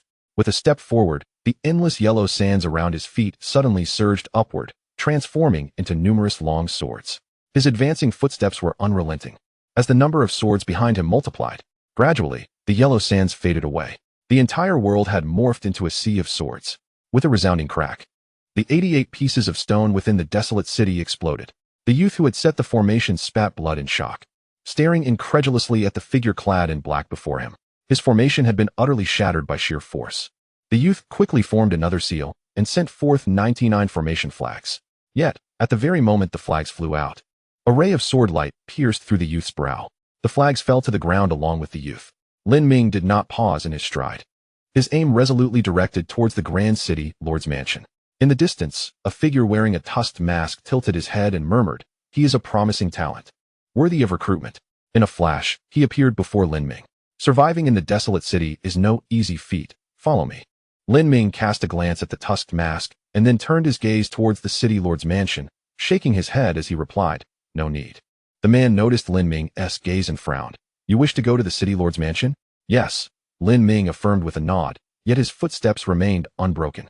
"Upon your recent arrival in the city, have you lost your sanity?" The voice beneath the mask was filled with confusion. "The lord of the desolate city has seen no one survive beyond 3 days. Those who aspire to enter the lord's residence are truly deluded, believing themselves invincible, unaware that they are nothing but fools. In the desolate city, the more discreet one remains, the longer one is likely to survive." Lin Ming's footsteps abruptly halted as he inquired, "If I wish to make a grand entrance, to ensure that all are aware of my presence, what should I do?" At this utterance, the masked figure's countenance turned pale. "You are indeed a madman. Even those disciples from powerful factions, who have not faced adversity, are not as foolish as you. If you seek an early demise, hurry to the Lord's residence. Stand there, and you shall realize your own folly." No sooner had the words left his lips than Lin Ming took a step forward, arriving at the base of the Lord's residence. The masked man fell silent, concealing his aura and retreating to a distance. Lin Ming pushed open the great doors of the Lord's residence without a moment's hesitation, stepping inside with resolute intent. He did not pause for breath, directly ascending to the pinnacle of the palace. There, he beheld a lifeless body, desiccated and devoid of blood. Having just dealt with one, another appears. Is it ignorance or overconfidence that makes the existence of this lord's residence so alluring? An elderly man, stooped and shadowed, slowly emerged from the darkness. Lin Ming glanced at the corpse on the ground and smiled. Perhaps they all wished to prove their ability to survive. The elder scoffed. "And you? Why have you come to the lord's residence?" "To prove my own capability of survival," Lin Ming replied. "Not quite." The elder shook his head. "I am here to set forth a rule for the people of the desolate city. Establishing rules among a band of desperate souls." "How amusing," the elder remarked. In the next moment, the elder vanished from sight, only to reappear behind Lin Ming. A pale hand lunged toward Lin Ming's back. In that instant, a flash of sword light severed the elder's form in two. Lin Ming did not even glance back. He stepped forward, reaching the summit of the palace. A calm, almost indifferent voice emanated from him. Within moments, his words, accompanied by a sword shadow, echoed throughout the desolate city. "From this day forth, I am the Lord. All inhabitants of the desolate city must pay homage. Failure to do so shall result in death." In an instant, the entire desolate city erupted in commotion. Chapter 67. Having resolved to take action. Is there any path left for retreat? Lin Ming's tranquil voice resonated through the desolate city, akin to a meteor crashing into water, instantly stirring up tumultuous waves. Not far from the Lord's residence, beside the figure wearing the toothy mask, stood a young woman with a bun hairstyle. She gazed at the silhouette clad in black atop the Lord's residence, perplexed, and asked, "Were you attempting to recruit this person just now?" The young man beneath the mask twitched his lips. "I merely observed his considerable strength. Who could have anticipated his mental instability?" Indeed, at that moment, in his eyes, Lin Ming's actions appeared to be those of a deranged individual. In the desolate city, 9 out of 10 are indeed arrogant souls. However, no matter how arrogant one may be, there ought to be limits. Provoking one person, 10, or even 100 can be understood. But who arrives and dares to provoke an entire city? What will you do? The woman with the bun glanced at the masked man. "What now?" The young man, adorned with a fanged mask, shrugged his shoulders and replied nonchalantly, "Of course, we watch him die. What else is there to do?" A little further from the Lord's mansion, an elderly monk brought his palms together and chanted a sutra for the deceased. Subsequently, he crushed an unfortunate soul beneath his feet, rubbing his foot on the ground. He looked up in the direction of the Lord's mansion, a flicker of annoyance crossing his face as he muttered, "I promise to only kill one person a day, but I cannot restrain myself." He took a step forward, heading towards the Lord's mansion. In the desolate city, atop a hill less than 100 feet high, a ragged, bearded giant, resembling a wild man, hoisted a wolf-toothed club over his shoulder and gazed at the Lord's mansion, astonishment flickering in his eyes. In this era, there are indeed many reckless souls. Without hesitation, he made his way towards the Lord's mansion. Similar scenes unfolded in numerous corners of the desolate city. As Lin Ming's voice echoed throughout the city, these bloodthirsty marauders, their hands stained with crimson, surged towards the Lord's mansion like beasts drawn to the scent of blood.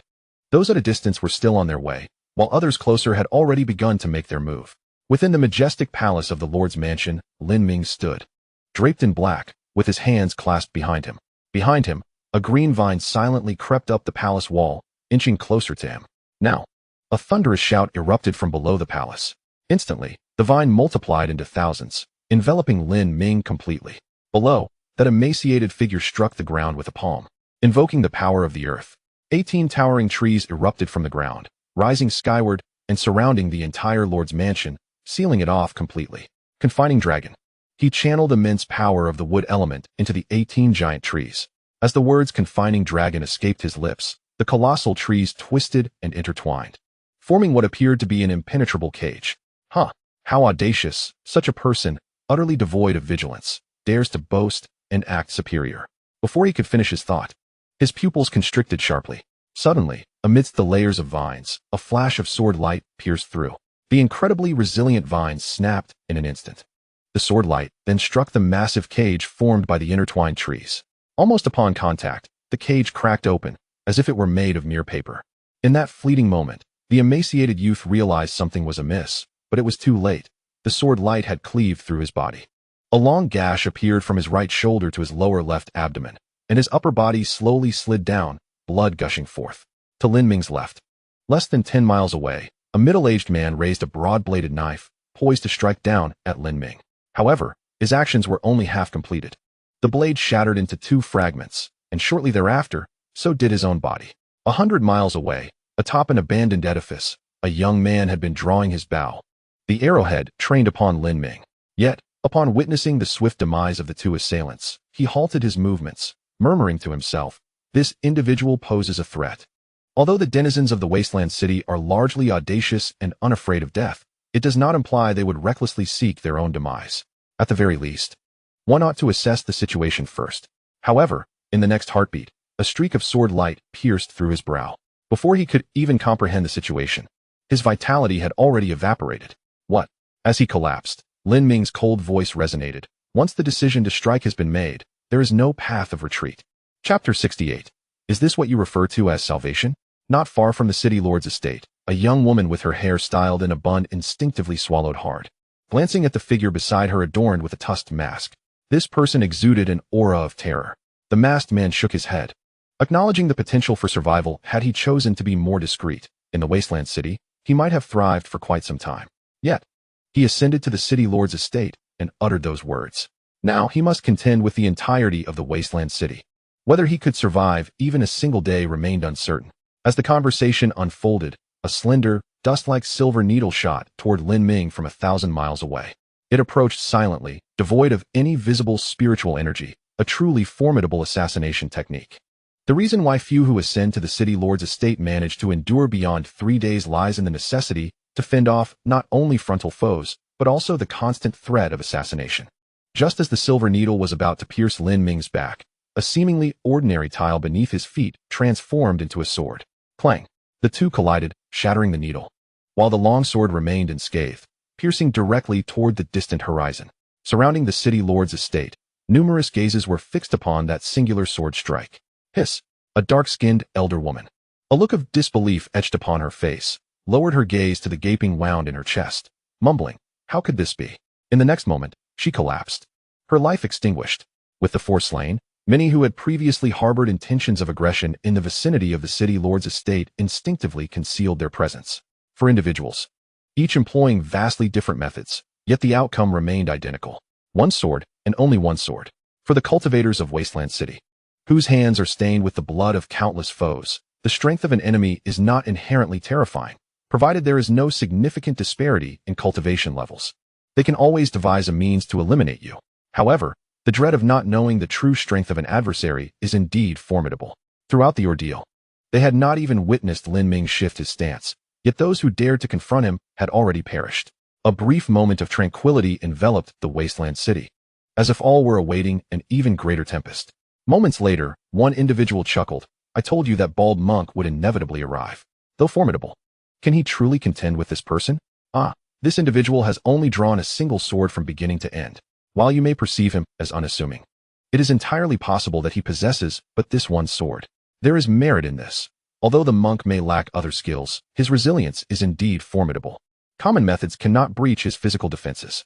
Regardless of the outcome, their confrontation will undoubtedly reveal much. A murmur of discussion arose around the Lord's mansion.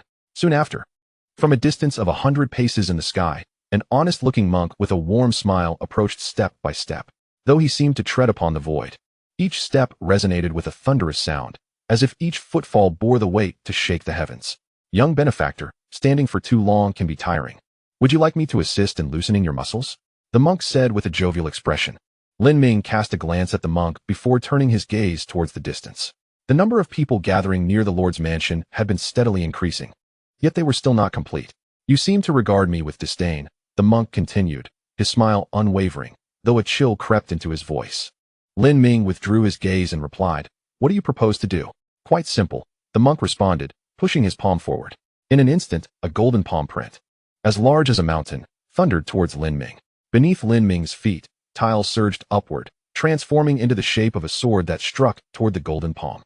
The monk's technique was unparalleled. Even this single palm print was considerably more substantial than that of others. The youth adorned with a tusked mask remarked, This individual possesses great strength, yet his abilities are too singular, confined to that one sword. If there exists a force beyond what this sword can shatter, then he may very well meet his demise today. However, scarcely had he uttered these words when the golden palm print was pierced by the sword. Dissipating like a fleeting dream, the sword, undeterred, continued its trajectory toward the monk. A glimmer of seriousness flashed across the monk's perpetually cheerful visage. With hands clasped together, he began to chant an unusual scripture. In an instant, his form transformed into a golden hue, radiating an aura of majestic and overwhelming righteousness. Young one, your sins are grievous. Witness my attempt to redeem you, he exclaimed coldly to Lin Ming. In that moment, a series of Zen sounds echoed in Lin Ming's ears. This Zen music was remarkable. Although Lin Ming could not comprehend it fully, he grasped its essence. The message was clear, lay down your weapon. The sound persistently urged Lin Ming to abandon his murderous intent. If his resolve were to waver, he could indeed be influenced. Lay down my weapon, Lin Ming murmured. In the next instant, the speed of his sword increased by a third, and in a heartbeat, it pierced the monk's brow. The monk's renowned physical defenses exhibited no semblance of effectiveness. He fell lifeless in an instant. Lin Ming stated coolly, The one who first brandished a weapon now advises others to put theirs down. Is this what you call redemption? Chapter 69. Can you acknowledge me as this city's lord? The old monk met a swift demise, akin to those who had engaged in combat before him. Once again, it was merely a single sword. Many who had anticipated a thrilling, evenly matched battle were left disappointed. In the eyes of the cultivators in the desolate city, the venerable monk, with his formidable physique and unparalleled strength, stood at the pinnacle of power. Under the stroke of his sword, one could hardly discern any superiority over an ant. Nearby the Lord's manor, the cultivators were struck with disbelief, their pupils constricting as they beheld the scene before them. The murmurs of conversation faded into silence. Countless gazes converged upon the imposing palace at the summit of the Lord's manor, where a figure clad in black stood resolutely. The cold wind howled, rustling his garments. Yet his expression remained largely unperturbed. The woman with her hair styled in a bun stared, wide-eyed, at the youth beside her, who wore a mask adorned with fangs. Her gaze seemed to question, Is this the formidable monk you spoke of? Beneath the mask, the young man's face was a canvas of shock, oblivious to the woman beside him. With a resounding thud, the old monk's lifeless body plummeted from the sky, creating a deep crater upon impact with the earth. Lin Ming's eyes swept across the nearby cultivators, and he then raised his gaze toward the left front. There, an overwhelming aura of murderous intent seemed to darken the very heavens. Loud, arrogant voices rang out in succession. What are you all doing? There stands someone so audacious atop the Lord's manor, and yet you dare not act? Huh.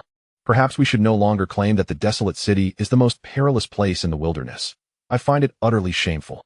The world speaks of us, the cultivators of the desolate city, as ruthless and fearless, each of us a blood-soaked butcher. Yet, what are you doing? Huh. After today, the people of the wilderness will surely think that the cultivators of the desolate city are merely bullies who prey on the weak. The piercing voices echoed throughout the Lord's manor as this group made their presence known. Oh, you have the courage? Then take action yourselves. Spare us your empty words, retorted a cultivator who had previously been nearby the Lord's manor. While it was easy to speak derisively, prompting them to act was another matter entirely. Indeed, if they possessed the courage to strike, why not eliminate the threat before engaging in idle chatter? Listening to the continuous clamor surrounding the Lord's manor, Lin Ming furrowed his brow. He stepped forth, emerging from the manor, elevated above the ground. In that instant, the mockery ceased. The crowd, in remarkable unison, shifted their gaze to Lin Ming. Is the time not ripe for action? I stand here. If you wish to strike, all are welcome to do so. If you feel your courage is lacking alone, then come together. His voice was calm and steady, yet to the ears of the cultivators in the desolate city, it resonated like a dagger to the heart. The murderous intent surged. At that moment, the majority of cultivators in the desolate city regarded Lin Ming with fierce hostility. However, they remarkably retained their composure, evidently influenced by the earlier slaughter. No one wished to be the first to charge forth. After a brief silence, a rugged cultivator wielding a spiked club snorted disdainfully. While you all cower, what are you afraid of? Since no one dares to act, I shall take the lead. Those with a bit of blood in them, join me in taking him down. As his words fell, the spiked club resting on his shoulder instantly expanded to an enormous size. A formidable and corrosive force of rule enveloped the spiked club, causing the air to crackle ominously. Behind it, a burly man wielding a knife gripped the hilt with both hands and bellowed, "Purgatory slash." In that instant, an infinite abyss of torment seemed to materialize in the void above. The wails of vengeful spirits and the howls of malevolent ghosts filled the air, a profound aura of death enveloping Lin Ming in an instant. This man mastered the blade, yet had also comprehended the essence of mortality. On the other side, another figure melded seamlessly into the ground, stealthily infiltrating the Lord's manor, appearing silently behind Lin Ming. A dagger, dark as ink, lunged towards him. In another direction, towering flames and ferocious winds clashed, accompanied by palm strikes akin to mountains, silencing even the cries of infants. Nearly 80% of the cultivators in the desolate city launched their assaults simultaneously after the man with the spiked club made his move. A myriad of rules inundated the desolate city in an instant, their sole target being Lin Ming. Amidst the myriad attacks, both luminous and shadowy, resplendent and extravagant, Lin Ming stood suspended in the air, his right hand resting on the hilt of his sword. At that moment, he was utterly doomed. From a distance, the masked man who had refrained from intervening remarked coldly. Lin Ming's prowess had repeatedly astonished him, yet this time, he was certain there was no possibility of survival for him. Beside him, a woman with a bun nodded in agreement, sharing his conviction. Just as she was about to voice her concurrence, she suddenly perceived a flash before her eyes. She beheld a beam of sword light, which, amidst the dazzling array of attacks, shone like a beacon in the night, instantly capturing all her attention. Wherever the sword light traversed, it seemed to cleave the world in two. She witnessed those formidable and terrifying assaults, which had once instilled dread, vanish in an instant. The expressions of nearly 80% of the cultivators in the desolate city froze, vitality extinguished, even the cries of anguish failing to escape their lips. Their bodies split asunder, blood cascading like rain, continuously pooling upon the ground. The onset was swift, and the conclusion even swifter. Countless corpses plummeted from the heavens, their blood merging into a river, flowing tumultuously in all directions. Lin Ming lightly shook the blade, allowing the blood to drip away, then turned his gaze towards the remaining 20% of cultivators who had yet to act, speaking softly. "Do you acknowledge me as your lord?" Many of these cultivators appeared still entranced by the shock, staring blankly at the sea of corpses and blood. For a moment, their once decisive and cold hearts seemed to tremble. "Yes, yes, yes. You are the lord of the desolate city. As long as you reign, I, young Lin, shall follow you unconditionally." One individual suddenly faltered, collapsing to the ground, his expression filled with reverence as he gazed at Lin Ming. In his wake, others quickly regained their senses, scarcely hesitating, As if compelled by instinct, they all knelt in unison. The sound resonated powerfully, and even the masked man, who had previously remained uninvolved, felt his heart quiver, nearly succumbing to the urge to kneel. Glancing beside him, he noted that the woman with the bun had already prostrated herself, her gaze toward Lin Ming brimming with admiration. Chapter 70. Jianghan within the desolate city. An eerie silence enveloped the atmosphere, so profound that one could almost hear a pin drop. The remaining tens of thousands of cultivators knelt upon the ground, their gazes fixed upon the youth before them, speechless and apprehensive. Subsequently, Lin Ming, akin to his earlier declarations at the Shuyue sect, articulated the purpose of his arrival in the desolate city. As the news of the Kanglin domain's emergence reached their ears, a glimmer of excitement ignited within their eyes. The allure of the once dominant Saint Sovereign's legacy was undeniably captivating.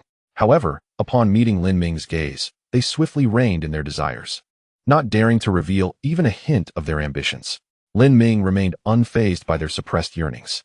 Should you wish to venture into the Kanglin domain in search of opportunities, you may do so, but remember my stipulations. Lin Ming's demands were not particularly stringent. He merely requested that they refrain from entering within 1,000 miles of the Tianshu sect and the Li family. Furthermore, they must not harm disciples from either faction. The leader of the Shuyue sect was reluctant to yield, yet the individuals in the desolate city, having witnessed the recent confrontation, dared not defy Lin Ming's words. One by one, they vowed with unwavering resolve. Lin Ming then turned his attention to the youth adorned in a tusked mask and the woman with a bun beside him.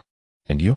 The woman with the bun promptly nodded, exclaiming, I am willing to pledge my heart to the martial way. The masked man hesitated momentarily, feeling somewhat disgruntled at being compelled to make an oath. Yet, considering Lin Ming's prowess and the oath's relatively benign content, he too nodded in agreement. At that moment, no one in the desolate city voiced opposition. Lin Ming sheathed his sword and began to stride towards the city's exit, having accomplished his purpose for being there. The countless surviving cultivators within the desolate city regarded him with utmost reverence as they watched him depart. However, just as Lin Ming was about to step beyond the threshold of the city, a voice, laden with age and weariness, echoed from behind him. I have awaited you for a long time, child. Lin Ming did not falter. He stepped out of the city as though he had not heard the voice at all. Since you have arrived, why must you leave? You wield a sword, and I too excel in the art of the sword.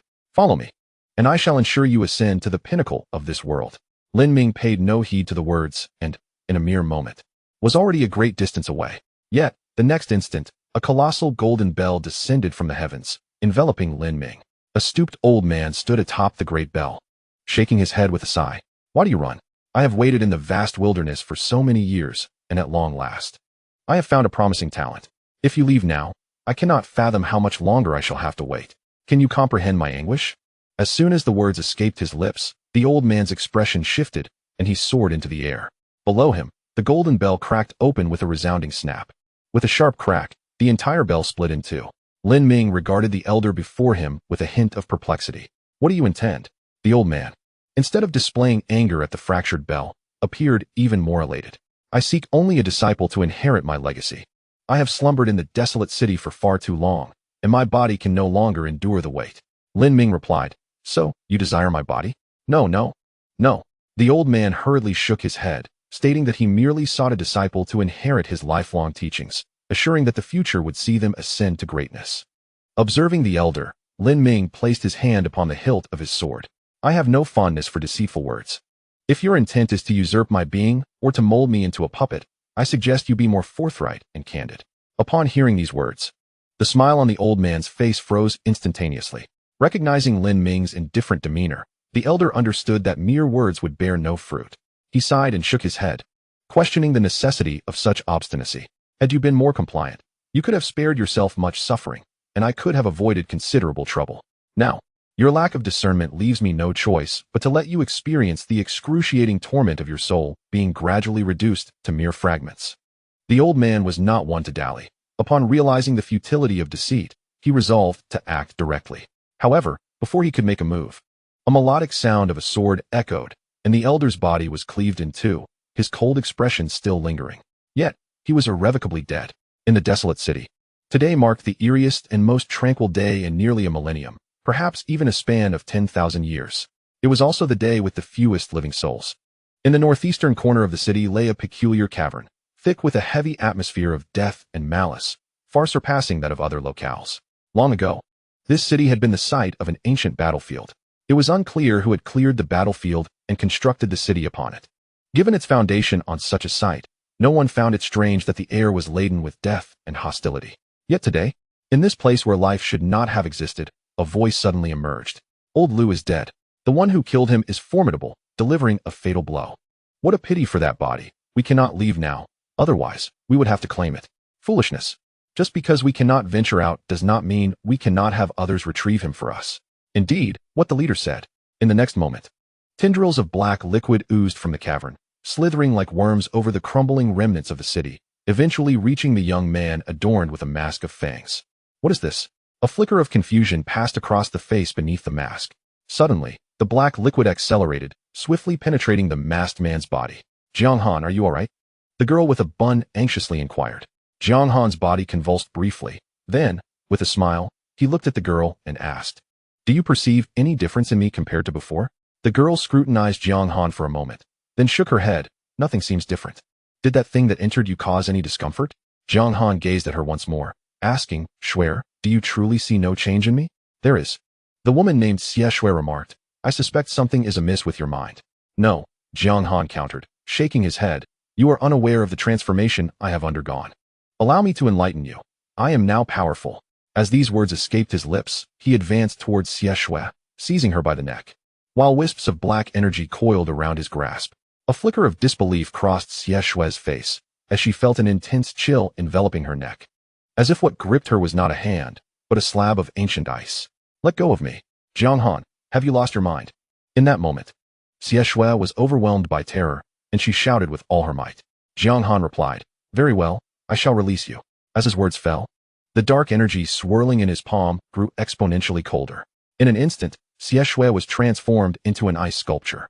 Jiang Han's grip loosened, and the icy figure crumbled to the ground, shattering into countless pieces. Chapter 71. The path to ascendancy for Lin Ming. The great wilderness had reached a conclusion. However, he did not return directly to the Tianxian sect, but instead found himself outside a tavern.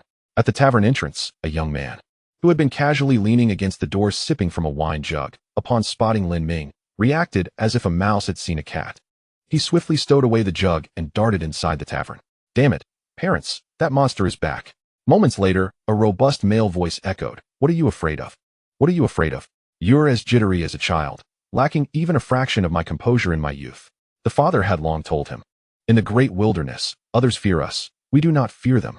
Saying this, he seized the young man and emerged from the tavern, immediately spotting Lin Ming standing before it. He turned to the boy, his expression distinctly displeased. "You're frightened like this because of him." Previously, he had wanted to challenge Lin Ming to a duel, but was halted by Jiang Qingyi. Now, with Lin Ming's return, his son had turned pale at just a glance. "You have inherited none of my courage." He irritably patted the back of the boy's head, stepping forward to stand before Lin Ming.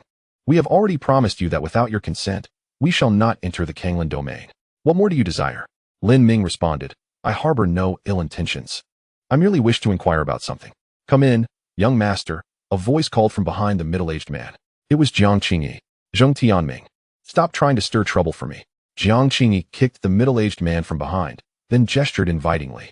The man named Zheng Tianming, upon seeing Jiang Qingyi, awkwardly stepped aside, clearing the way. "You may ask any questions you have, young master. I shall speak candidly."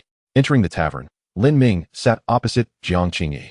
A jar of wine was placed on the table, and Jiang Qingyi poured Lin Ming a bowl, then awaited his inquiries. "Is the great wilderness vast compared to this world?" Lin Ming asked. Jiang Qingyi appeared to have anticipated this. Dipping her fingertip into a drop of wine, she replied, "The great wilderness, in relation to this world, is akin to this drop of wine in my hand compared to the entirety of the great wilderness." A drop of wine, compared to the great wilderness? An insignificant grain in the ocean? A glimmer of astonishment flashed in Lin Ming's eyes. Indeed, he had managed to bring the great wilderness under his control. Yet that alone was far from sufficient. The outside world was overwhelmingly vast, filled with formidable forces beyond count. If he aimed to confront them all one by one, time would inevitably slip away. He feared that before he could assert control over a handful of forces, the Kanglan domain would already be teeming with cultivators from the outside world. He required a solution that would yield lasting results. In this world, how many forces truly wield the power of discourse? Lin Ming inquired. Jiang Qingyi replied, "Numerous. The 5 great ancient clans, the 8 major sects, the 9 divine dynasties." and the 36 regional alliances. Additionally, there exist some peculiar entities, such as the Buddhist sect, the Heavenly Machine Pavilion, and the Demon Clan. Upon hearing this, Lin Ming fell silent. There are too many factions. The methods that thrive in the great wilderness are scarcely effective beyond its borders. Is there a way to gather the leaders of these formidable powers together? Lin Ming pondered and asked. A middle-aged man, Zhang Tianming, poked his head in from the side. What are you up to, kid? Do you wish for all the forces in the world to heed your commands? Have you resolved matters in the wild city? Silence. Jiang Qingyi shot a cold glance at Zhang Tianming. The latter merely pouted and refrained from further comment. The Zhang Tianming before Jiang Qingyi was a stark contrast to his usual demeanor. Jiang Qingyi gazed at Lin Ming for a long while and said, Indeed. There exists a method to gather the most elite individuals of the entire world. What is it? Lin Ming inquired. The path to ascendancy, the gate of immortality. Jiang Qingyi proclaimed. If you can stand at the pinnacle of the path, before the gate of immortality, all the rulers of the great powers across the world will undoubtedly present themselves before you. Thank you, Lin Ming responded with a faint smile. Although it was his first encounter with the concept of the path to ascendancy, having a direction was certainly advantageous. How can I embark on the path? Lin Ming asked. Jiang Qingyi's expression grew somewhat peculiar. Her lips moved, yet no words emerged. What is it? Speak candidly, Lin Ming urged. After a moment's contemplation, Jiang Qingyi replied. As long as your cultivation reaches the great emperor realm, you may communicate with the path. Although you possess strength, it lies within your sword. Insufficient cultivation will bar you from the path. I understand, Lin Ming nodded appreciatively. He then rose and walked towards the tavern's exit. What do you intend to do? Jiang Qingyi queried. To break through. It should only take a moment, Lin Ming replied. Even Jiang Qingyi, who had consistently supported him, was momentarily taken aback. Was a breakthrough truly so simple? In the next instant, a tempest arose as the spiritual energy from all directions was drawn by an overwhelming force, transforming into a storm of spiritual energy that surged towards Lin Ming. With each step he took, the storm intensified. From an initial radius of 10 miles, it expanded to 100 miles, and within moments, enveloped an expanse of 10,000 miles. Inside the tavern, Zhang Tianming gazed at the colossal storm of spiritual energy overhead, his eyes wide with astonishment. This is a breakthrough on the spot, he exclaimed. This individual is rather extraordinary. Beside him, Jiang Qingyi remarked, no matter the circumstances, remember never to stand against him. Zhang Tianming turned to Jiang Qingyi. What exactly do you see? He was aware that disciples of the Heavenly Machine Pavilion possessed the ability to perceive things beyond the ordinary. Thus, upon first meeting Lin Ming, Jiang Qingyi had chosen to extend goodwill. Meeting Zhang Tianming's inquiring gaze, Jiang Qingyi subtly shook her head. It cannot be spoken of. Zhang Tianming, recognizing her intent, refrained from further inquiries and instead stated, if someone were to threaten my life, would I still unwaveringly stand by his side? Jiang Qingyi nodded and said, indeed.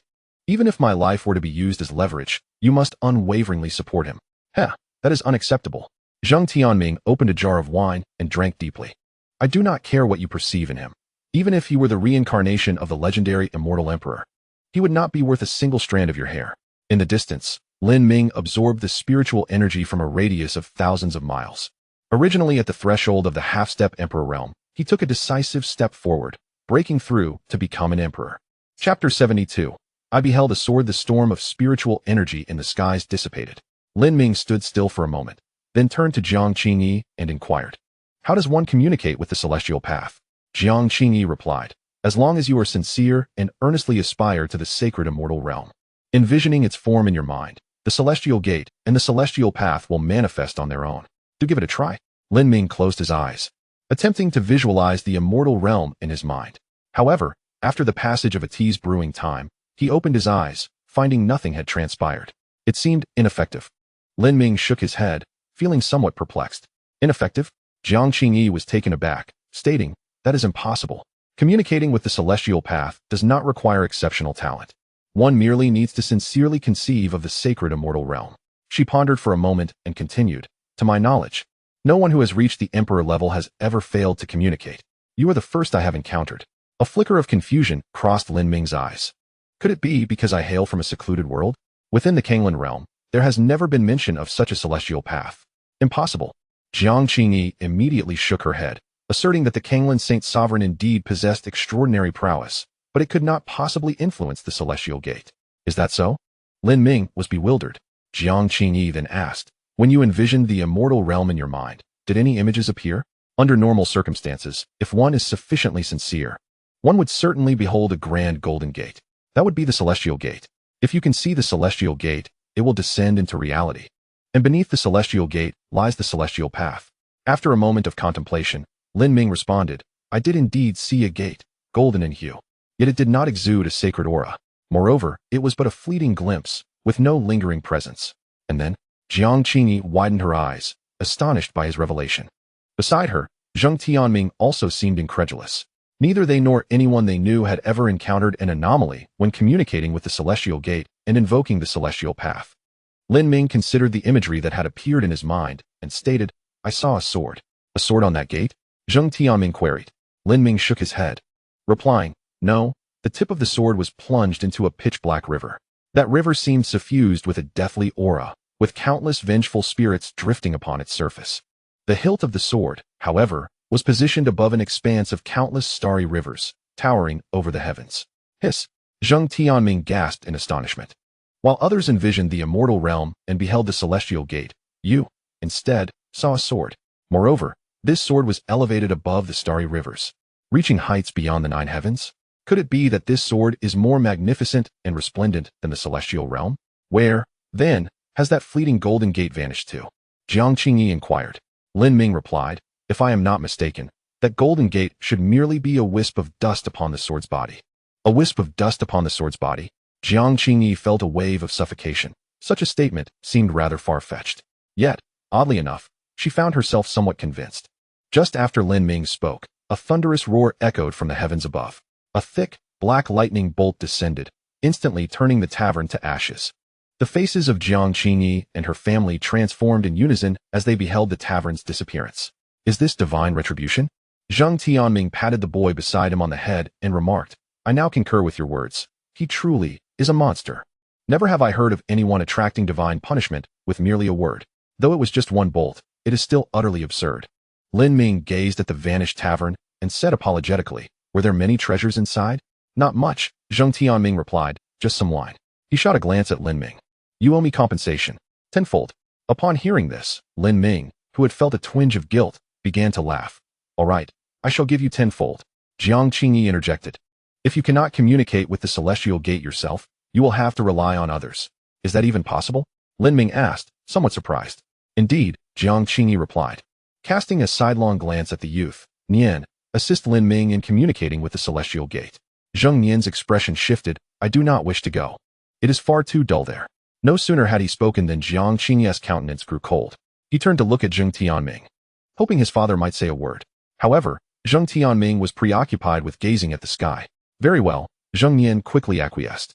Once the celestial gate was communicated with and the heavenly path opened, those nearby would be able to ascend. However, the prerequisite was that the one who communicated with the celestial gate and summoned the heavenly path must also tread upon it. Zheng Nian, feeling wronged, complied with his mother's command, unwilling to defy it. In the next moment, a brilliant golden light erupted from the heights, and a sacred gate materialized in the sky.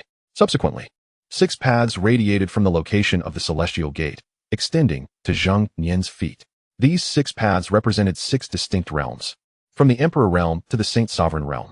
Reluctantly, Zheng Nian stepped onto the path designated for the Saint King realm, his expression one of discontent.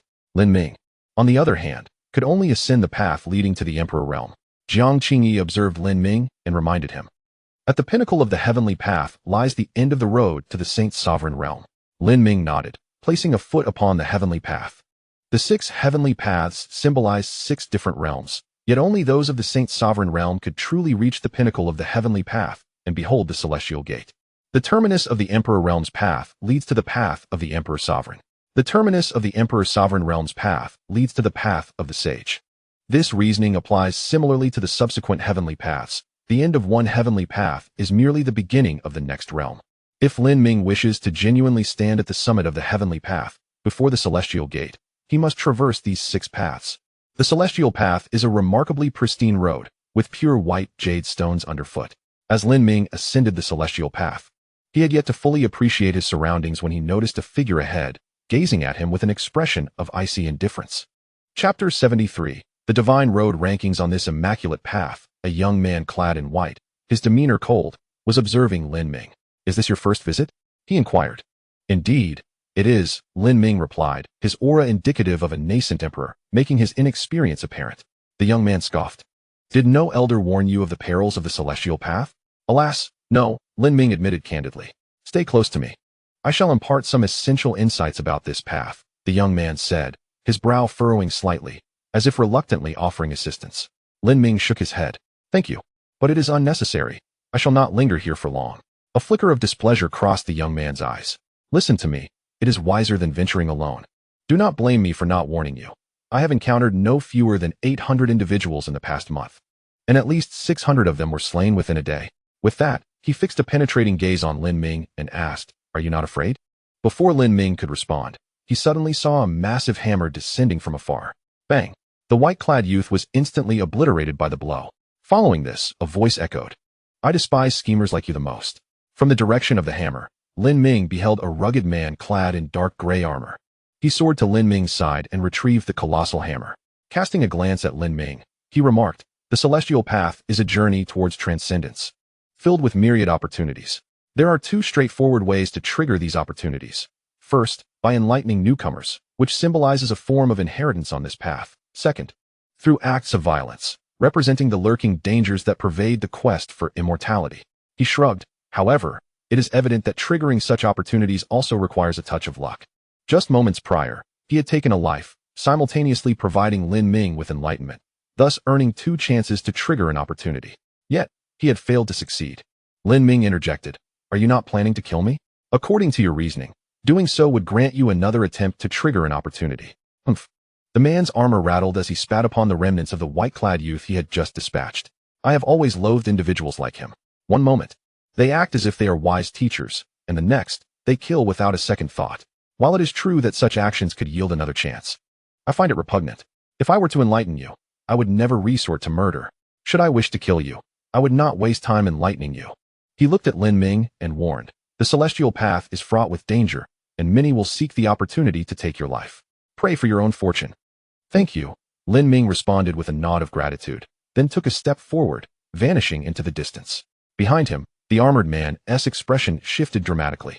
"How is this possible? The rules of the celestial path dictate that every 100 miles traversed, one must confront a spirit of the Emperor realm. Only by vanquishing it can one proceed further. These spirits begin at the first level of the Emperor realm, and with each 100 miles, their power increases by one level. Upon reaching the 9th level of the Emperor realm, every subsequent 100 miles faced will bring forth another spirit at the same formidable level. Ultimately, to reach the culmination of the Emperor path, one must contend with 10,000 spirits of the 9th level. Thus, ascending to the pinnacle of the celestial path is an exceedingly arduous endeavor, not to mention the ultimate realm of the Holy Venerable, even within the Emperor realm. Few have managed to succeed. He advances 1,000 miles, yet the spirits of the Emperor realm seem to have no effect on him whatsoever. What is happening? A look of confusion crosses his face, and in the next moment, he leaps into the air, pursuing Lin Ming. However, the more he chases, the more alarmed he becomes. In his perception, the distance between him and Lin Ming not only fails to diminish, but seems to stretch ever further apart. This cannot be right. The further he goes, the greater the number and strength of the Emperor realm spirits he should face. His speed ought to have slowed. The more he chases, the less he can believe it. Until, at a certain moment, he halts, clad in dark gray armor, standing dazed in the sky. It's gone. The presence has completely vanished. He understands well what this signifies. That individual has actually traversed the Emperor path?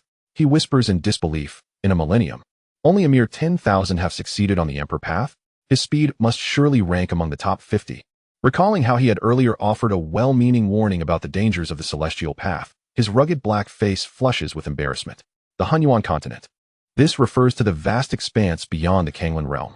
At this moment, in the southwestern corner of the continent, there lies an unremarkable mountain, merely one among the countless peaks. Its only distinguishing feature is the perpetual mist that shrouds it, obscuring it from clear view. This is the location of one of the most unique forces on the Hunyuan continent, the Tiangong Pavilion. The elder of the Tiangong Pavilion, tasked with overseeing the great Dao rankings, had been comfortably reclining in a rocking chair when a dazzling golden light suddenly flashed before his eyes. He straightened abruptly and turned towards the source of the golden radiance. Has there been a change in the Emperor ranking? Finally, some movement after nearly a century. I thought these younger generations had all grown weary. The sixth on the emperor ranking, Lin Ming of the Tianxian sect, a lesser-known sect, has indeed produced a promising talent.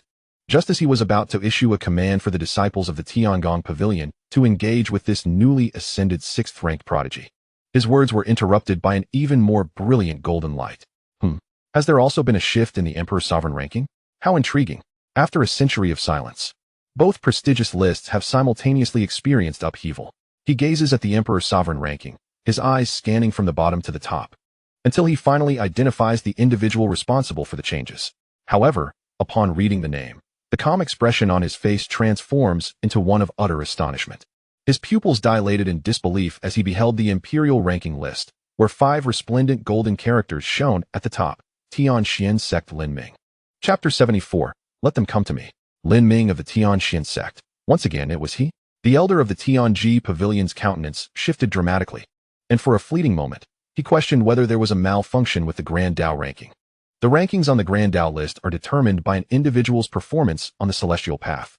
To appear on the emperor ranking signifies that one has undoubtedly attained the emperor realm. To have an emperor secure the first position on the imperial ranking is astonishing. It seems he must have comprehended the power of rules ahead of time. The lack of a first-place finish on the emperor realm list was likely due to some delay that impeded his progress. This young man is truly a treasure. It is a pity he has not been brought to the Tianji Pavilion. The elder murmured to himself. Not only the Tianji Pavilion, but the 5 great ancient clans, 8 major sects, 9 divine dynasties, and the 36 alliance powers were all astounded by the upheaval of the Grand Dao ranking. Simultaneously, Lin Ming of the Tianxian sect rapidly became a phrase exchanged among the various factions. All idol cultivators of the Tianji Pavilion rushed to the celestial path in search of Lin Ming. The Fire God dynasty announced that all cultivators of the mortal saint realm would enter the celestial path, and those who locate Lin Ming would be handsomely rewarded. The disciples of the Yi clan, all at the mortal saint realm, were commanded to ascend the celestial path, and those who find Lin Ming would be granted a sacred emperor martial technique. Major powers across the Hanyuan continent wasted no time dispatching individuals to the celestial path in pursuit of Lin Ming. They believed that since Lin Ming had ascended to the first place on the emperor ranking, he must have traversed the celestial path of the emperor realm and should now be within the saint realm's celestial path. However, shortly after the various factions dispatched their disciples, a brilliant light once again emanated from the Grand Dao ranking.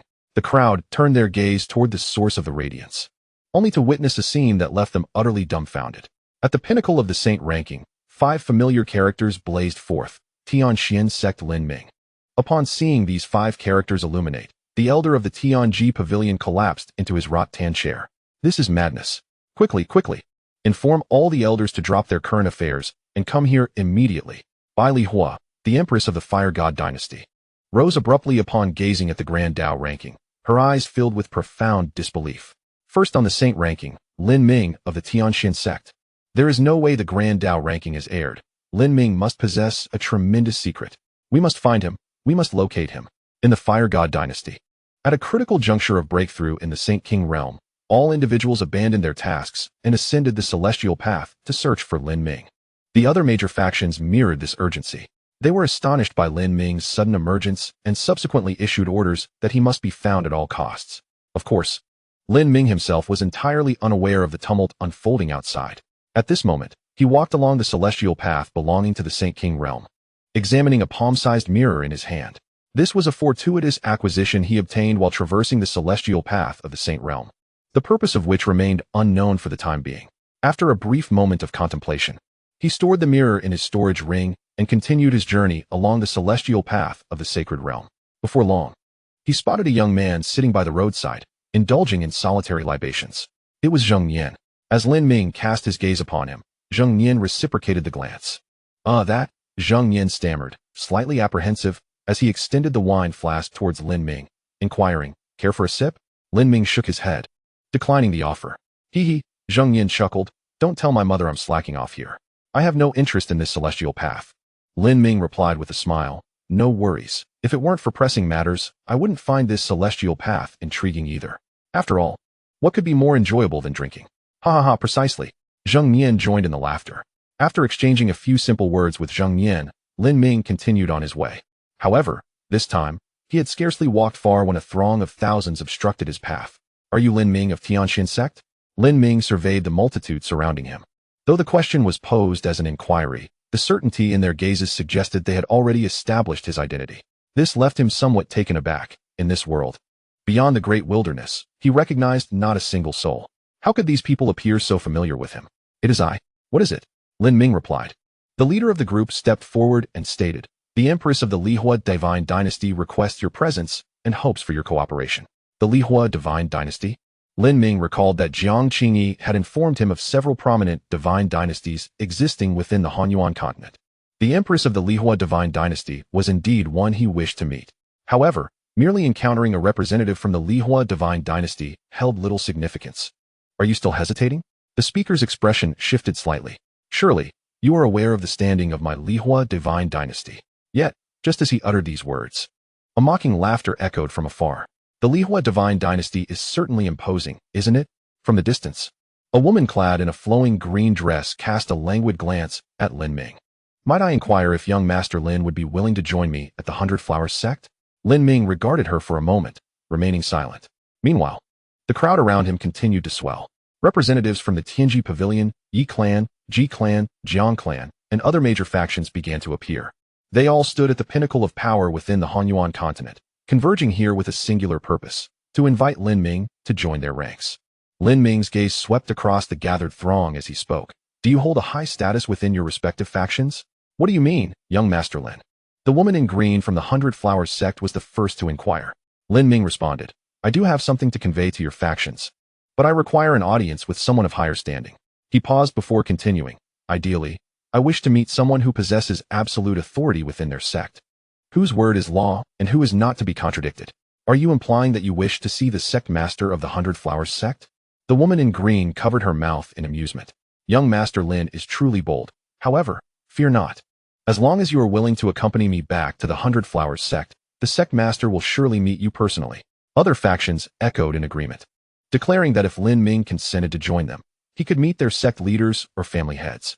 However, Lin Ming shook his head, reasoning that if these factions required individual meetings with him, there would be no need for him to ascend the path to heaven. They could simply visit him directly. After a moment of contemplation, he stated, You misunderstand my intent. I wish for them to come and see me. Chapter 75. The Great Path's celestial rankings will undergo monumental change on the path to heaven, in the realm of the Saint Kings. The Saint Kings from various top-tier forces of the Hanyuan continent fell silent after Lin Ming's proclamation. Who were their sect leaders and family heads? They stood at the pinnacle of this world. Under the vast heavens, how many could rival them? The young woman of the 100 Flowers sect smiled wryly. Initially, she had been deeply intrigued by Lin Ming. A figure of the Emperor realm capable of traversing the Saint King path indicated a profound understanding of the power of rules, far surpassing that of ordinary saints. He was indeed worthy of the title of extraordinary talent. Alas, he was a tad too proud. A burgeoning genius. He still lagged far behind those who truly occupied the summit. Do you truly not wish to return with me to the 100 Flowers sect? The young woman inquired. Lin Ming shook his head, replying, If fate allows in the future, I may pay a visit, but for now, I have more pressing matters to attend to. After speaking, he swept his gaze across the Saint Kings surrounding him on the path to heaven and added, I appreciate your kindness, but I do not intend to join any faction. What reasoning is this? You wish to see our sect leader yet refuse to align with any of us? One of the Saint Kings retorted, Have you not heard? Our sect leader should be the one to meet you. Huh. If our sect leader truly wants to meet you, how would that even happen? The Saint Sovereigns cannot traverse the path to heaven. If you seek to encounter him here, you must tread the path befitting the Saint Sovereigns. Perhaps he genuinely believes he can achieve that. The various Saint Kings felt a twinge of displeasure at Lin Ming's words. While he indeed exhibited remarkable talent, they were backed by forces that truly stood at the apex of this continent. Countless individuals aspired to join them, yet opportunities were scarce. Why engage in such childish banter? Since he is unwilling to join your faction, let him be.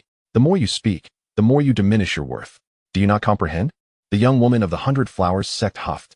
She regarded Lin Ming, blinking her eyes, and remarked, In the 100 Flowers sect, 99% of the cultivators are women. Are you truly not interested in joining? Lin Ming shook his head, Not at all. Very well then. The young woman turned and departed without a hint of hesitation. The remaining Saint Kings from the other factions, witnessing this, also turned to leave the path to heaven with a flick of their sleeves. These individuals displayed considerably more rationality than those Lin Ming had encountered previously. At least none of them had frantically jumped out to threaten him. For Lin Ming, this was merely a fleeting episode on the path to heaven.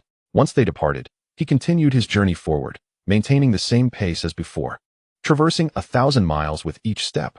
The spiritual entities of the Saint King realm were equally incapable of hindering him in the slightest.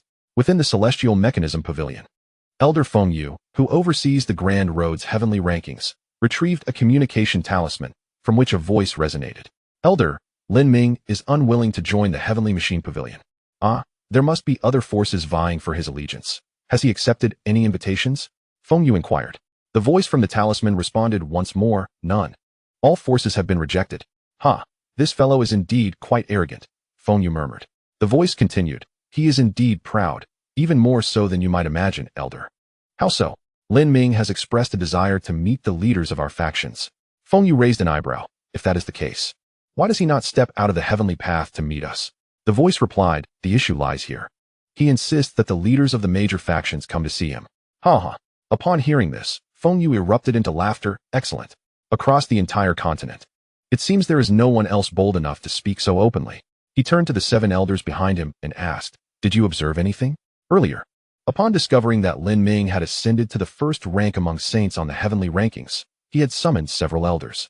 The uniqueness of the heavenly machine pavilion lies in their method of divination, reputed to glimpse a thread of heavenly secrets.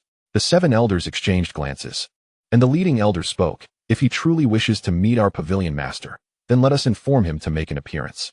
A flicker of disbelief crossed Feng Yu's face. You suggest our pavilion master should go to see him? Indeed, the elder replied, rising. We 7 exerted tremendous effort to glimpse but a single vision. I saw a figure clad in black, wielding a sword, standing at the pinnacle of the heavenly path before the celestial gate. That person must be Lin Ming. At the pinnacle of the heavenly path, before the celestial gate? Feng Yu exclaimed in astonishment. Are you implying he possesses the ability to traverse the heavenly path of the Saint Realm? That is something even our pavilion master has been unable to achieve. Feng Yu suggested, should we try once more? For a moment, he found it hard to believe. The heavenly path of the Saint Realm had not been crossed for many ages, the last occurrence dating back tens of thousands of years. And Lin Ming was merely an extraordinary emperor. Just as he finished speaking, a brilliant golden light erupted behind him in less than a breath's time. What? Feng Yu immediately turned, only to witness a name he knew all too well appearing at the pinnacle of the Grand Road's heavenly rankings. Representing the Saint King realm, Tian Xuanzong, Lin Ming. So swift, the Saint King realm poses no challenge for him whatsoever. Could it be that he truly possesses the ability to ascend the heavenly path? As Feng Yu contemplated this, outside the heavenly machine pavilion, the vast firmament suddenly flashed with a dazzling golden light, akin to a resplendent sun, instantly enveloping the entire primordial continent. Amidst the golden radiance, the colossal Grand Road's heavenly rankings materialized. The 6 grand lists stretched for thousands of miles. Feng Yu, taken aback, quickly gazed up at the heavens. This is the Tao's rules coalescing to form the Grand Road's heavenly rankings, to inform the world. This signifies that the Grand Tao rankings are on the brink of a monumental transformation. Chapter 76. The problem lies with humanity. Within the celestial path of the Saint King realm, the various factions that had come to invite Lin Ming returned empty-handed and were now nearing the edge of the celestial path, preparing to depart. Suddenly, a resplendent golden light erupted behind them. Subsequently, a Grand Tao ranking, colossal beyond their imagination, emerged into existence. What is happening? One individual questioned, bewildered. The Grand Tao rankings. Can't you discern it? A companion clarified. Of course, I recognize it as the Grand Tao rankings, but how could such a ranking manifest within the celestial path? Moreover, it is far too immense. I recall historical records indicating that such occurrences have transpired before. When the Grand Tao rankings undergo a drastic change, they announce it to the world in this manner. A drastic change in the Grand Tao rankings? Another interjected. Could it be that someone has ascended to the pinnacle of the celestial path, standing before the immortal gate? Upon hearing this, the crowd found the reasoning plausible. Yet as they gazed upon the Saint Venerable rankings, they found no anomalies. The same was true for the Saint Emperor rankings. However, when their eyes fell upon the Saint King tier, a cacophony of shock ensued. At the pinnacle of the Saint King rankings, 5 glittering golden characters stood out. Tian Xin sect, Lin Ming. How is this possible? How long has it been since we parted ways with Lin Ming? There is but one explanation. The celestial path poses no challenge for him. He must have swept through it with unparalleled ease to achieve such rapidity. Thank heavens I restrained myself from taking action earlier. Otherwise, the consequences would have been unimaginable. One individual exclaimed, a flicker of trepidation in their eyes. At this moment, The magnificent Grand Dao rankings displayed 6 lists, with the names of Lin Ming absent only from the Saint Venerable and Saint Emperor categories. In the remaining 4 lists, 3 bore Lin Ming's name in the first position. The Emperor rankings, however, placed him at a mere 6th. What is going on? Is this a jest? He can effortlessly traverse the Saint King path, yet he is lagging behind on the Emperor path? What an enigma Lin Ming is. I have a feeling that the leaders of the various factions may truly come to the celestial path to meet him. Someone unexpectedly voiced this thought, which sparked an unusual notion in their minds. The cultivators, initially intending to depart the celestial path, halted in their tracks. Many gazed, either intentionally or inadvertently, towards the 5th list, belonging to the Saint Emperor realm. Not only them, but all cultivators across the Hunyuan continent instinctively lifted their gazes towards the immense ranking suspended in the sky. Given that Lin Ming's name appeared in the top 4 lists, everyone subconsciously turned their attention to the 5th list, designated for the Saint Emperor realm. In that moment, the entire Hunyuan continent fell silent, as if they were collectively anticipating an event. After a brief interlude, the Grand Dao ranking, high in the heavens, suddenly shimmered with a dazzling golden light. The original first place on the Saint Emperor rankings transformed into second, and at the summit, the exalted golden characters, to the delight of the crowd, read, Tianxian sect. Lin Ming. Unbelievable, it has truly come to pass. What manner of monster is this? The heavenly profound sect, Lin Ming. It is the first time I have heard of this sect, the first time I have come to know this name. A cataclysmic change has indeed befallen the heavenly Dao rankings. Could it be that one individual is destined to claim the pinnacle of the entire heavenly Dao rankings? As the words left his lips, he noticed that the gazes of many around him were fixed upon him. The master of the heavenly machine pavilion appeared as a kind-hearted elder, always adorned with a gentle smile, making it hard to fathom that he is the powerful and enigmatic leader of the pavilion. When Lin Ming ascended to the summit representing the sacred emperor realm on the heavenly Dao rankings, he casually flicked his sleeve and departed the heavenly machine pavilion. Subsequently, a celestial gate manifested high above the pavilion. Beneath the celestial gate, 6 heavenly pathways extended all the way to his feet. Oh, it has been quite some time since I traversed this path. I hope I can still keep pace with that young brother. At this moment, the leaders of the foremost factions on the primordial continent also turned their attention to the changes within the heavenly Dao rankings. However, they lacked the ability of the heavenly machine pavilion to glimpse a thread of destiny. They could only perceive that Lin Ming possessed an almost invincible strength akin to that of the sacred emperor realm. Yet, how far one could tread upon the road of the sacred venerable realm remained an enigma. Thus, they did not hasten to enter the heavenly path. The sacred venerable is the pinnacle of cultivation on the primordial continent. Throughout the entire realm, fewer than 100 individuals have attained this level. Each one is a sovereign in their own right. They had long traversed the heavenly paths countless times, fully aware of their limits, and thus would not repeatedly venture into the heavenly road. Consequently, most of the time, the heavenly paths of the sacred venerable realm remained devoid of any presence. As the sacred venerable of the heavenly machine pavilion stepped onto the heavenly path, he had yet to release his divine sense when he was met with a sight that left him utterly astonished. Before him, a rusty sword emanated a faint glow. A figure clad in black, gripping the rusty sword, covered 1,000 miles in a single step. The ethereal forms of the sacred venerables that appeared along the way were instantaneously shattered, none surviving. After that, the figure in black continued unimpeded, maintaining an unwavering velocity. More ethereal forms belonging to the sacred venerable realm emerged, yet the outcome remained unchanged. One ethereal form was obliterated with a single strike. Even 100 ethereal forms could not withstand the might of that singular sword. Throughout this spectacle, no overwhelming aura erupted. It did not resemble a battle, but rather the act of mowing grass. His sword. In the eyes of the master of the heavenly machine pavilion, inscriptions swirled, and the rusty sword was devoid of any secrets in that fleeting moment. The sword indeed appears ordinary, he murmured, realizing that all questions lay within the individual. The inscriptions in his gaze spun wildly, yearning to unveil the entirety of Lin Ming's past and future.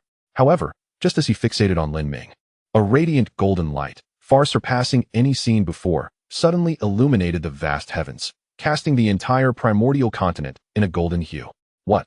The master of the heavenly machine pavilion found his vision instantaneously consumed by this golden brilliance. Chapter 77. Please, Senior, step into the celestial gate. As the master of the heavenly machine pavilion sought to probe Lin Ming, a dazzling golden light, 1,000-fold more brilliant than before, enveloped the entire world in a golden glow. The vast expanse of the primordial continent, stretching across millions of miles, now appeared to be cloaked in a radiant golden light. The heavens were golden, the earth was golden, and the mountains, lakes, and boundless flora shimmered in gold. Countless cultivators gazed upward at the heavenly ranking beneath the celestial dome. At the pinnacle of the sacred venerable ranking, 5 golden characters shone brightly. Heavenly profound sect, Lin Ming. The golden radiance enveloping the entire primordial continent emanated from these 5 characters. The empress of the Li-Fire divine dynasty, Bai Li Hua, stepped forth from her divine realm, summoning the immortal gate in the dazzling golden light, and took a step onto the sacred path. Tan Ling, the leader of the 100 Flowers sect, looked upon the vast golden brilliance with astonishment. The heavenly profound sect was a name she had never encountered before, and Lin Ming was a name that had only come into her sight that very day. Yet, she understood that this name would undoubtedly leave an everlasting brilliance across the primordial continent. She emerged from the 100 Flowers sect, embarking upon the sacred path that belonged to the sacred venerables.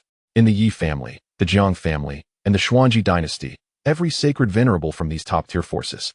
Upon seeing those 5 radiant golden characters at the summit of the sacred ranking, unhesitatingly stepped onto the sacred path.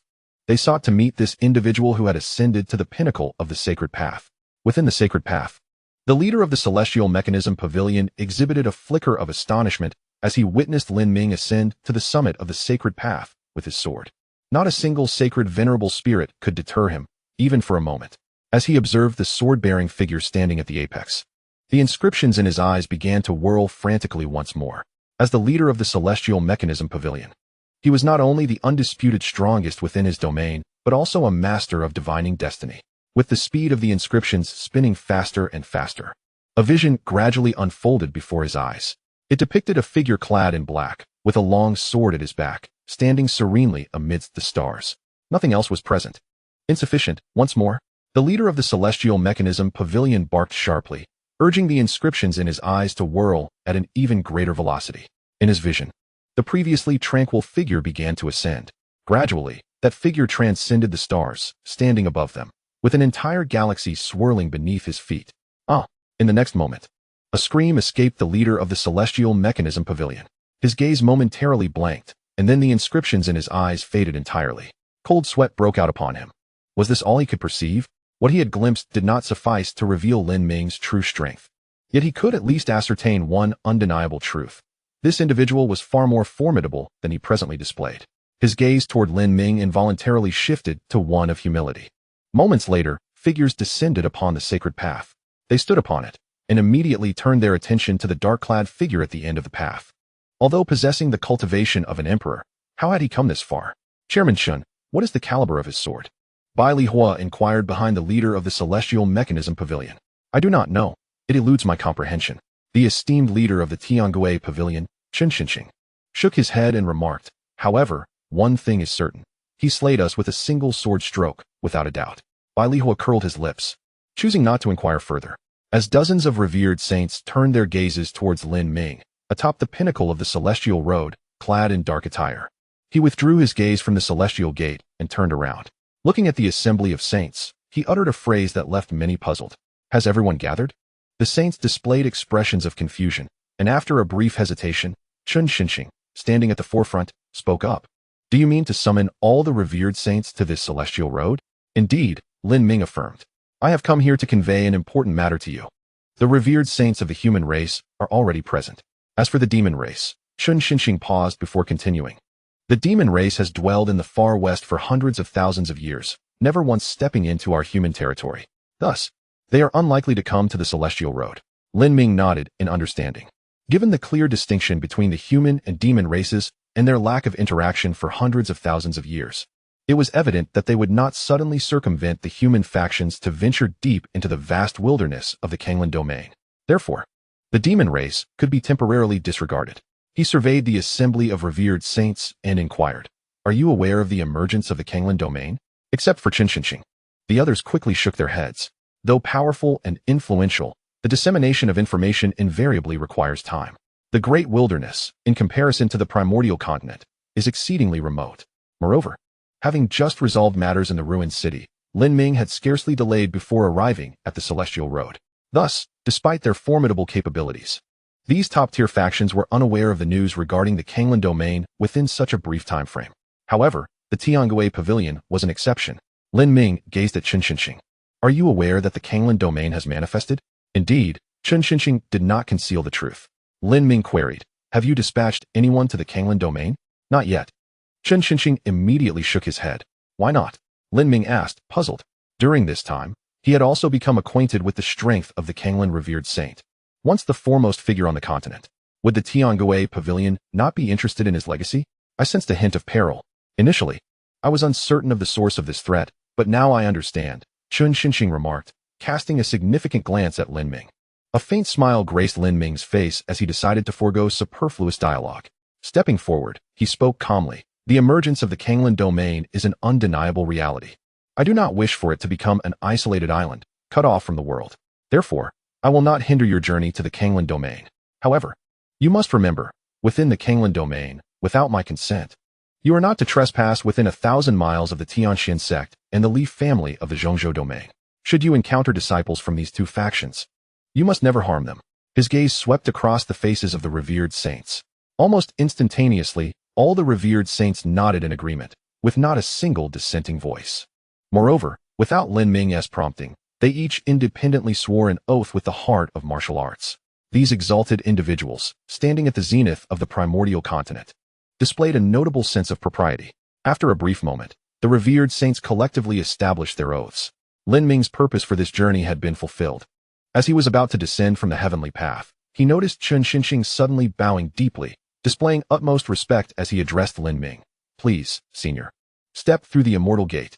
Following his words, the remaining dozens of saint venerates echoed in unison. Please, senior, step through the immortal gate. The collective voices of these powerful saint venerates resonated like a mighty torrent, reverberating throughout the heavenly path. Chapter 78. Not entering the immortal gate. Lin Ming turned to glance at the golden immortal gate behind him. Ascending the heavenly path and stepping through the immortal gate, these 6 words were eternally linked in the minds of countless cultivators from the Hunyuan continent. Ascending the heavenly path was merely a means to approach the immortal gate. What truly mattered had never been the path itself, but rather the sacred aura emanating from that immortal gate. Step through the immortal gate? Lin Ming mused. Are you suggesting I trample upon this gate? Chen Xinxing's expression grew slightly awkward upon hearing this. He replied, stepping through the immortal gate is a grandiloquent phrase used by our forebears. In reality, one merely needs to push open the gate. Although surprised by this self-motivating bravado, Lin Ming found no fault in it and refrained from further commentary, instead inquiring, what will happen if I push open the immortal gate? Chen Xinxing responded with reverence.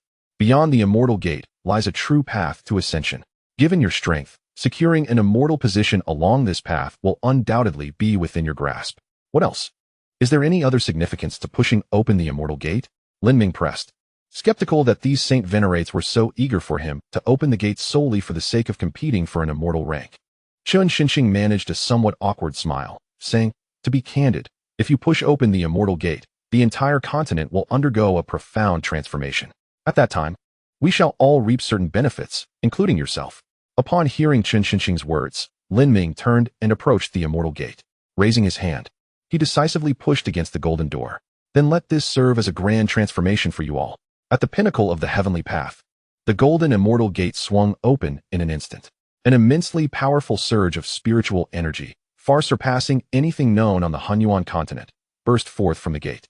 Rushing toward Lin Ming, his cultivation, initially at the level of an emperor, instantaneously ascended to the realm of an emperor venerate. And he continued to rise at a terrifying speed. Emperor venerate level 3, emperor venerate level 5. Saint level 1, his cultivation soared at an astonishing rate as that spiritual energy flooded into his being.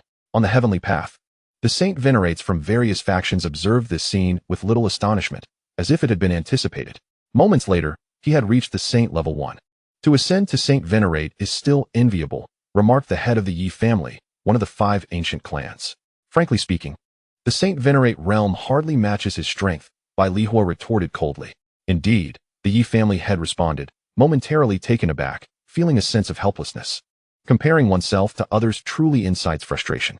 As Lin Ming's cultivation reached the saint venerate realm, the terrifying spiritual energy beyond the immortal gate began to bypass him, cascading down to the world below.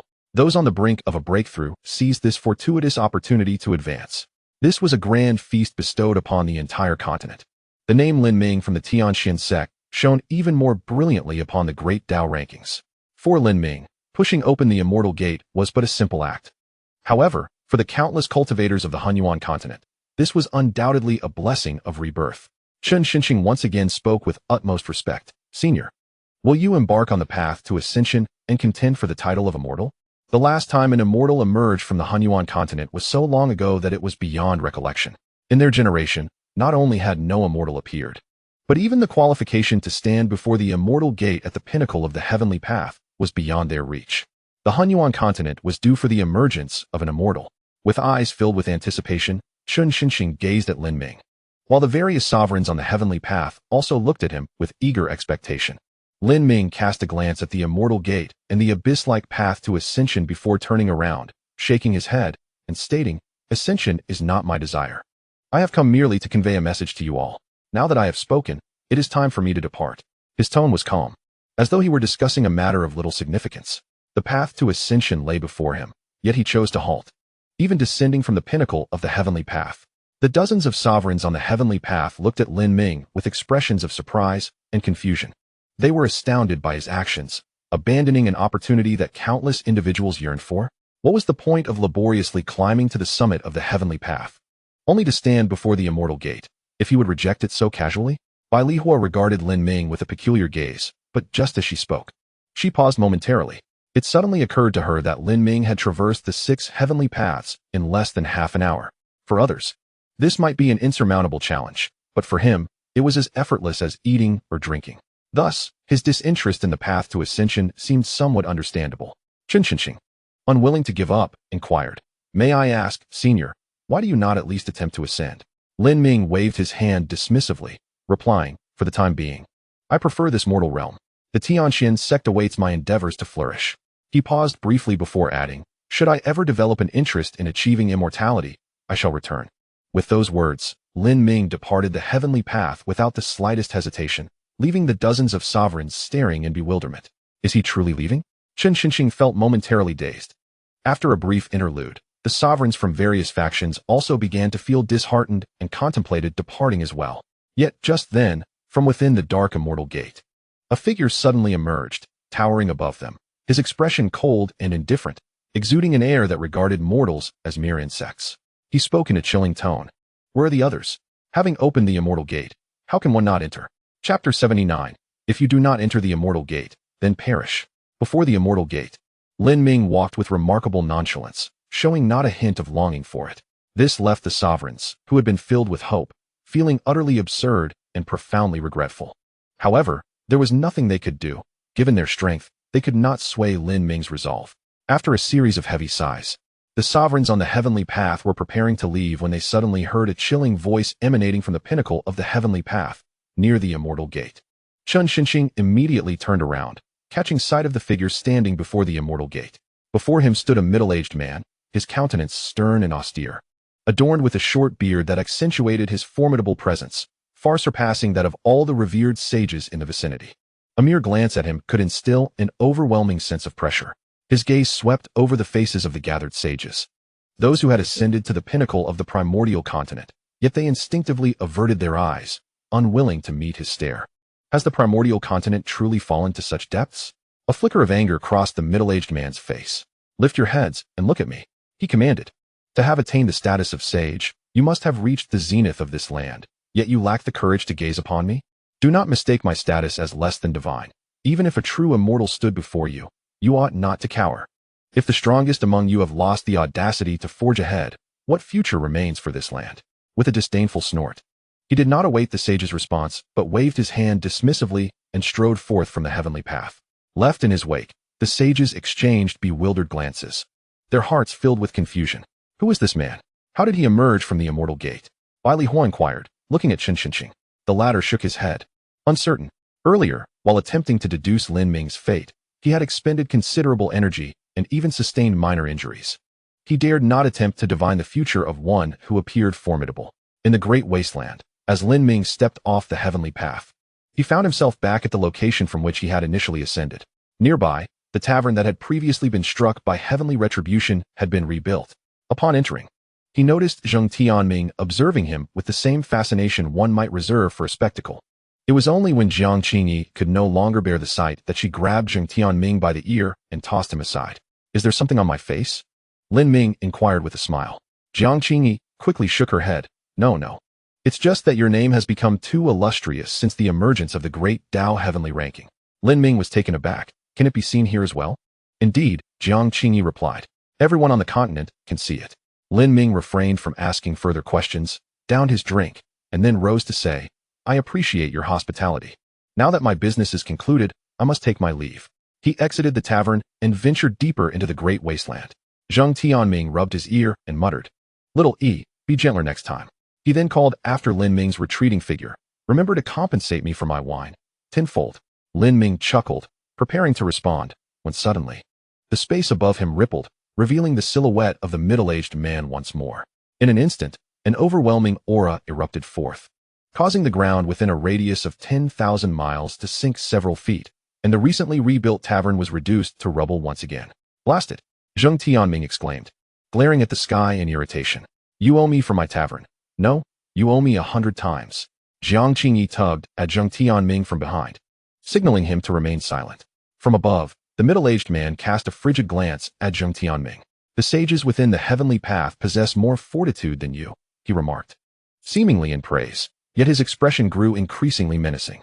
In the next moment, he raised his right index finger and pointed at Zheng Tianming. Regrettably, your courage has been misplaced. This singular gesture, composed entirely of pure spiritual energy, was untainted by any extraneous elements.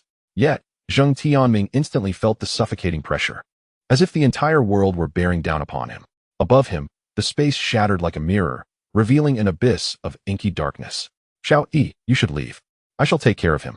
Zheng Tianming bellowed, preparing to fight for his life, only to discover that beneath this finger, he could not muster even a trace of spiritual energy. The disparity was insurmountable. Damn it! Zheng Tianming cursed vehemently. I want you dead. How can you possibly survive? The middle-aged man chuckled softly. Yet, as soon as the words left his lips, his smile froze. Before the force of his finger, a glimmering sword light emerged. Astonishingly, this finger of power could not penetrate that ethereal glow. He furrowed his brow and looked towards Lin Ming, remarking, Truly worthy of one who has ascended to the pinnacle of the celestial path. I can offer you a chance at life. Join me in the celestial gate. Lin Ming shook his head and replied coolly, The celestial gate is one I shall enter when I choose. There is no need for your persuasion. Ha! The middle-aged man burst into laughter. Those who push open the celestial gate face one of two fates. Either they ascend to the celestial realm, standing above all beings, or they perish on the path to ascension, becoming mere bones. There is no third option. If you insist on refusing the celestial gate, I will kill you and cast your corpse into it. Lin Ming remained unresponsive, his stance unmistakable. If he wished to enter the celestial gate and vie for celestial status, he would do so on his own terms. When he did not wish to pursue it, no one could decide for him. Thus, as the middle-aged man's words echoed, his hand had already grasped the hilt of his sword. Is your mind resolute? The middle-aged man thundered, as the skies of the vast wilderness seemed to whirl around him. Centered upon him, countless ethereal figures of living beings materialized, their joyous laughter echoing forth, only to dissolve into dust in the next heartbeat. Life and death, merely a fleeting instant apart. As one wave of ethereal beings vanished, another would swiftly follow, yet all without exception would evaporate into nothingness in an instant. The middle-aged man stood tall above the heavens, amidst the demise of these ephemeral figures. He sneered coldly and unleashed a powerful strike. A colossal palm imprint, enveloping a significant portion of the vast wilderness, coalesced in his hand. Wherever the palm imprint passed, space crumbled and all life fell silent beneath this strike. Not a trace of vitality remained. Since you refused to enter the celestial gate, then perish. Hunyuan obliteration. Chapter 80. Guardian of Realms. The colossal palm imprint descended suddenly from the high heavens. The terrifying might caused Zheng Tianming's heart to tremble. He pulled Jiang Qingyi closer, urging, Get away. Jiang Qingyi remained unfazed, simply stating, There is no need for concern. She had always believed in Lin Ming, and even before stepping onto the path to the heavens, her faith was unwavering. Now, it was even more resolute. Zheng Tianming, helpless, stood his ground, quietly watching as the immense palm imprint plummeted from the sky. Within the vast wilderness, numerous cultivators looked up in terror, their faces etched with fear, questioning, What is happening? What a terrifying might. Could this be the legendary Saint Sovereign? Goodness, I feel as though death is imminent. Death. We must flee. But can we possibly escape the range of this overwhelming strike? In an instant, the palm imprint descended from the heavens, enveloping all cultivators in a shudder of dread. Not only was escape from its grasp impossible, but as this mighty force approached, it became evident that they could not even muster a fraction of their spiritual energy under such oppressive pressure. Just as despair engulfed the crowd, a beam of sword light surged upward from below, slicing through the air. In that moment, they beheld the palm imprint, which seemed to embody the annihilation of all existence, dissipate suddenly. The world transformed into a pristine clarity. Was that it? How hasty! No, wait. I recognize that sword. It's him, that monster. A man who had witnessed Lin Ming's prowess firsthand gasped in terror as he beheld the sword light. The middle-aged man watched in disbelief as his palm imprint vanished. Yet the sword light surged forth unabated, causing his expression to shift in alarm. How monstrous you are! No wonder you possess such audacity. But in the realm of the primordial continent, you cannot kill me. No one can. With a cold shout, he made no defensive gestures, but instead calmly extended his hand to grasp the sword light. Lin Ming's sword cleaved through the man's hand without obstruction, bisecting his entire form. Yet, in the next instant, his body reconstituted, and the aura of the great wilderness suddenly weakened. Below, Jiang Qing's expression shifted dramatically. I know who he is now, undying and unyielding. As long as the primordial continent possesses spiritual energy, he shall not perish. The guardian. Only the protectors of the primordial continent possess such an ability. His life and death are intertwined with the spiritual energy of the entire realm. As long as this energy persists, he shall remain immortal. The middle-aged man cast a surprised glance at Jiang Qing, acknowledging her understanding. He then turned his gaze to Lin Ming, declaring, "There is no need for you to struggle. I am invincible." However, Lin Ming paid him no heed and unleashed another stroke of sword light. The middle-aged man let out a cold laugh, asserting, "It is futile. No matter how strong you are, you cannot kill me in this world." In the next moment, the sword light once more cleaved through the middle-aged man, instantly splitting his form in two, yet he rapidly restored himself. It appeared he was indeed indestructible, though the concentration of the great wilderness's spiritual energy slightly diminished. I said it's useless. Indeed it is. The middle-aged man bellowed. Lin Ming, wielding a rusted sword, gazed upward at the figure that had resurrected twice. He then turned to Jiang Qing, pondering whether his immortality was ensured as long as the spiritual energy of the primordial continent remained. Yes, as long as the spiritual energy endures, he shall remain unscathed. Lin Ming nodded and spoke softly. I must apologize to the cultivators of this world. What? Jiang Qing exclaimed in shock. Lin Ming fell silent, a faint ethereal glow manifesting upon his rusted sword. Subsequently, he struck towards the heavens with a single stroke. Boom. As the sword light swept through the middle-aged man's form, the entirety of the great wilderness seemed to tremble. The ethereal energy enveloping the vast wilderness dissipated in an instant. Subsequently, the energy from farther afield began to deplete at an alarming rate. The middle-aged man gazed at his severed torso, the jagged edge still shimmering with a faint, ghostly light. The boundless life force of the Hunyuan continent surged forth, striving to mend his broken form, yet upon encountering the spectral glow at the wound, it vanished as if swallowed by the abyss, all restorative power dissipating instantaneously. Restore me, hasten my recovery. The middle-aged man's expression shifted dramatically as he sensed a long-forgotten sense of peril and shouted frantically. However, no matter how loudly he cried, the outcome remained unchanged. The energy of the wilderness was the first to vanish, and soon, the entire Hunyuan continent's essence began to exhaust at a terrifying pace. Chunshin stepped out of the Tiangue pavilion, standing amidst the heavens. His brow furrowed. It seemed the world's energy had diminished to a mere 80% of its former vitality. In the next moment, his countenance shifted again. The energy continued to dissipate at an alarming rate. 70%, 60%, 50%, 20%, 10%. Boom. The entire Hunyuan continent seemed to emit a mournful wail. Soon after, the energy vanished completely, leaving the land desolate and barren. Countless cultivators gazed skyward, questioning if this was the end of the world. A glimmer of despair flickered across the middle-aged man's face. He could hardly fathom the reality before him. The continent's energy had vanished entirely, and his vitality could no longer find even the slightest support. His consciousness began to fade into obscurity. In his final moments, a flash of regret crossed his mind. But it was far too late. Bang! His bisected body plummeted from the sky, crashing into the earth below. A billion miles away, within the immortal gate, incredulous voices erupted. Lu Sheng has fallen, dead upon the Hunyuan continent. This is impossible. As a guardian of a realm, a protector within his own world should be invincible. Nonsense. How could a guardian perish in his own domain? After the chorus of disbelief, a resolute voice rang out, affirming that he was indeed dead, utterly devoid of life on the Hunyuan continent. Chapter 81. The Immortal King's Edict within the Immortal Gate. As this proclamation echoed, the dissenting voices fell into an abrupt silence. After a moment of stillness, another individual spoke up, asserting that as fellow guardians, their fates were intertwined. Lu Sheng's death could not be in vain. Do not speak so grandiosely. Are you not afraid of repercussions from above? Do you not fear? Huh. The clamor persisted for a moment before the earlier resolute voice resounded once more. Lu Sheng has been slain, and the authority over the Hunyuan continent now lies temporarily in my hands. I have already investigated the identity of the assailant. His power is peculiar and formidable. Should we engage him, the outcome may not bode well for us. Yet, mortals are mortals. Where there is desire, there lies an opportunity to eliminate him. The voice paused and continued. Huang Laosan, you will accompany me to the Hunyuan continent shortly.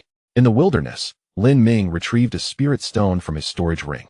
This spirit stone, like the previous one, retained its energy undiminished.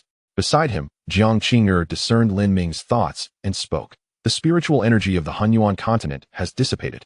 Yet the spirit stones and veins remain unaffected. The foundation of the continent still exists. Within a century, the spiritual energy will inevitably rejuvenate. Moreover, your previous opening of the Celestial Gate not only enhances your cultivation, but also directly influences your innate talent, surpassing the value of a century's worth of spiritual energy. Thus, there is no need for any psychological burden. You owe nothing to anyone on this continent. Lin Ming nodded appreciatively. Thank you.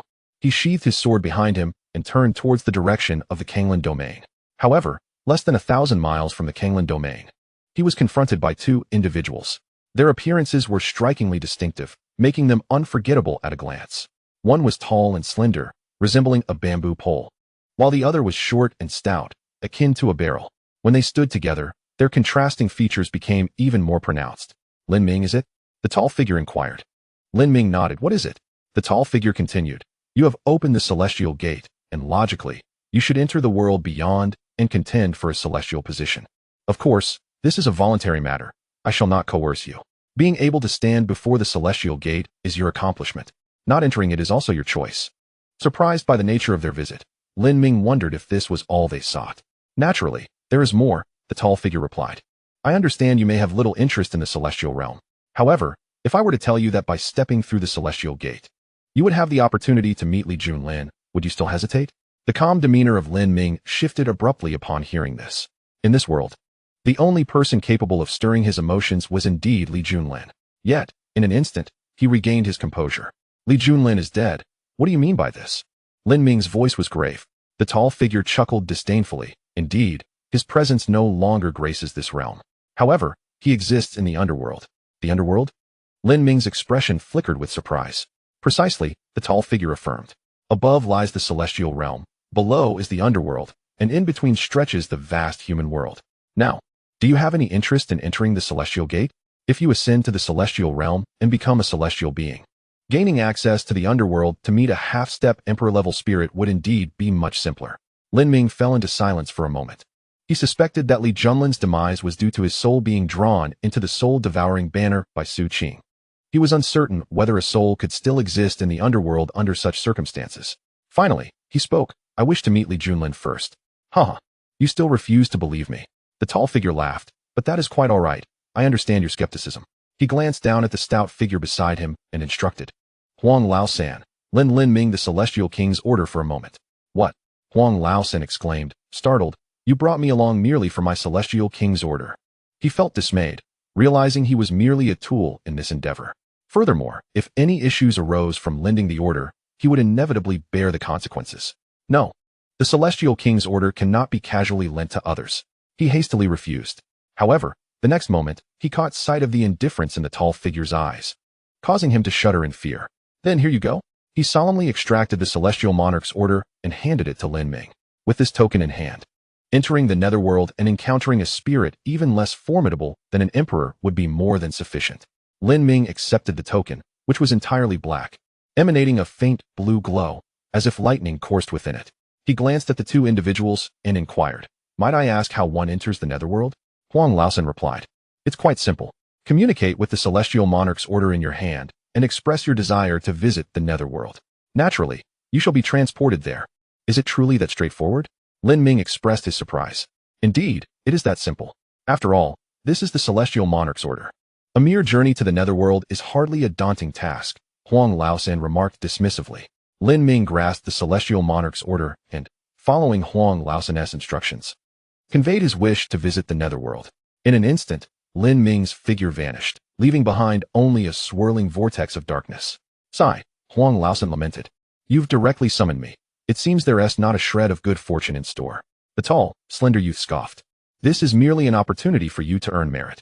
Huang Laosan grimaced. Yet, aware of the disparity in their strengths, he pondered for a moment without retorting. He shifted the conversation, stating, by the way, do we have a guaranteed method to eliminate him once we deceive him into the celestial gate? Who said I intended to kill him within the celestial gate? Isn't he headed to the netherworld? Huang Laosan paused. Are you suggesting we utilize the netherworld to do away with him? He questioned, with the celestial monarch's order in Lin Ming's possession. Those entities in the netherworld are unlikely to give him trouble. The slender figure chuckled softly. That may not necessarily be the case. Chapter 82, Lord Azura, the Netherworld. A realm steeped in deathly energy and resentment. Upon raising his gaze, he found no azure skies or white clouds, only an impenetrable darkness. The moment Lin Ming appeared in the netherworld, the aura of the living instantly attracted a multitude of nearby spirits. Most of them lacked consciousness, drifting about instinctively. Only one figure, wielding a large blade, addressed Lin Ming. Living beings are not permitted in the realm of the dead. That is the rule. Lin Ming raised the celestial monarch's order and replied, I seek to find a spirit. Upon seeing the celestial monarch's order in Lin Ming's hand, the spirit's expression shifted, and it respectfully inquired, might I ask, who do you seek, my lord? Without hesitation, Lin Ming stated, the former sect master of the Tianxian sect in the Kanglan domain of the Hunyuan continent, Li Junlin. Ah, the Hunyuan continent. How fortuitous. As many practitioners from there reside nearby, the spirit responded, then inquired further, what is his cultivation level? Lin Ming replied, half-step emperor. Oh. The spirit gestured towards a towering black mountain in the distance. Most practitioners at the half-step emperor level from the Hunyuan continent can be found there. You may wish to investigate. Lin Ming glanced at the distant mountain, expressed his gratitude, and proceeded towards it. The mountain loomed dark and foreboding. Filled with the essence of death, Lin Ming stood at its base, centering his consciousness, which swiftly enveloped the entire mountain. Before long, he detected the aura of Li Junlin. Without hesitation, he ascended directly. Moments later, he arrived before a cavern. In the depths of a cave, Li Junlin was seen wielding a pitch-black shovel, striking the stone wall rhythmically. With each resounding thud, chunks of obsidian rock fell away. Li Junlin picked up a piece of the black stone, scrutinizing it with a smile of apparent satisfaction. He placed the stone into the bamboo basket slung over his back, preparing to resume his mining endeavors. However, a sudden sense of unease washed over him. He abruptly looked up and beheld Lin Ming, cloaked in black. What? You're dead too? But in the next moment, he realized something was amiss. Lin Ming still bore the spark of life, not a corpse. Lin Ming stepped closer to Li Junlin. I'm not dead. I merely came to see how you are faring here. Is everything well? Li Junlin chuckled in response. Very well. It is only here that I feel truly alive. For much of my life, I was burdened by the quest for my father's approval. Now, that weight is finally lifted. Lin Ming paused, reflecting on the profound impact Li Huiran had on Li Junlin. He pondered how Li Junlin would react upon learning that Li Huiran had also passed away.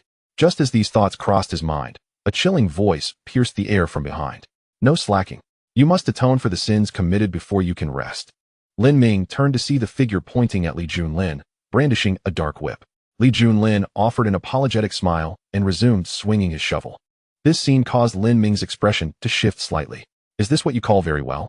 He inquired. Li Junlin sighed, offering no reply as he continued his labor.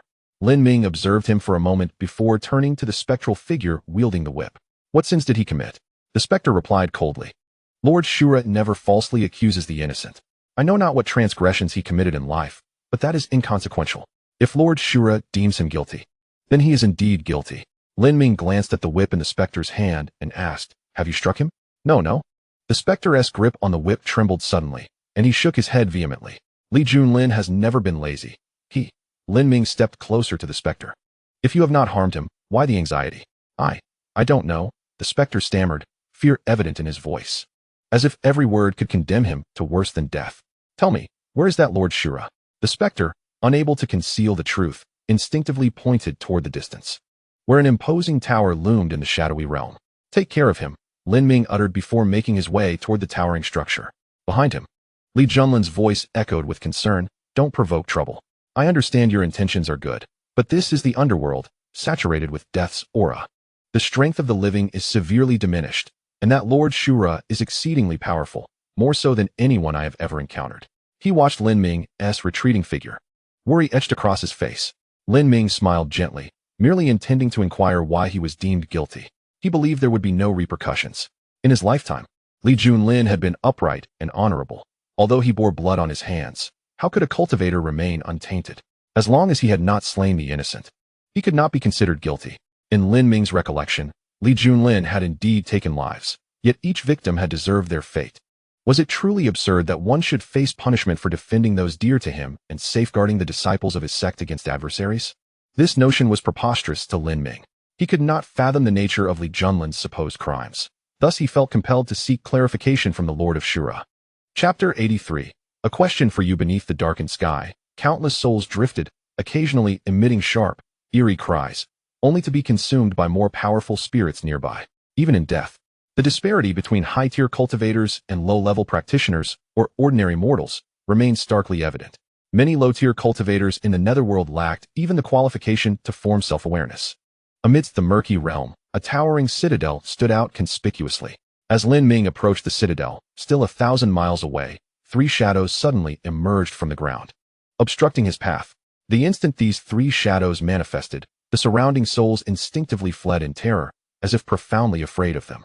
Some aware spirits halted their movements and respectfully addressed the trio as Lord Nether Generals. The Nether Generals appeared unconcerned by the souls' reactions, hardly sparing them a glance.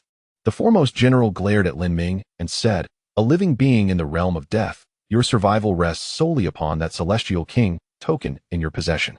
However, all matters have their limits. If you were merely here to meet an ordinary spirit, we might have turned a blind eye. But what is it that you truly seek?" Lin Ming did not conceal his intentions, replying straightforwardly, "I wish to meet your Lord of Shura." To seek the Lord of Shura? Your token does not carry such weight. The leading Nether General snorted disdainfully. Lin Ming glanced at the Celestial King token, paused momentarily, and then tucked it away into his robes. He then faced the three Nether Generals and declared, "Since the token holds no value, consider it as if you have never seen it. Now, I wish to meet your Lord of Shura." Lin Ming's actions momentarily stunned the three Nether Generals. Initially, they had allowed his presence out of respect for the Celestial King token. Now, this individual had voluntarily stowed it away, instructing them to pretend they had never encountered the token. Was he truly foolish enough to abandon his lifeline? Yet, in the next instant, they sensed a terrifying surge of sword energy. With no time to hesitate, the three generals instinctively darted to the sides. Almost immediately after they moved, a bottomless chasm appeared where they had once stood. From Lin Ming's feet, a path extended to the towering city walls 1,000 miles away. In this expanse, the dark clouds dissipated, and the air of death vanished, as if it had transformed into a sanctuary within the realm of the dead. This man's strength must surely surpass that of us mere mortals. How audacious for a living person to act in the underworld. Has he grown weary of life? This is dire. That strike may have already disturbed Lord Azura. As the three underworld generals stood in astonishment, a roar erupted from the distant city walls. Subsequently, a dense aura of death surged forth from within, spreading ominously in all directions. In the sky above, the wails of lost souls crescendoed, as this potent miasma seemed to exert a fatal allure over them. A multitude of souls surged towards the city walls, only to be entirely consumed. The city walls, exuding this thick aura of death, resembled a greedy maw, devouring every soul that entered without exception. The emanating deathly energy grew even more formidable, enveloping a radius of 1,000 miles, halting only 3 feet before Lin Ming. Then, within the city, an imperious voice resounded, disdainful of the living. Who dares to act so recklessly in the realm of the dead? Unfazed, Lin Ming gazed at the distant walls and took a step forward. The 1,000 miles seemed to shrink to mere inches. As he advanced, the deathly aura recoiled, the resentment dissipated, and the world around him became strikingly clear. Standing before the city walls, he spoke softly, "I have a question for you. Why was Li Junlin punished atop that black mountain in the Hunyuan continent?" The owner of the voice within the walls seemed momentarily taken aback. After a brief pause, a light chuckle echoed. The far east of the underworld is under my jurisdiction. Here, my commands are beyond question. Today, I ordered him to mine the underworld stones, and he shall comply. Tomorrow, if I command him to descend into the sea of purgatory, he must do so. Any who defy my orders shall have their souls scattered, never to reincarnate. Lin Ming's expression darkened. Just moments ago, the spirits wielding long whips atop that black mountain spoke of punishment to atone for their past sins. Yet this Lord Azura spared no effort to conceal his intentions, treating the spirits as mere tools within his domain. Is this the law of the underworld? Lin Ming inquired. This is my law, came the reply. Suddenly, a colossal shadow descended from the heavens, obscuring the sun. Lin Ming looked up to behold a gargantuan head spanning 1,000 miles, which opened wide and inhaled, consuming the deathly aura, resentment, and souls within a vast radius. Without delay, the massive head lunged toward Lin Ming. Simultaneously, a chilling voice reverberated in Lin Ming's ears, echoing throughout the underworld. In my territory, no voice of dissent is permitted. Do not think that merely brandishing a fragment of the immortal king's decree grants you any standing. Even if the true immortal king stood before me, he would not dare to meddle in my affairs. What are you, but a trifling being? He scorned any justification. Within this domain under his control, he was the absolute sovereign. The past actions of Li Junlin bore no significance. It is of paramount importance that this individual, known as Li Junlin, is now a specter within his dominion. Whatever tasks he necessitates the specter to perform, it must comply without question. Lin Ming listened intently to the whispers surrounding him, remaining silent. This lord of the underworld had unequivocally articulated his stance, and naturally, Lin Ming felt compelled to express his own. Thus, he placed his right hand upon the hilt of his sword. In the profound abyss of darkness, a sudden radiance emerged.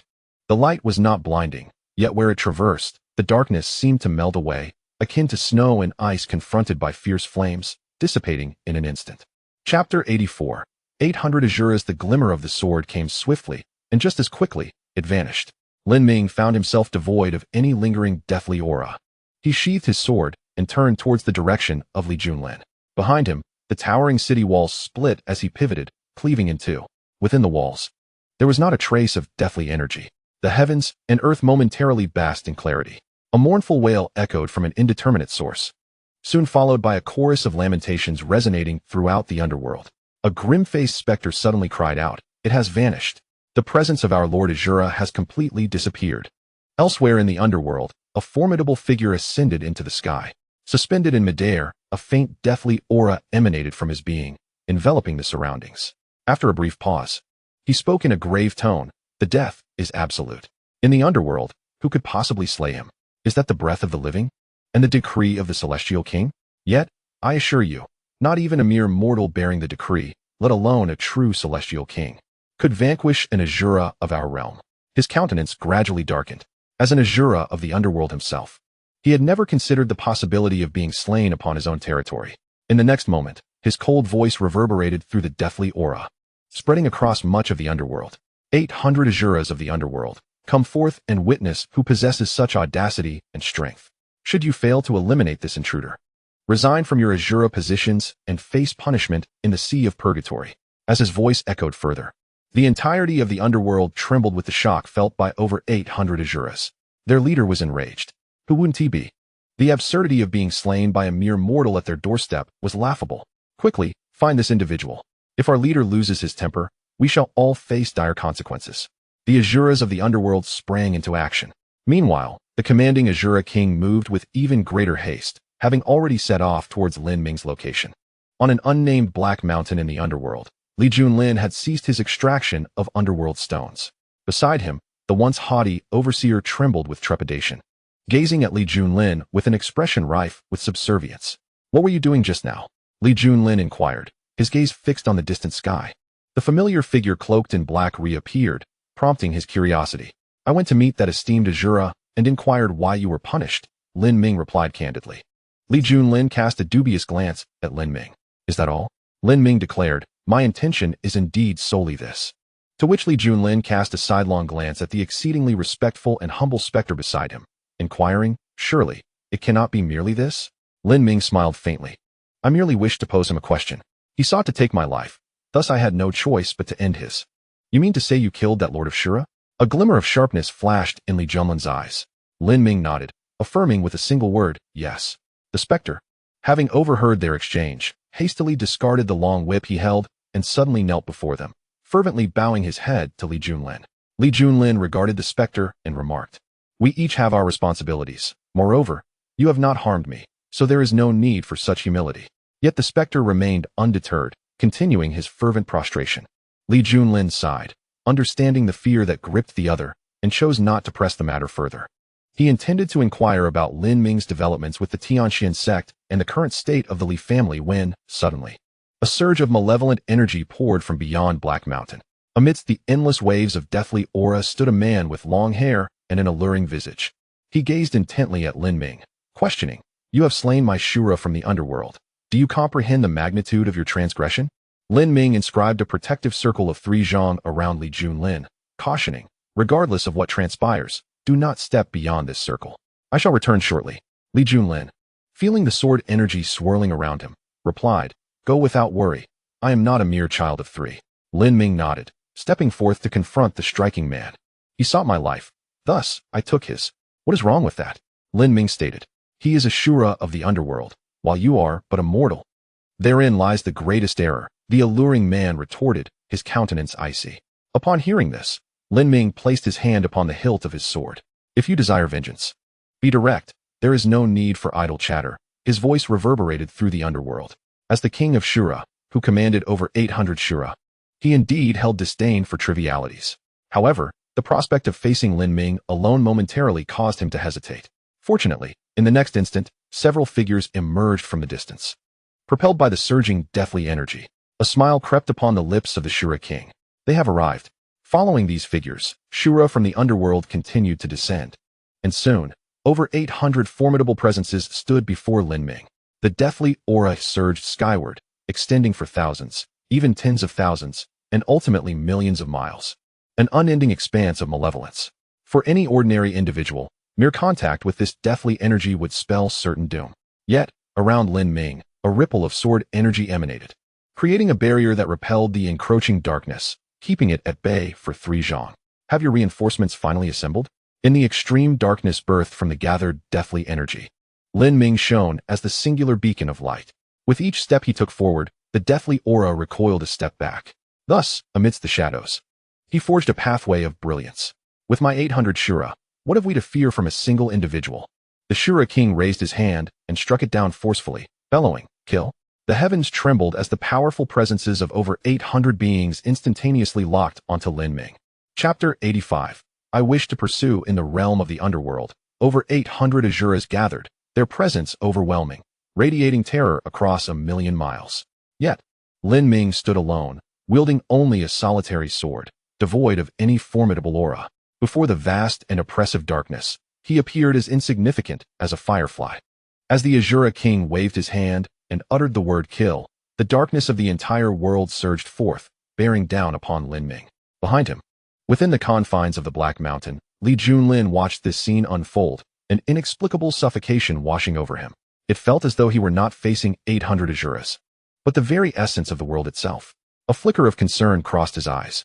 Nearby, the kneeling spirits ceased their motions, turning their gaze toward the endless darkness. The collective assault of the 800 Azuras was aimed solely at extinguishing one life. Did this person still possess even the slightest chance of survival? Just as this thought crossed his mind, he beheld a beam of sword light emanating from Lin Ming, slicing through the encompassing darkness. Though the sword light was not particularly resplendent, upon touching the deathly aura of the darkness, it acted like a sharp blade cleaving through tofu, effortlessly. In an instant, it severed the boundless darkness in twain. Subsequently, the deathly aura dissipated, and the darkness receded. The world before them gradually emerged into clarity. The pupils of the spirits atop the Black Mountain constricted sharply, as everything transpired too rapidly for comprehension. The 800 Azuras had no opportunity to emit a cry of despair before they were utterly annihilated. Lin Ming sheathed his sword and stepped forward. Arriving atop the Black Mountain, just after sheathing his sword, a mournful wail echoed from the distant sky, resonating across the underworld for myriad miles. In another direction, the 3 specters who had stealthily followed felt their spirits tremble. It was as though they had been cast into an infinite sea of torment. How could such a being still seek the celestial king's decree? It was absurd, utterly absurd. 1,000,000 celestial kings stood before him, reduced to mere ants. The heavens of the underworld were about to change. Had they all perished? Li Junlin gazed at Lin Ming, his face awash with astonishment. Just moments before, he had been concerned for Lin Ming, and now it was all over. The 800 Azuras of the underworld were, it seemed, so fragile. Lin Ming nodded, stating, "They should be dead. While mortals may enter the underworld, once the spirits of the underworld perish, they face complete annihilation, leaving no trace in the realms of existence." Lin Ming cast a glance at the spirit kneeling respectfully beside Li Junlin and inquired, "Can spirits enter the mortal realm?" "Oh, it is unlikely for spirits to directly enter the mortal realm. However, they can reincarnate." The spirit looked at Lin Ming with a tense expression. Lin Ming turned to Li Junlin, asking, "What are your thoughts?" Li Junlin remained silent for a moment before replying, "If there is an opportunity for reincarnation, I naturally hope to be reborn." "Very well," Lin Ming nodded, unperturbed by any obstacles before him, fearing only Li Junlin's reluctance. "How can one achieve reincarnation?" Both Li Junlin and the kneeling spirit shook their heads simultaneously. The spirit added, "My status is too low. Matters of reincarnation are beyond my reach." Lin Ming pondered for a moment, about to speak once more, when he was suddenly interrupted by a deep sigh. Before him, a tall figure emerged. Observing Lin Ming with intent, "I can facilitate his reincarnation," the figure declared, "but I hope you will agree to one condition." "What is it?" Lin Ming inquired. The figure responded, "Should I encounter peril in the future, I hope you will come to my aid." "Is that all?" Lin Ming asked. The figure nodded, affirming, "That is indeed all." "Very well." Lin Ming did not hesitate. Thus, the process began. Seeing Lin Ming's swift agreement, the figure wasted no time. He took up a pen and inscribed in the void. Instantly, a multitude of realms appeared, sprawling like a tapestry. Turning to Li Junlin, he asked, "Would you prefer to return to the primordial continent?" "Primordial continent?" Li Junlin's expression flickered with surprise. Lin Ming clarified, "It is the world beyond the Kanglan continent. The Kanglan continent is part of the primordial continent." Although taken aback, Li Junlin did not pursue further inquiries, for in his current state, there was little in this world that he found worthy of concern. After a brief moment, he shook his head, indicating indifference to which realm it might be. The figure then inquired, "What sort of identity do you desire?" At this, Li Junlin recalled the Li family. As a scion of a prominent family, he had not found joy in such lineage. "Any identity will suffice," he replied. "And what of your talents? Shall I bestow upon you the utmost gifts of the human race?" "No need. Randomness will do," Li Junlin replied. He made no demands, as the finest lineage and talents were easily attainable to him, yet he sought none of them. The figure regarded Li Junlin with curiosity before directing his pen forward. A mysterious force enveloped Li Junlin, and casting one last glance at Lin Ming, he vanished from the underworld. Lin Ming, satisfied that matters had been resolved seamlessly, retrieved the celestial king's order, preparing to depart the underworld. "Do not forget our agreement," the figure reminded him, tossing a pitch-black token. Lin Ming accepted it and observed a singular character engraved upon it, "Underworld." He pocketed the token, glanced at the figure, and activated the celestial king's order to leave the underworld. Within the underworld, after Lin Ming's exit, a languid voice echoed, "The mighty underworld emperor, whose subordinates were slain in droves, does not seek retribution but rather offers flattery." How ludicrous! Following the figure, an elderly man with white hair appeared, a smirk gracing his features. Pursuit? What would be the outcome of such a pursuit? Would there be no underworld above or below? Millions of lost souls without a home. I would indeed seek retribution, but I doubt I could withstand that previous strike. If you truly possessed courage, why wait until he departs to emerge? A chuckle escaped him. Chapter 86. The body of destiny. Lin Ming swiftly returned to the great wasteland, proceeding directly to the Kanglan domain. In the Kanglan domain, at the Tianxian sect, a white-clad corpse lay before the sect's entrance. The face bore traces of horror and confusion.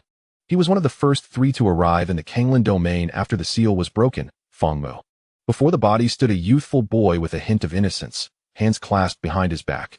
Beside him was a girl who appeared to be merely 12 or 13 years of age. "Brother, are you truly that formidable?" A flicker of astonishment crossed the girl's face as she recalled the overwhelming aura emanating from Feng Mu when he first appeared before the sect. In that moment, she felt as insignificant as an ant. Yet, before she could fully comprehend the situation, this formidable individual met his demise. And it was her own brother who had taken action. Within the Tianxian sect, from the elders and peak masters down to the ordinary disciples, everyone gazed in disbelief at the silhouette of the young man. They had been utterly oblivious to the existence of such a terrifying figure within their sect.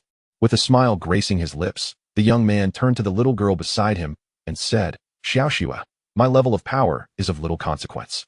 Just remember, no matter the circumstances, I shall always be your brother. Xiaoxue blinked her glass-like eyes, then joyfully nodded in response, saying, "All right, brother." As they conversed, the young man suddenly lifted his head to gaze ahead. Xiaoxue instinctively turned to look as well. The sect master has returned. Lin Ming nodded and stepped forward, entering the Tianxian sect. Immediately, a chorus of cheers erupted from the disciples. The young man observed Lin Ming's retreating figure and remarked to Xiaoxue, "I must go to meet the sect master." Xiaoxue nodded eagerly, responding, "Yes, brother." In the central region, the Tianxian sect's overall structure remained largely unchanged from that of the northern region. The names of the various peaks were still the same. On Qingtian Peak, where the sect master resided, the young man approached Lin Ming, standing side by side as they gazed into the distant sea of clouds. Suddenly, the young man inquired, "Are you curious about my identity?" Lin Ming responded, "Is it the Kanglan saint?" The young man furrowed his brow, feeling a sense of ennui. "How do you know?" he asked. "Who else could it be?" Lin Ming replied. The young man sighed. In the vast expanse of the Kanglan domain, there seemed to be no other noteworthy figures. After a moment of silence, he turned to Lin Ming and said, "You are stronger than I was in my youth. Perhaps you have the opportunity to avert a crisis." "What crisis?" Lin Ming asked.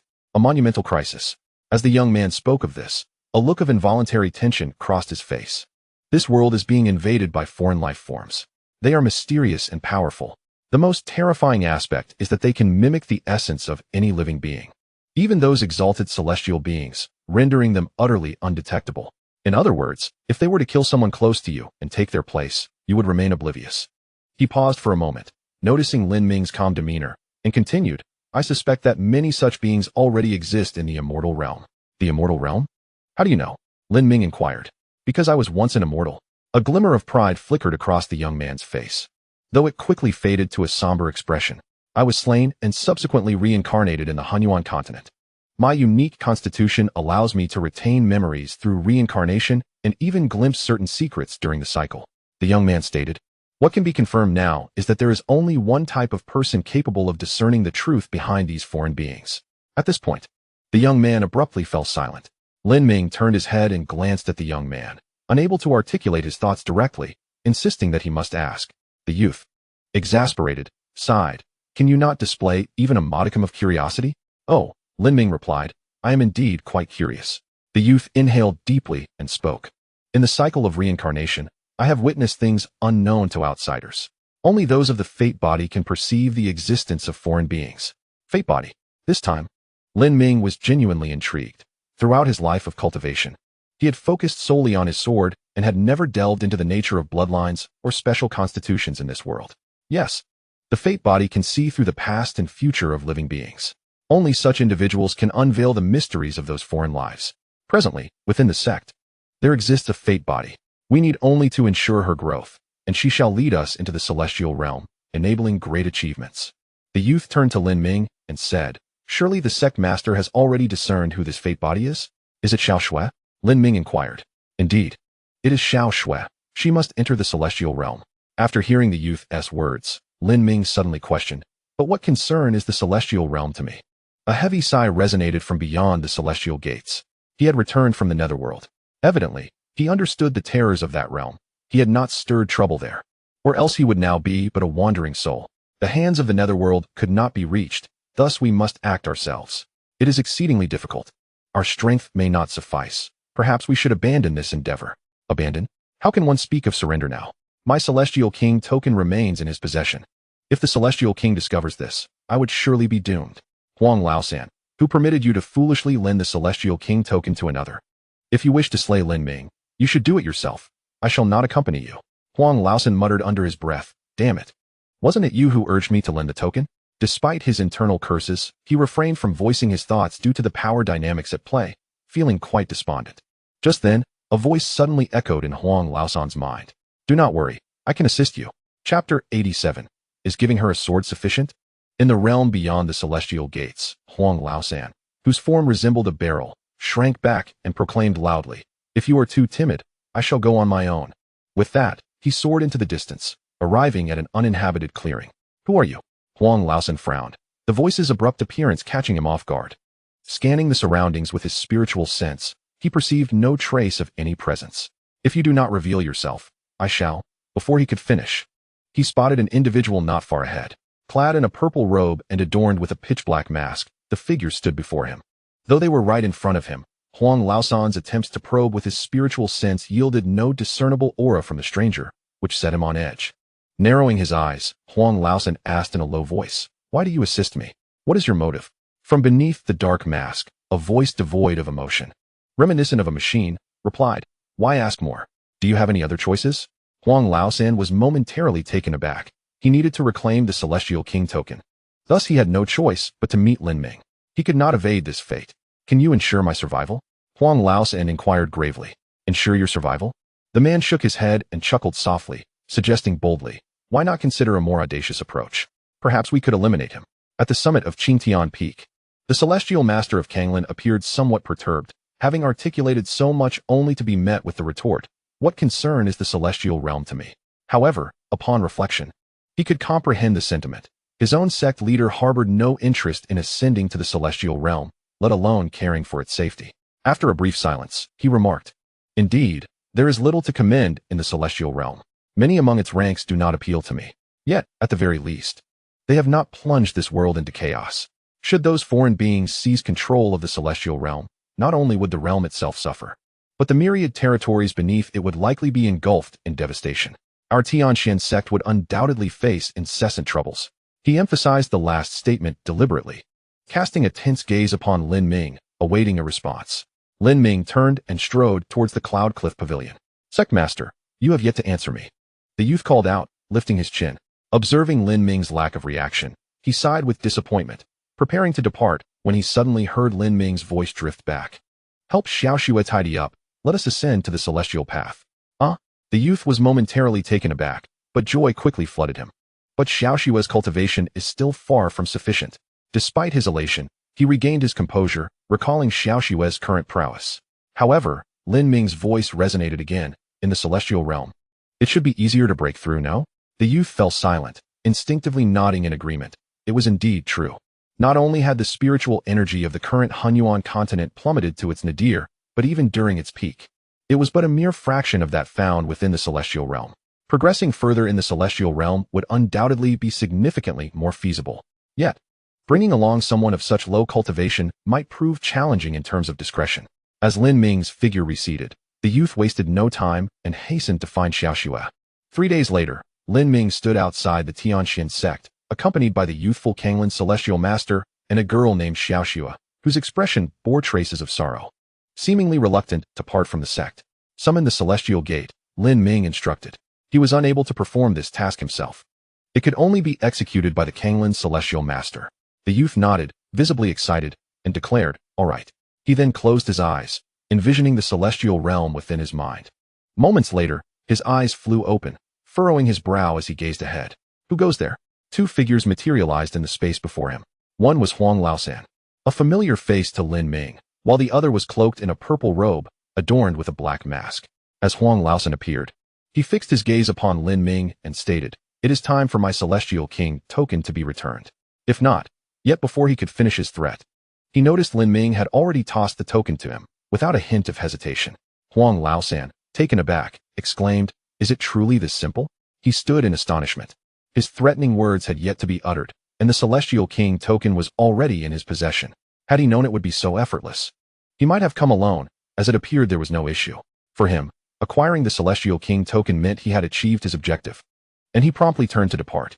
In that fleeting moment of turning around, he beheld a palm imprint surging past him, directed towards the direction of the heavenly Xian sect. Huang Laosan felt his mind momentarily plunge into a void. "Are you out of your mind?" Instinctively, Huang Laosan turned his head, only to find the palm imprint had already dissipated. Lin Ming cast a glance at the Kanglin saint, realizing that the identity of Xiaoxue was evidently known by more than just him. That earlier strike was undoubtedly aimed at Xiaoxue, a pitifully weak little girl. How could she provoke the intervention of someone above the saint level, if not for her status as a fated body? The boy's expression darkened. If those individuals truly recognized the existence of the fated body, it would spell disaster. Lin Ming remarked, "This may not be entirely unfavorable. Perhaps it could spare us a great deal of trouble." That does seem to hold some merit." The boy paused momentarily. On the other side, a figure clad in a purple robe, upon failing to land a strike, immediately sought to launch another attack. However, just as he moved, he was cleaved in half by a sword. Scalding blood splattered across Huang Laosan's face, and he momentarily forgot to evade. Turning to look at Lin Ming, he was about to admit his fault, only to find that Lin Ming and his companions had vanished without a trace, leaving behind a resplendent golden portal in the sky. Did they take that little girl on the path to ascend? Within the domain of the saint level, only Lin Ming and the Kanglin saint remained. Xiaoxue, however, wielded a rusty sword as she traversed the path belonging to the emperor level. The rules of the ascending path stipulate that lower-tier cultivators, if powerful enough, may forcefully progress along higher paths. Yet, higher-tier cultivators are strictly forbidden from stepping onto lower-tier paths. On the emperor path, the emperor level serves as the upper limit. Yet there is no definitive lower limit. Thus, both Lin Ming and the Kanglin saint traversed the path of the saint level, while Xiaoxue could only ascend the emperor path. Xiaoxue's cultivation was far too low. Was a mere sword truly sufficient? A hint of concern flashed across the Kanglin saint's face. Chapter 88. Entering the celestial gate on the lowest tier of the 6 ascending paths, belonging to the emperor level, a cultivator clad in dark gray armor sighed. With a spirit body at the 9th level of the emperor, 50 opponents were already my utmost limit. This ascending path is indeed arduous. He had attempted countless times. Yet when faced with 59th level emperors, he simply could not prevail. After spending a considerable amount of time on the path with no success, he resolved to take a breather. However, upon reaching the first checkpoint of the emperor path, he suddenly froze. This is the body refinement stage? Which sect's higher-ups are out of their minds. Even if one wished to test the waters of the ascending path, they ought to at least have a half-step emperor status, right? Moreover, not a single elder accompanying her. Little girl, what are you doing? He gazed at the body refinement stage girl, unable to restrain himself from inquiring. Xiaoxue tilted her head up, her expression earnest, pointing towards the farthest end of the path, and declared, the sect master and my brother are waiting for me there. I must hurry to join them. Join them? How do you intend to get there? Is this not sheer madness? He could not comprehend, his anger flaring. Xiaoxue blinked her large eyes and replied, the sect master told me that I just need to hold on to my sword and walk forward.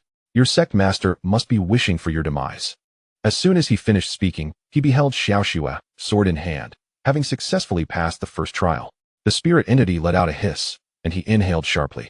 Moments ago, he had witnessed a spirit of the first level being obliterated in less than a heartbeat. Instant annihilation. Was it that sword? Xiaoxue moved past the first spirit and then retrieved the teleportation talisman bestowed upon her by the esteemed Kanglin saint. A wave of dizziness washed over her, and in the blink of an eye, she found herself at the second trial. Following swiftly were the third and fourth trials, pursued by a cultivator clad in dark gray armor. Finally, before Xiaoxue stood 50 spirit entities of the 9th level, a challenge he had attempted thousands of times without success. Now, he gazed at her with palpable tension, feeling an inexplicable absurdity within. In the next moment, Xiaoxue, gripping her sword, advanced without a pause. The spirits dissipated so rapidly that she remained oblivious to the unfolding events, merely sensing the long and tedious path ahead. Meanwhile, the cultivator trailing her wore a face of disbelief. The very place he had strived to conquer for so long was effortlessly traversed by a young girl in the body refinement stage wielding a sword. The path of the emperor's realm was the most populated, and Xiaoxue's cultivation was strikingly conspicuous. Not only the armored figure, but also countless gazes converged upon her.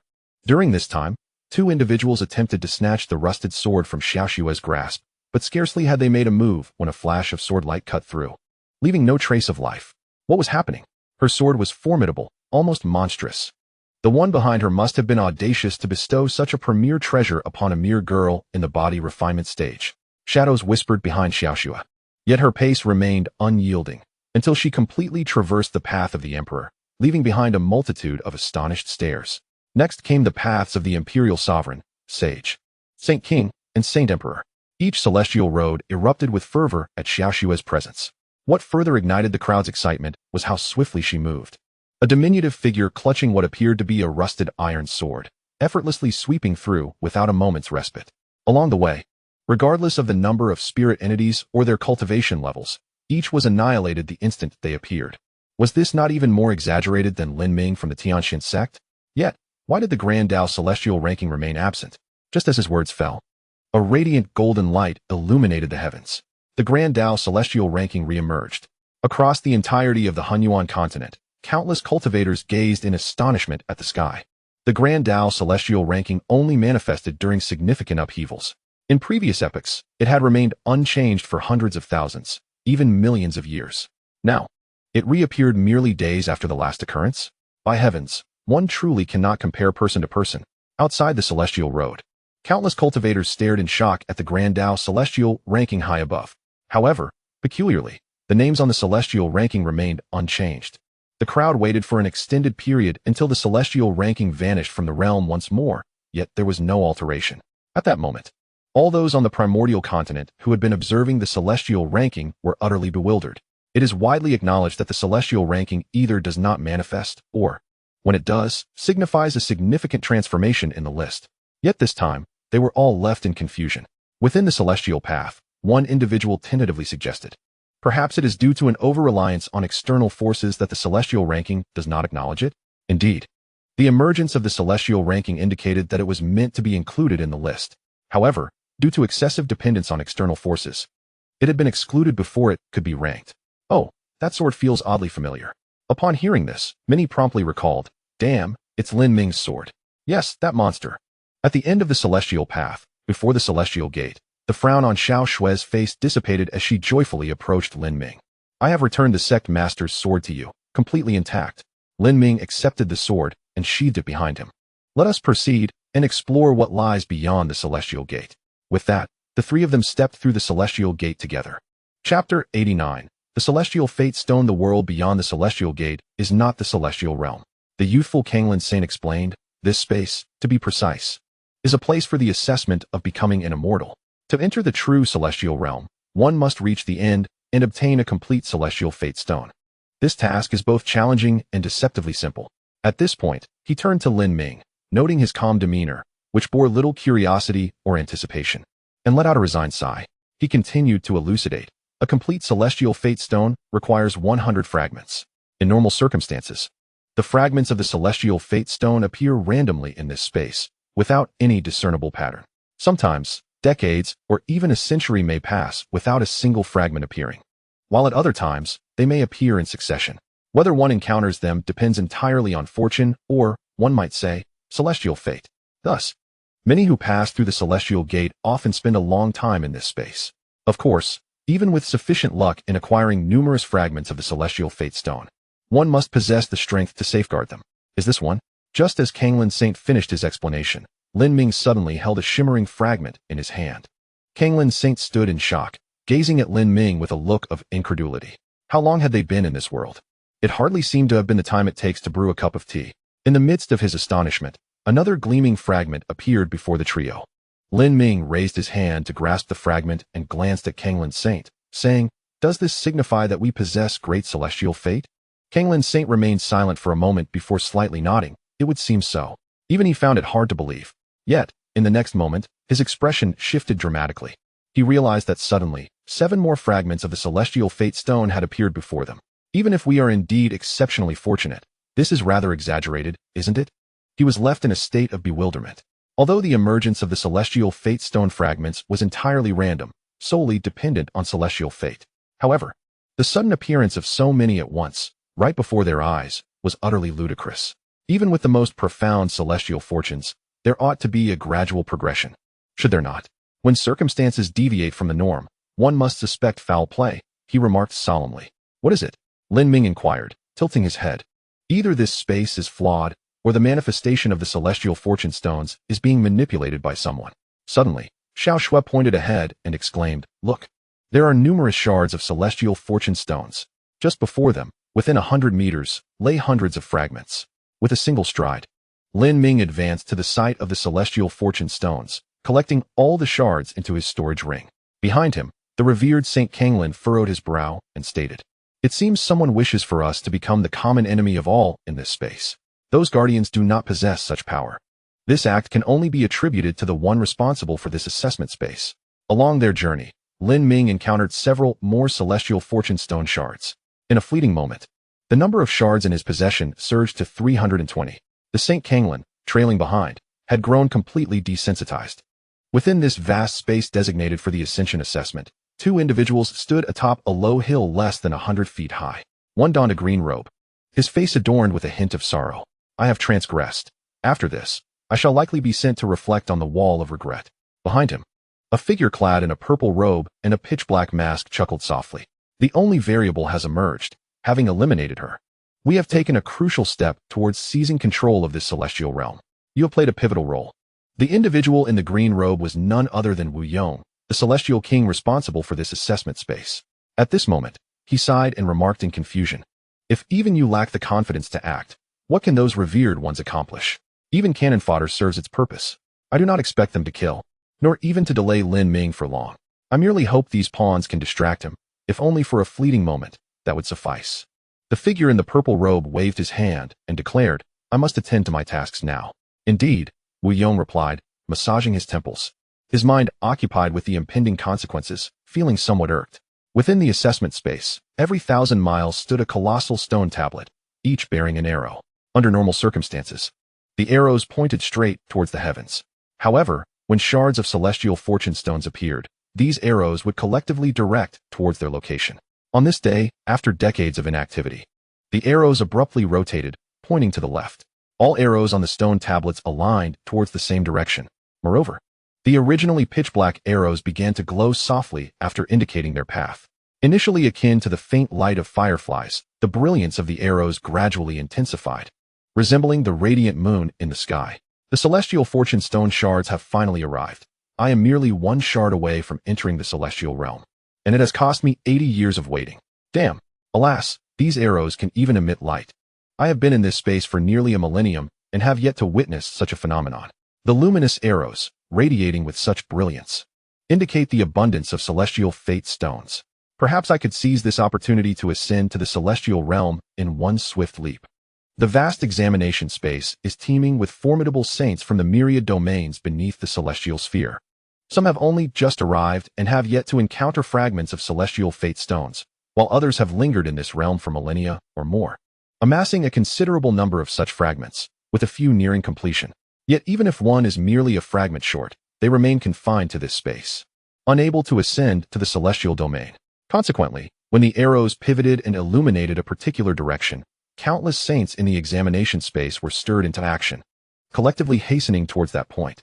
In the examination space behind the celestial gate, Lin Ming and his companions approached a stone tablet, gazing at the glowing arrows upon it.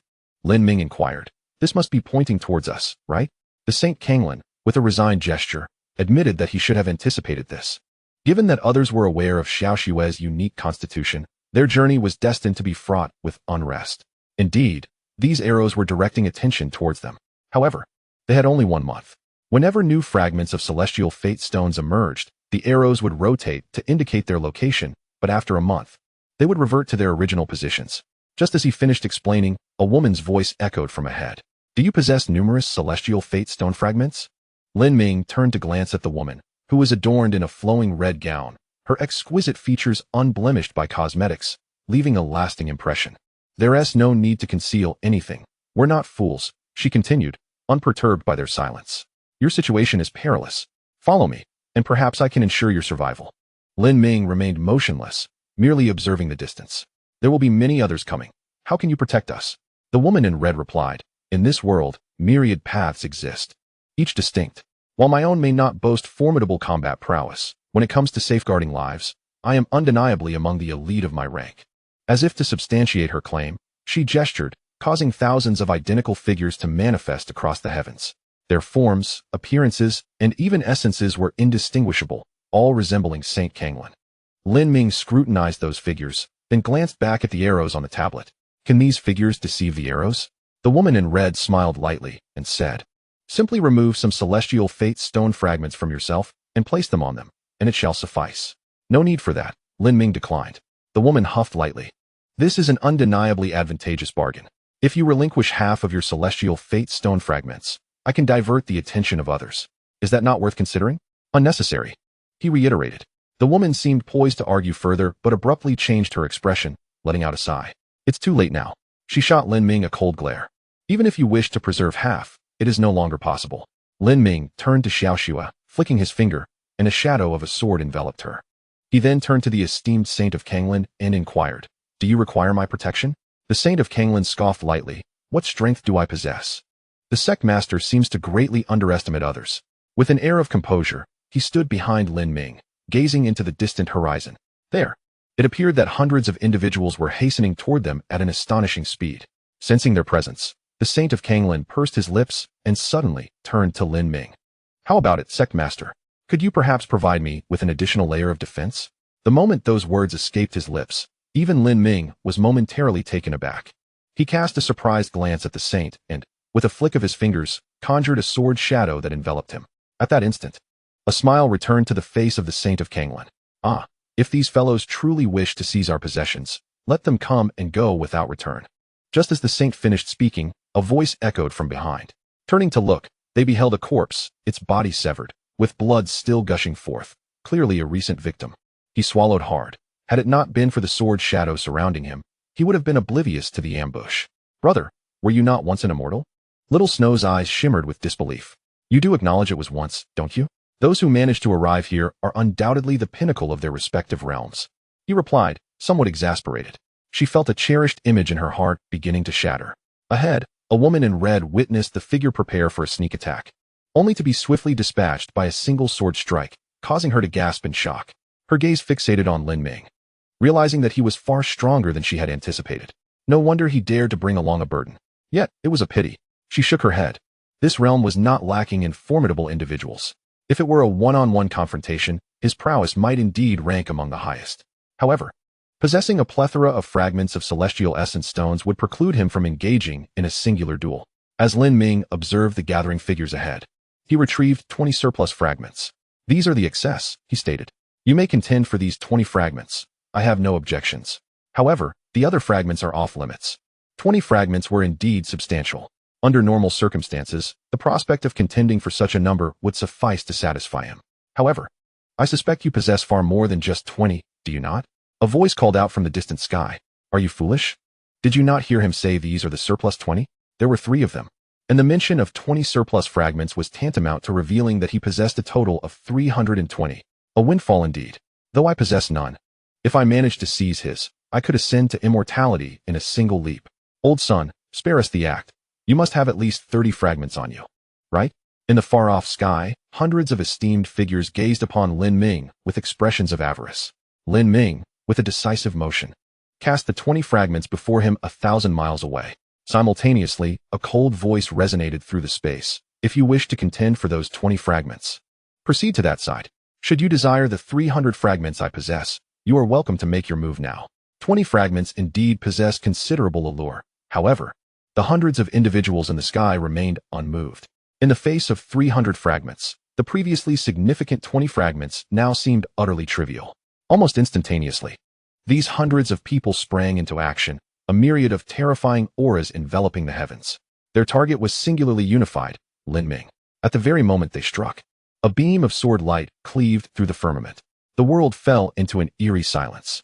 Subsequently, blood rained down as hundreds of lifeless bodies plummeted from the sky to the ground with resounding thuds. The motionless woman in red below felt a wave of suffocation wash over her. This was not quite what she had anticipated. The hundreds of esteemed beings had not even managed to endure a single breath. Chapter 91. A slightly lacking performance within the expansive assessment space. The woman in red gazed in horror at the black-clad youth wielding a sword before her, gripped by an unprecedented fear. Upon entering this realm, she had encountered numerous powerful entities beyond her imagination. Among the hundreds just moments ago, several possessed strengths that seemed unfathomable to her. Yet, after witnessing the recent spectacle, she truly comprehended the notion that there exist individuals beyond comprehension and realms beyond realms.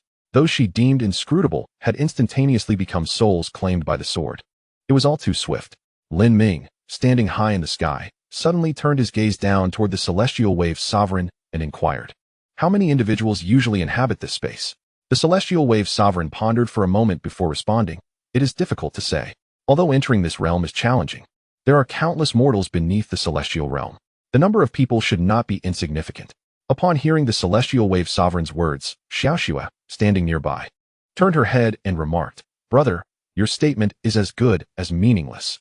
The celestial wave sovereign then inquired, does the sect master wish to eliminate them all in one fell swoop? Lin Ming shook his head and replied, resolving the issue is the ultimate goal. Killing is merely a means to an end. According to your words, there must still be many more in this space. Continuing this slaughter would be excessively troublesome. Throughout his journey thus far, he had indeed slain numerous individuals, yet each had warranted their demise for compelling reasons. if there existed alternative methods to address the problem. There was no need to persist in a path of bloodshed. What does the sect master intend to do then?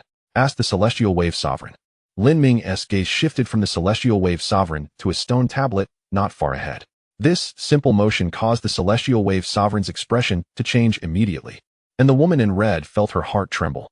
Sect master, you cannot be contemplating the destruction of that stone tablet, can you? Lin Ming remarked. All the stone tablets seem to align in a straight line. Yes, they are all in a straight line indeed. The Celestial Wave Sovereign instinctively nodded. The woman in red's pupils dilated in alarm. No, that tablet was constructed by the Celestial King. It is utterly indestructible. Moreover, any attempt to damage the tablet would inevitably alert the Celestial King. At that point, regardless of your strength, ascending to the celestial realm would be impossible. No sooner had she uttered these words than she witnessed a beam of sword light descending from above, slicing through the first stone tablet in an instant. In her eyes, the stone tablet, erected by the Celestial King and deemed indestructible, had suddenly split into two halves, the fracture smooth and even. The arrow atop the tablet lay broken, having fallen to the ground, unable to indicate any direction. The first stone tablet shattered thus, followed by the second and the third. The woman in crimson turned her gaze, and to her dismay, every stone tablet in sight had met the same fate, their arrows similarly severed, no longer capable of guiding anyone. As the overseer of this assessment space, Wu Yong had been preoccupied with the impending punishment that awaited him, when suddenly, a frown creased his brow. Ascending into the sky, he pondered the audacity of whoever dared to destroy the stone tablets. Yet in the next moment, his expression shifted dramatically. A beam of sword light, traversing the heavens, descended from the distant heights. The closest stone tablet to him lay merely dozens of miles away, and he distinctly witnessed its fragility beneath the sword's radiance. It crumbled as effortlessly as paper, splitting in an instant. The sword light continued its relentless descent, cleaving into the earth, creating an extensive chasm that extended for countless miles, seemingly bisecting the entire assessment space. Even with his level of cultivation, he could not suppress his astonishment. What was this? Was it that fellow named Lin Ming? He murmured uncertainly. Within the assessment space, a multitude of sacred sovereigns, who had been following the direction indicated by the stone tablets, simultaneously raised their heads in shock, gazing at the sword light.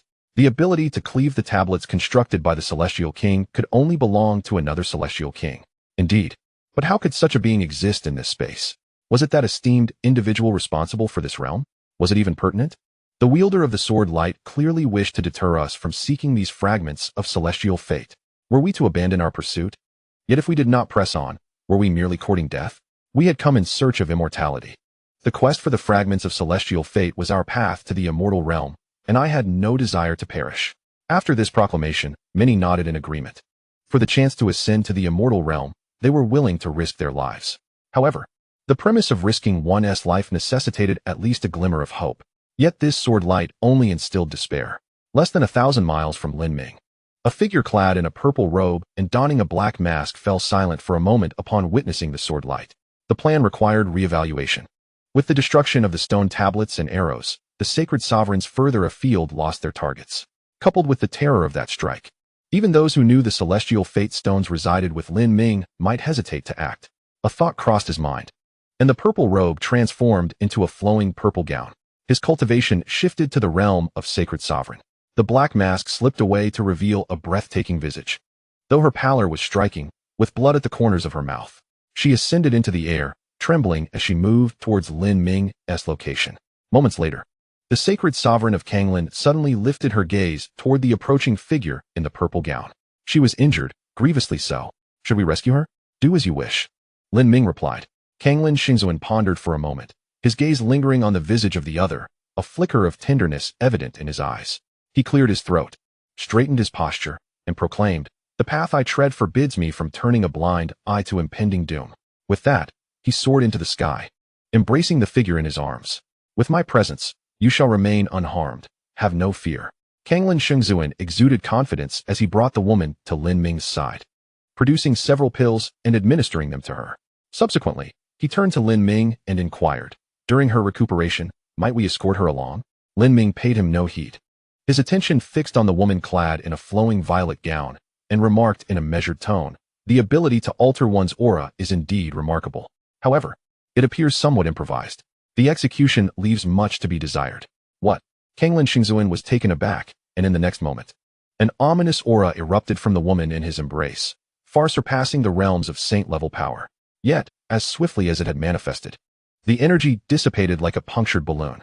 The expression on the face of the woman in the violet gown froze. She had believed her disguise to be flawless, awaiting the opportune moment to strike down the fate that could introduce uncertainty.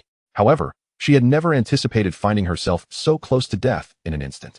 A lack of skill and performance. What a curious rationale. The shock remained etched upon her features, yet life had already fled her body. As Kanglin Xingzuan looked down, the woman he had cradled had transformed into a lifeless corpse. To his further disgust, the body had morphed into that of a man. "Ah, he must be the outsider you mentioned," Lin Ming remarked. Kanglin Xingzuan hastily cast the corpse aside and nodded. "Indeed, it seems so. These individuals are truly pervasive." At that moment, Kanglin Xingzuan felt an absurdity wash over him. It seemed that among their trio, he was the one lagging behind. "Brother, have you lost your wits in infatuation?" Xiao Xue, observing with curiosity, gazed at Kanglin Xingzuan. The latter's cheeks flushed as he retorted, "What nonsense are you spouting?" Chapter 92. Entering the immortal realm without the stone tablet indicating the direction of the fragments of the immortal fate stone, the trio's journey ahead proceeded smoothly, encountering few adversaries. A month later, the end of the assessment space lay in sight. Kanglin Xingzuan gently set Xiao Xue down from his shoulders, gazing at the golden gate ahead. Heaving a sigh of relief, and smiled, "Do you see? Another immortal gate awaits us. The previous gate was the entrance, this one is the exit. Once we pass through this threshold, we shall behold the true immortal realm." He chuckled. "Once the celestial essence flows within us, we shall undergo a profound transformation." His lips curled into a smile reminiscent of a blooming chrysanthemum.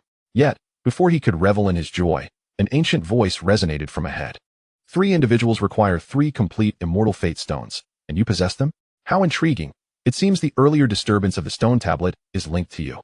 However, who is it that cleaved the entire assessment space's stone tablet with a single sword?" Upon the emergence of a sound, an elderly man, whose visage was more weathered than the sound itself and adorned with a multitude of wrinkles, appeared before them. His gaze instinctively shifted towards the sword behind Lin Ming. Among the trio, only Lin Ming bore a sword. "Is it you?" he inquired, his tone frigid before Lin Ming could offer a response. "I do not believe it. The stone tablet was constructed by an immortal king. Only an immortal king could shatter it. You are incapable. In this realm, only one may prevail," he muttered to himself. "It seems the immortal king responsible for this domain intends to usher you into the immortal realm.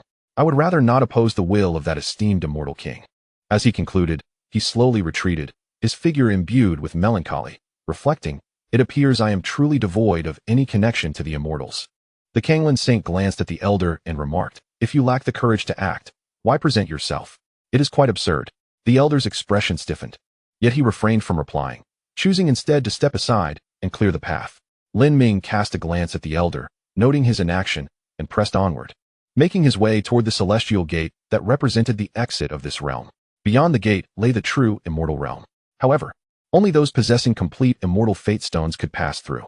Before the resplendent golden gate, Lin Ming produced 300 shards of immortal fate stone, bathed in golden radiance. Every 100 shards coalesced into a singular, complete immortal fate stone. Ultimately, the 300 shards vanished, replaced by 3 intact immortal fate stones. Lin Ming grasped one for himself and offered the other 2 to the Kanglin saint and Xiao Xue. Meanwhile, the elderly man, his face a tapestry of wrinkles, narrowed his eyes. He had waited far too long for the immortal fate stones. A desperate longing for the opportunity to enter the immortal realm consumed him.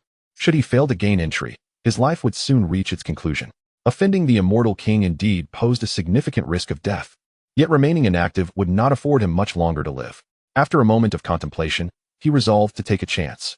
As Lin Ming and his companions raised their hands, pressing the immortal fate stones against the celestial gate, a sinister smile flickered across the elder's face. What a fortuitous opportunity. Suddenly, the world was engulfed in blinding light, a vivid crimson hue enveloping the expanse for miles around.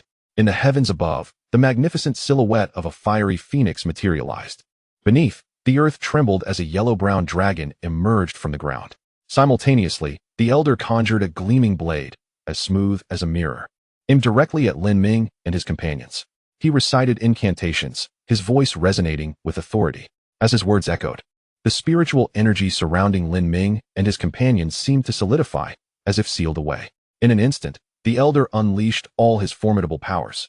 intent on swiftly vanquishing Lin Ming and his companions to seize the immortal fate stones and enter the immortal realm before the immortal king took notice. Die, he bellowed.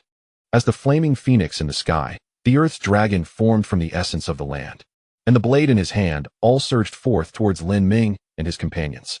Every ounce of his spiritual energy was channeled into these three assaults. This strike was executed with utmost effort, leaving no room for retreat. Yet, just as he was filled with anticipation, even contemplating how to ensure his safety upon entering the celestial realm, a sudden flash of sword light illuminated the scene. In the next moment, the fiery silhouette of a phoenix let out a mournful cry, vanishing into nothingness. The dragon, which had burst forth from the earth, disintegrated into countless specks of dust. The long blade, after a crisp sound, shattered into two pieces. This sword light was not from the celestial king. How could this be possible? His expression shifted dramatically, as the beautiful dreams that had filled his mind crumbled in an instant. Almost immediately, his body was cleaved in two, devoid of any trace of life. Lin Ming, however, did not pause for a moment. He pressed the celestial fate stone against the celestial gate, which swung open instantaneously. Three beams of light descended upon the three individuals. The celestial fate stone soared into the air, harmonizing with the three radiant beams. Moments later, as the light dissipated, the three found themselves beyond the celestial gate, in the true celestial realm. In an instant, a force far more potent than spiritual energy, yet gentle in nature, surged into their bodies. Lin Ming swiftly turned to glance at Xiaoxue. Her cultivation was far too low, and her foundation exceedingly fragile. He wondered if she could endure it. Yet, after a mere glance, he realized that the celestial energy was much more soothing than he had anticipated. Enveloped in celestial energy, Xiaoxue began to steadily elevate her cultivation, her aura remaining entirely undisturbed. The expression on her face reflected pure enjoyment, devoid of any suffering. Lin Ming shifted his gaze from Xiaoxue to the world ahead. There, a middle-aged man, embodying the essence of a celestial being, was staring intently at the three of them, seemingly filled with astonishment. Chapter 93. Qingyun Gate. It must not have been easy on your journey, the middle-aged man, with an air of celestial grace, remarked as Lin Ming had just stepped into the celestial realm and had yet to survey this new world. His eyes held both curiosity and a hint of surprise. Indeed, Lin Ming replied. The middle-aged man smiled, maintaining a commendable demeanor, though he found the situation rather extraordinary. His gaze, intentionally or otherwise, drifted toward Xiaoxue. It was indeed remarkable for a practitioner at the body refinement stage to have passed the Celestial Gate's assessment and arrived in the celestial realm. Wait, that's not right. As if struck by a sudden realization, the man's expression abruptly changed. The body refinement stage was merely the first phase of cultivation, and practitioners at this realm did not possess a lifespan significantly longer than that of an ordinary person. Moreover, the individual before him appeared as a young girl. This implied that either this group had exceptional celestial fates, swiftly acquiring 300 fragments of celestial fate stones, while also exhibiting formidable strength, thus ensuring their survival without lingering long in the assessment space, or that this young girl had been born within that very assessment space. Upon considering this, he cast a peculiar glance at Lin Ming and the holy venerable Kanglin. Regardless of which explanation held true, it undoubtedly indicated that these two individuals were extraordinarily powerful. He shook his head, dismissing certain inappropriate thoughts from his mind. Looking at Lin Ming, he stated, for 10,000 years, the Celestial Gate has been guarded by the Qingyun Gate. You may choose to join the Qingyun sect, or, in 2 months' time, await the arrival of representatives from the other two sects before making a decision. Is it not possible for us to simply depart? Lin Ming inquired. From the implication of the other party, they had only two options, to either join the Qingyun sect or wait for the other sects to send their emissaries in the near future. Of course, you could leave directly. However, since you are newcomers to the immortal realm, venturing out into the unknown may lead to unforeseen dangers. The immortal realm is not a realm devoid of peril, the middle-aged man cautioned. Lin Ming was indifferent to the dangers mentioned, ready to refuse, when he suddenly heard the Kanglin Saint's voice behind him. Sectmaster, let us stay. Lin Ming turned, astonished at the Kanglin Saint's suggestion to join the Qingyun sect. The Kanglin Saint nodded affirmatively. Yes, let us join the Qingyun sect. Very well, Lin Ming replied, turning to the middle-aged man, stating directly, there is no need to wait for 2 months. We shall join the Qingyun sect. Upon hearing this, the middle-aged man laughed heartily. Indeed, you shall not regret this decision. He produced 3 tokens and handed them to Lin Ming. These are the identity tokens for outer disciples of the Qingyun sect. You need only infuse a trace of your celestial energy into them. Understood, Lin Ming nodded. Subsequently, the three followed the middle-aged man to the accommodations prepared for outer disciples of the Qingyun sect. The middle-aged man then departed on his own. Why stay? Lin Ming questioned, gazing at the Kanglin saint with curiosity within the confines of their residence. The Kanglin saint pondered for a moment, seemingly organizing his thoughts. Before responding, do you recall my earlier words? I was once an immortal, but was slain and thus entered the cycle of reincarnation.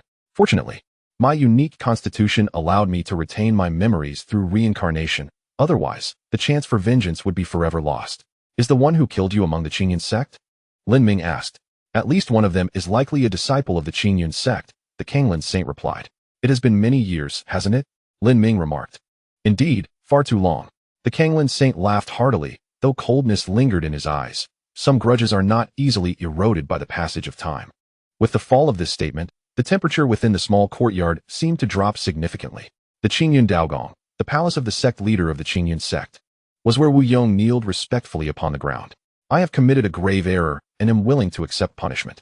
Before him stood a figure clad in a green Daoist robe, hands clasped behind, facing away from Wu Yong. Why? You have your reasons for altering the rules. Do you not? The robed figure remained turned away, yet a calm voice resonated. Wu Yong recited the justification he had long prepared. I saw that person dared to bring a body-refining stage cultivator into the assessment space, so I wished to test him. As soon as Wu Yong finished speaking, a faint laugh emanated from the figure. Elder Wu, your reasoning is rather unconvincing. You are the one responsible for the assessment space, to test others without breaking the rules. There are many ways. The robed figure still did not turn, maintaining the same tone as before. Wu Yong fell silent. He had not considered further arguments. If the sect leader were to impose punishment upon him, it would be futile to protest. Conversely, if the sect leader chose to show him leniency, that alone would suffice as justification. He would be sealed and made to contemplate for 8 centuries atop the cliff of reflection. Wu Yong shuddered slightly. The punishment was more severe than he had anticipated. For a celestial king, 8 centuries might seem trivial, yet being sealed on the cliff of reflection was a terrifying ordeal. With no other recourse, once the sect leader's decree was uttered, his fate was sealed. Wu Yong accepted his fate, his expression shifting as he withdrew from the Qiyun Dao Palace, leaving the sect leader alone within. In recent days, the sect leader had been plagued by an unsettling feeling. Why? The visage of Wu Yong flickered in his mind, only to be swiftly dismissed. It could not be him. Yet, who else could it be? Or what might transpire? Chapter 94. I fear I cannot overcome him. The cliff of reflection of the Qiyun sect is a most peculiar locale, typically reserved for disciples who have committed grave transgressions. The days here are scorching, while the nights are frigid. Such extremes pose little challenge to those with celestial powers, particularly for a celestial king. However, when one's abilities are sealed, even a celestial king's flesh would endure excruciating torment under such conditions. Standing upon the cliff of reflection, Wu Yong gazed at his exposed skin, now an angry red as if scorched. His countenance grew increasingly somber. He was to endure this for 8 centuries. Suddenly, a sound broke the silence behind him, an unwelcome interruption. Wu Yong turned to see a familiar figure, his disciple, Zhao Long, an inner disciple of the Qiyun sect. Yet, Wu Yong was acutely aware that Zhao Long would not approach him in such a manner, nor would he dare venture to the cliff of reflection unbidden. Is it another faction that seeks to entangle me? Wu Yong pondered. Zhao Long chuckled. It's not that we wish to ensnare you. Rather, you ought to understand. Once you've boarded the ship, departing is not so simple. Wu Yong's expression darkened as he inquired, what do you want? Zhao Long's lips curled into a naive grin. Of course, I am here to help you escape this suffering. Leave the Qiyun sect and join us. Without a moment's hesitation, Wu Yong rejected the proposition. Impossible. Are you still dreaming of being the sect leader of Qiyun? Zhao Long's demeanor shifted abruptly, a chilling aura emanating from him. Do not be foolish. That one named Yang will never grant you such an opportunity. Wu Yong glowered at Zhao Long, offering no reply. Zhao Long, sensing the tension, merely stated, think it over. Once you have come to a conclusion, let me know your decision. He then departed the cliff of reflection. 3 days later, within the small courtyard where Lin Ming and the others resided, the spiritual energy within Lin Ming and the celestial master Kanglin had fully transformed into celestial power. The celestial master experienced a breakthrough, ascending from the pinnacle of the celestial master realm to the true immortal realm with remarkable ease, likely due to his prior status as an immortal. In contrast, Lin Ming saw no significant change, progressing from the first to the second level of the celestial master realm. The most inexperienced Xiao Shui has had her internal spiritual energy completely replaced by celestial power. However, her cultivation has not ceased, in merely 3 days. She has ascended from the body refinement stage to the king realm, relentlessly striving for even higher realms. St. Kanglan stroked his chin, pondering for a moment before stating, "In the celestial realm, there exists no being beneath the saint level. To my knowledge, even a newborn infant possesses the strength of a saint. This is the peculiar nature of celestial energy. I estimate that Xiao Shui must at least reach this level before her breakthroughs will cease." After saying this, he suddenly turned to Lin Ming, declaring, "Xiao Shui will be under the care of the sect master. I wish to venture out to inquire about a certain individual." Understanding whom he referred to, Lin Ming did not impede him, merely advising, "Be cautious." St. Kanglan chuckled dismissively. "Having undergone reincarnation, I bear no resemblance to my former self, neither in appearance nor in essence. Given the passage of time, who would suspect it as I?" As he spoke, a thought seemed to strike him suddenly. With a serious expression, he turned to Lin Ming and asked, "What if that person's identity is extraordinary? Are you not here for revenge? What does identity matter?" Lin Ming replied. St. Kanglan expressed his concern. "I fear I may not be able to defeat him. I should be capable of handling it," Lin Ming asserted. A smile emerged on St. Kanglan's face. With the sect master's assurance, "I feel at ease." He exited the courtyard, sporting a confident smile. Shortly after St. Kanglan's departure, a series of knocks resonated from outside the courtyard. Lin Ming opened the door to find a rotund figure holding a jar of wine, exuding a strong aroma of alcohol, as if he had just emerged from a wine barrel. "New here?" he boomed upon seeing Lin Ming. Lin Ming nodded. "Yes, I am new. Come with me. Our boss is challenging the inner sect. Let us rally together." The plump fellow raised the wine jar high, brimming with enthusiasm. "Rally together? Why must we drink?" Lin Ming inquired, perplexed. The fat man snorted. "Of course we need to drink. We must get drunk. Otherwise, how can we speak nonsense with our eyes wide open?" Lin Ming's eyes flickered with confusion at this strange statement. "Is it not obvious? I am merely an ineffectual outer sect disciple, and our boss is also of the outer sect. Even a fool knows that there is a world of difference between outer and inner sect disciples. Our boss cannot possibly defeat an inner sect member. Yet, the frustration lingers. He knows he cannot win, yet still he fights. We also know he is bound to lose. But we must raise our voices and cheer. Our spirit must overshadow those inner sect fellows." The fat man paused, then continued, "This is not simply a fight.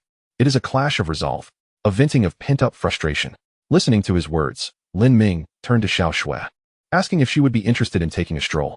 A smile blossomed on Xiao Shui's face. "I am indeed interested. I have long been curious about the celestial realm and the Qingyun sect since my arrival here." In the secluded courtyard, Lin Ming remained, unwilling to lead her away, and she dared not wander off. "Very well, let us take a look," he finally said. Thus, Lin Ming and Xiao Shui followed the portly fellow to a contest arena. "Do you see that figure atop the stage? The one at the 6th level of the Holy Master realm is our leader," the portly man declared. Lin Ming's gaze shifted towards the arena, where two figures stood. One, the aforementioned leader at the 6th level of the Holy Master realm, and the other, a formidable opponent at the 9th level. The disparity in their powers was starkly evident. As the portly fellow had mentioned, their leader was well aware of his impending defeat, and those rallying behind him shared the same understanding. Yet, the battle must go on. These individuals were rather remarkable. Chapter 95. Those who committed evil in years past outside the Qingyun sect. As Lin Ming observed the two contenders in the arena, a young disciple from the inner sect turned his attention towards Lin Ming, or more precisely, towards Xiao Shui, who stood behind him. A fortuitous opportunity has presented itself, he mused. What a pity to let it slip by. He then glanced towards the arena and murmured, "It would be delightful if chaos were to ensue." Beside Lin Ming, the portly man took a hearty swig from his wine jug and, emboldened by the liquor, shouted, "Come on, leader, give it your all. If anything goes awry, lay the blame on me." Surrounding him were nearly 1,000 outer sect disciples, each clutching their own wine vessels, reeking of alcohol. As the portly man called out, the crowd echoed his encouragement. However, just as their cheers reached a crescendo, the outer sect disciple at the 6th level of the Holy Master realm was sent flying off the stage with a single punch. There was no embellishment, just a clean and decisive move. Before the cheers could subside, the very individual they had rallied for was no longer on the platform. Lin Ming turned, a look of confusion crossing his face as he regarded the portly man. At that moment, the portly fellow hurled his wine jug onto the arena with a resounding crash. The vessel shattered, and he, fueled by the spirits, bellowed, "Brothers, charge with me." In an instant, nearly 1,000 outer sect disciples surged towards the stage. The inner sect disciple, Lu Chuan, seemed to have anticipated this, a smirk playing upon his lips as he observed the commotion. Then let us see you all lie down together, he declared, raising his hand to unleash a massive palm strike that enveloped the throng of outer sect disciples. The sound of bodies hitting the ground echoed as the overwhelming disparity in cultivation levels rendered the outer sect disciples powerless against such a simple yet devastating blow. In the blink of an eye, all but Lin Ming and Xiao Shui were sprawled on the ground. Is one reduced to borrowing courage from wine? But what purpose does that serve? A waste is a waste. Even if you attempt it 1,000 or 10,000 times, the outcome remains unchanged. Lu Chuan, the inner sect disciple, scoffed, his expression dripping with disdain. Suddenly, his brow furrowed as he directed his gaze towards Lin Ming. The distinction between outer and inner sect disciples was palpably clear.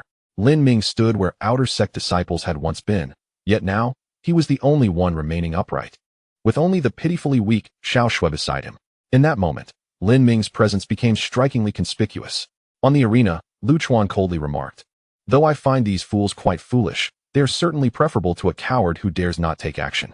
He fixed his gaze intently on Lin Ming. "If you do not wish to engage, you need not be here. There are plenty of outer disciples at Qingyun's sect, as long as they remain within their bounds. None shall trouble them. Yet you chose to witness a spectacle that does not concern you. Come, step forward and let me assess your strength." He advanced a step, and the oppressive aura of a saint at the 9th level enveloped Lin Ming. At that very moment, a glimmer of sword light caught his eye. Hiss! Ah! The youth on the stage raised his hand to catch a falling strand of black hair. A sudden chill enveloped his head, prompting an instinctive touch. By the heavens! The center of his crown, the size of a palm, was now completely devoid of hair, leaving it starkly bald. Lu Chuan's expression shifted, though anger flickered in his eyes. He restrained himself from acting impulsively. The recent flash of sword light had made it clear that in a one-on-one confrontation, he stood no chance. His gaze instinctively wandered toward the inner disciples, only to find them equally astonished. Suddenly, one of the inner disciples cleared his throat, a figure of considerable strength. Perhaps we might confront him together. Although it was indeed improper for inner disciples to join forces against an outer disciple, this individual's prowess was rather peculiar. Among the crowd, Zhao Long stood up. No need for further discussion. Judging by that recent sword strike, none of us would stand a chance alone. Let us combine our efforts. Lu Chuan on the arena nodded in agreement, taking a deep breath as he regarded Lin Ming with grave seriousness. All inner disciples present were now fixated on Lin Ming, poised to strike. Just then, a formidable pressure emanating from the realm of true immortals descended upon them. Instinctively, everyone looked up to see the Kanglin Saint descending from the skies, approaching Lin Ming. At this moment, he was devoid of his earlier confidence. His expression now tinged with concern. "I believe I have discerned the identity of those who wronged me all those years ago," he said, his gaze solemn as it fell upon Lin Ming. "Pray tell," Lin Ming replied. The Kanglin Saint continued, "I recall that among those who besieged me, there was one from Qingyun's sect, bearing the surname Yang. I have recently inquired, and there are no fewer than 100 cultivators with the surname Yang within Qingyun's sect. However, only 3 have reached the realm of immortal kings. Given the passage of time, his cultivation should not have stagnated. Back then, he was at the 5th level of immortal king. By now, he should be beyond that. Thus, only one remains." He paused, his gaze drifting toward the distant majestic Dao palace that stood atop Qingyun's sect. Lin Ming followed the Kanglin Saint's gaze and whispered, "Is it the sect master of Qingyun?" With a serious countenance, the Kanglin Saint nodded. "Indeed, he is the strongest within Qingyun's sect." He looked at Lin Ming, about to speak, but was interrupted by Lin Ming's gesture. "Since you address me as sect master, there is no need to concern yourself with other matters. As the sect master of Tianxian sect, there are certain responsibilities that rightfully fall upon me." The Kanglin Saint regarded Lin Ming in silence for a moment before cautiously suggesting, "Shall we seek him out now?" Lin Ming nodded without the slightest hesitation and simply uttered 2 words, "Let us go." With that, he took a step forward. The reason for his stay at Qingyun's sect was to resolve the issue concerning the Kanglin Saint. Now that he had discovered the identity of the wrongdoer from years past, there was no need for further delay.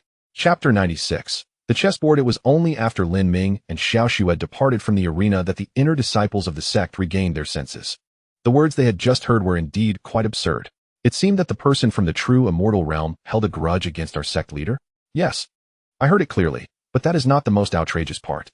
What is truly astonishing is that a mere outer disciple at the saint level dares to bring that true immortal to confront our leader. Has he lost his mind? To think that there exists such a peculiar, no, valiant, individual within our Qingyun sect. Reflecting on the exchange between Lin Ming and Xiao Shui, the inner disciples could not help but feel an overwhelming sense of incredulity. Dismissing it, as a mere jest.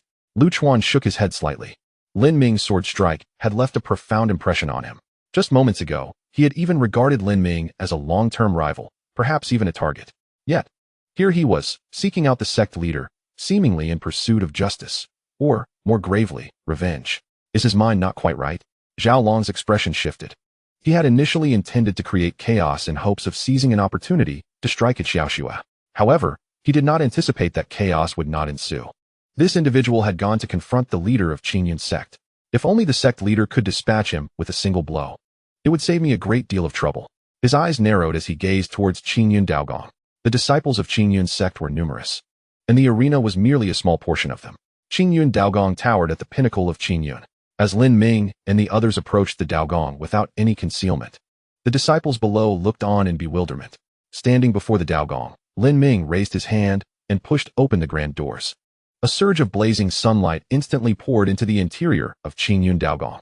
The hall bore no intricate decorations, appearing somewhat empty. Only one figure stood at the very center of the hall. Days prior, I had been restless, sensing that something significant would transpire. It could alter not only myself, but the very future of Qingyun's sect.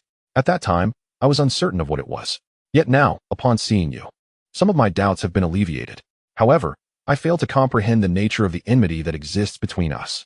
Kanglin Saint stepped forward, casting a stern gaze upon the leader of Qingyun Daogong. Do you still recall Yi Luyun, who was besieged by you back in the day? As soon as Kanglin Saint's words fell, the Qingyun sect leader's brow furrowed slightly. He indeed remembered the name Yi Luyun, but the events were far too distant. At that time, he was not yet the leader of Qingyun's sect. You are the descendants of Yi Luyun, come seeking vengeance? The leader of Qingyun suddenly broke into laughter. That infatuated fellow fancied himself worthy of the likes of the Jade Spirit Fairy. He ought to consider whether he is deserving of her attention. What utter nonsense. The celestial sovereign of Kanglin immediately retorted, who doesn't know that the Jade Spirit Fairy loves Yi Luyun? The master of Qingyun shook his head, declaring, Yi Luyun merely indulges in self-hypnosis. If the Jade Spirit Fairy truly loved him, why would she have gathered us to besiege him back then? What did you say? Upon hearing the master of Qingyun's words, the expression of the celestial sovereign of Kanglin shifted dramatically. How could the Jade Spirit Fairy be the one to conspire against Yi Luyun? In an instant, it felt as though the heavens had collapsed around him. The sister he cherished, the Jade Spirit Fairy, was revealed to be the orchestrator of his demise?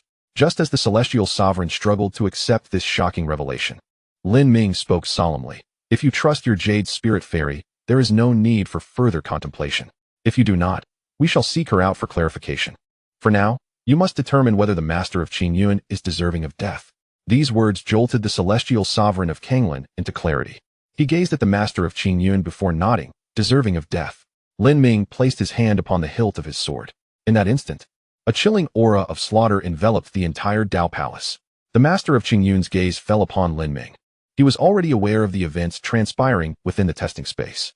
Thus, despite Lin Ming's cultivation being merely at the Saint Sovereign level, he did not underestimate him in the slightest. Qingyun, the game board is set. He bellowed, causing the entire Qingyun Dao Palace to tremble. A colossal game board materialized, enveloping Lin Ming and his companions. Upon this board lay an endless expanse of squares, each concealing lethal traps. Periodically, pieces descended from the heavens, each imbued with terrifying power, rivaling the might of a celestial king. The figure of the master of Qingyun was nowhere to be seen. The celestial sovereign of Kanglin furrowed his brow. He had loathed this peculiar game board for many years. Without breaking the board, one would never see the player behind it. We would remain forever in a passive position. Lin Ming's gaze swept across the board.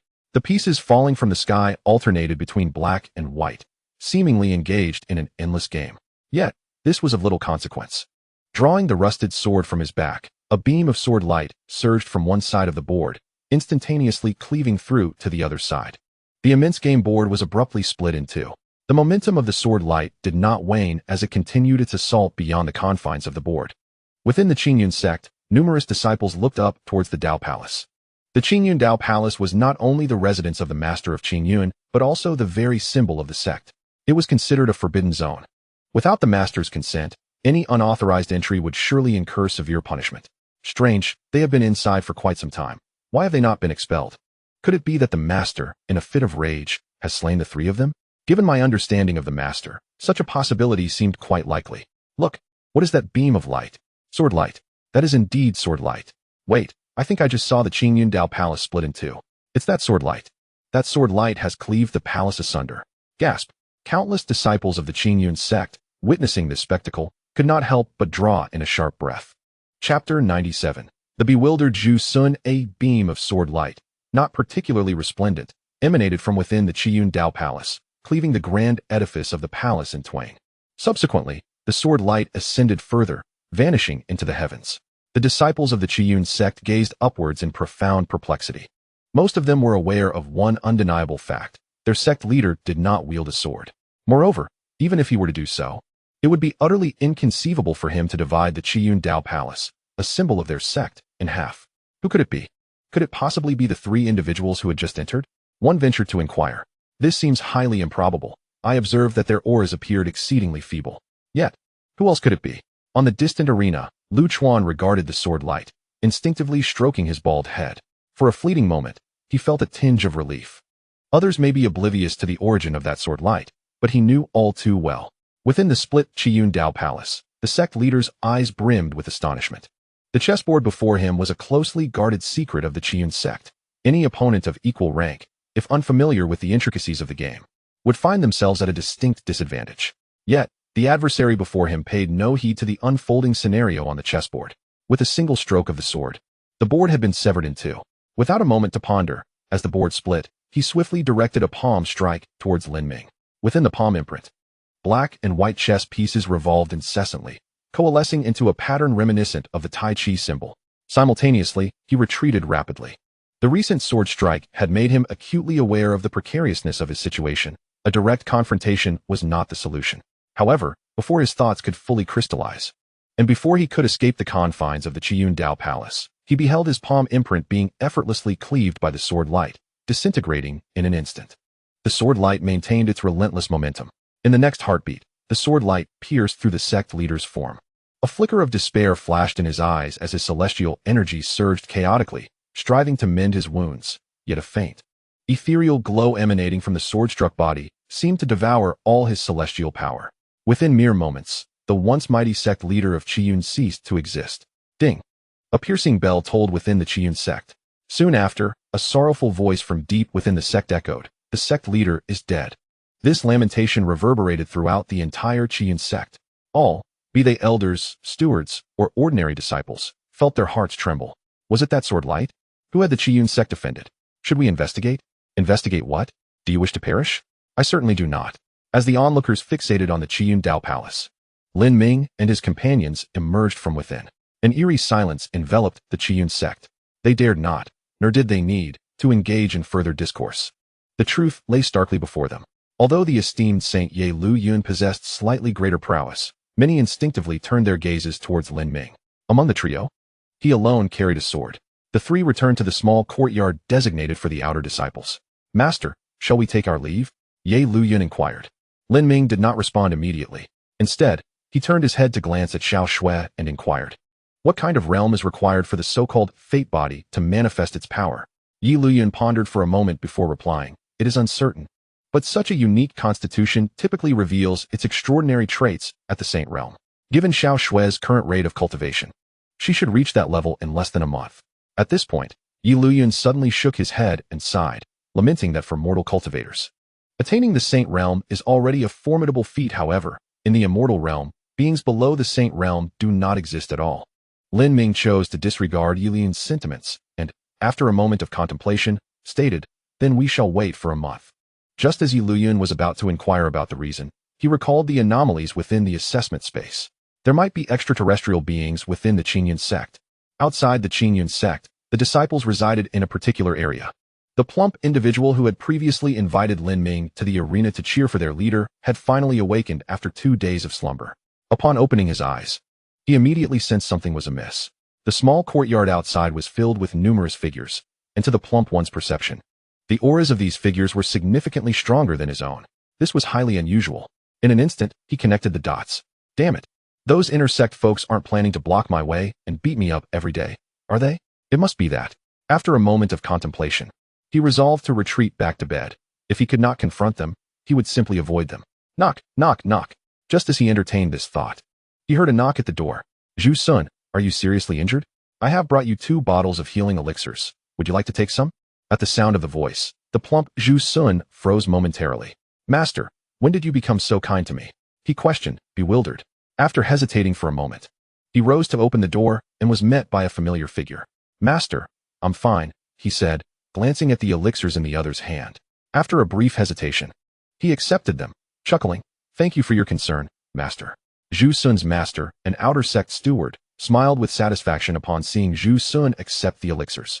He then scrutinized Zhu Sun for quite some time, seemingly growing fonder and more satisfied with each glance. Zhu Sun felt a shiver run down his spine under such intense scrutiny, just as he was about to concoct an excuse to dismiss his overly affectionate master. Another individual squeezed through. With an expression laced with fondness, the newcomer said, "Zhu Sun, I have wronged you all these years. It was my fault.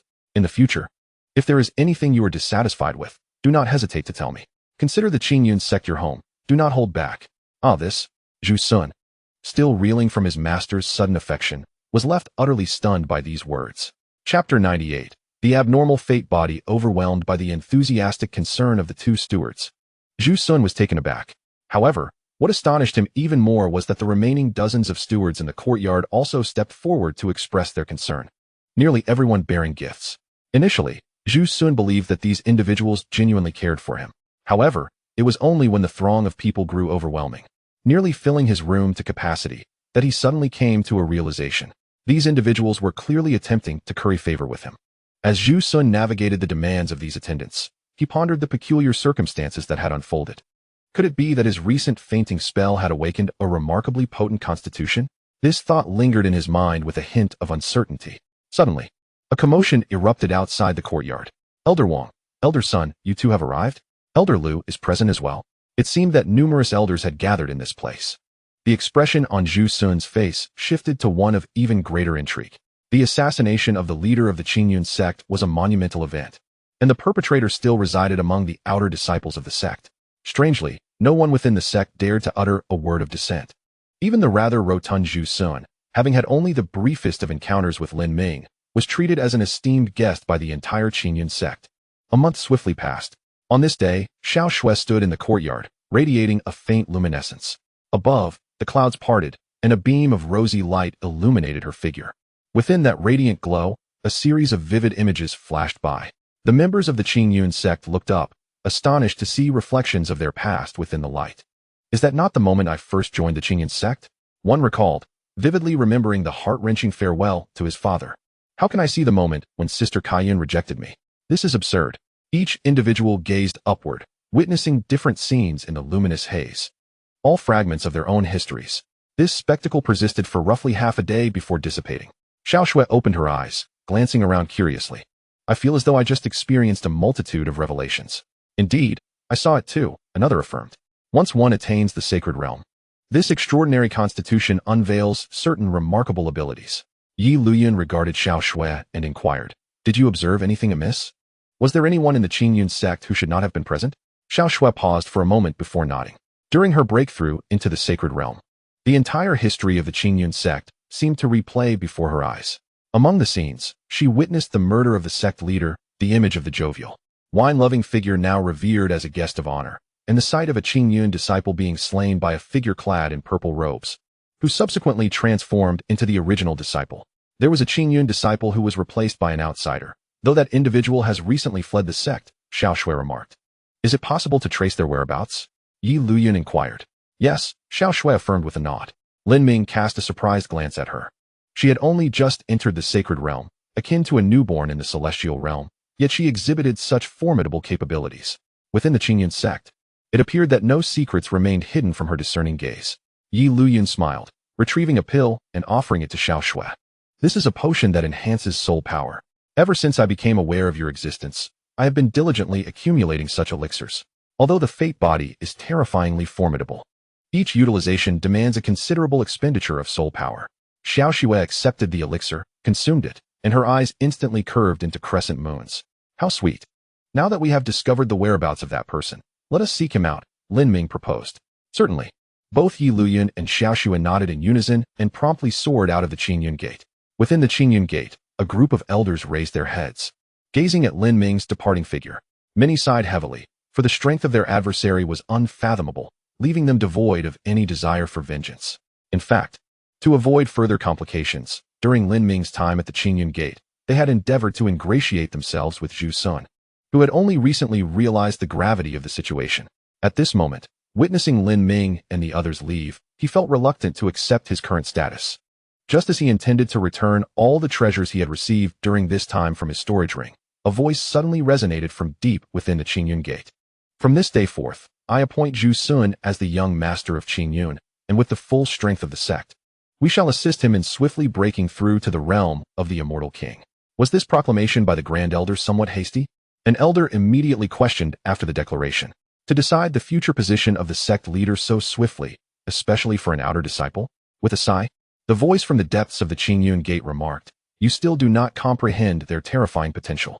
With the absence of the sect leader, I hold the final say in Qingyun. He intended to say no more, striking a definitive note. In his eyes, the sword-wielding Lin Ming, at the pinnacle of the immortal king, was as effortless as slicing through vegetables. Xiaoxue, having just entered the sacred realm, could perceive the entire history of Qingyun Gate, suggesting she possessed an extraordinary physique of legendary caliber. This peculiar combination surpassed common understanding. Lin Ming remained unaware of the events transpiring within Qingyun Gate. After departing, they followed Xiaoxue's guidance directly to a canyon. He should be hidden here, Xiaoxue stated, as a faint luminescence emanated from her, enveloping the entire canyon in an instant. Underground, approximately 1,000 feet beneath the surface. At that moment, Yi Luyun could not help but praise. Your physique reveals all secrets of the world to you. Lin Ming refrained from excessive sentiment, drawing the rusted sword from his back and striking downward. The sword light pierced 1,000 feet into the earth. With a soft hiss, a figure clad in purple robes flashed with astonishment in his eyes, yet there was no time for confusion. His body was cleaved in two along with the ground. Chapter 99. Spring Breeze City above the canyon. Lin Ming expressionlessly sheathed his sword. Xiaoxue, her gaze flickering, spoke. In his past, I saw several other individuals. 2 of them have already perished, while 2 others reside in a city known as Spring Breeze. Spring Breeze City. They are actually in Spring Breeze City. Yi Luyun exclaimed in surprise. Do you know it? Lin Ming turned his head and inquired. I met my demise in Spring Breeze City. A slight bitterness shadowed Yi Luyun's smile. Let us go, Lin Ming remarked. If there happen to be enemies in Spring Breeze City, it would be prudent to eliminate them all. Indeed, Yi Luyun nodded, about to indicate the direction, when he noticed a ripple in the space ahead. A smiling old man with white hair appeared within the trio's line of sight. Clad in a simple gray robe, he bore no other possessions. Might I inquire where you wish to go? If you do not mind, may I accompany you on your journey? As he spoke, the very heavens seemed to resonate with a rhythmic tremor. Lin Ming shook his head. I am bound for Spring Breeze City. Oh, Spring Breeze City is not far from here. However, it has recently fallen into a state of unrest. The old man pondered for a moment before replying. Since you are intent on visiting Spring Breeze City, I shall not insist on your company. Once matters there are resolved, I shall seek you out again. No sooner had he spoken than his figure dissipated into the ether. This old man is incredibly powerful. In all my years in the celestial realm, I have never encountered anyone stronger than him, exclaimed Yi Luyun in awe, only to turn and find Lin Ming utterly unperturbed, which dampened his enthusiasm. He pointed. Spring Breeze City lies in that direction. Once known for its gentle breezes, Spring Breeze City now seemed more aptly named Winter Gale City. As Lin Ming stepped inside, he was met with a biting cold that cut like a knife. Yi Luyun unleashed his celestial energy, forming a protective barrier of 2 zhang in radius around the 3 of them. The changes in Spring Breeze City are indeed remarkable, he remarked. It used to be bustling with life, yet now, scarcely a soul can be seen. Thankfully, the shops lining the streets remain open, otherwise, I might have thought this place had been ravaged. Xiaoxue felt her own celestial energy surge forth, extending for miles around. Suddenly, her expression shifted, and the energy she had projected dissipated in an instant. What's wrong? Yi Luyun inquired hastily. The spirit chaos, Xiaoxue replied. For the past century, there has been one day each year when strange occurrences unfold within this city.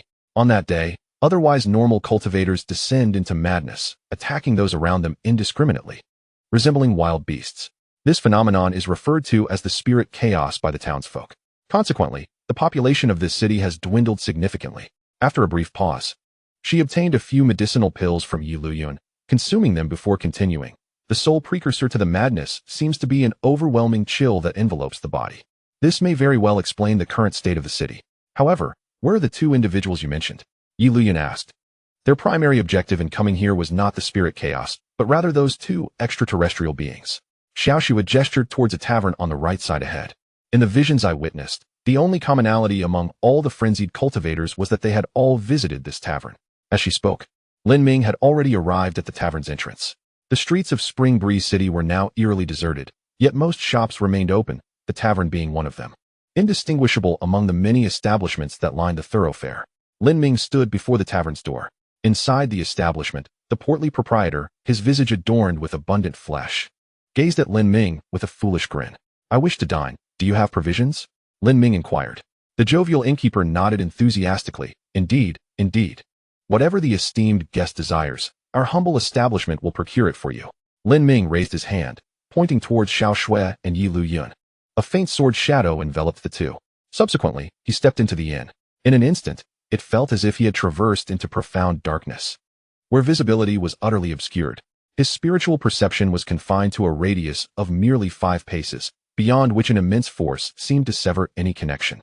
Amidst the endless blackness, the innkeeper's voice gradually resonated. "We are more acutely aware of the peculiarities of the fate body than you might think, knowing you cannot evade it. Do you believe we would hesitate to eliminate her at any cost? You possess strength, yet you are a fool. Having discerned the uniqueness of this establishment, you still dare to intrude. Under my celestial domain, you cannot protect her, nor even your own life." Lin Ming offered no reply. Merely a faint glimmer of sword light ignited within the darkness. At the very moment Lin Ming entered the inn, the streets of Spring Breeze City plunged into a cold far more intense than before. However, encased within Lin Ming's sword shadow, this chill did not affect Yi Lu Yun and Xiaoxue. "Something is amiss with the entire city." Yi Lu Yun's expression shifted, sensing waves of murderous intent emanating from the shops lining the street. "Xiaoxue, could it be that your cultivation is insufficient, causing you to overlook many details?" He could not help but inquire. Xiaoxue shook her head. "No, when I previously probed, everything seemed normal. The change must have occurred in this fleeting moment. We're doomed." A flicker of frustration crossed Yi Lu Yun's face. Yet Xiaoxue remained unfazed, stating, "Are we not under the protection of the sect master's sword shadow?" Yi Lu Yun replied, "The sword shadow will eventually dissipate. The sect master is evidently facing troubles within the inn. Whether we can endure until he emerges is another matter altogether." No sooner had he spoken, the entire street transformed into a wintry wasteland. A massive ice pillar, exuding an extreme chill, plummeted from the sky, hurtling towards them. Chapter 100. Celestial Canopy. The ice pillar, imbued with frigid energy, descended from the heavens, targeting the two. Yi Lu Yun gritted his teeth, his celestial energy surging forth as he prepared to strike the ice pillar. However, he discovered that the ice pillar had already shattered completely, scattering like snowflakes in the air. Xiaoxue reassured him, "Brother, there is no need for concern. The sect master's sword shadow is sufficient to shield us." Before Yi Lu Yun could nod in agreement, the shops lining the street suddenly exploded, and figures erupted from within. These figures shared a singular characteristic. Their expressions were blank, and their pupils were an eerie white, resembling soulless puppets. Yet, each was enveloped in formidable celestial energy. 1, 2, 3, 783 individuals. Yi Lu Yun's gaze swept across the oncoming figures, his heart racing with apprehension. Among them, the weakest bore the cultivation of an 8th-stage saint, while the most formidable was already at the 1st stage of Celestial King. As he beheld the sword shadow encompassing him, anxiety filled his eyes. The sword shadow was but a fleeting glimpse, and once shattered, it left no further trace. He held faith in Lin Ming's prowess. Yet at the precipice of life and death, a mere shadow of a blade did little to assuage his anxiety. However, in the next instant, he realized that his apprehensions were entirely unfounded. Beside him, a middle-aged man exuding a fierce aura wielded a long knife, descending upon him with a downward strike. Mere inches from the sword shadow, he was instantaneously obliterated, the knife and its wielder disintegrating into mere fragments. On the other side, Yi Lu Yun had scarcely registered a figure approaching when he found the opponent's form already shattered. Hundreds of figures surged forth, seemingly devoid of any fear. The outcome was invariably the same, regardless of the ferocity of the assault or the strength of the attacker. None could touch the sword's shadow before being reduced to a cloud of debris. The streets of Spring Breeze City ran red with blood, the pungent scent of iron mingling with the biting cold wind, sweeping across the land and far beyond. Within the tavern, amidst the profound darkness, a faint glimmer of sword light suddenly ignited. This light was so subtle, it resembled the flicker of a firefly, incapable of illuminating the surrounding gloom. Beneath the celestial canopy, the laws of darkness reigned supreme. In a world devoid of radiance, even the most extraordinary sword proved futile. In the depths of shadow, the tavern owner's voice echoed once more, rapid and seemingly emanating from all directions, defying precise location. Yet, suddenly, his mocking tone faltered. Lin Ming's faint sword light erupted instantaneously, piercing through the endless darkness. In that moment, where the sword light traversed, it left a delicate silhouette, cleaving the oppressive darkness into two halves. No matter how the shadows surged, they could not engulf this gentle illumination. The heavens appeared unscathed. Lin Ming's voice resonated through the void, and then centered upon himself. The sword light spiraled into a tempest, swiftly engulfing the entire tavern. The darkness receded like a tide. Lin Ming stood within the tavern, and to his left, the corpulent tavern owner was beaded with perspiration, which trickled down his bloated cheeks. In his hand, he clutched a piece of black cloth, devoid of any celestial energy. Resembling an ordinary rag, Lin Ming cast a glance at the tavern owner, uttering no words, and merely swung his sword. The blade sliced through the man's form, blood erupting forth. He sheathed his sword and turned, leaving the tavern to crumble in his wake, as winds stirred up clouds of dust. Lin Ming approached Yi Luyan and his companion, glancing at Xiao Shui. Previously, you mentioned that this city should harbor two individuals. Xiao Shui nodded earnestly. Indeed, that one is quite enigmatic. He is likely the source of this city's upheaval.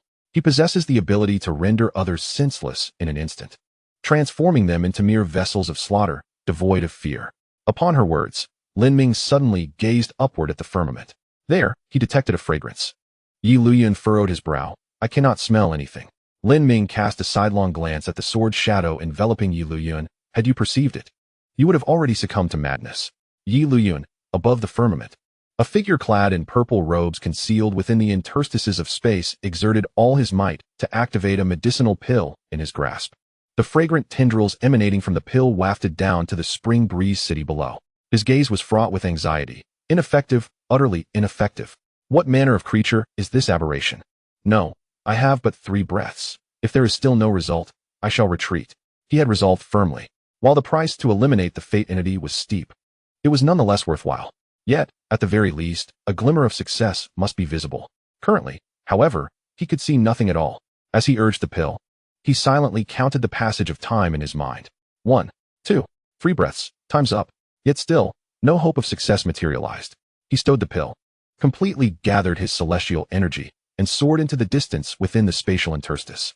However, before he could exit the boundaries of Spring Breeze City, a flash of sword light suddenly magnified before his eyes. What? The astonishment in his gaze flickered and then vanished, leaving only despair. Let us depart. Below, on the bloodstained streets of Spring Breeze City, Lin Ming spoke. Chapter 101. The Emperor of 10,000 Demons. Upon hearing Lin Ming's words, Yi Luyan showed no dissent. This city was no longer the same as it once was, and none of his adversaries remained here. Outside Spring Breeze City, an elderly man with white hair, donned in a simple gray robe, stood quietly in the void, as if he were one with the entire world. The moment Lin Ming and his companions stepped out of Spring Breeze City, he spoke. The matters of Spring Breeze City are concluded. Will you accompany me on a journey? Why? Who are you? Lin Ming looked up at the old man. The elder slowly shook his head, stating that his identity was of little consequence. What mattered was their shared objective. Utterly insincere, Lin Ming retorted. A complete stranger, unwilling to reveal his identity, simply asking others to follow him. What logic is there in this? The smile on the elder's face suddenly waned. Is my personal visit not sufficient evidence of sincerity? That is not the attitude befitting a partnership, Lin Ming replied. Earlier, the elder had mentioned their common goal, which undoubtedly referred to the eradication of those extraterrestrial beings. In this endeavor, it was the little girl, Xiao Shui, who played a decisive role, rather than the elder. Upon hearing Lin Ming's words, the elder's smile vanished entirely. Were it not for the fate entity, do you truly believe you are worthy of conversing with me? Lin Ming glanced at the elder, his expression impassive, and stated, then let us end this here. He had no desire to engage in further trivial discourse and turned to walk away. A glint of sharpness flashed in the old man's eyes. If you refuse to accompany me, that is acceptable. However, the little girl must come with me. His cold gaze fell upon Xiao Shui. Instantly, she felt a shiver run through her. Simultaneously, her celestial energy surged forth, enveloping a radius of 100 miles and shrouding the elder. The little girl possesses considerable audacity, daring to probe into my depths. The elder's voice turned frosty as he reached out, his hand, which appeared as withered as dry wood, transformed in an instant into a golden dragon claw. In the blink of an eye, it pierced through space and appeared before Xiaoxue. At that moment, a flash of sword light sliced through the air, cleaving the dragon's claw in two. In the distant skies, an elderly man with white hair furrowed his brow. The intense pain radiating from his hand made him realize that the individual before him was not someone he could easily control. "Your strength is indeed rather extraordinary," he remarked. "However, do not forget that your sect still exists in the realm of Hunyuan." Upon hearing this blatant threat, Lin Ming halted his steps and turned to face the elder. "What do you intend to do?" There was a hint of coldness in his voice. The white-haired elder smiled nonchalantly. "Shall I be more explicit? Surrender the fate body to me, or else your sect in Hunyuan will be reduced to ruins." As soon as he finished speaking, a sword light that spanned the heavens came crashing down. The elder surged with celestial power, instantly transforming into a colossal golden dragon. Curiously, this golden dragon bore a pair of wings ablaze with flames on its back. Even more astonishingly, its tail was not a singular appendage, but rather 18 distinct tails, each resembling a different mythical creature such as a phoenix, fox, or white tiger. "This old man has quite the flair for transformation," exclaimed Xiaoxue, her eyes wide with astonishment. On the other side, Yi Luyun, witnessing the spectacle, gasped, "The Wan Yao immortal body. I recognize who he is now. Although he is human, his unique constitution allows him to absorb the powers of myriad demons for his own use. He is one of the 3 strongest emperors under the immortal emperor, Wan Yao immortal emperor." Just as he began to explain, the sword light had already cleaved through the golden dragon's form. The 18 tails surged forward in succession, yet they proved futile, all severed in an instant. At the last moment, the Wan Yao immortal emperor let out a furious roar that reverberated through the skies. Subsequently, a chilling voice echoed in Lin Ming's mind. "The Tianxian sect shall leave no trace upon the Hunyuan continent." Everything transpired too swiftly. By the time Yi Luyun uttered the name Wan Yao immortal emperor, the figure before them had already been reduced to a lifeless corpse. With him dead, "How will you eradicate my Tianxian sect?" Lin Ming murmured. Yi Luyun stood agape, stunned by the scene before him. After a moment of composure, he spoke. "The Wan Yao immortal emperor is the sovereign of all demons. With but a thought, he could command the entire demon race. The Hunyuan continent is home to numerous demon clans." Lin Ming cast a perplexed glance at Yi Luyun. "A human, yet the king of demons? Are the demon clans truly that weak?" Yi Luyun explained. "There exists only one position of immortal emperor in the entire immortal realm. In this generation, the immortal emperor's seat belongs to our human race, leaving the demon race without an emperor. This disparity has rendered the entire demon race significantly weaker in spirit compared to humanity. Moreover, the Wan Yao immortal emperor's constitution is exceptionally unique." "I see," Lin Ming nodded. "Does the sect master not intend to return and take a look?" Yi Luyun inquired. Lin Ming did not respond immediately. Before the newly established Tianxian sect, he had inscribed the 3 characters of Tianxian sect upon a massive stone. Each stroke contained immense swordsmanship power. Ordinary adversaries should pose no cause for fear. In the present realm of the celestial world, the only domain he has yet to encounter is that of the celestial emperor. The demon race, however, possesses no such elevation. The Tianxian sect need not fear the demon tribe. Yet, one cannot help but ponder whether the solitary celestial emperor of this realm would personally venture to the Hunyuan continent to confront the monarch of the 10,000 demons. As this thought arose, he heard a profound sigh reverberating through the cosmos, seemingly emanating from nowhere. Subsequently, the entire world appeared to freeze in time. The winds ceased. The trees stood still, and apart from that solitary sigh, all else fell silent. Chapter 102. A sheet of gold foil in the vast expanse of the heavens. A figure stood motionless in the void. Slightly hunched, he exuded no hint of grandeur. However, centered around him, everything in sight across the 8 directions came to a standstill. That sigh originated from him. The celestial emperor? Lin Ming felt a twinge of astonishment. Having just arrived in the celestial realm, he had already encountered its mightiest being. The sigh echoed once more, and then the figure coughed lightly twice. How many years have passed, and the temperament of the 10,000 demons remains unchanged. He gazed at Lin Ming and spoke. "It was my oversight. Rest assured, no harm will come to your forces in the mortal realm. I harbor no ill intentions towards you. However, outsiders must be purged. I am aware of your formidable strength, but individual prowess is ultimately limited. In this vast celestial world, how long will it take you, bearing the fate body, to uncover your destiny? Unlike you, I hold dominion over countless forces within this realm." As he spoke, he waved his hand grandly, revealing an immense map of mountains and rivers suspended in the heavens. The figure continued, This is a complete map of the celestial realm, and the suspicious forces are under surveillance. It merely requires the fate body to identify the beings from beyond this domain. Do we need to approach those forces? Lin Ming inquired. No, the figure explained. The fate body need only observe this map. That suffices. Upon uttering these words, to illustrate his point, he pointed to a force depicted as minuscule as an ant on the map. Instantly, that force was magnified countless times. Although seemingly distant, it appeared as if it were right before their eyes. Xiao Xue immediately summoned her celestial energy, and in mere moments, scenes from the past of that force unfolded vividly in her mind.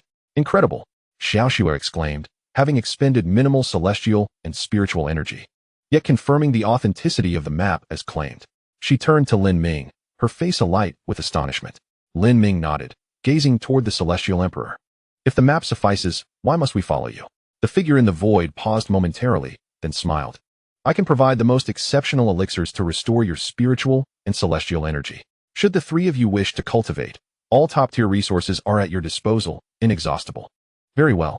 This time, Lin Ming did not refuse again, for the offer exuded ample sincerity. The Heavenly Palace, the most powerful force in the celestial realm, could be regarded as its sovereign, for within it resides the one and only celestial emperor, who, although seldom engaging with worldly matters, wields authority far surpassing that of mortal kings. The celestial emperor embodies the pinnacle of power. Even in solitude, devoid of any backing, he remains exalted, unmatched in his prowess. At this moment, the Heavenly Palace is extending a grand welcome to Lin Ming and his companions, an unprecedented spectacle. Atop a towering mountain, from midway up its slopes, 50,000 celestial sovereigns stand in orderly formation along the sides of a white jade staircase, leading straight to the summit. At the apex, two of the mightiest sovereigns, seated beneath the celestial emperor, have arrived. Even more astonishing is the indistinct figure lingering between them. For the disciples of the Heavenly Palace, the clarity of that figure's identity is of little consequence. Each of them is acutely aware of who it is. There is no particularly grand display. Yet every high-ranking member of the Heavenly Palace is present, save for the 10,000 demons sovereign. The sheer level of significance astounds countless disciples. The three individuals appear unassuming, yet the solemnity surrounding them suggests their esteemed status. Even if they possess high lineage, they are merely descendants of a sovereign, which holds little weight in the Heavenly Palace. Thus, the situation is undoubtedly more intricate than it seems. I suspect it is highly likely that they are the illegitimate offspring of the Celestial Emperor. Though hard to believe, this explanation bears the most credibility. Indeed, unless they are the Celestial Emperor's progeny, how could the elite of the Heavenly Palace gather in such numbers? Even the Emperor himself has graced this occasion. As Lin Ming and his companions ascend the white jade staircase, the disciples of the Heavenly Palace murmur incessantly. Such a scene is unprecedented in their experience, even surpassing the opening of the Celestial River. Upon reaching the summit, Lin Ming gazes at the hunched figure standing between the male and female sovereigns. A touch of ostentation is evident, yet it serves to alleviate potential troubles. Lin Ming does not deny this. It is indeed beneficial, for after the earlier display, no one in the Heavenly Palace would dare to provoke them. Furthermore, acquiring elixirs or other cultivation resources would pose no challenge. At that moment, Yi Luyan chuckles lightly, lamenting the missed opportunity for a witty retort. Just as he finishes speaking, he feels a chill run through him. The two sovereigns flanking the Celestial Emperor are intently observing him. Yi Luyan offers an awkward smile, wisely refraining from further commentary. Subsequently, the three settle into a secluded chamber exclusively for them. Within this tranquil sanctum, Xiao Xue meticulously examines the landscape scroll, vivid images flashing through her mind. Surrounding her are numerous top-tier elixirs. In another corner, Yi Luyan leans closer to Lin Ming and whispers, "The sect master must have acquired the eyes from the abyss of the underworld, correct?" "Yes, why do you ask? Are they yours?" Lin Ming inquires with curiosity. Yi Luyan quickly shakes his head. "No, they are something I stumbled upon. These eyes are remarkable, capable of traversing the void at will. Yet, the most significant treasures within the abyss of the underworld are not these eyes. The sect master should be well aware."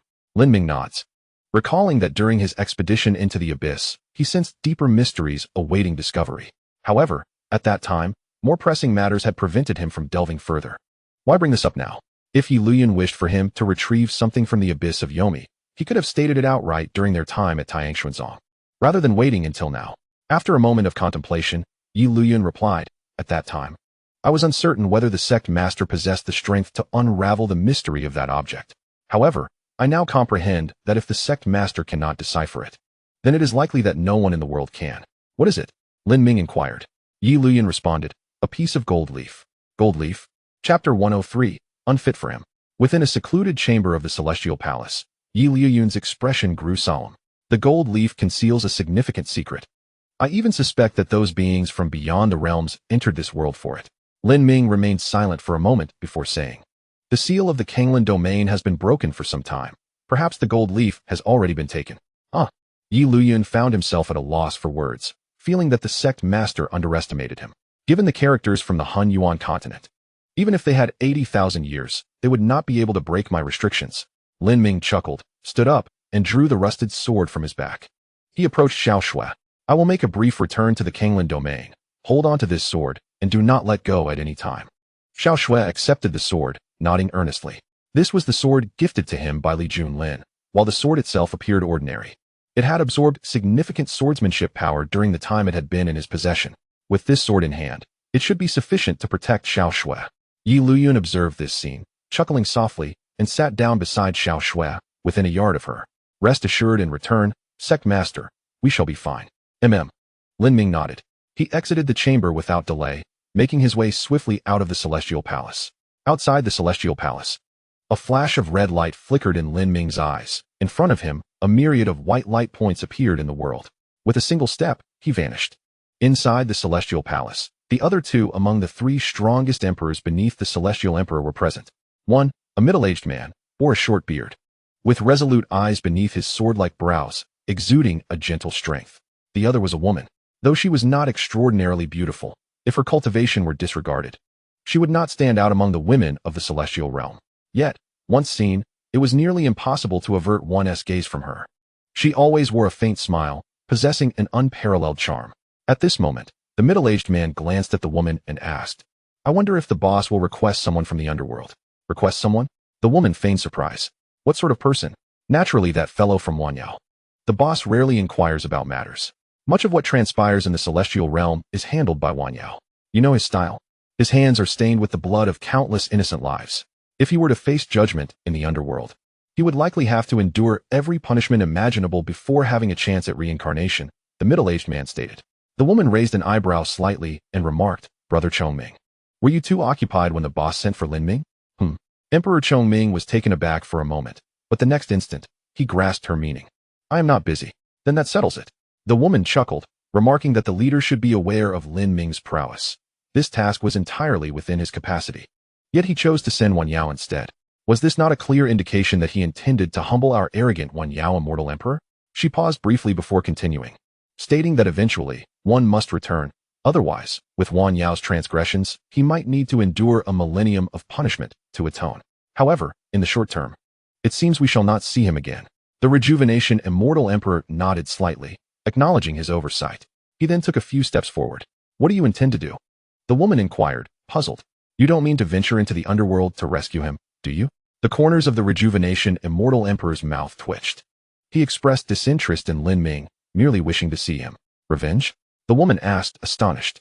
He shook his head and, patting the broad sword on his back, proclaimed, he wields a sword, and so do I.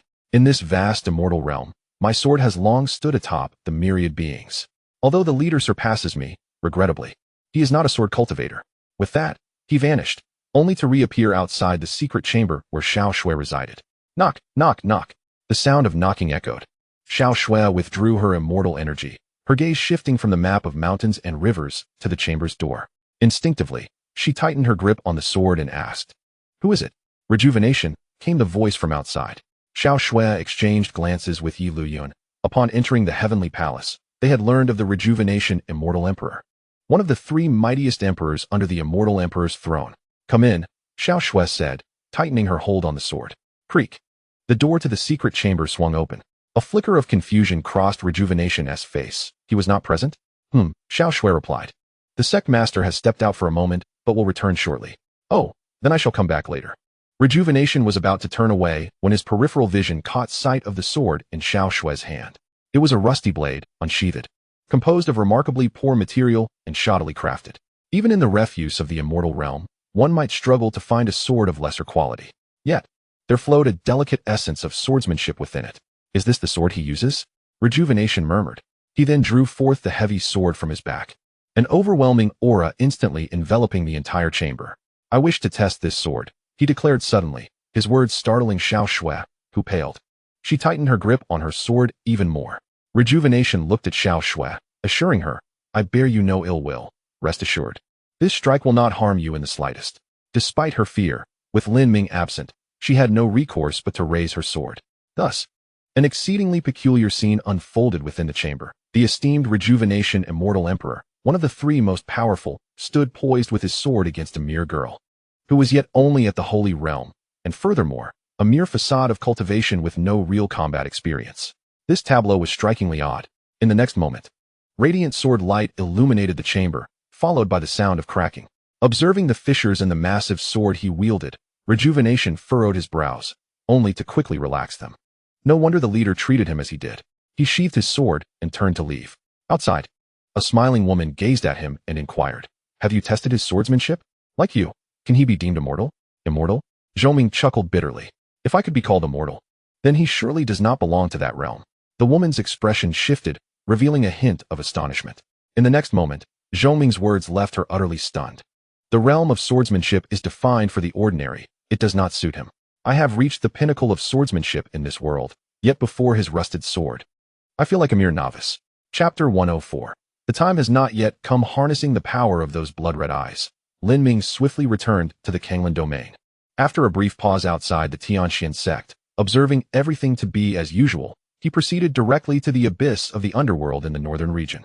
In recent days, due to the opening of the Kanglan domain, numerous cultivators from the Hunyuan continent had come seeking opportunities, especially in various secret realms where many outsiders had gathered. However, due to Lin Ming's actions on the Hunyuan continent, these newcomers behaved with remarkable restraint.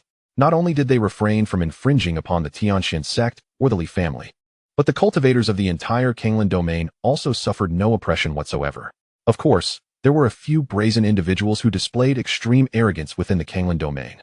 Yet they often met their demise at the hands of fellow cultivators from the Hunyuan continent before they could even act against the cultivators of the Kanglan domain.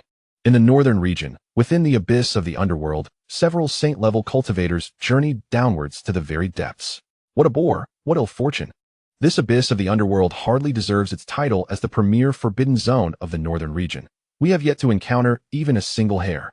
It's only to be expected. The Kanglan domain is vastly superior to other regions, and the most promising secret realms are naturally located in the central continent. However, those powerful beings have long been exploring the secret realms of the central continent. What right do we have to intrude? Suddenly, one of them pointed at the peculiar brown wall ahead, exclaiming in surprise, This wall appears somewhat different. Upon closer inspection, intricate patterns were etched upon the wall, and faint glimmers of light flickered, suggesting some form of restriction. Perhaps there is something valuable behind it. The group exchanged glances, and in an instant, unleashed a barrage of attacks. However, moments later, they halted, staring at the unyielding wall. This restriction is formidable. Perhaps only a Saint King could breach it. Damn. This only indicates that a great secret may lie behind the wall. Yet, we are utterly powerless. A look of helplessness crossed their faces as they ceased their assault, opting instead to retrieve pills for restoring their spiritual energy. Earlier, Lin Ming had eradicated all the spiritual energy throughout the Hunyuan continent, although some had returned. It now sufficed only for lower-level cultivators. Every time a saint-level cultivator exerted themselves, they were compelled to rely on pills to replenish their spiritual energy. As they restored their energy, a gentle breeze swept through, causing the wall to crack open, allowing a dark figure to slip inside.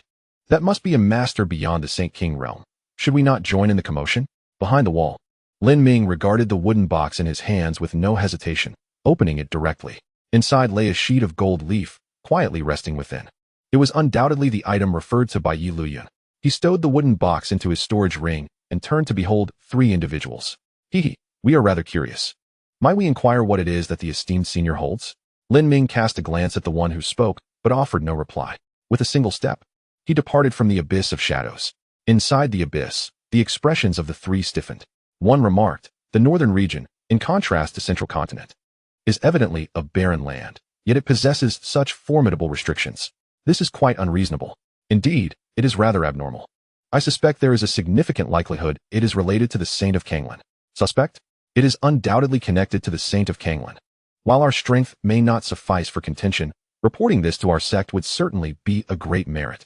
After a brief discussion, the trio reached a consensus. One among them retrieved a communication talisman, and a message swiftly traversed from the northern region to the central continent. Outside the abyss of shadows, Lin Ming sought refuge in a desolate mountain range, producing the gold leaf. The leaf was exceedingly light and thin, devoid of any spiritual energy, appearing rather ordinary at first glance. However, upon a moment's scrutiny, a faint image emerged upon the surface of the gold leaf. As Lin Ming prepared to examine it closely, he suddenly found the surrounding environment transformed. He was no longer within the solitary mountain range, but rather floating in the void. Before him loomed colossal, radiant stones. Compared to these monumental rocks, Lin Ming's figure seemed scarcely more than a speck of dust amidst the vastness of the cosmos. At the forefront of these titanic stones stood an imposing wall, its summit obscured from view, while below, the depths were equally unfathomable. What is this? Lin Ming pondered as he attempted to approach the towering wall. No sooner had he moved than an overwhelming sense of pressure enveloped him from all directions. Subsequently, a massive stone came crashing down. The weight of this stone felt even greater than the entirety of the Kanglan domain. Yet, he remained undaunted. Wielding his finger as if it were a sword, he struck downward with a single stroke. Boom! The colossal stone split in two, the fragments scattering into the distance. Lin Ming pressed forward. With each step, another stone would descend, only to be cleaved in half by his sword light. This cycle continued, and he lost count of how many stones he had severed. At last, he arrived beneath the towering wall. He raised his hand and gently touched the wall. Boom! A voice suddenly resonated within his mind. The time is not yet ripe. The world before Lin Ming shifted once more, and he found himself back in the desolate mountain range, still holding the gold leaf. Reflecting on the previous scene, he murmured, "It seems that was not merely a wall." He stowed the gold leaf away and was about to depart when he noticed an array of figures gathering outside the mountain range. "I am quite curious about the legacy left by the Saint of Kanglan. What could it possibly be?" A voice called from outside the mountains. A robust figure scanned the surroundings and added, "Aren't you all curious as well? Ha ha ha. After all, he is a saint. How could his legacy not intrigue us?" One individual voiced agreement, and soon many others chimed in. The robust figure smiled, then stepped forward, entering the mountain range, followed closely by the throng. They all hail from a sect on the Hunyuan continent, known as the Beishao sect. The towering figure before them is none other than Yin Hao, the foremost powerhouse within the Kanglan domain. Lin Ming did not deliberately conceal his presence. Within mere moments, Yin Hao approached him. "Surrender the Kanglan Holy Venerable." His words were abruptly halted. As the leader of a faction seeking opportunities within the Kanglan domain, it is imperative to remember the visage of a singular individual, regardless of one's ignorance of other matters. At that moment, gazing upon the figure clad in black, he was momentarily taken aback. From a distance, a voice called out, "Senior Brother Yin, have you found that person? If he dares to withhold the inheritance, we shall make him experience the tortures of the Beishao sect." Upon hearing this, Yin Hao's expression changed drastically. Without a moment's hesitation, he spun around and struck out a palm toward the speaker. "Are you trying to get me killed?" Chapter 105.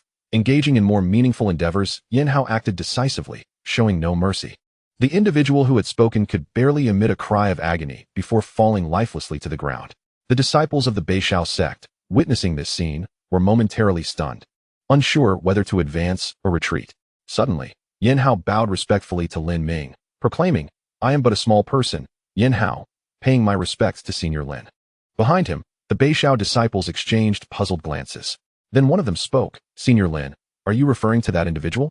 "Indeed, it must be him," they exclaimed in unison.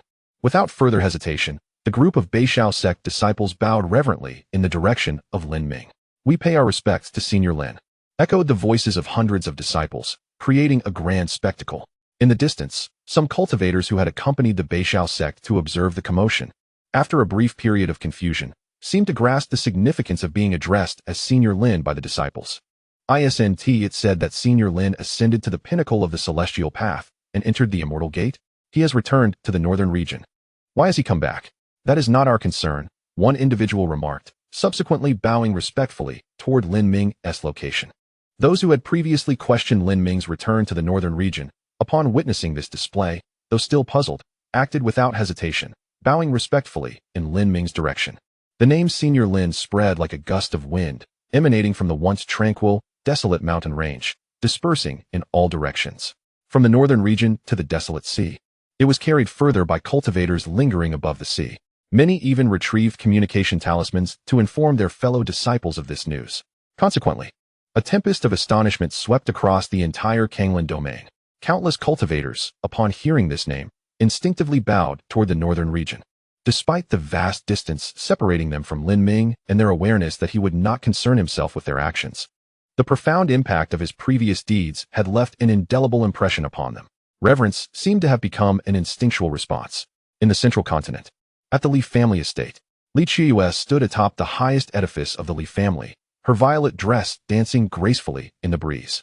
Her gaze extended far towards the northern domain. Behind her, an elder of the Li family remarked, "If you wish to accompany him, then do so. I believe he will not refuse you." Today, Li Qiuyue had become the most powerful figure within the Li family. Although her strength was insignificant among the upper echelons of the family, no one dared to show her any disrespect due to her connection with Lin Ming. Li Qiuyue withdrew her gaze from the northern domain, casting her eyes downward. After a moment of silence, she spoke. What purpose would it serve to follow him? Merely to be a burden? The elder paused momentarily before responding. From what I understand of him, I doubt he would perceive you as a burden. Li Qiuyue shook her head, asserting, let us be realistic. Regardless of whether he sees me as a burden, my strength beside him is indeed a liability. She turned away from the northern domain, contemplating instead, let us engage in something more meaningful. Due to Lin Ming's influence, outsiders regard our Li family with great respect.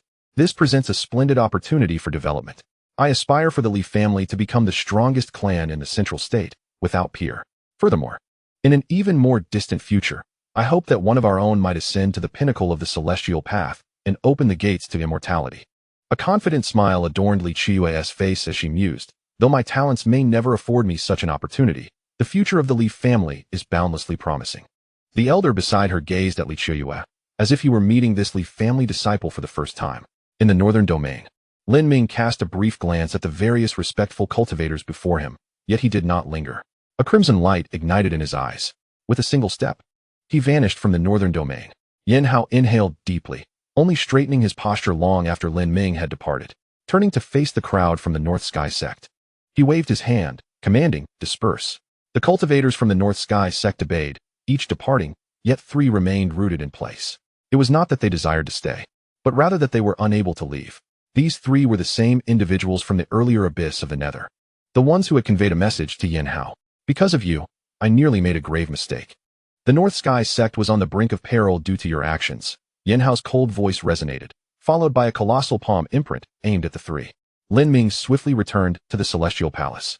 Within a secluded chamber of the palace, Xiao Shui remained diligently investigating the various suspicious forces depicted in the map of mountains and rivers.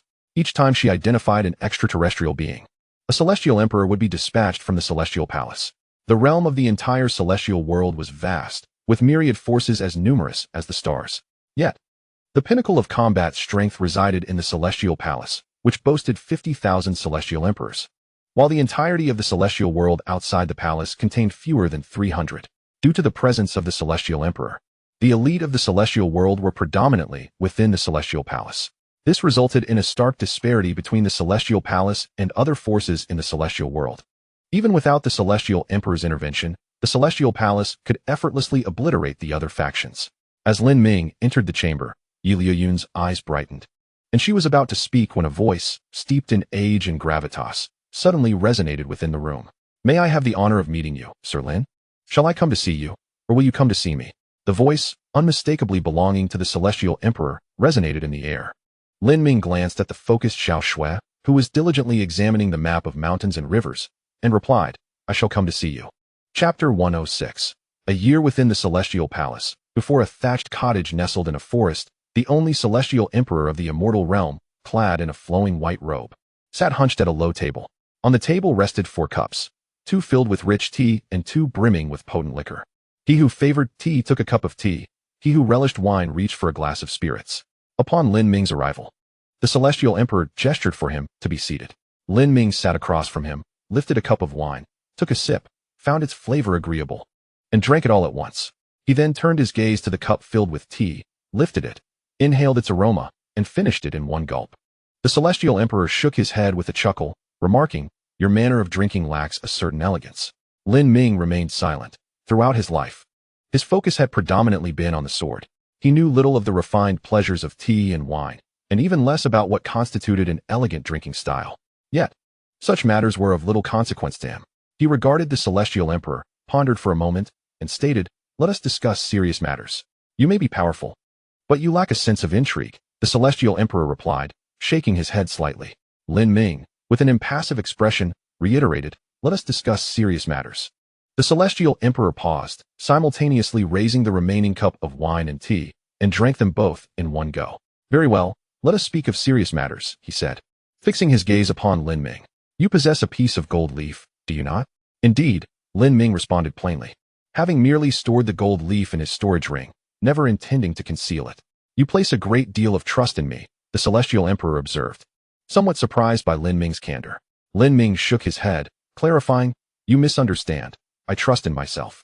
"Oh, you truly are full of surprises," the celestial emperor remarked, momentarily taken aback before comprehending Lin Ming's implication. It was a declaration. "I possess what you desire, and you cannot take it from me." Such confidence was striking. Even in the celestial palace, even when facing the strongest being in the immortal realm. He shook his head and said, "You should know that there is only one celestial emperor in the entire immortal realm." "I have heard of this," Lin Ming replied. As the celestial emperor spoke, a piece of gold leaf materialized in his hand, appearing identical to Lin Ming's. "In a realm of worlds, there can only be one celestial emperor. I have ascended to this position, and no matter how many prodigies exist in the immortal realm, their ultimate destination is merely that of an immortal sovereign. Yet, this piece of gold leaf could potentially herald the emergence of a second celestial emperor." The hunched figure before Lin Ming displayed an unusual gravity. Lin Ming recalled the vision he had experienced after gazing at the gold leaf, culminating in his arrival beneath a towering wall, only to be met with the phrase, "The time is not yet ripe." He looked at the celestial emperor and produced the gold leaf from his storage ring. "Do you wish for this gold leaf?" he inquired. The celestial emperor hastily shook his head. "I am pleased that you possess the gold leaf, but even if you did not, I intended to offer you my own." The gold leaf symbolized an opportunity to vie for the title of celestial emperor within the vast immortal realm. It would be challenging to find another individual whose strength could instill such confidence in him aside from Lin Ming. Lin Ming gazed upon the golden foil held by the celestial emperor and inquired, "Will you accompany me?" "No," the celestial emperor replied, shaking his head. "In the contest for the position of celestial emperor, the highest participants must be celestial sovereigns. My realm confines me to the role of an observer. Therefore, if you wish to proceed, I shall send Chong Ming to accompany you." "Very well." Lin Ming did not hesitate. The stooped figure opposite him appeared somewhat taken aback. Given his understanding of Lin Ming, he assumed this individual was indifferent to the title of celestial emperor, yet he had responded so directly, without a hint of hesitation. Sensing the gaze upon him, Lin Ming surmised the celestial emperor's thoughts. To him, the position of celestial emperor was indeed inconsequential. However, that particular space, especially the wall beyond countless great stones, invoked a distinct sensation within him. His unwavering agreement with the celestial emperor stemmed from that wall. Having concluded the serious matters, Lin Ming rose to depart. Behind him, the celestial emperor's voice echoed once more, "Remember, there is but 1 year remaining." In the confines of the secret chamber, Lin Ming sat in the corner, calmly awaiting the passage of a year. Before him, Xiao Shui remained fixated on the map of mountains and rivers, images flashing through her mind. Suddenly, she turned to Yi Luyuan. "Brother, I see you." Yi Luyuan paused. "What do you see? Am I not right here?" Xiao Shui shook her head repeatedly, saying, "No, brother, I saw you in someone else's past." Though he did not bear a striking resemblance, she recognized him instantly. "In whose past?" Yi Luyuan rose abruptly, filled with excitement. "A woman named Yu Ling," Xiao Shui replied, her gaze dimming suddenly. "Brother, your demise was indeed due to her." Yi Luyuan froze momentarily, his complexion paling. "Does she not have her own grievances?" Xiao Shui hesitated, then said, "She does not. To her, you have always been an annoying shadow."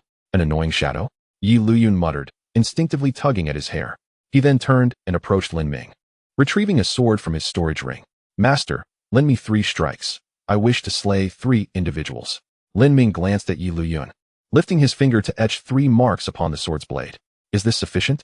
"Enough," Yi Luyuan affirmed. With that, he opened the secret chamber's door and strode out. Xiao Shui looked at Lin Ming, blinking. "Master, do you truly believe my brother can succeed?" "Have a little faith," Lin Ming responded. "His constitution is unique. Even if he perishes again, he shall simply begin anew." Xiao Shui,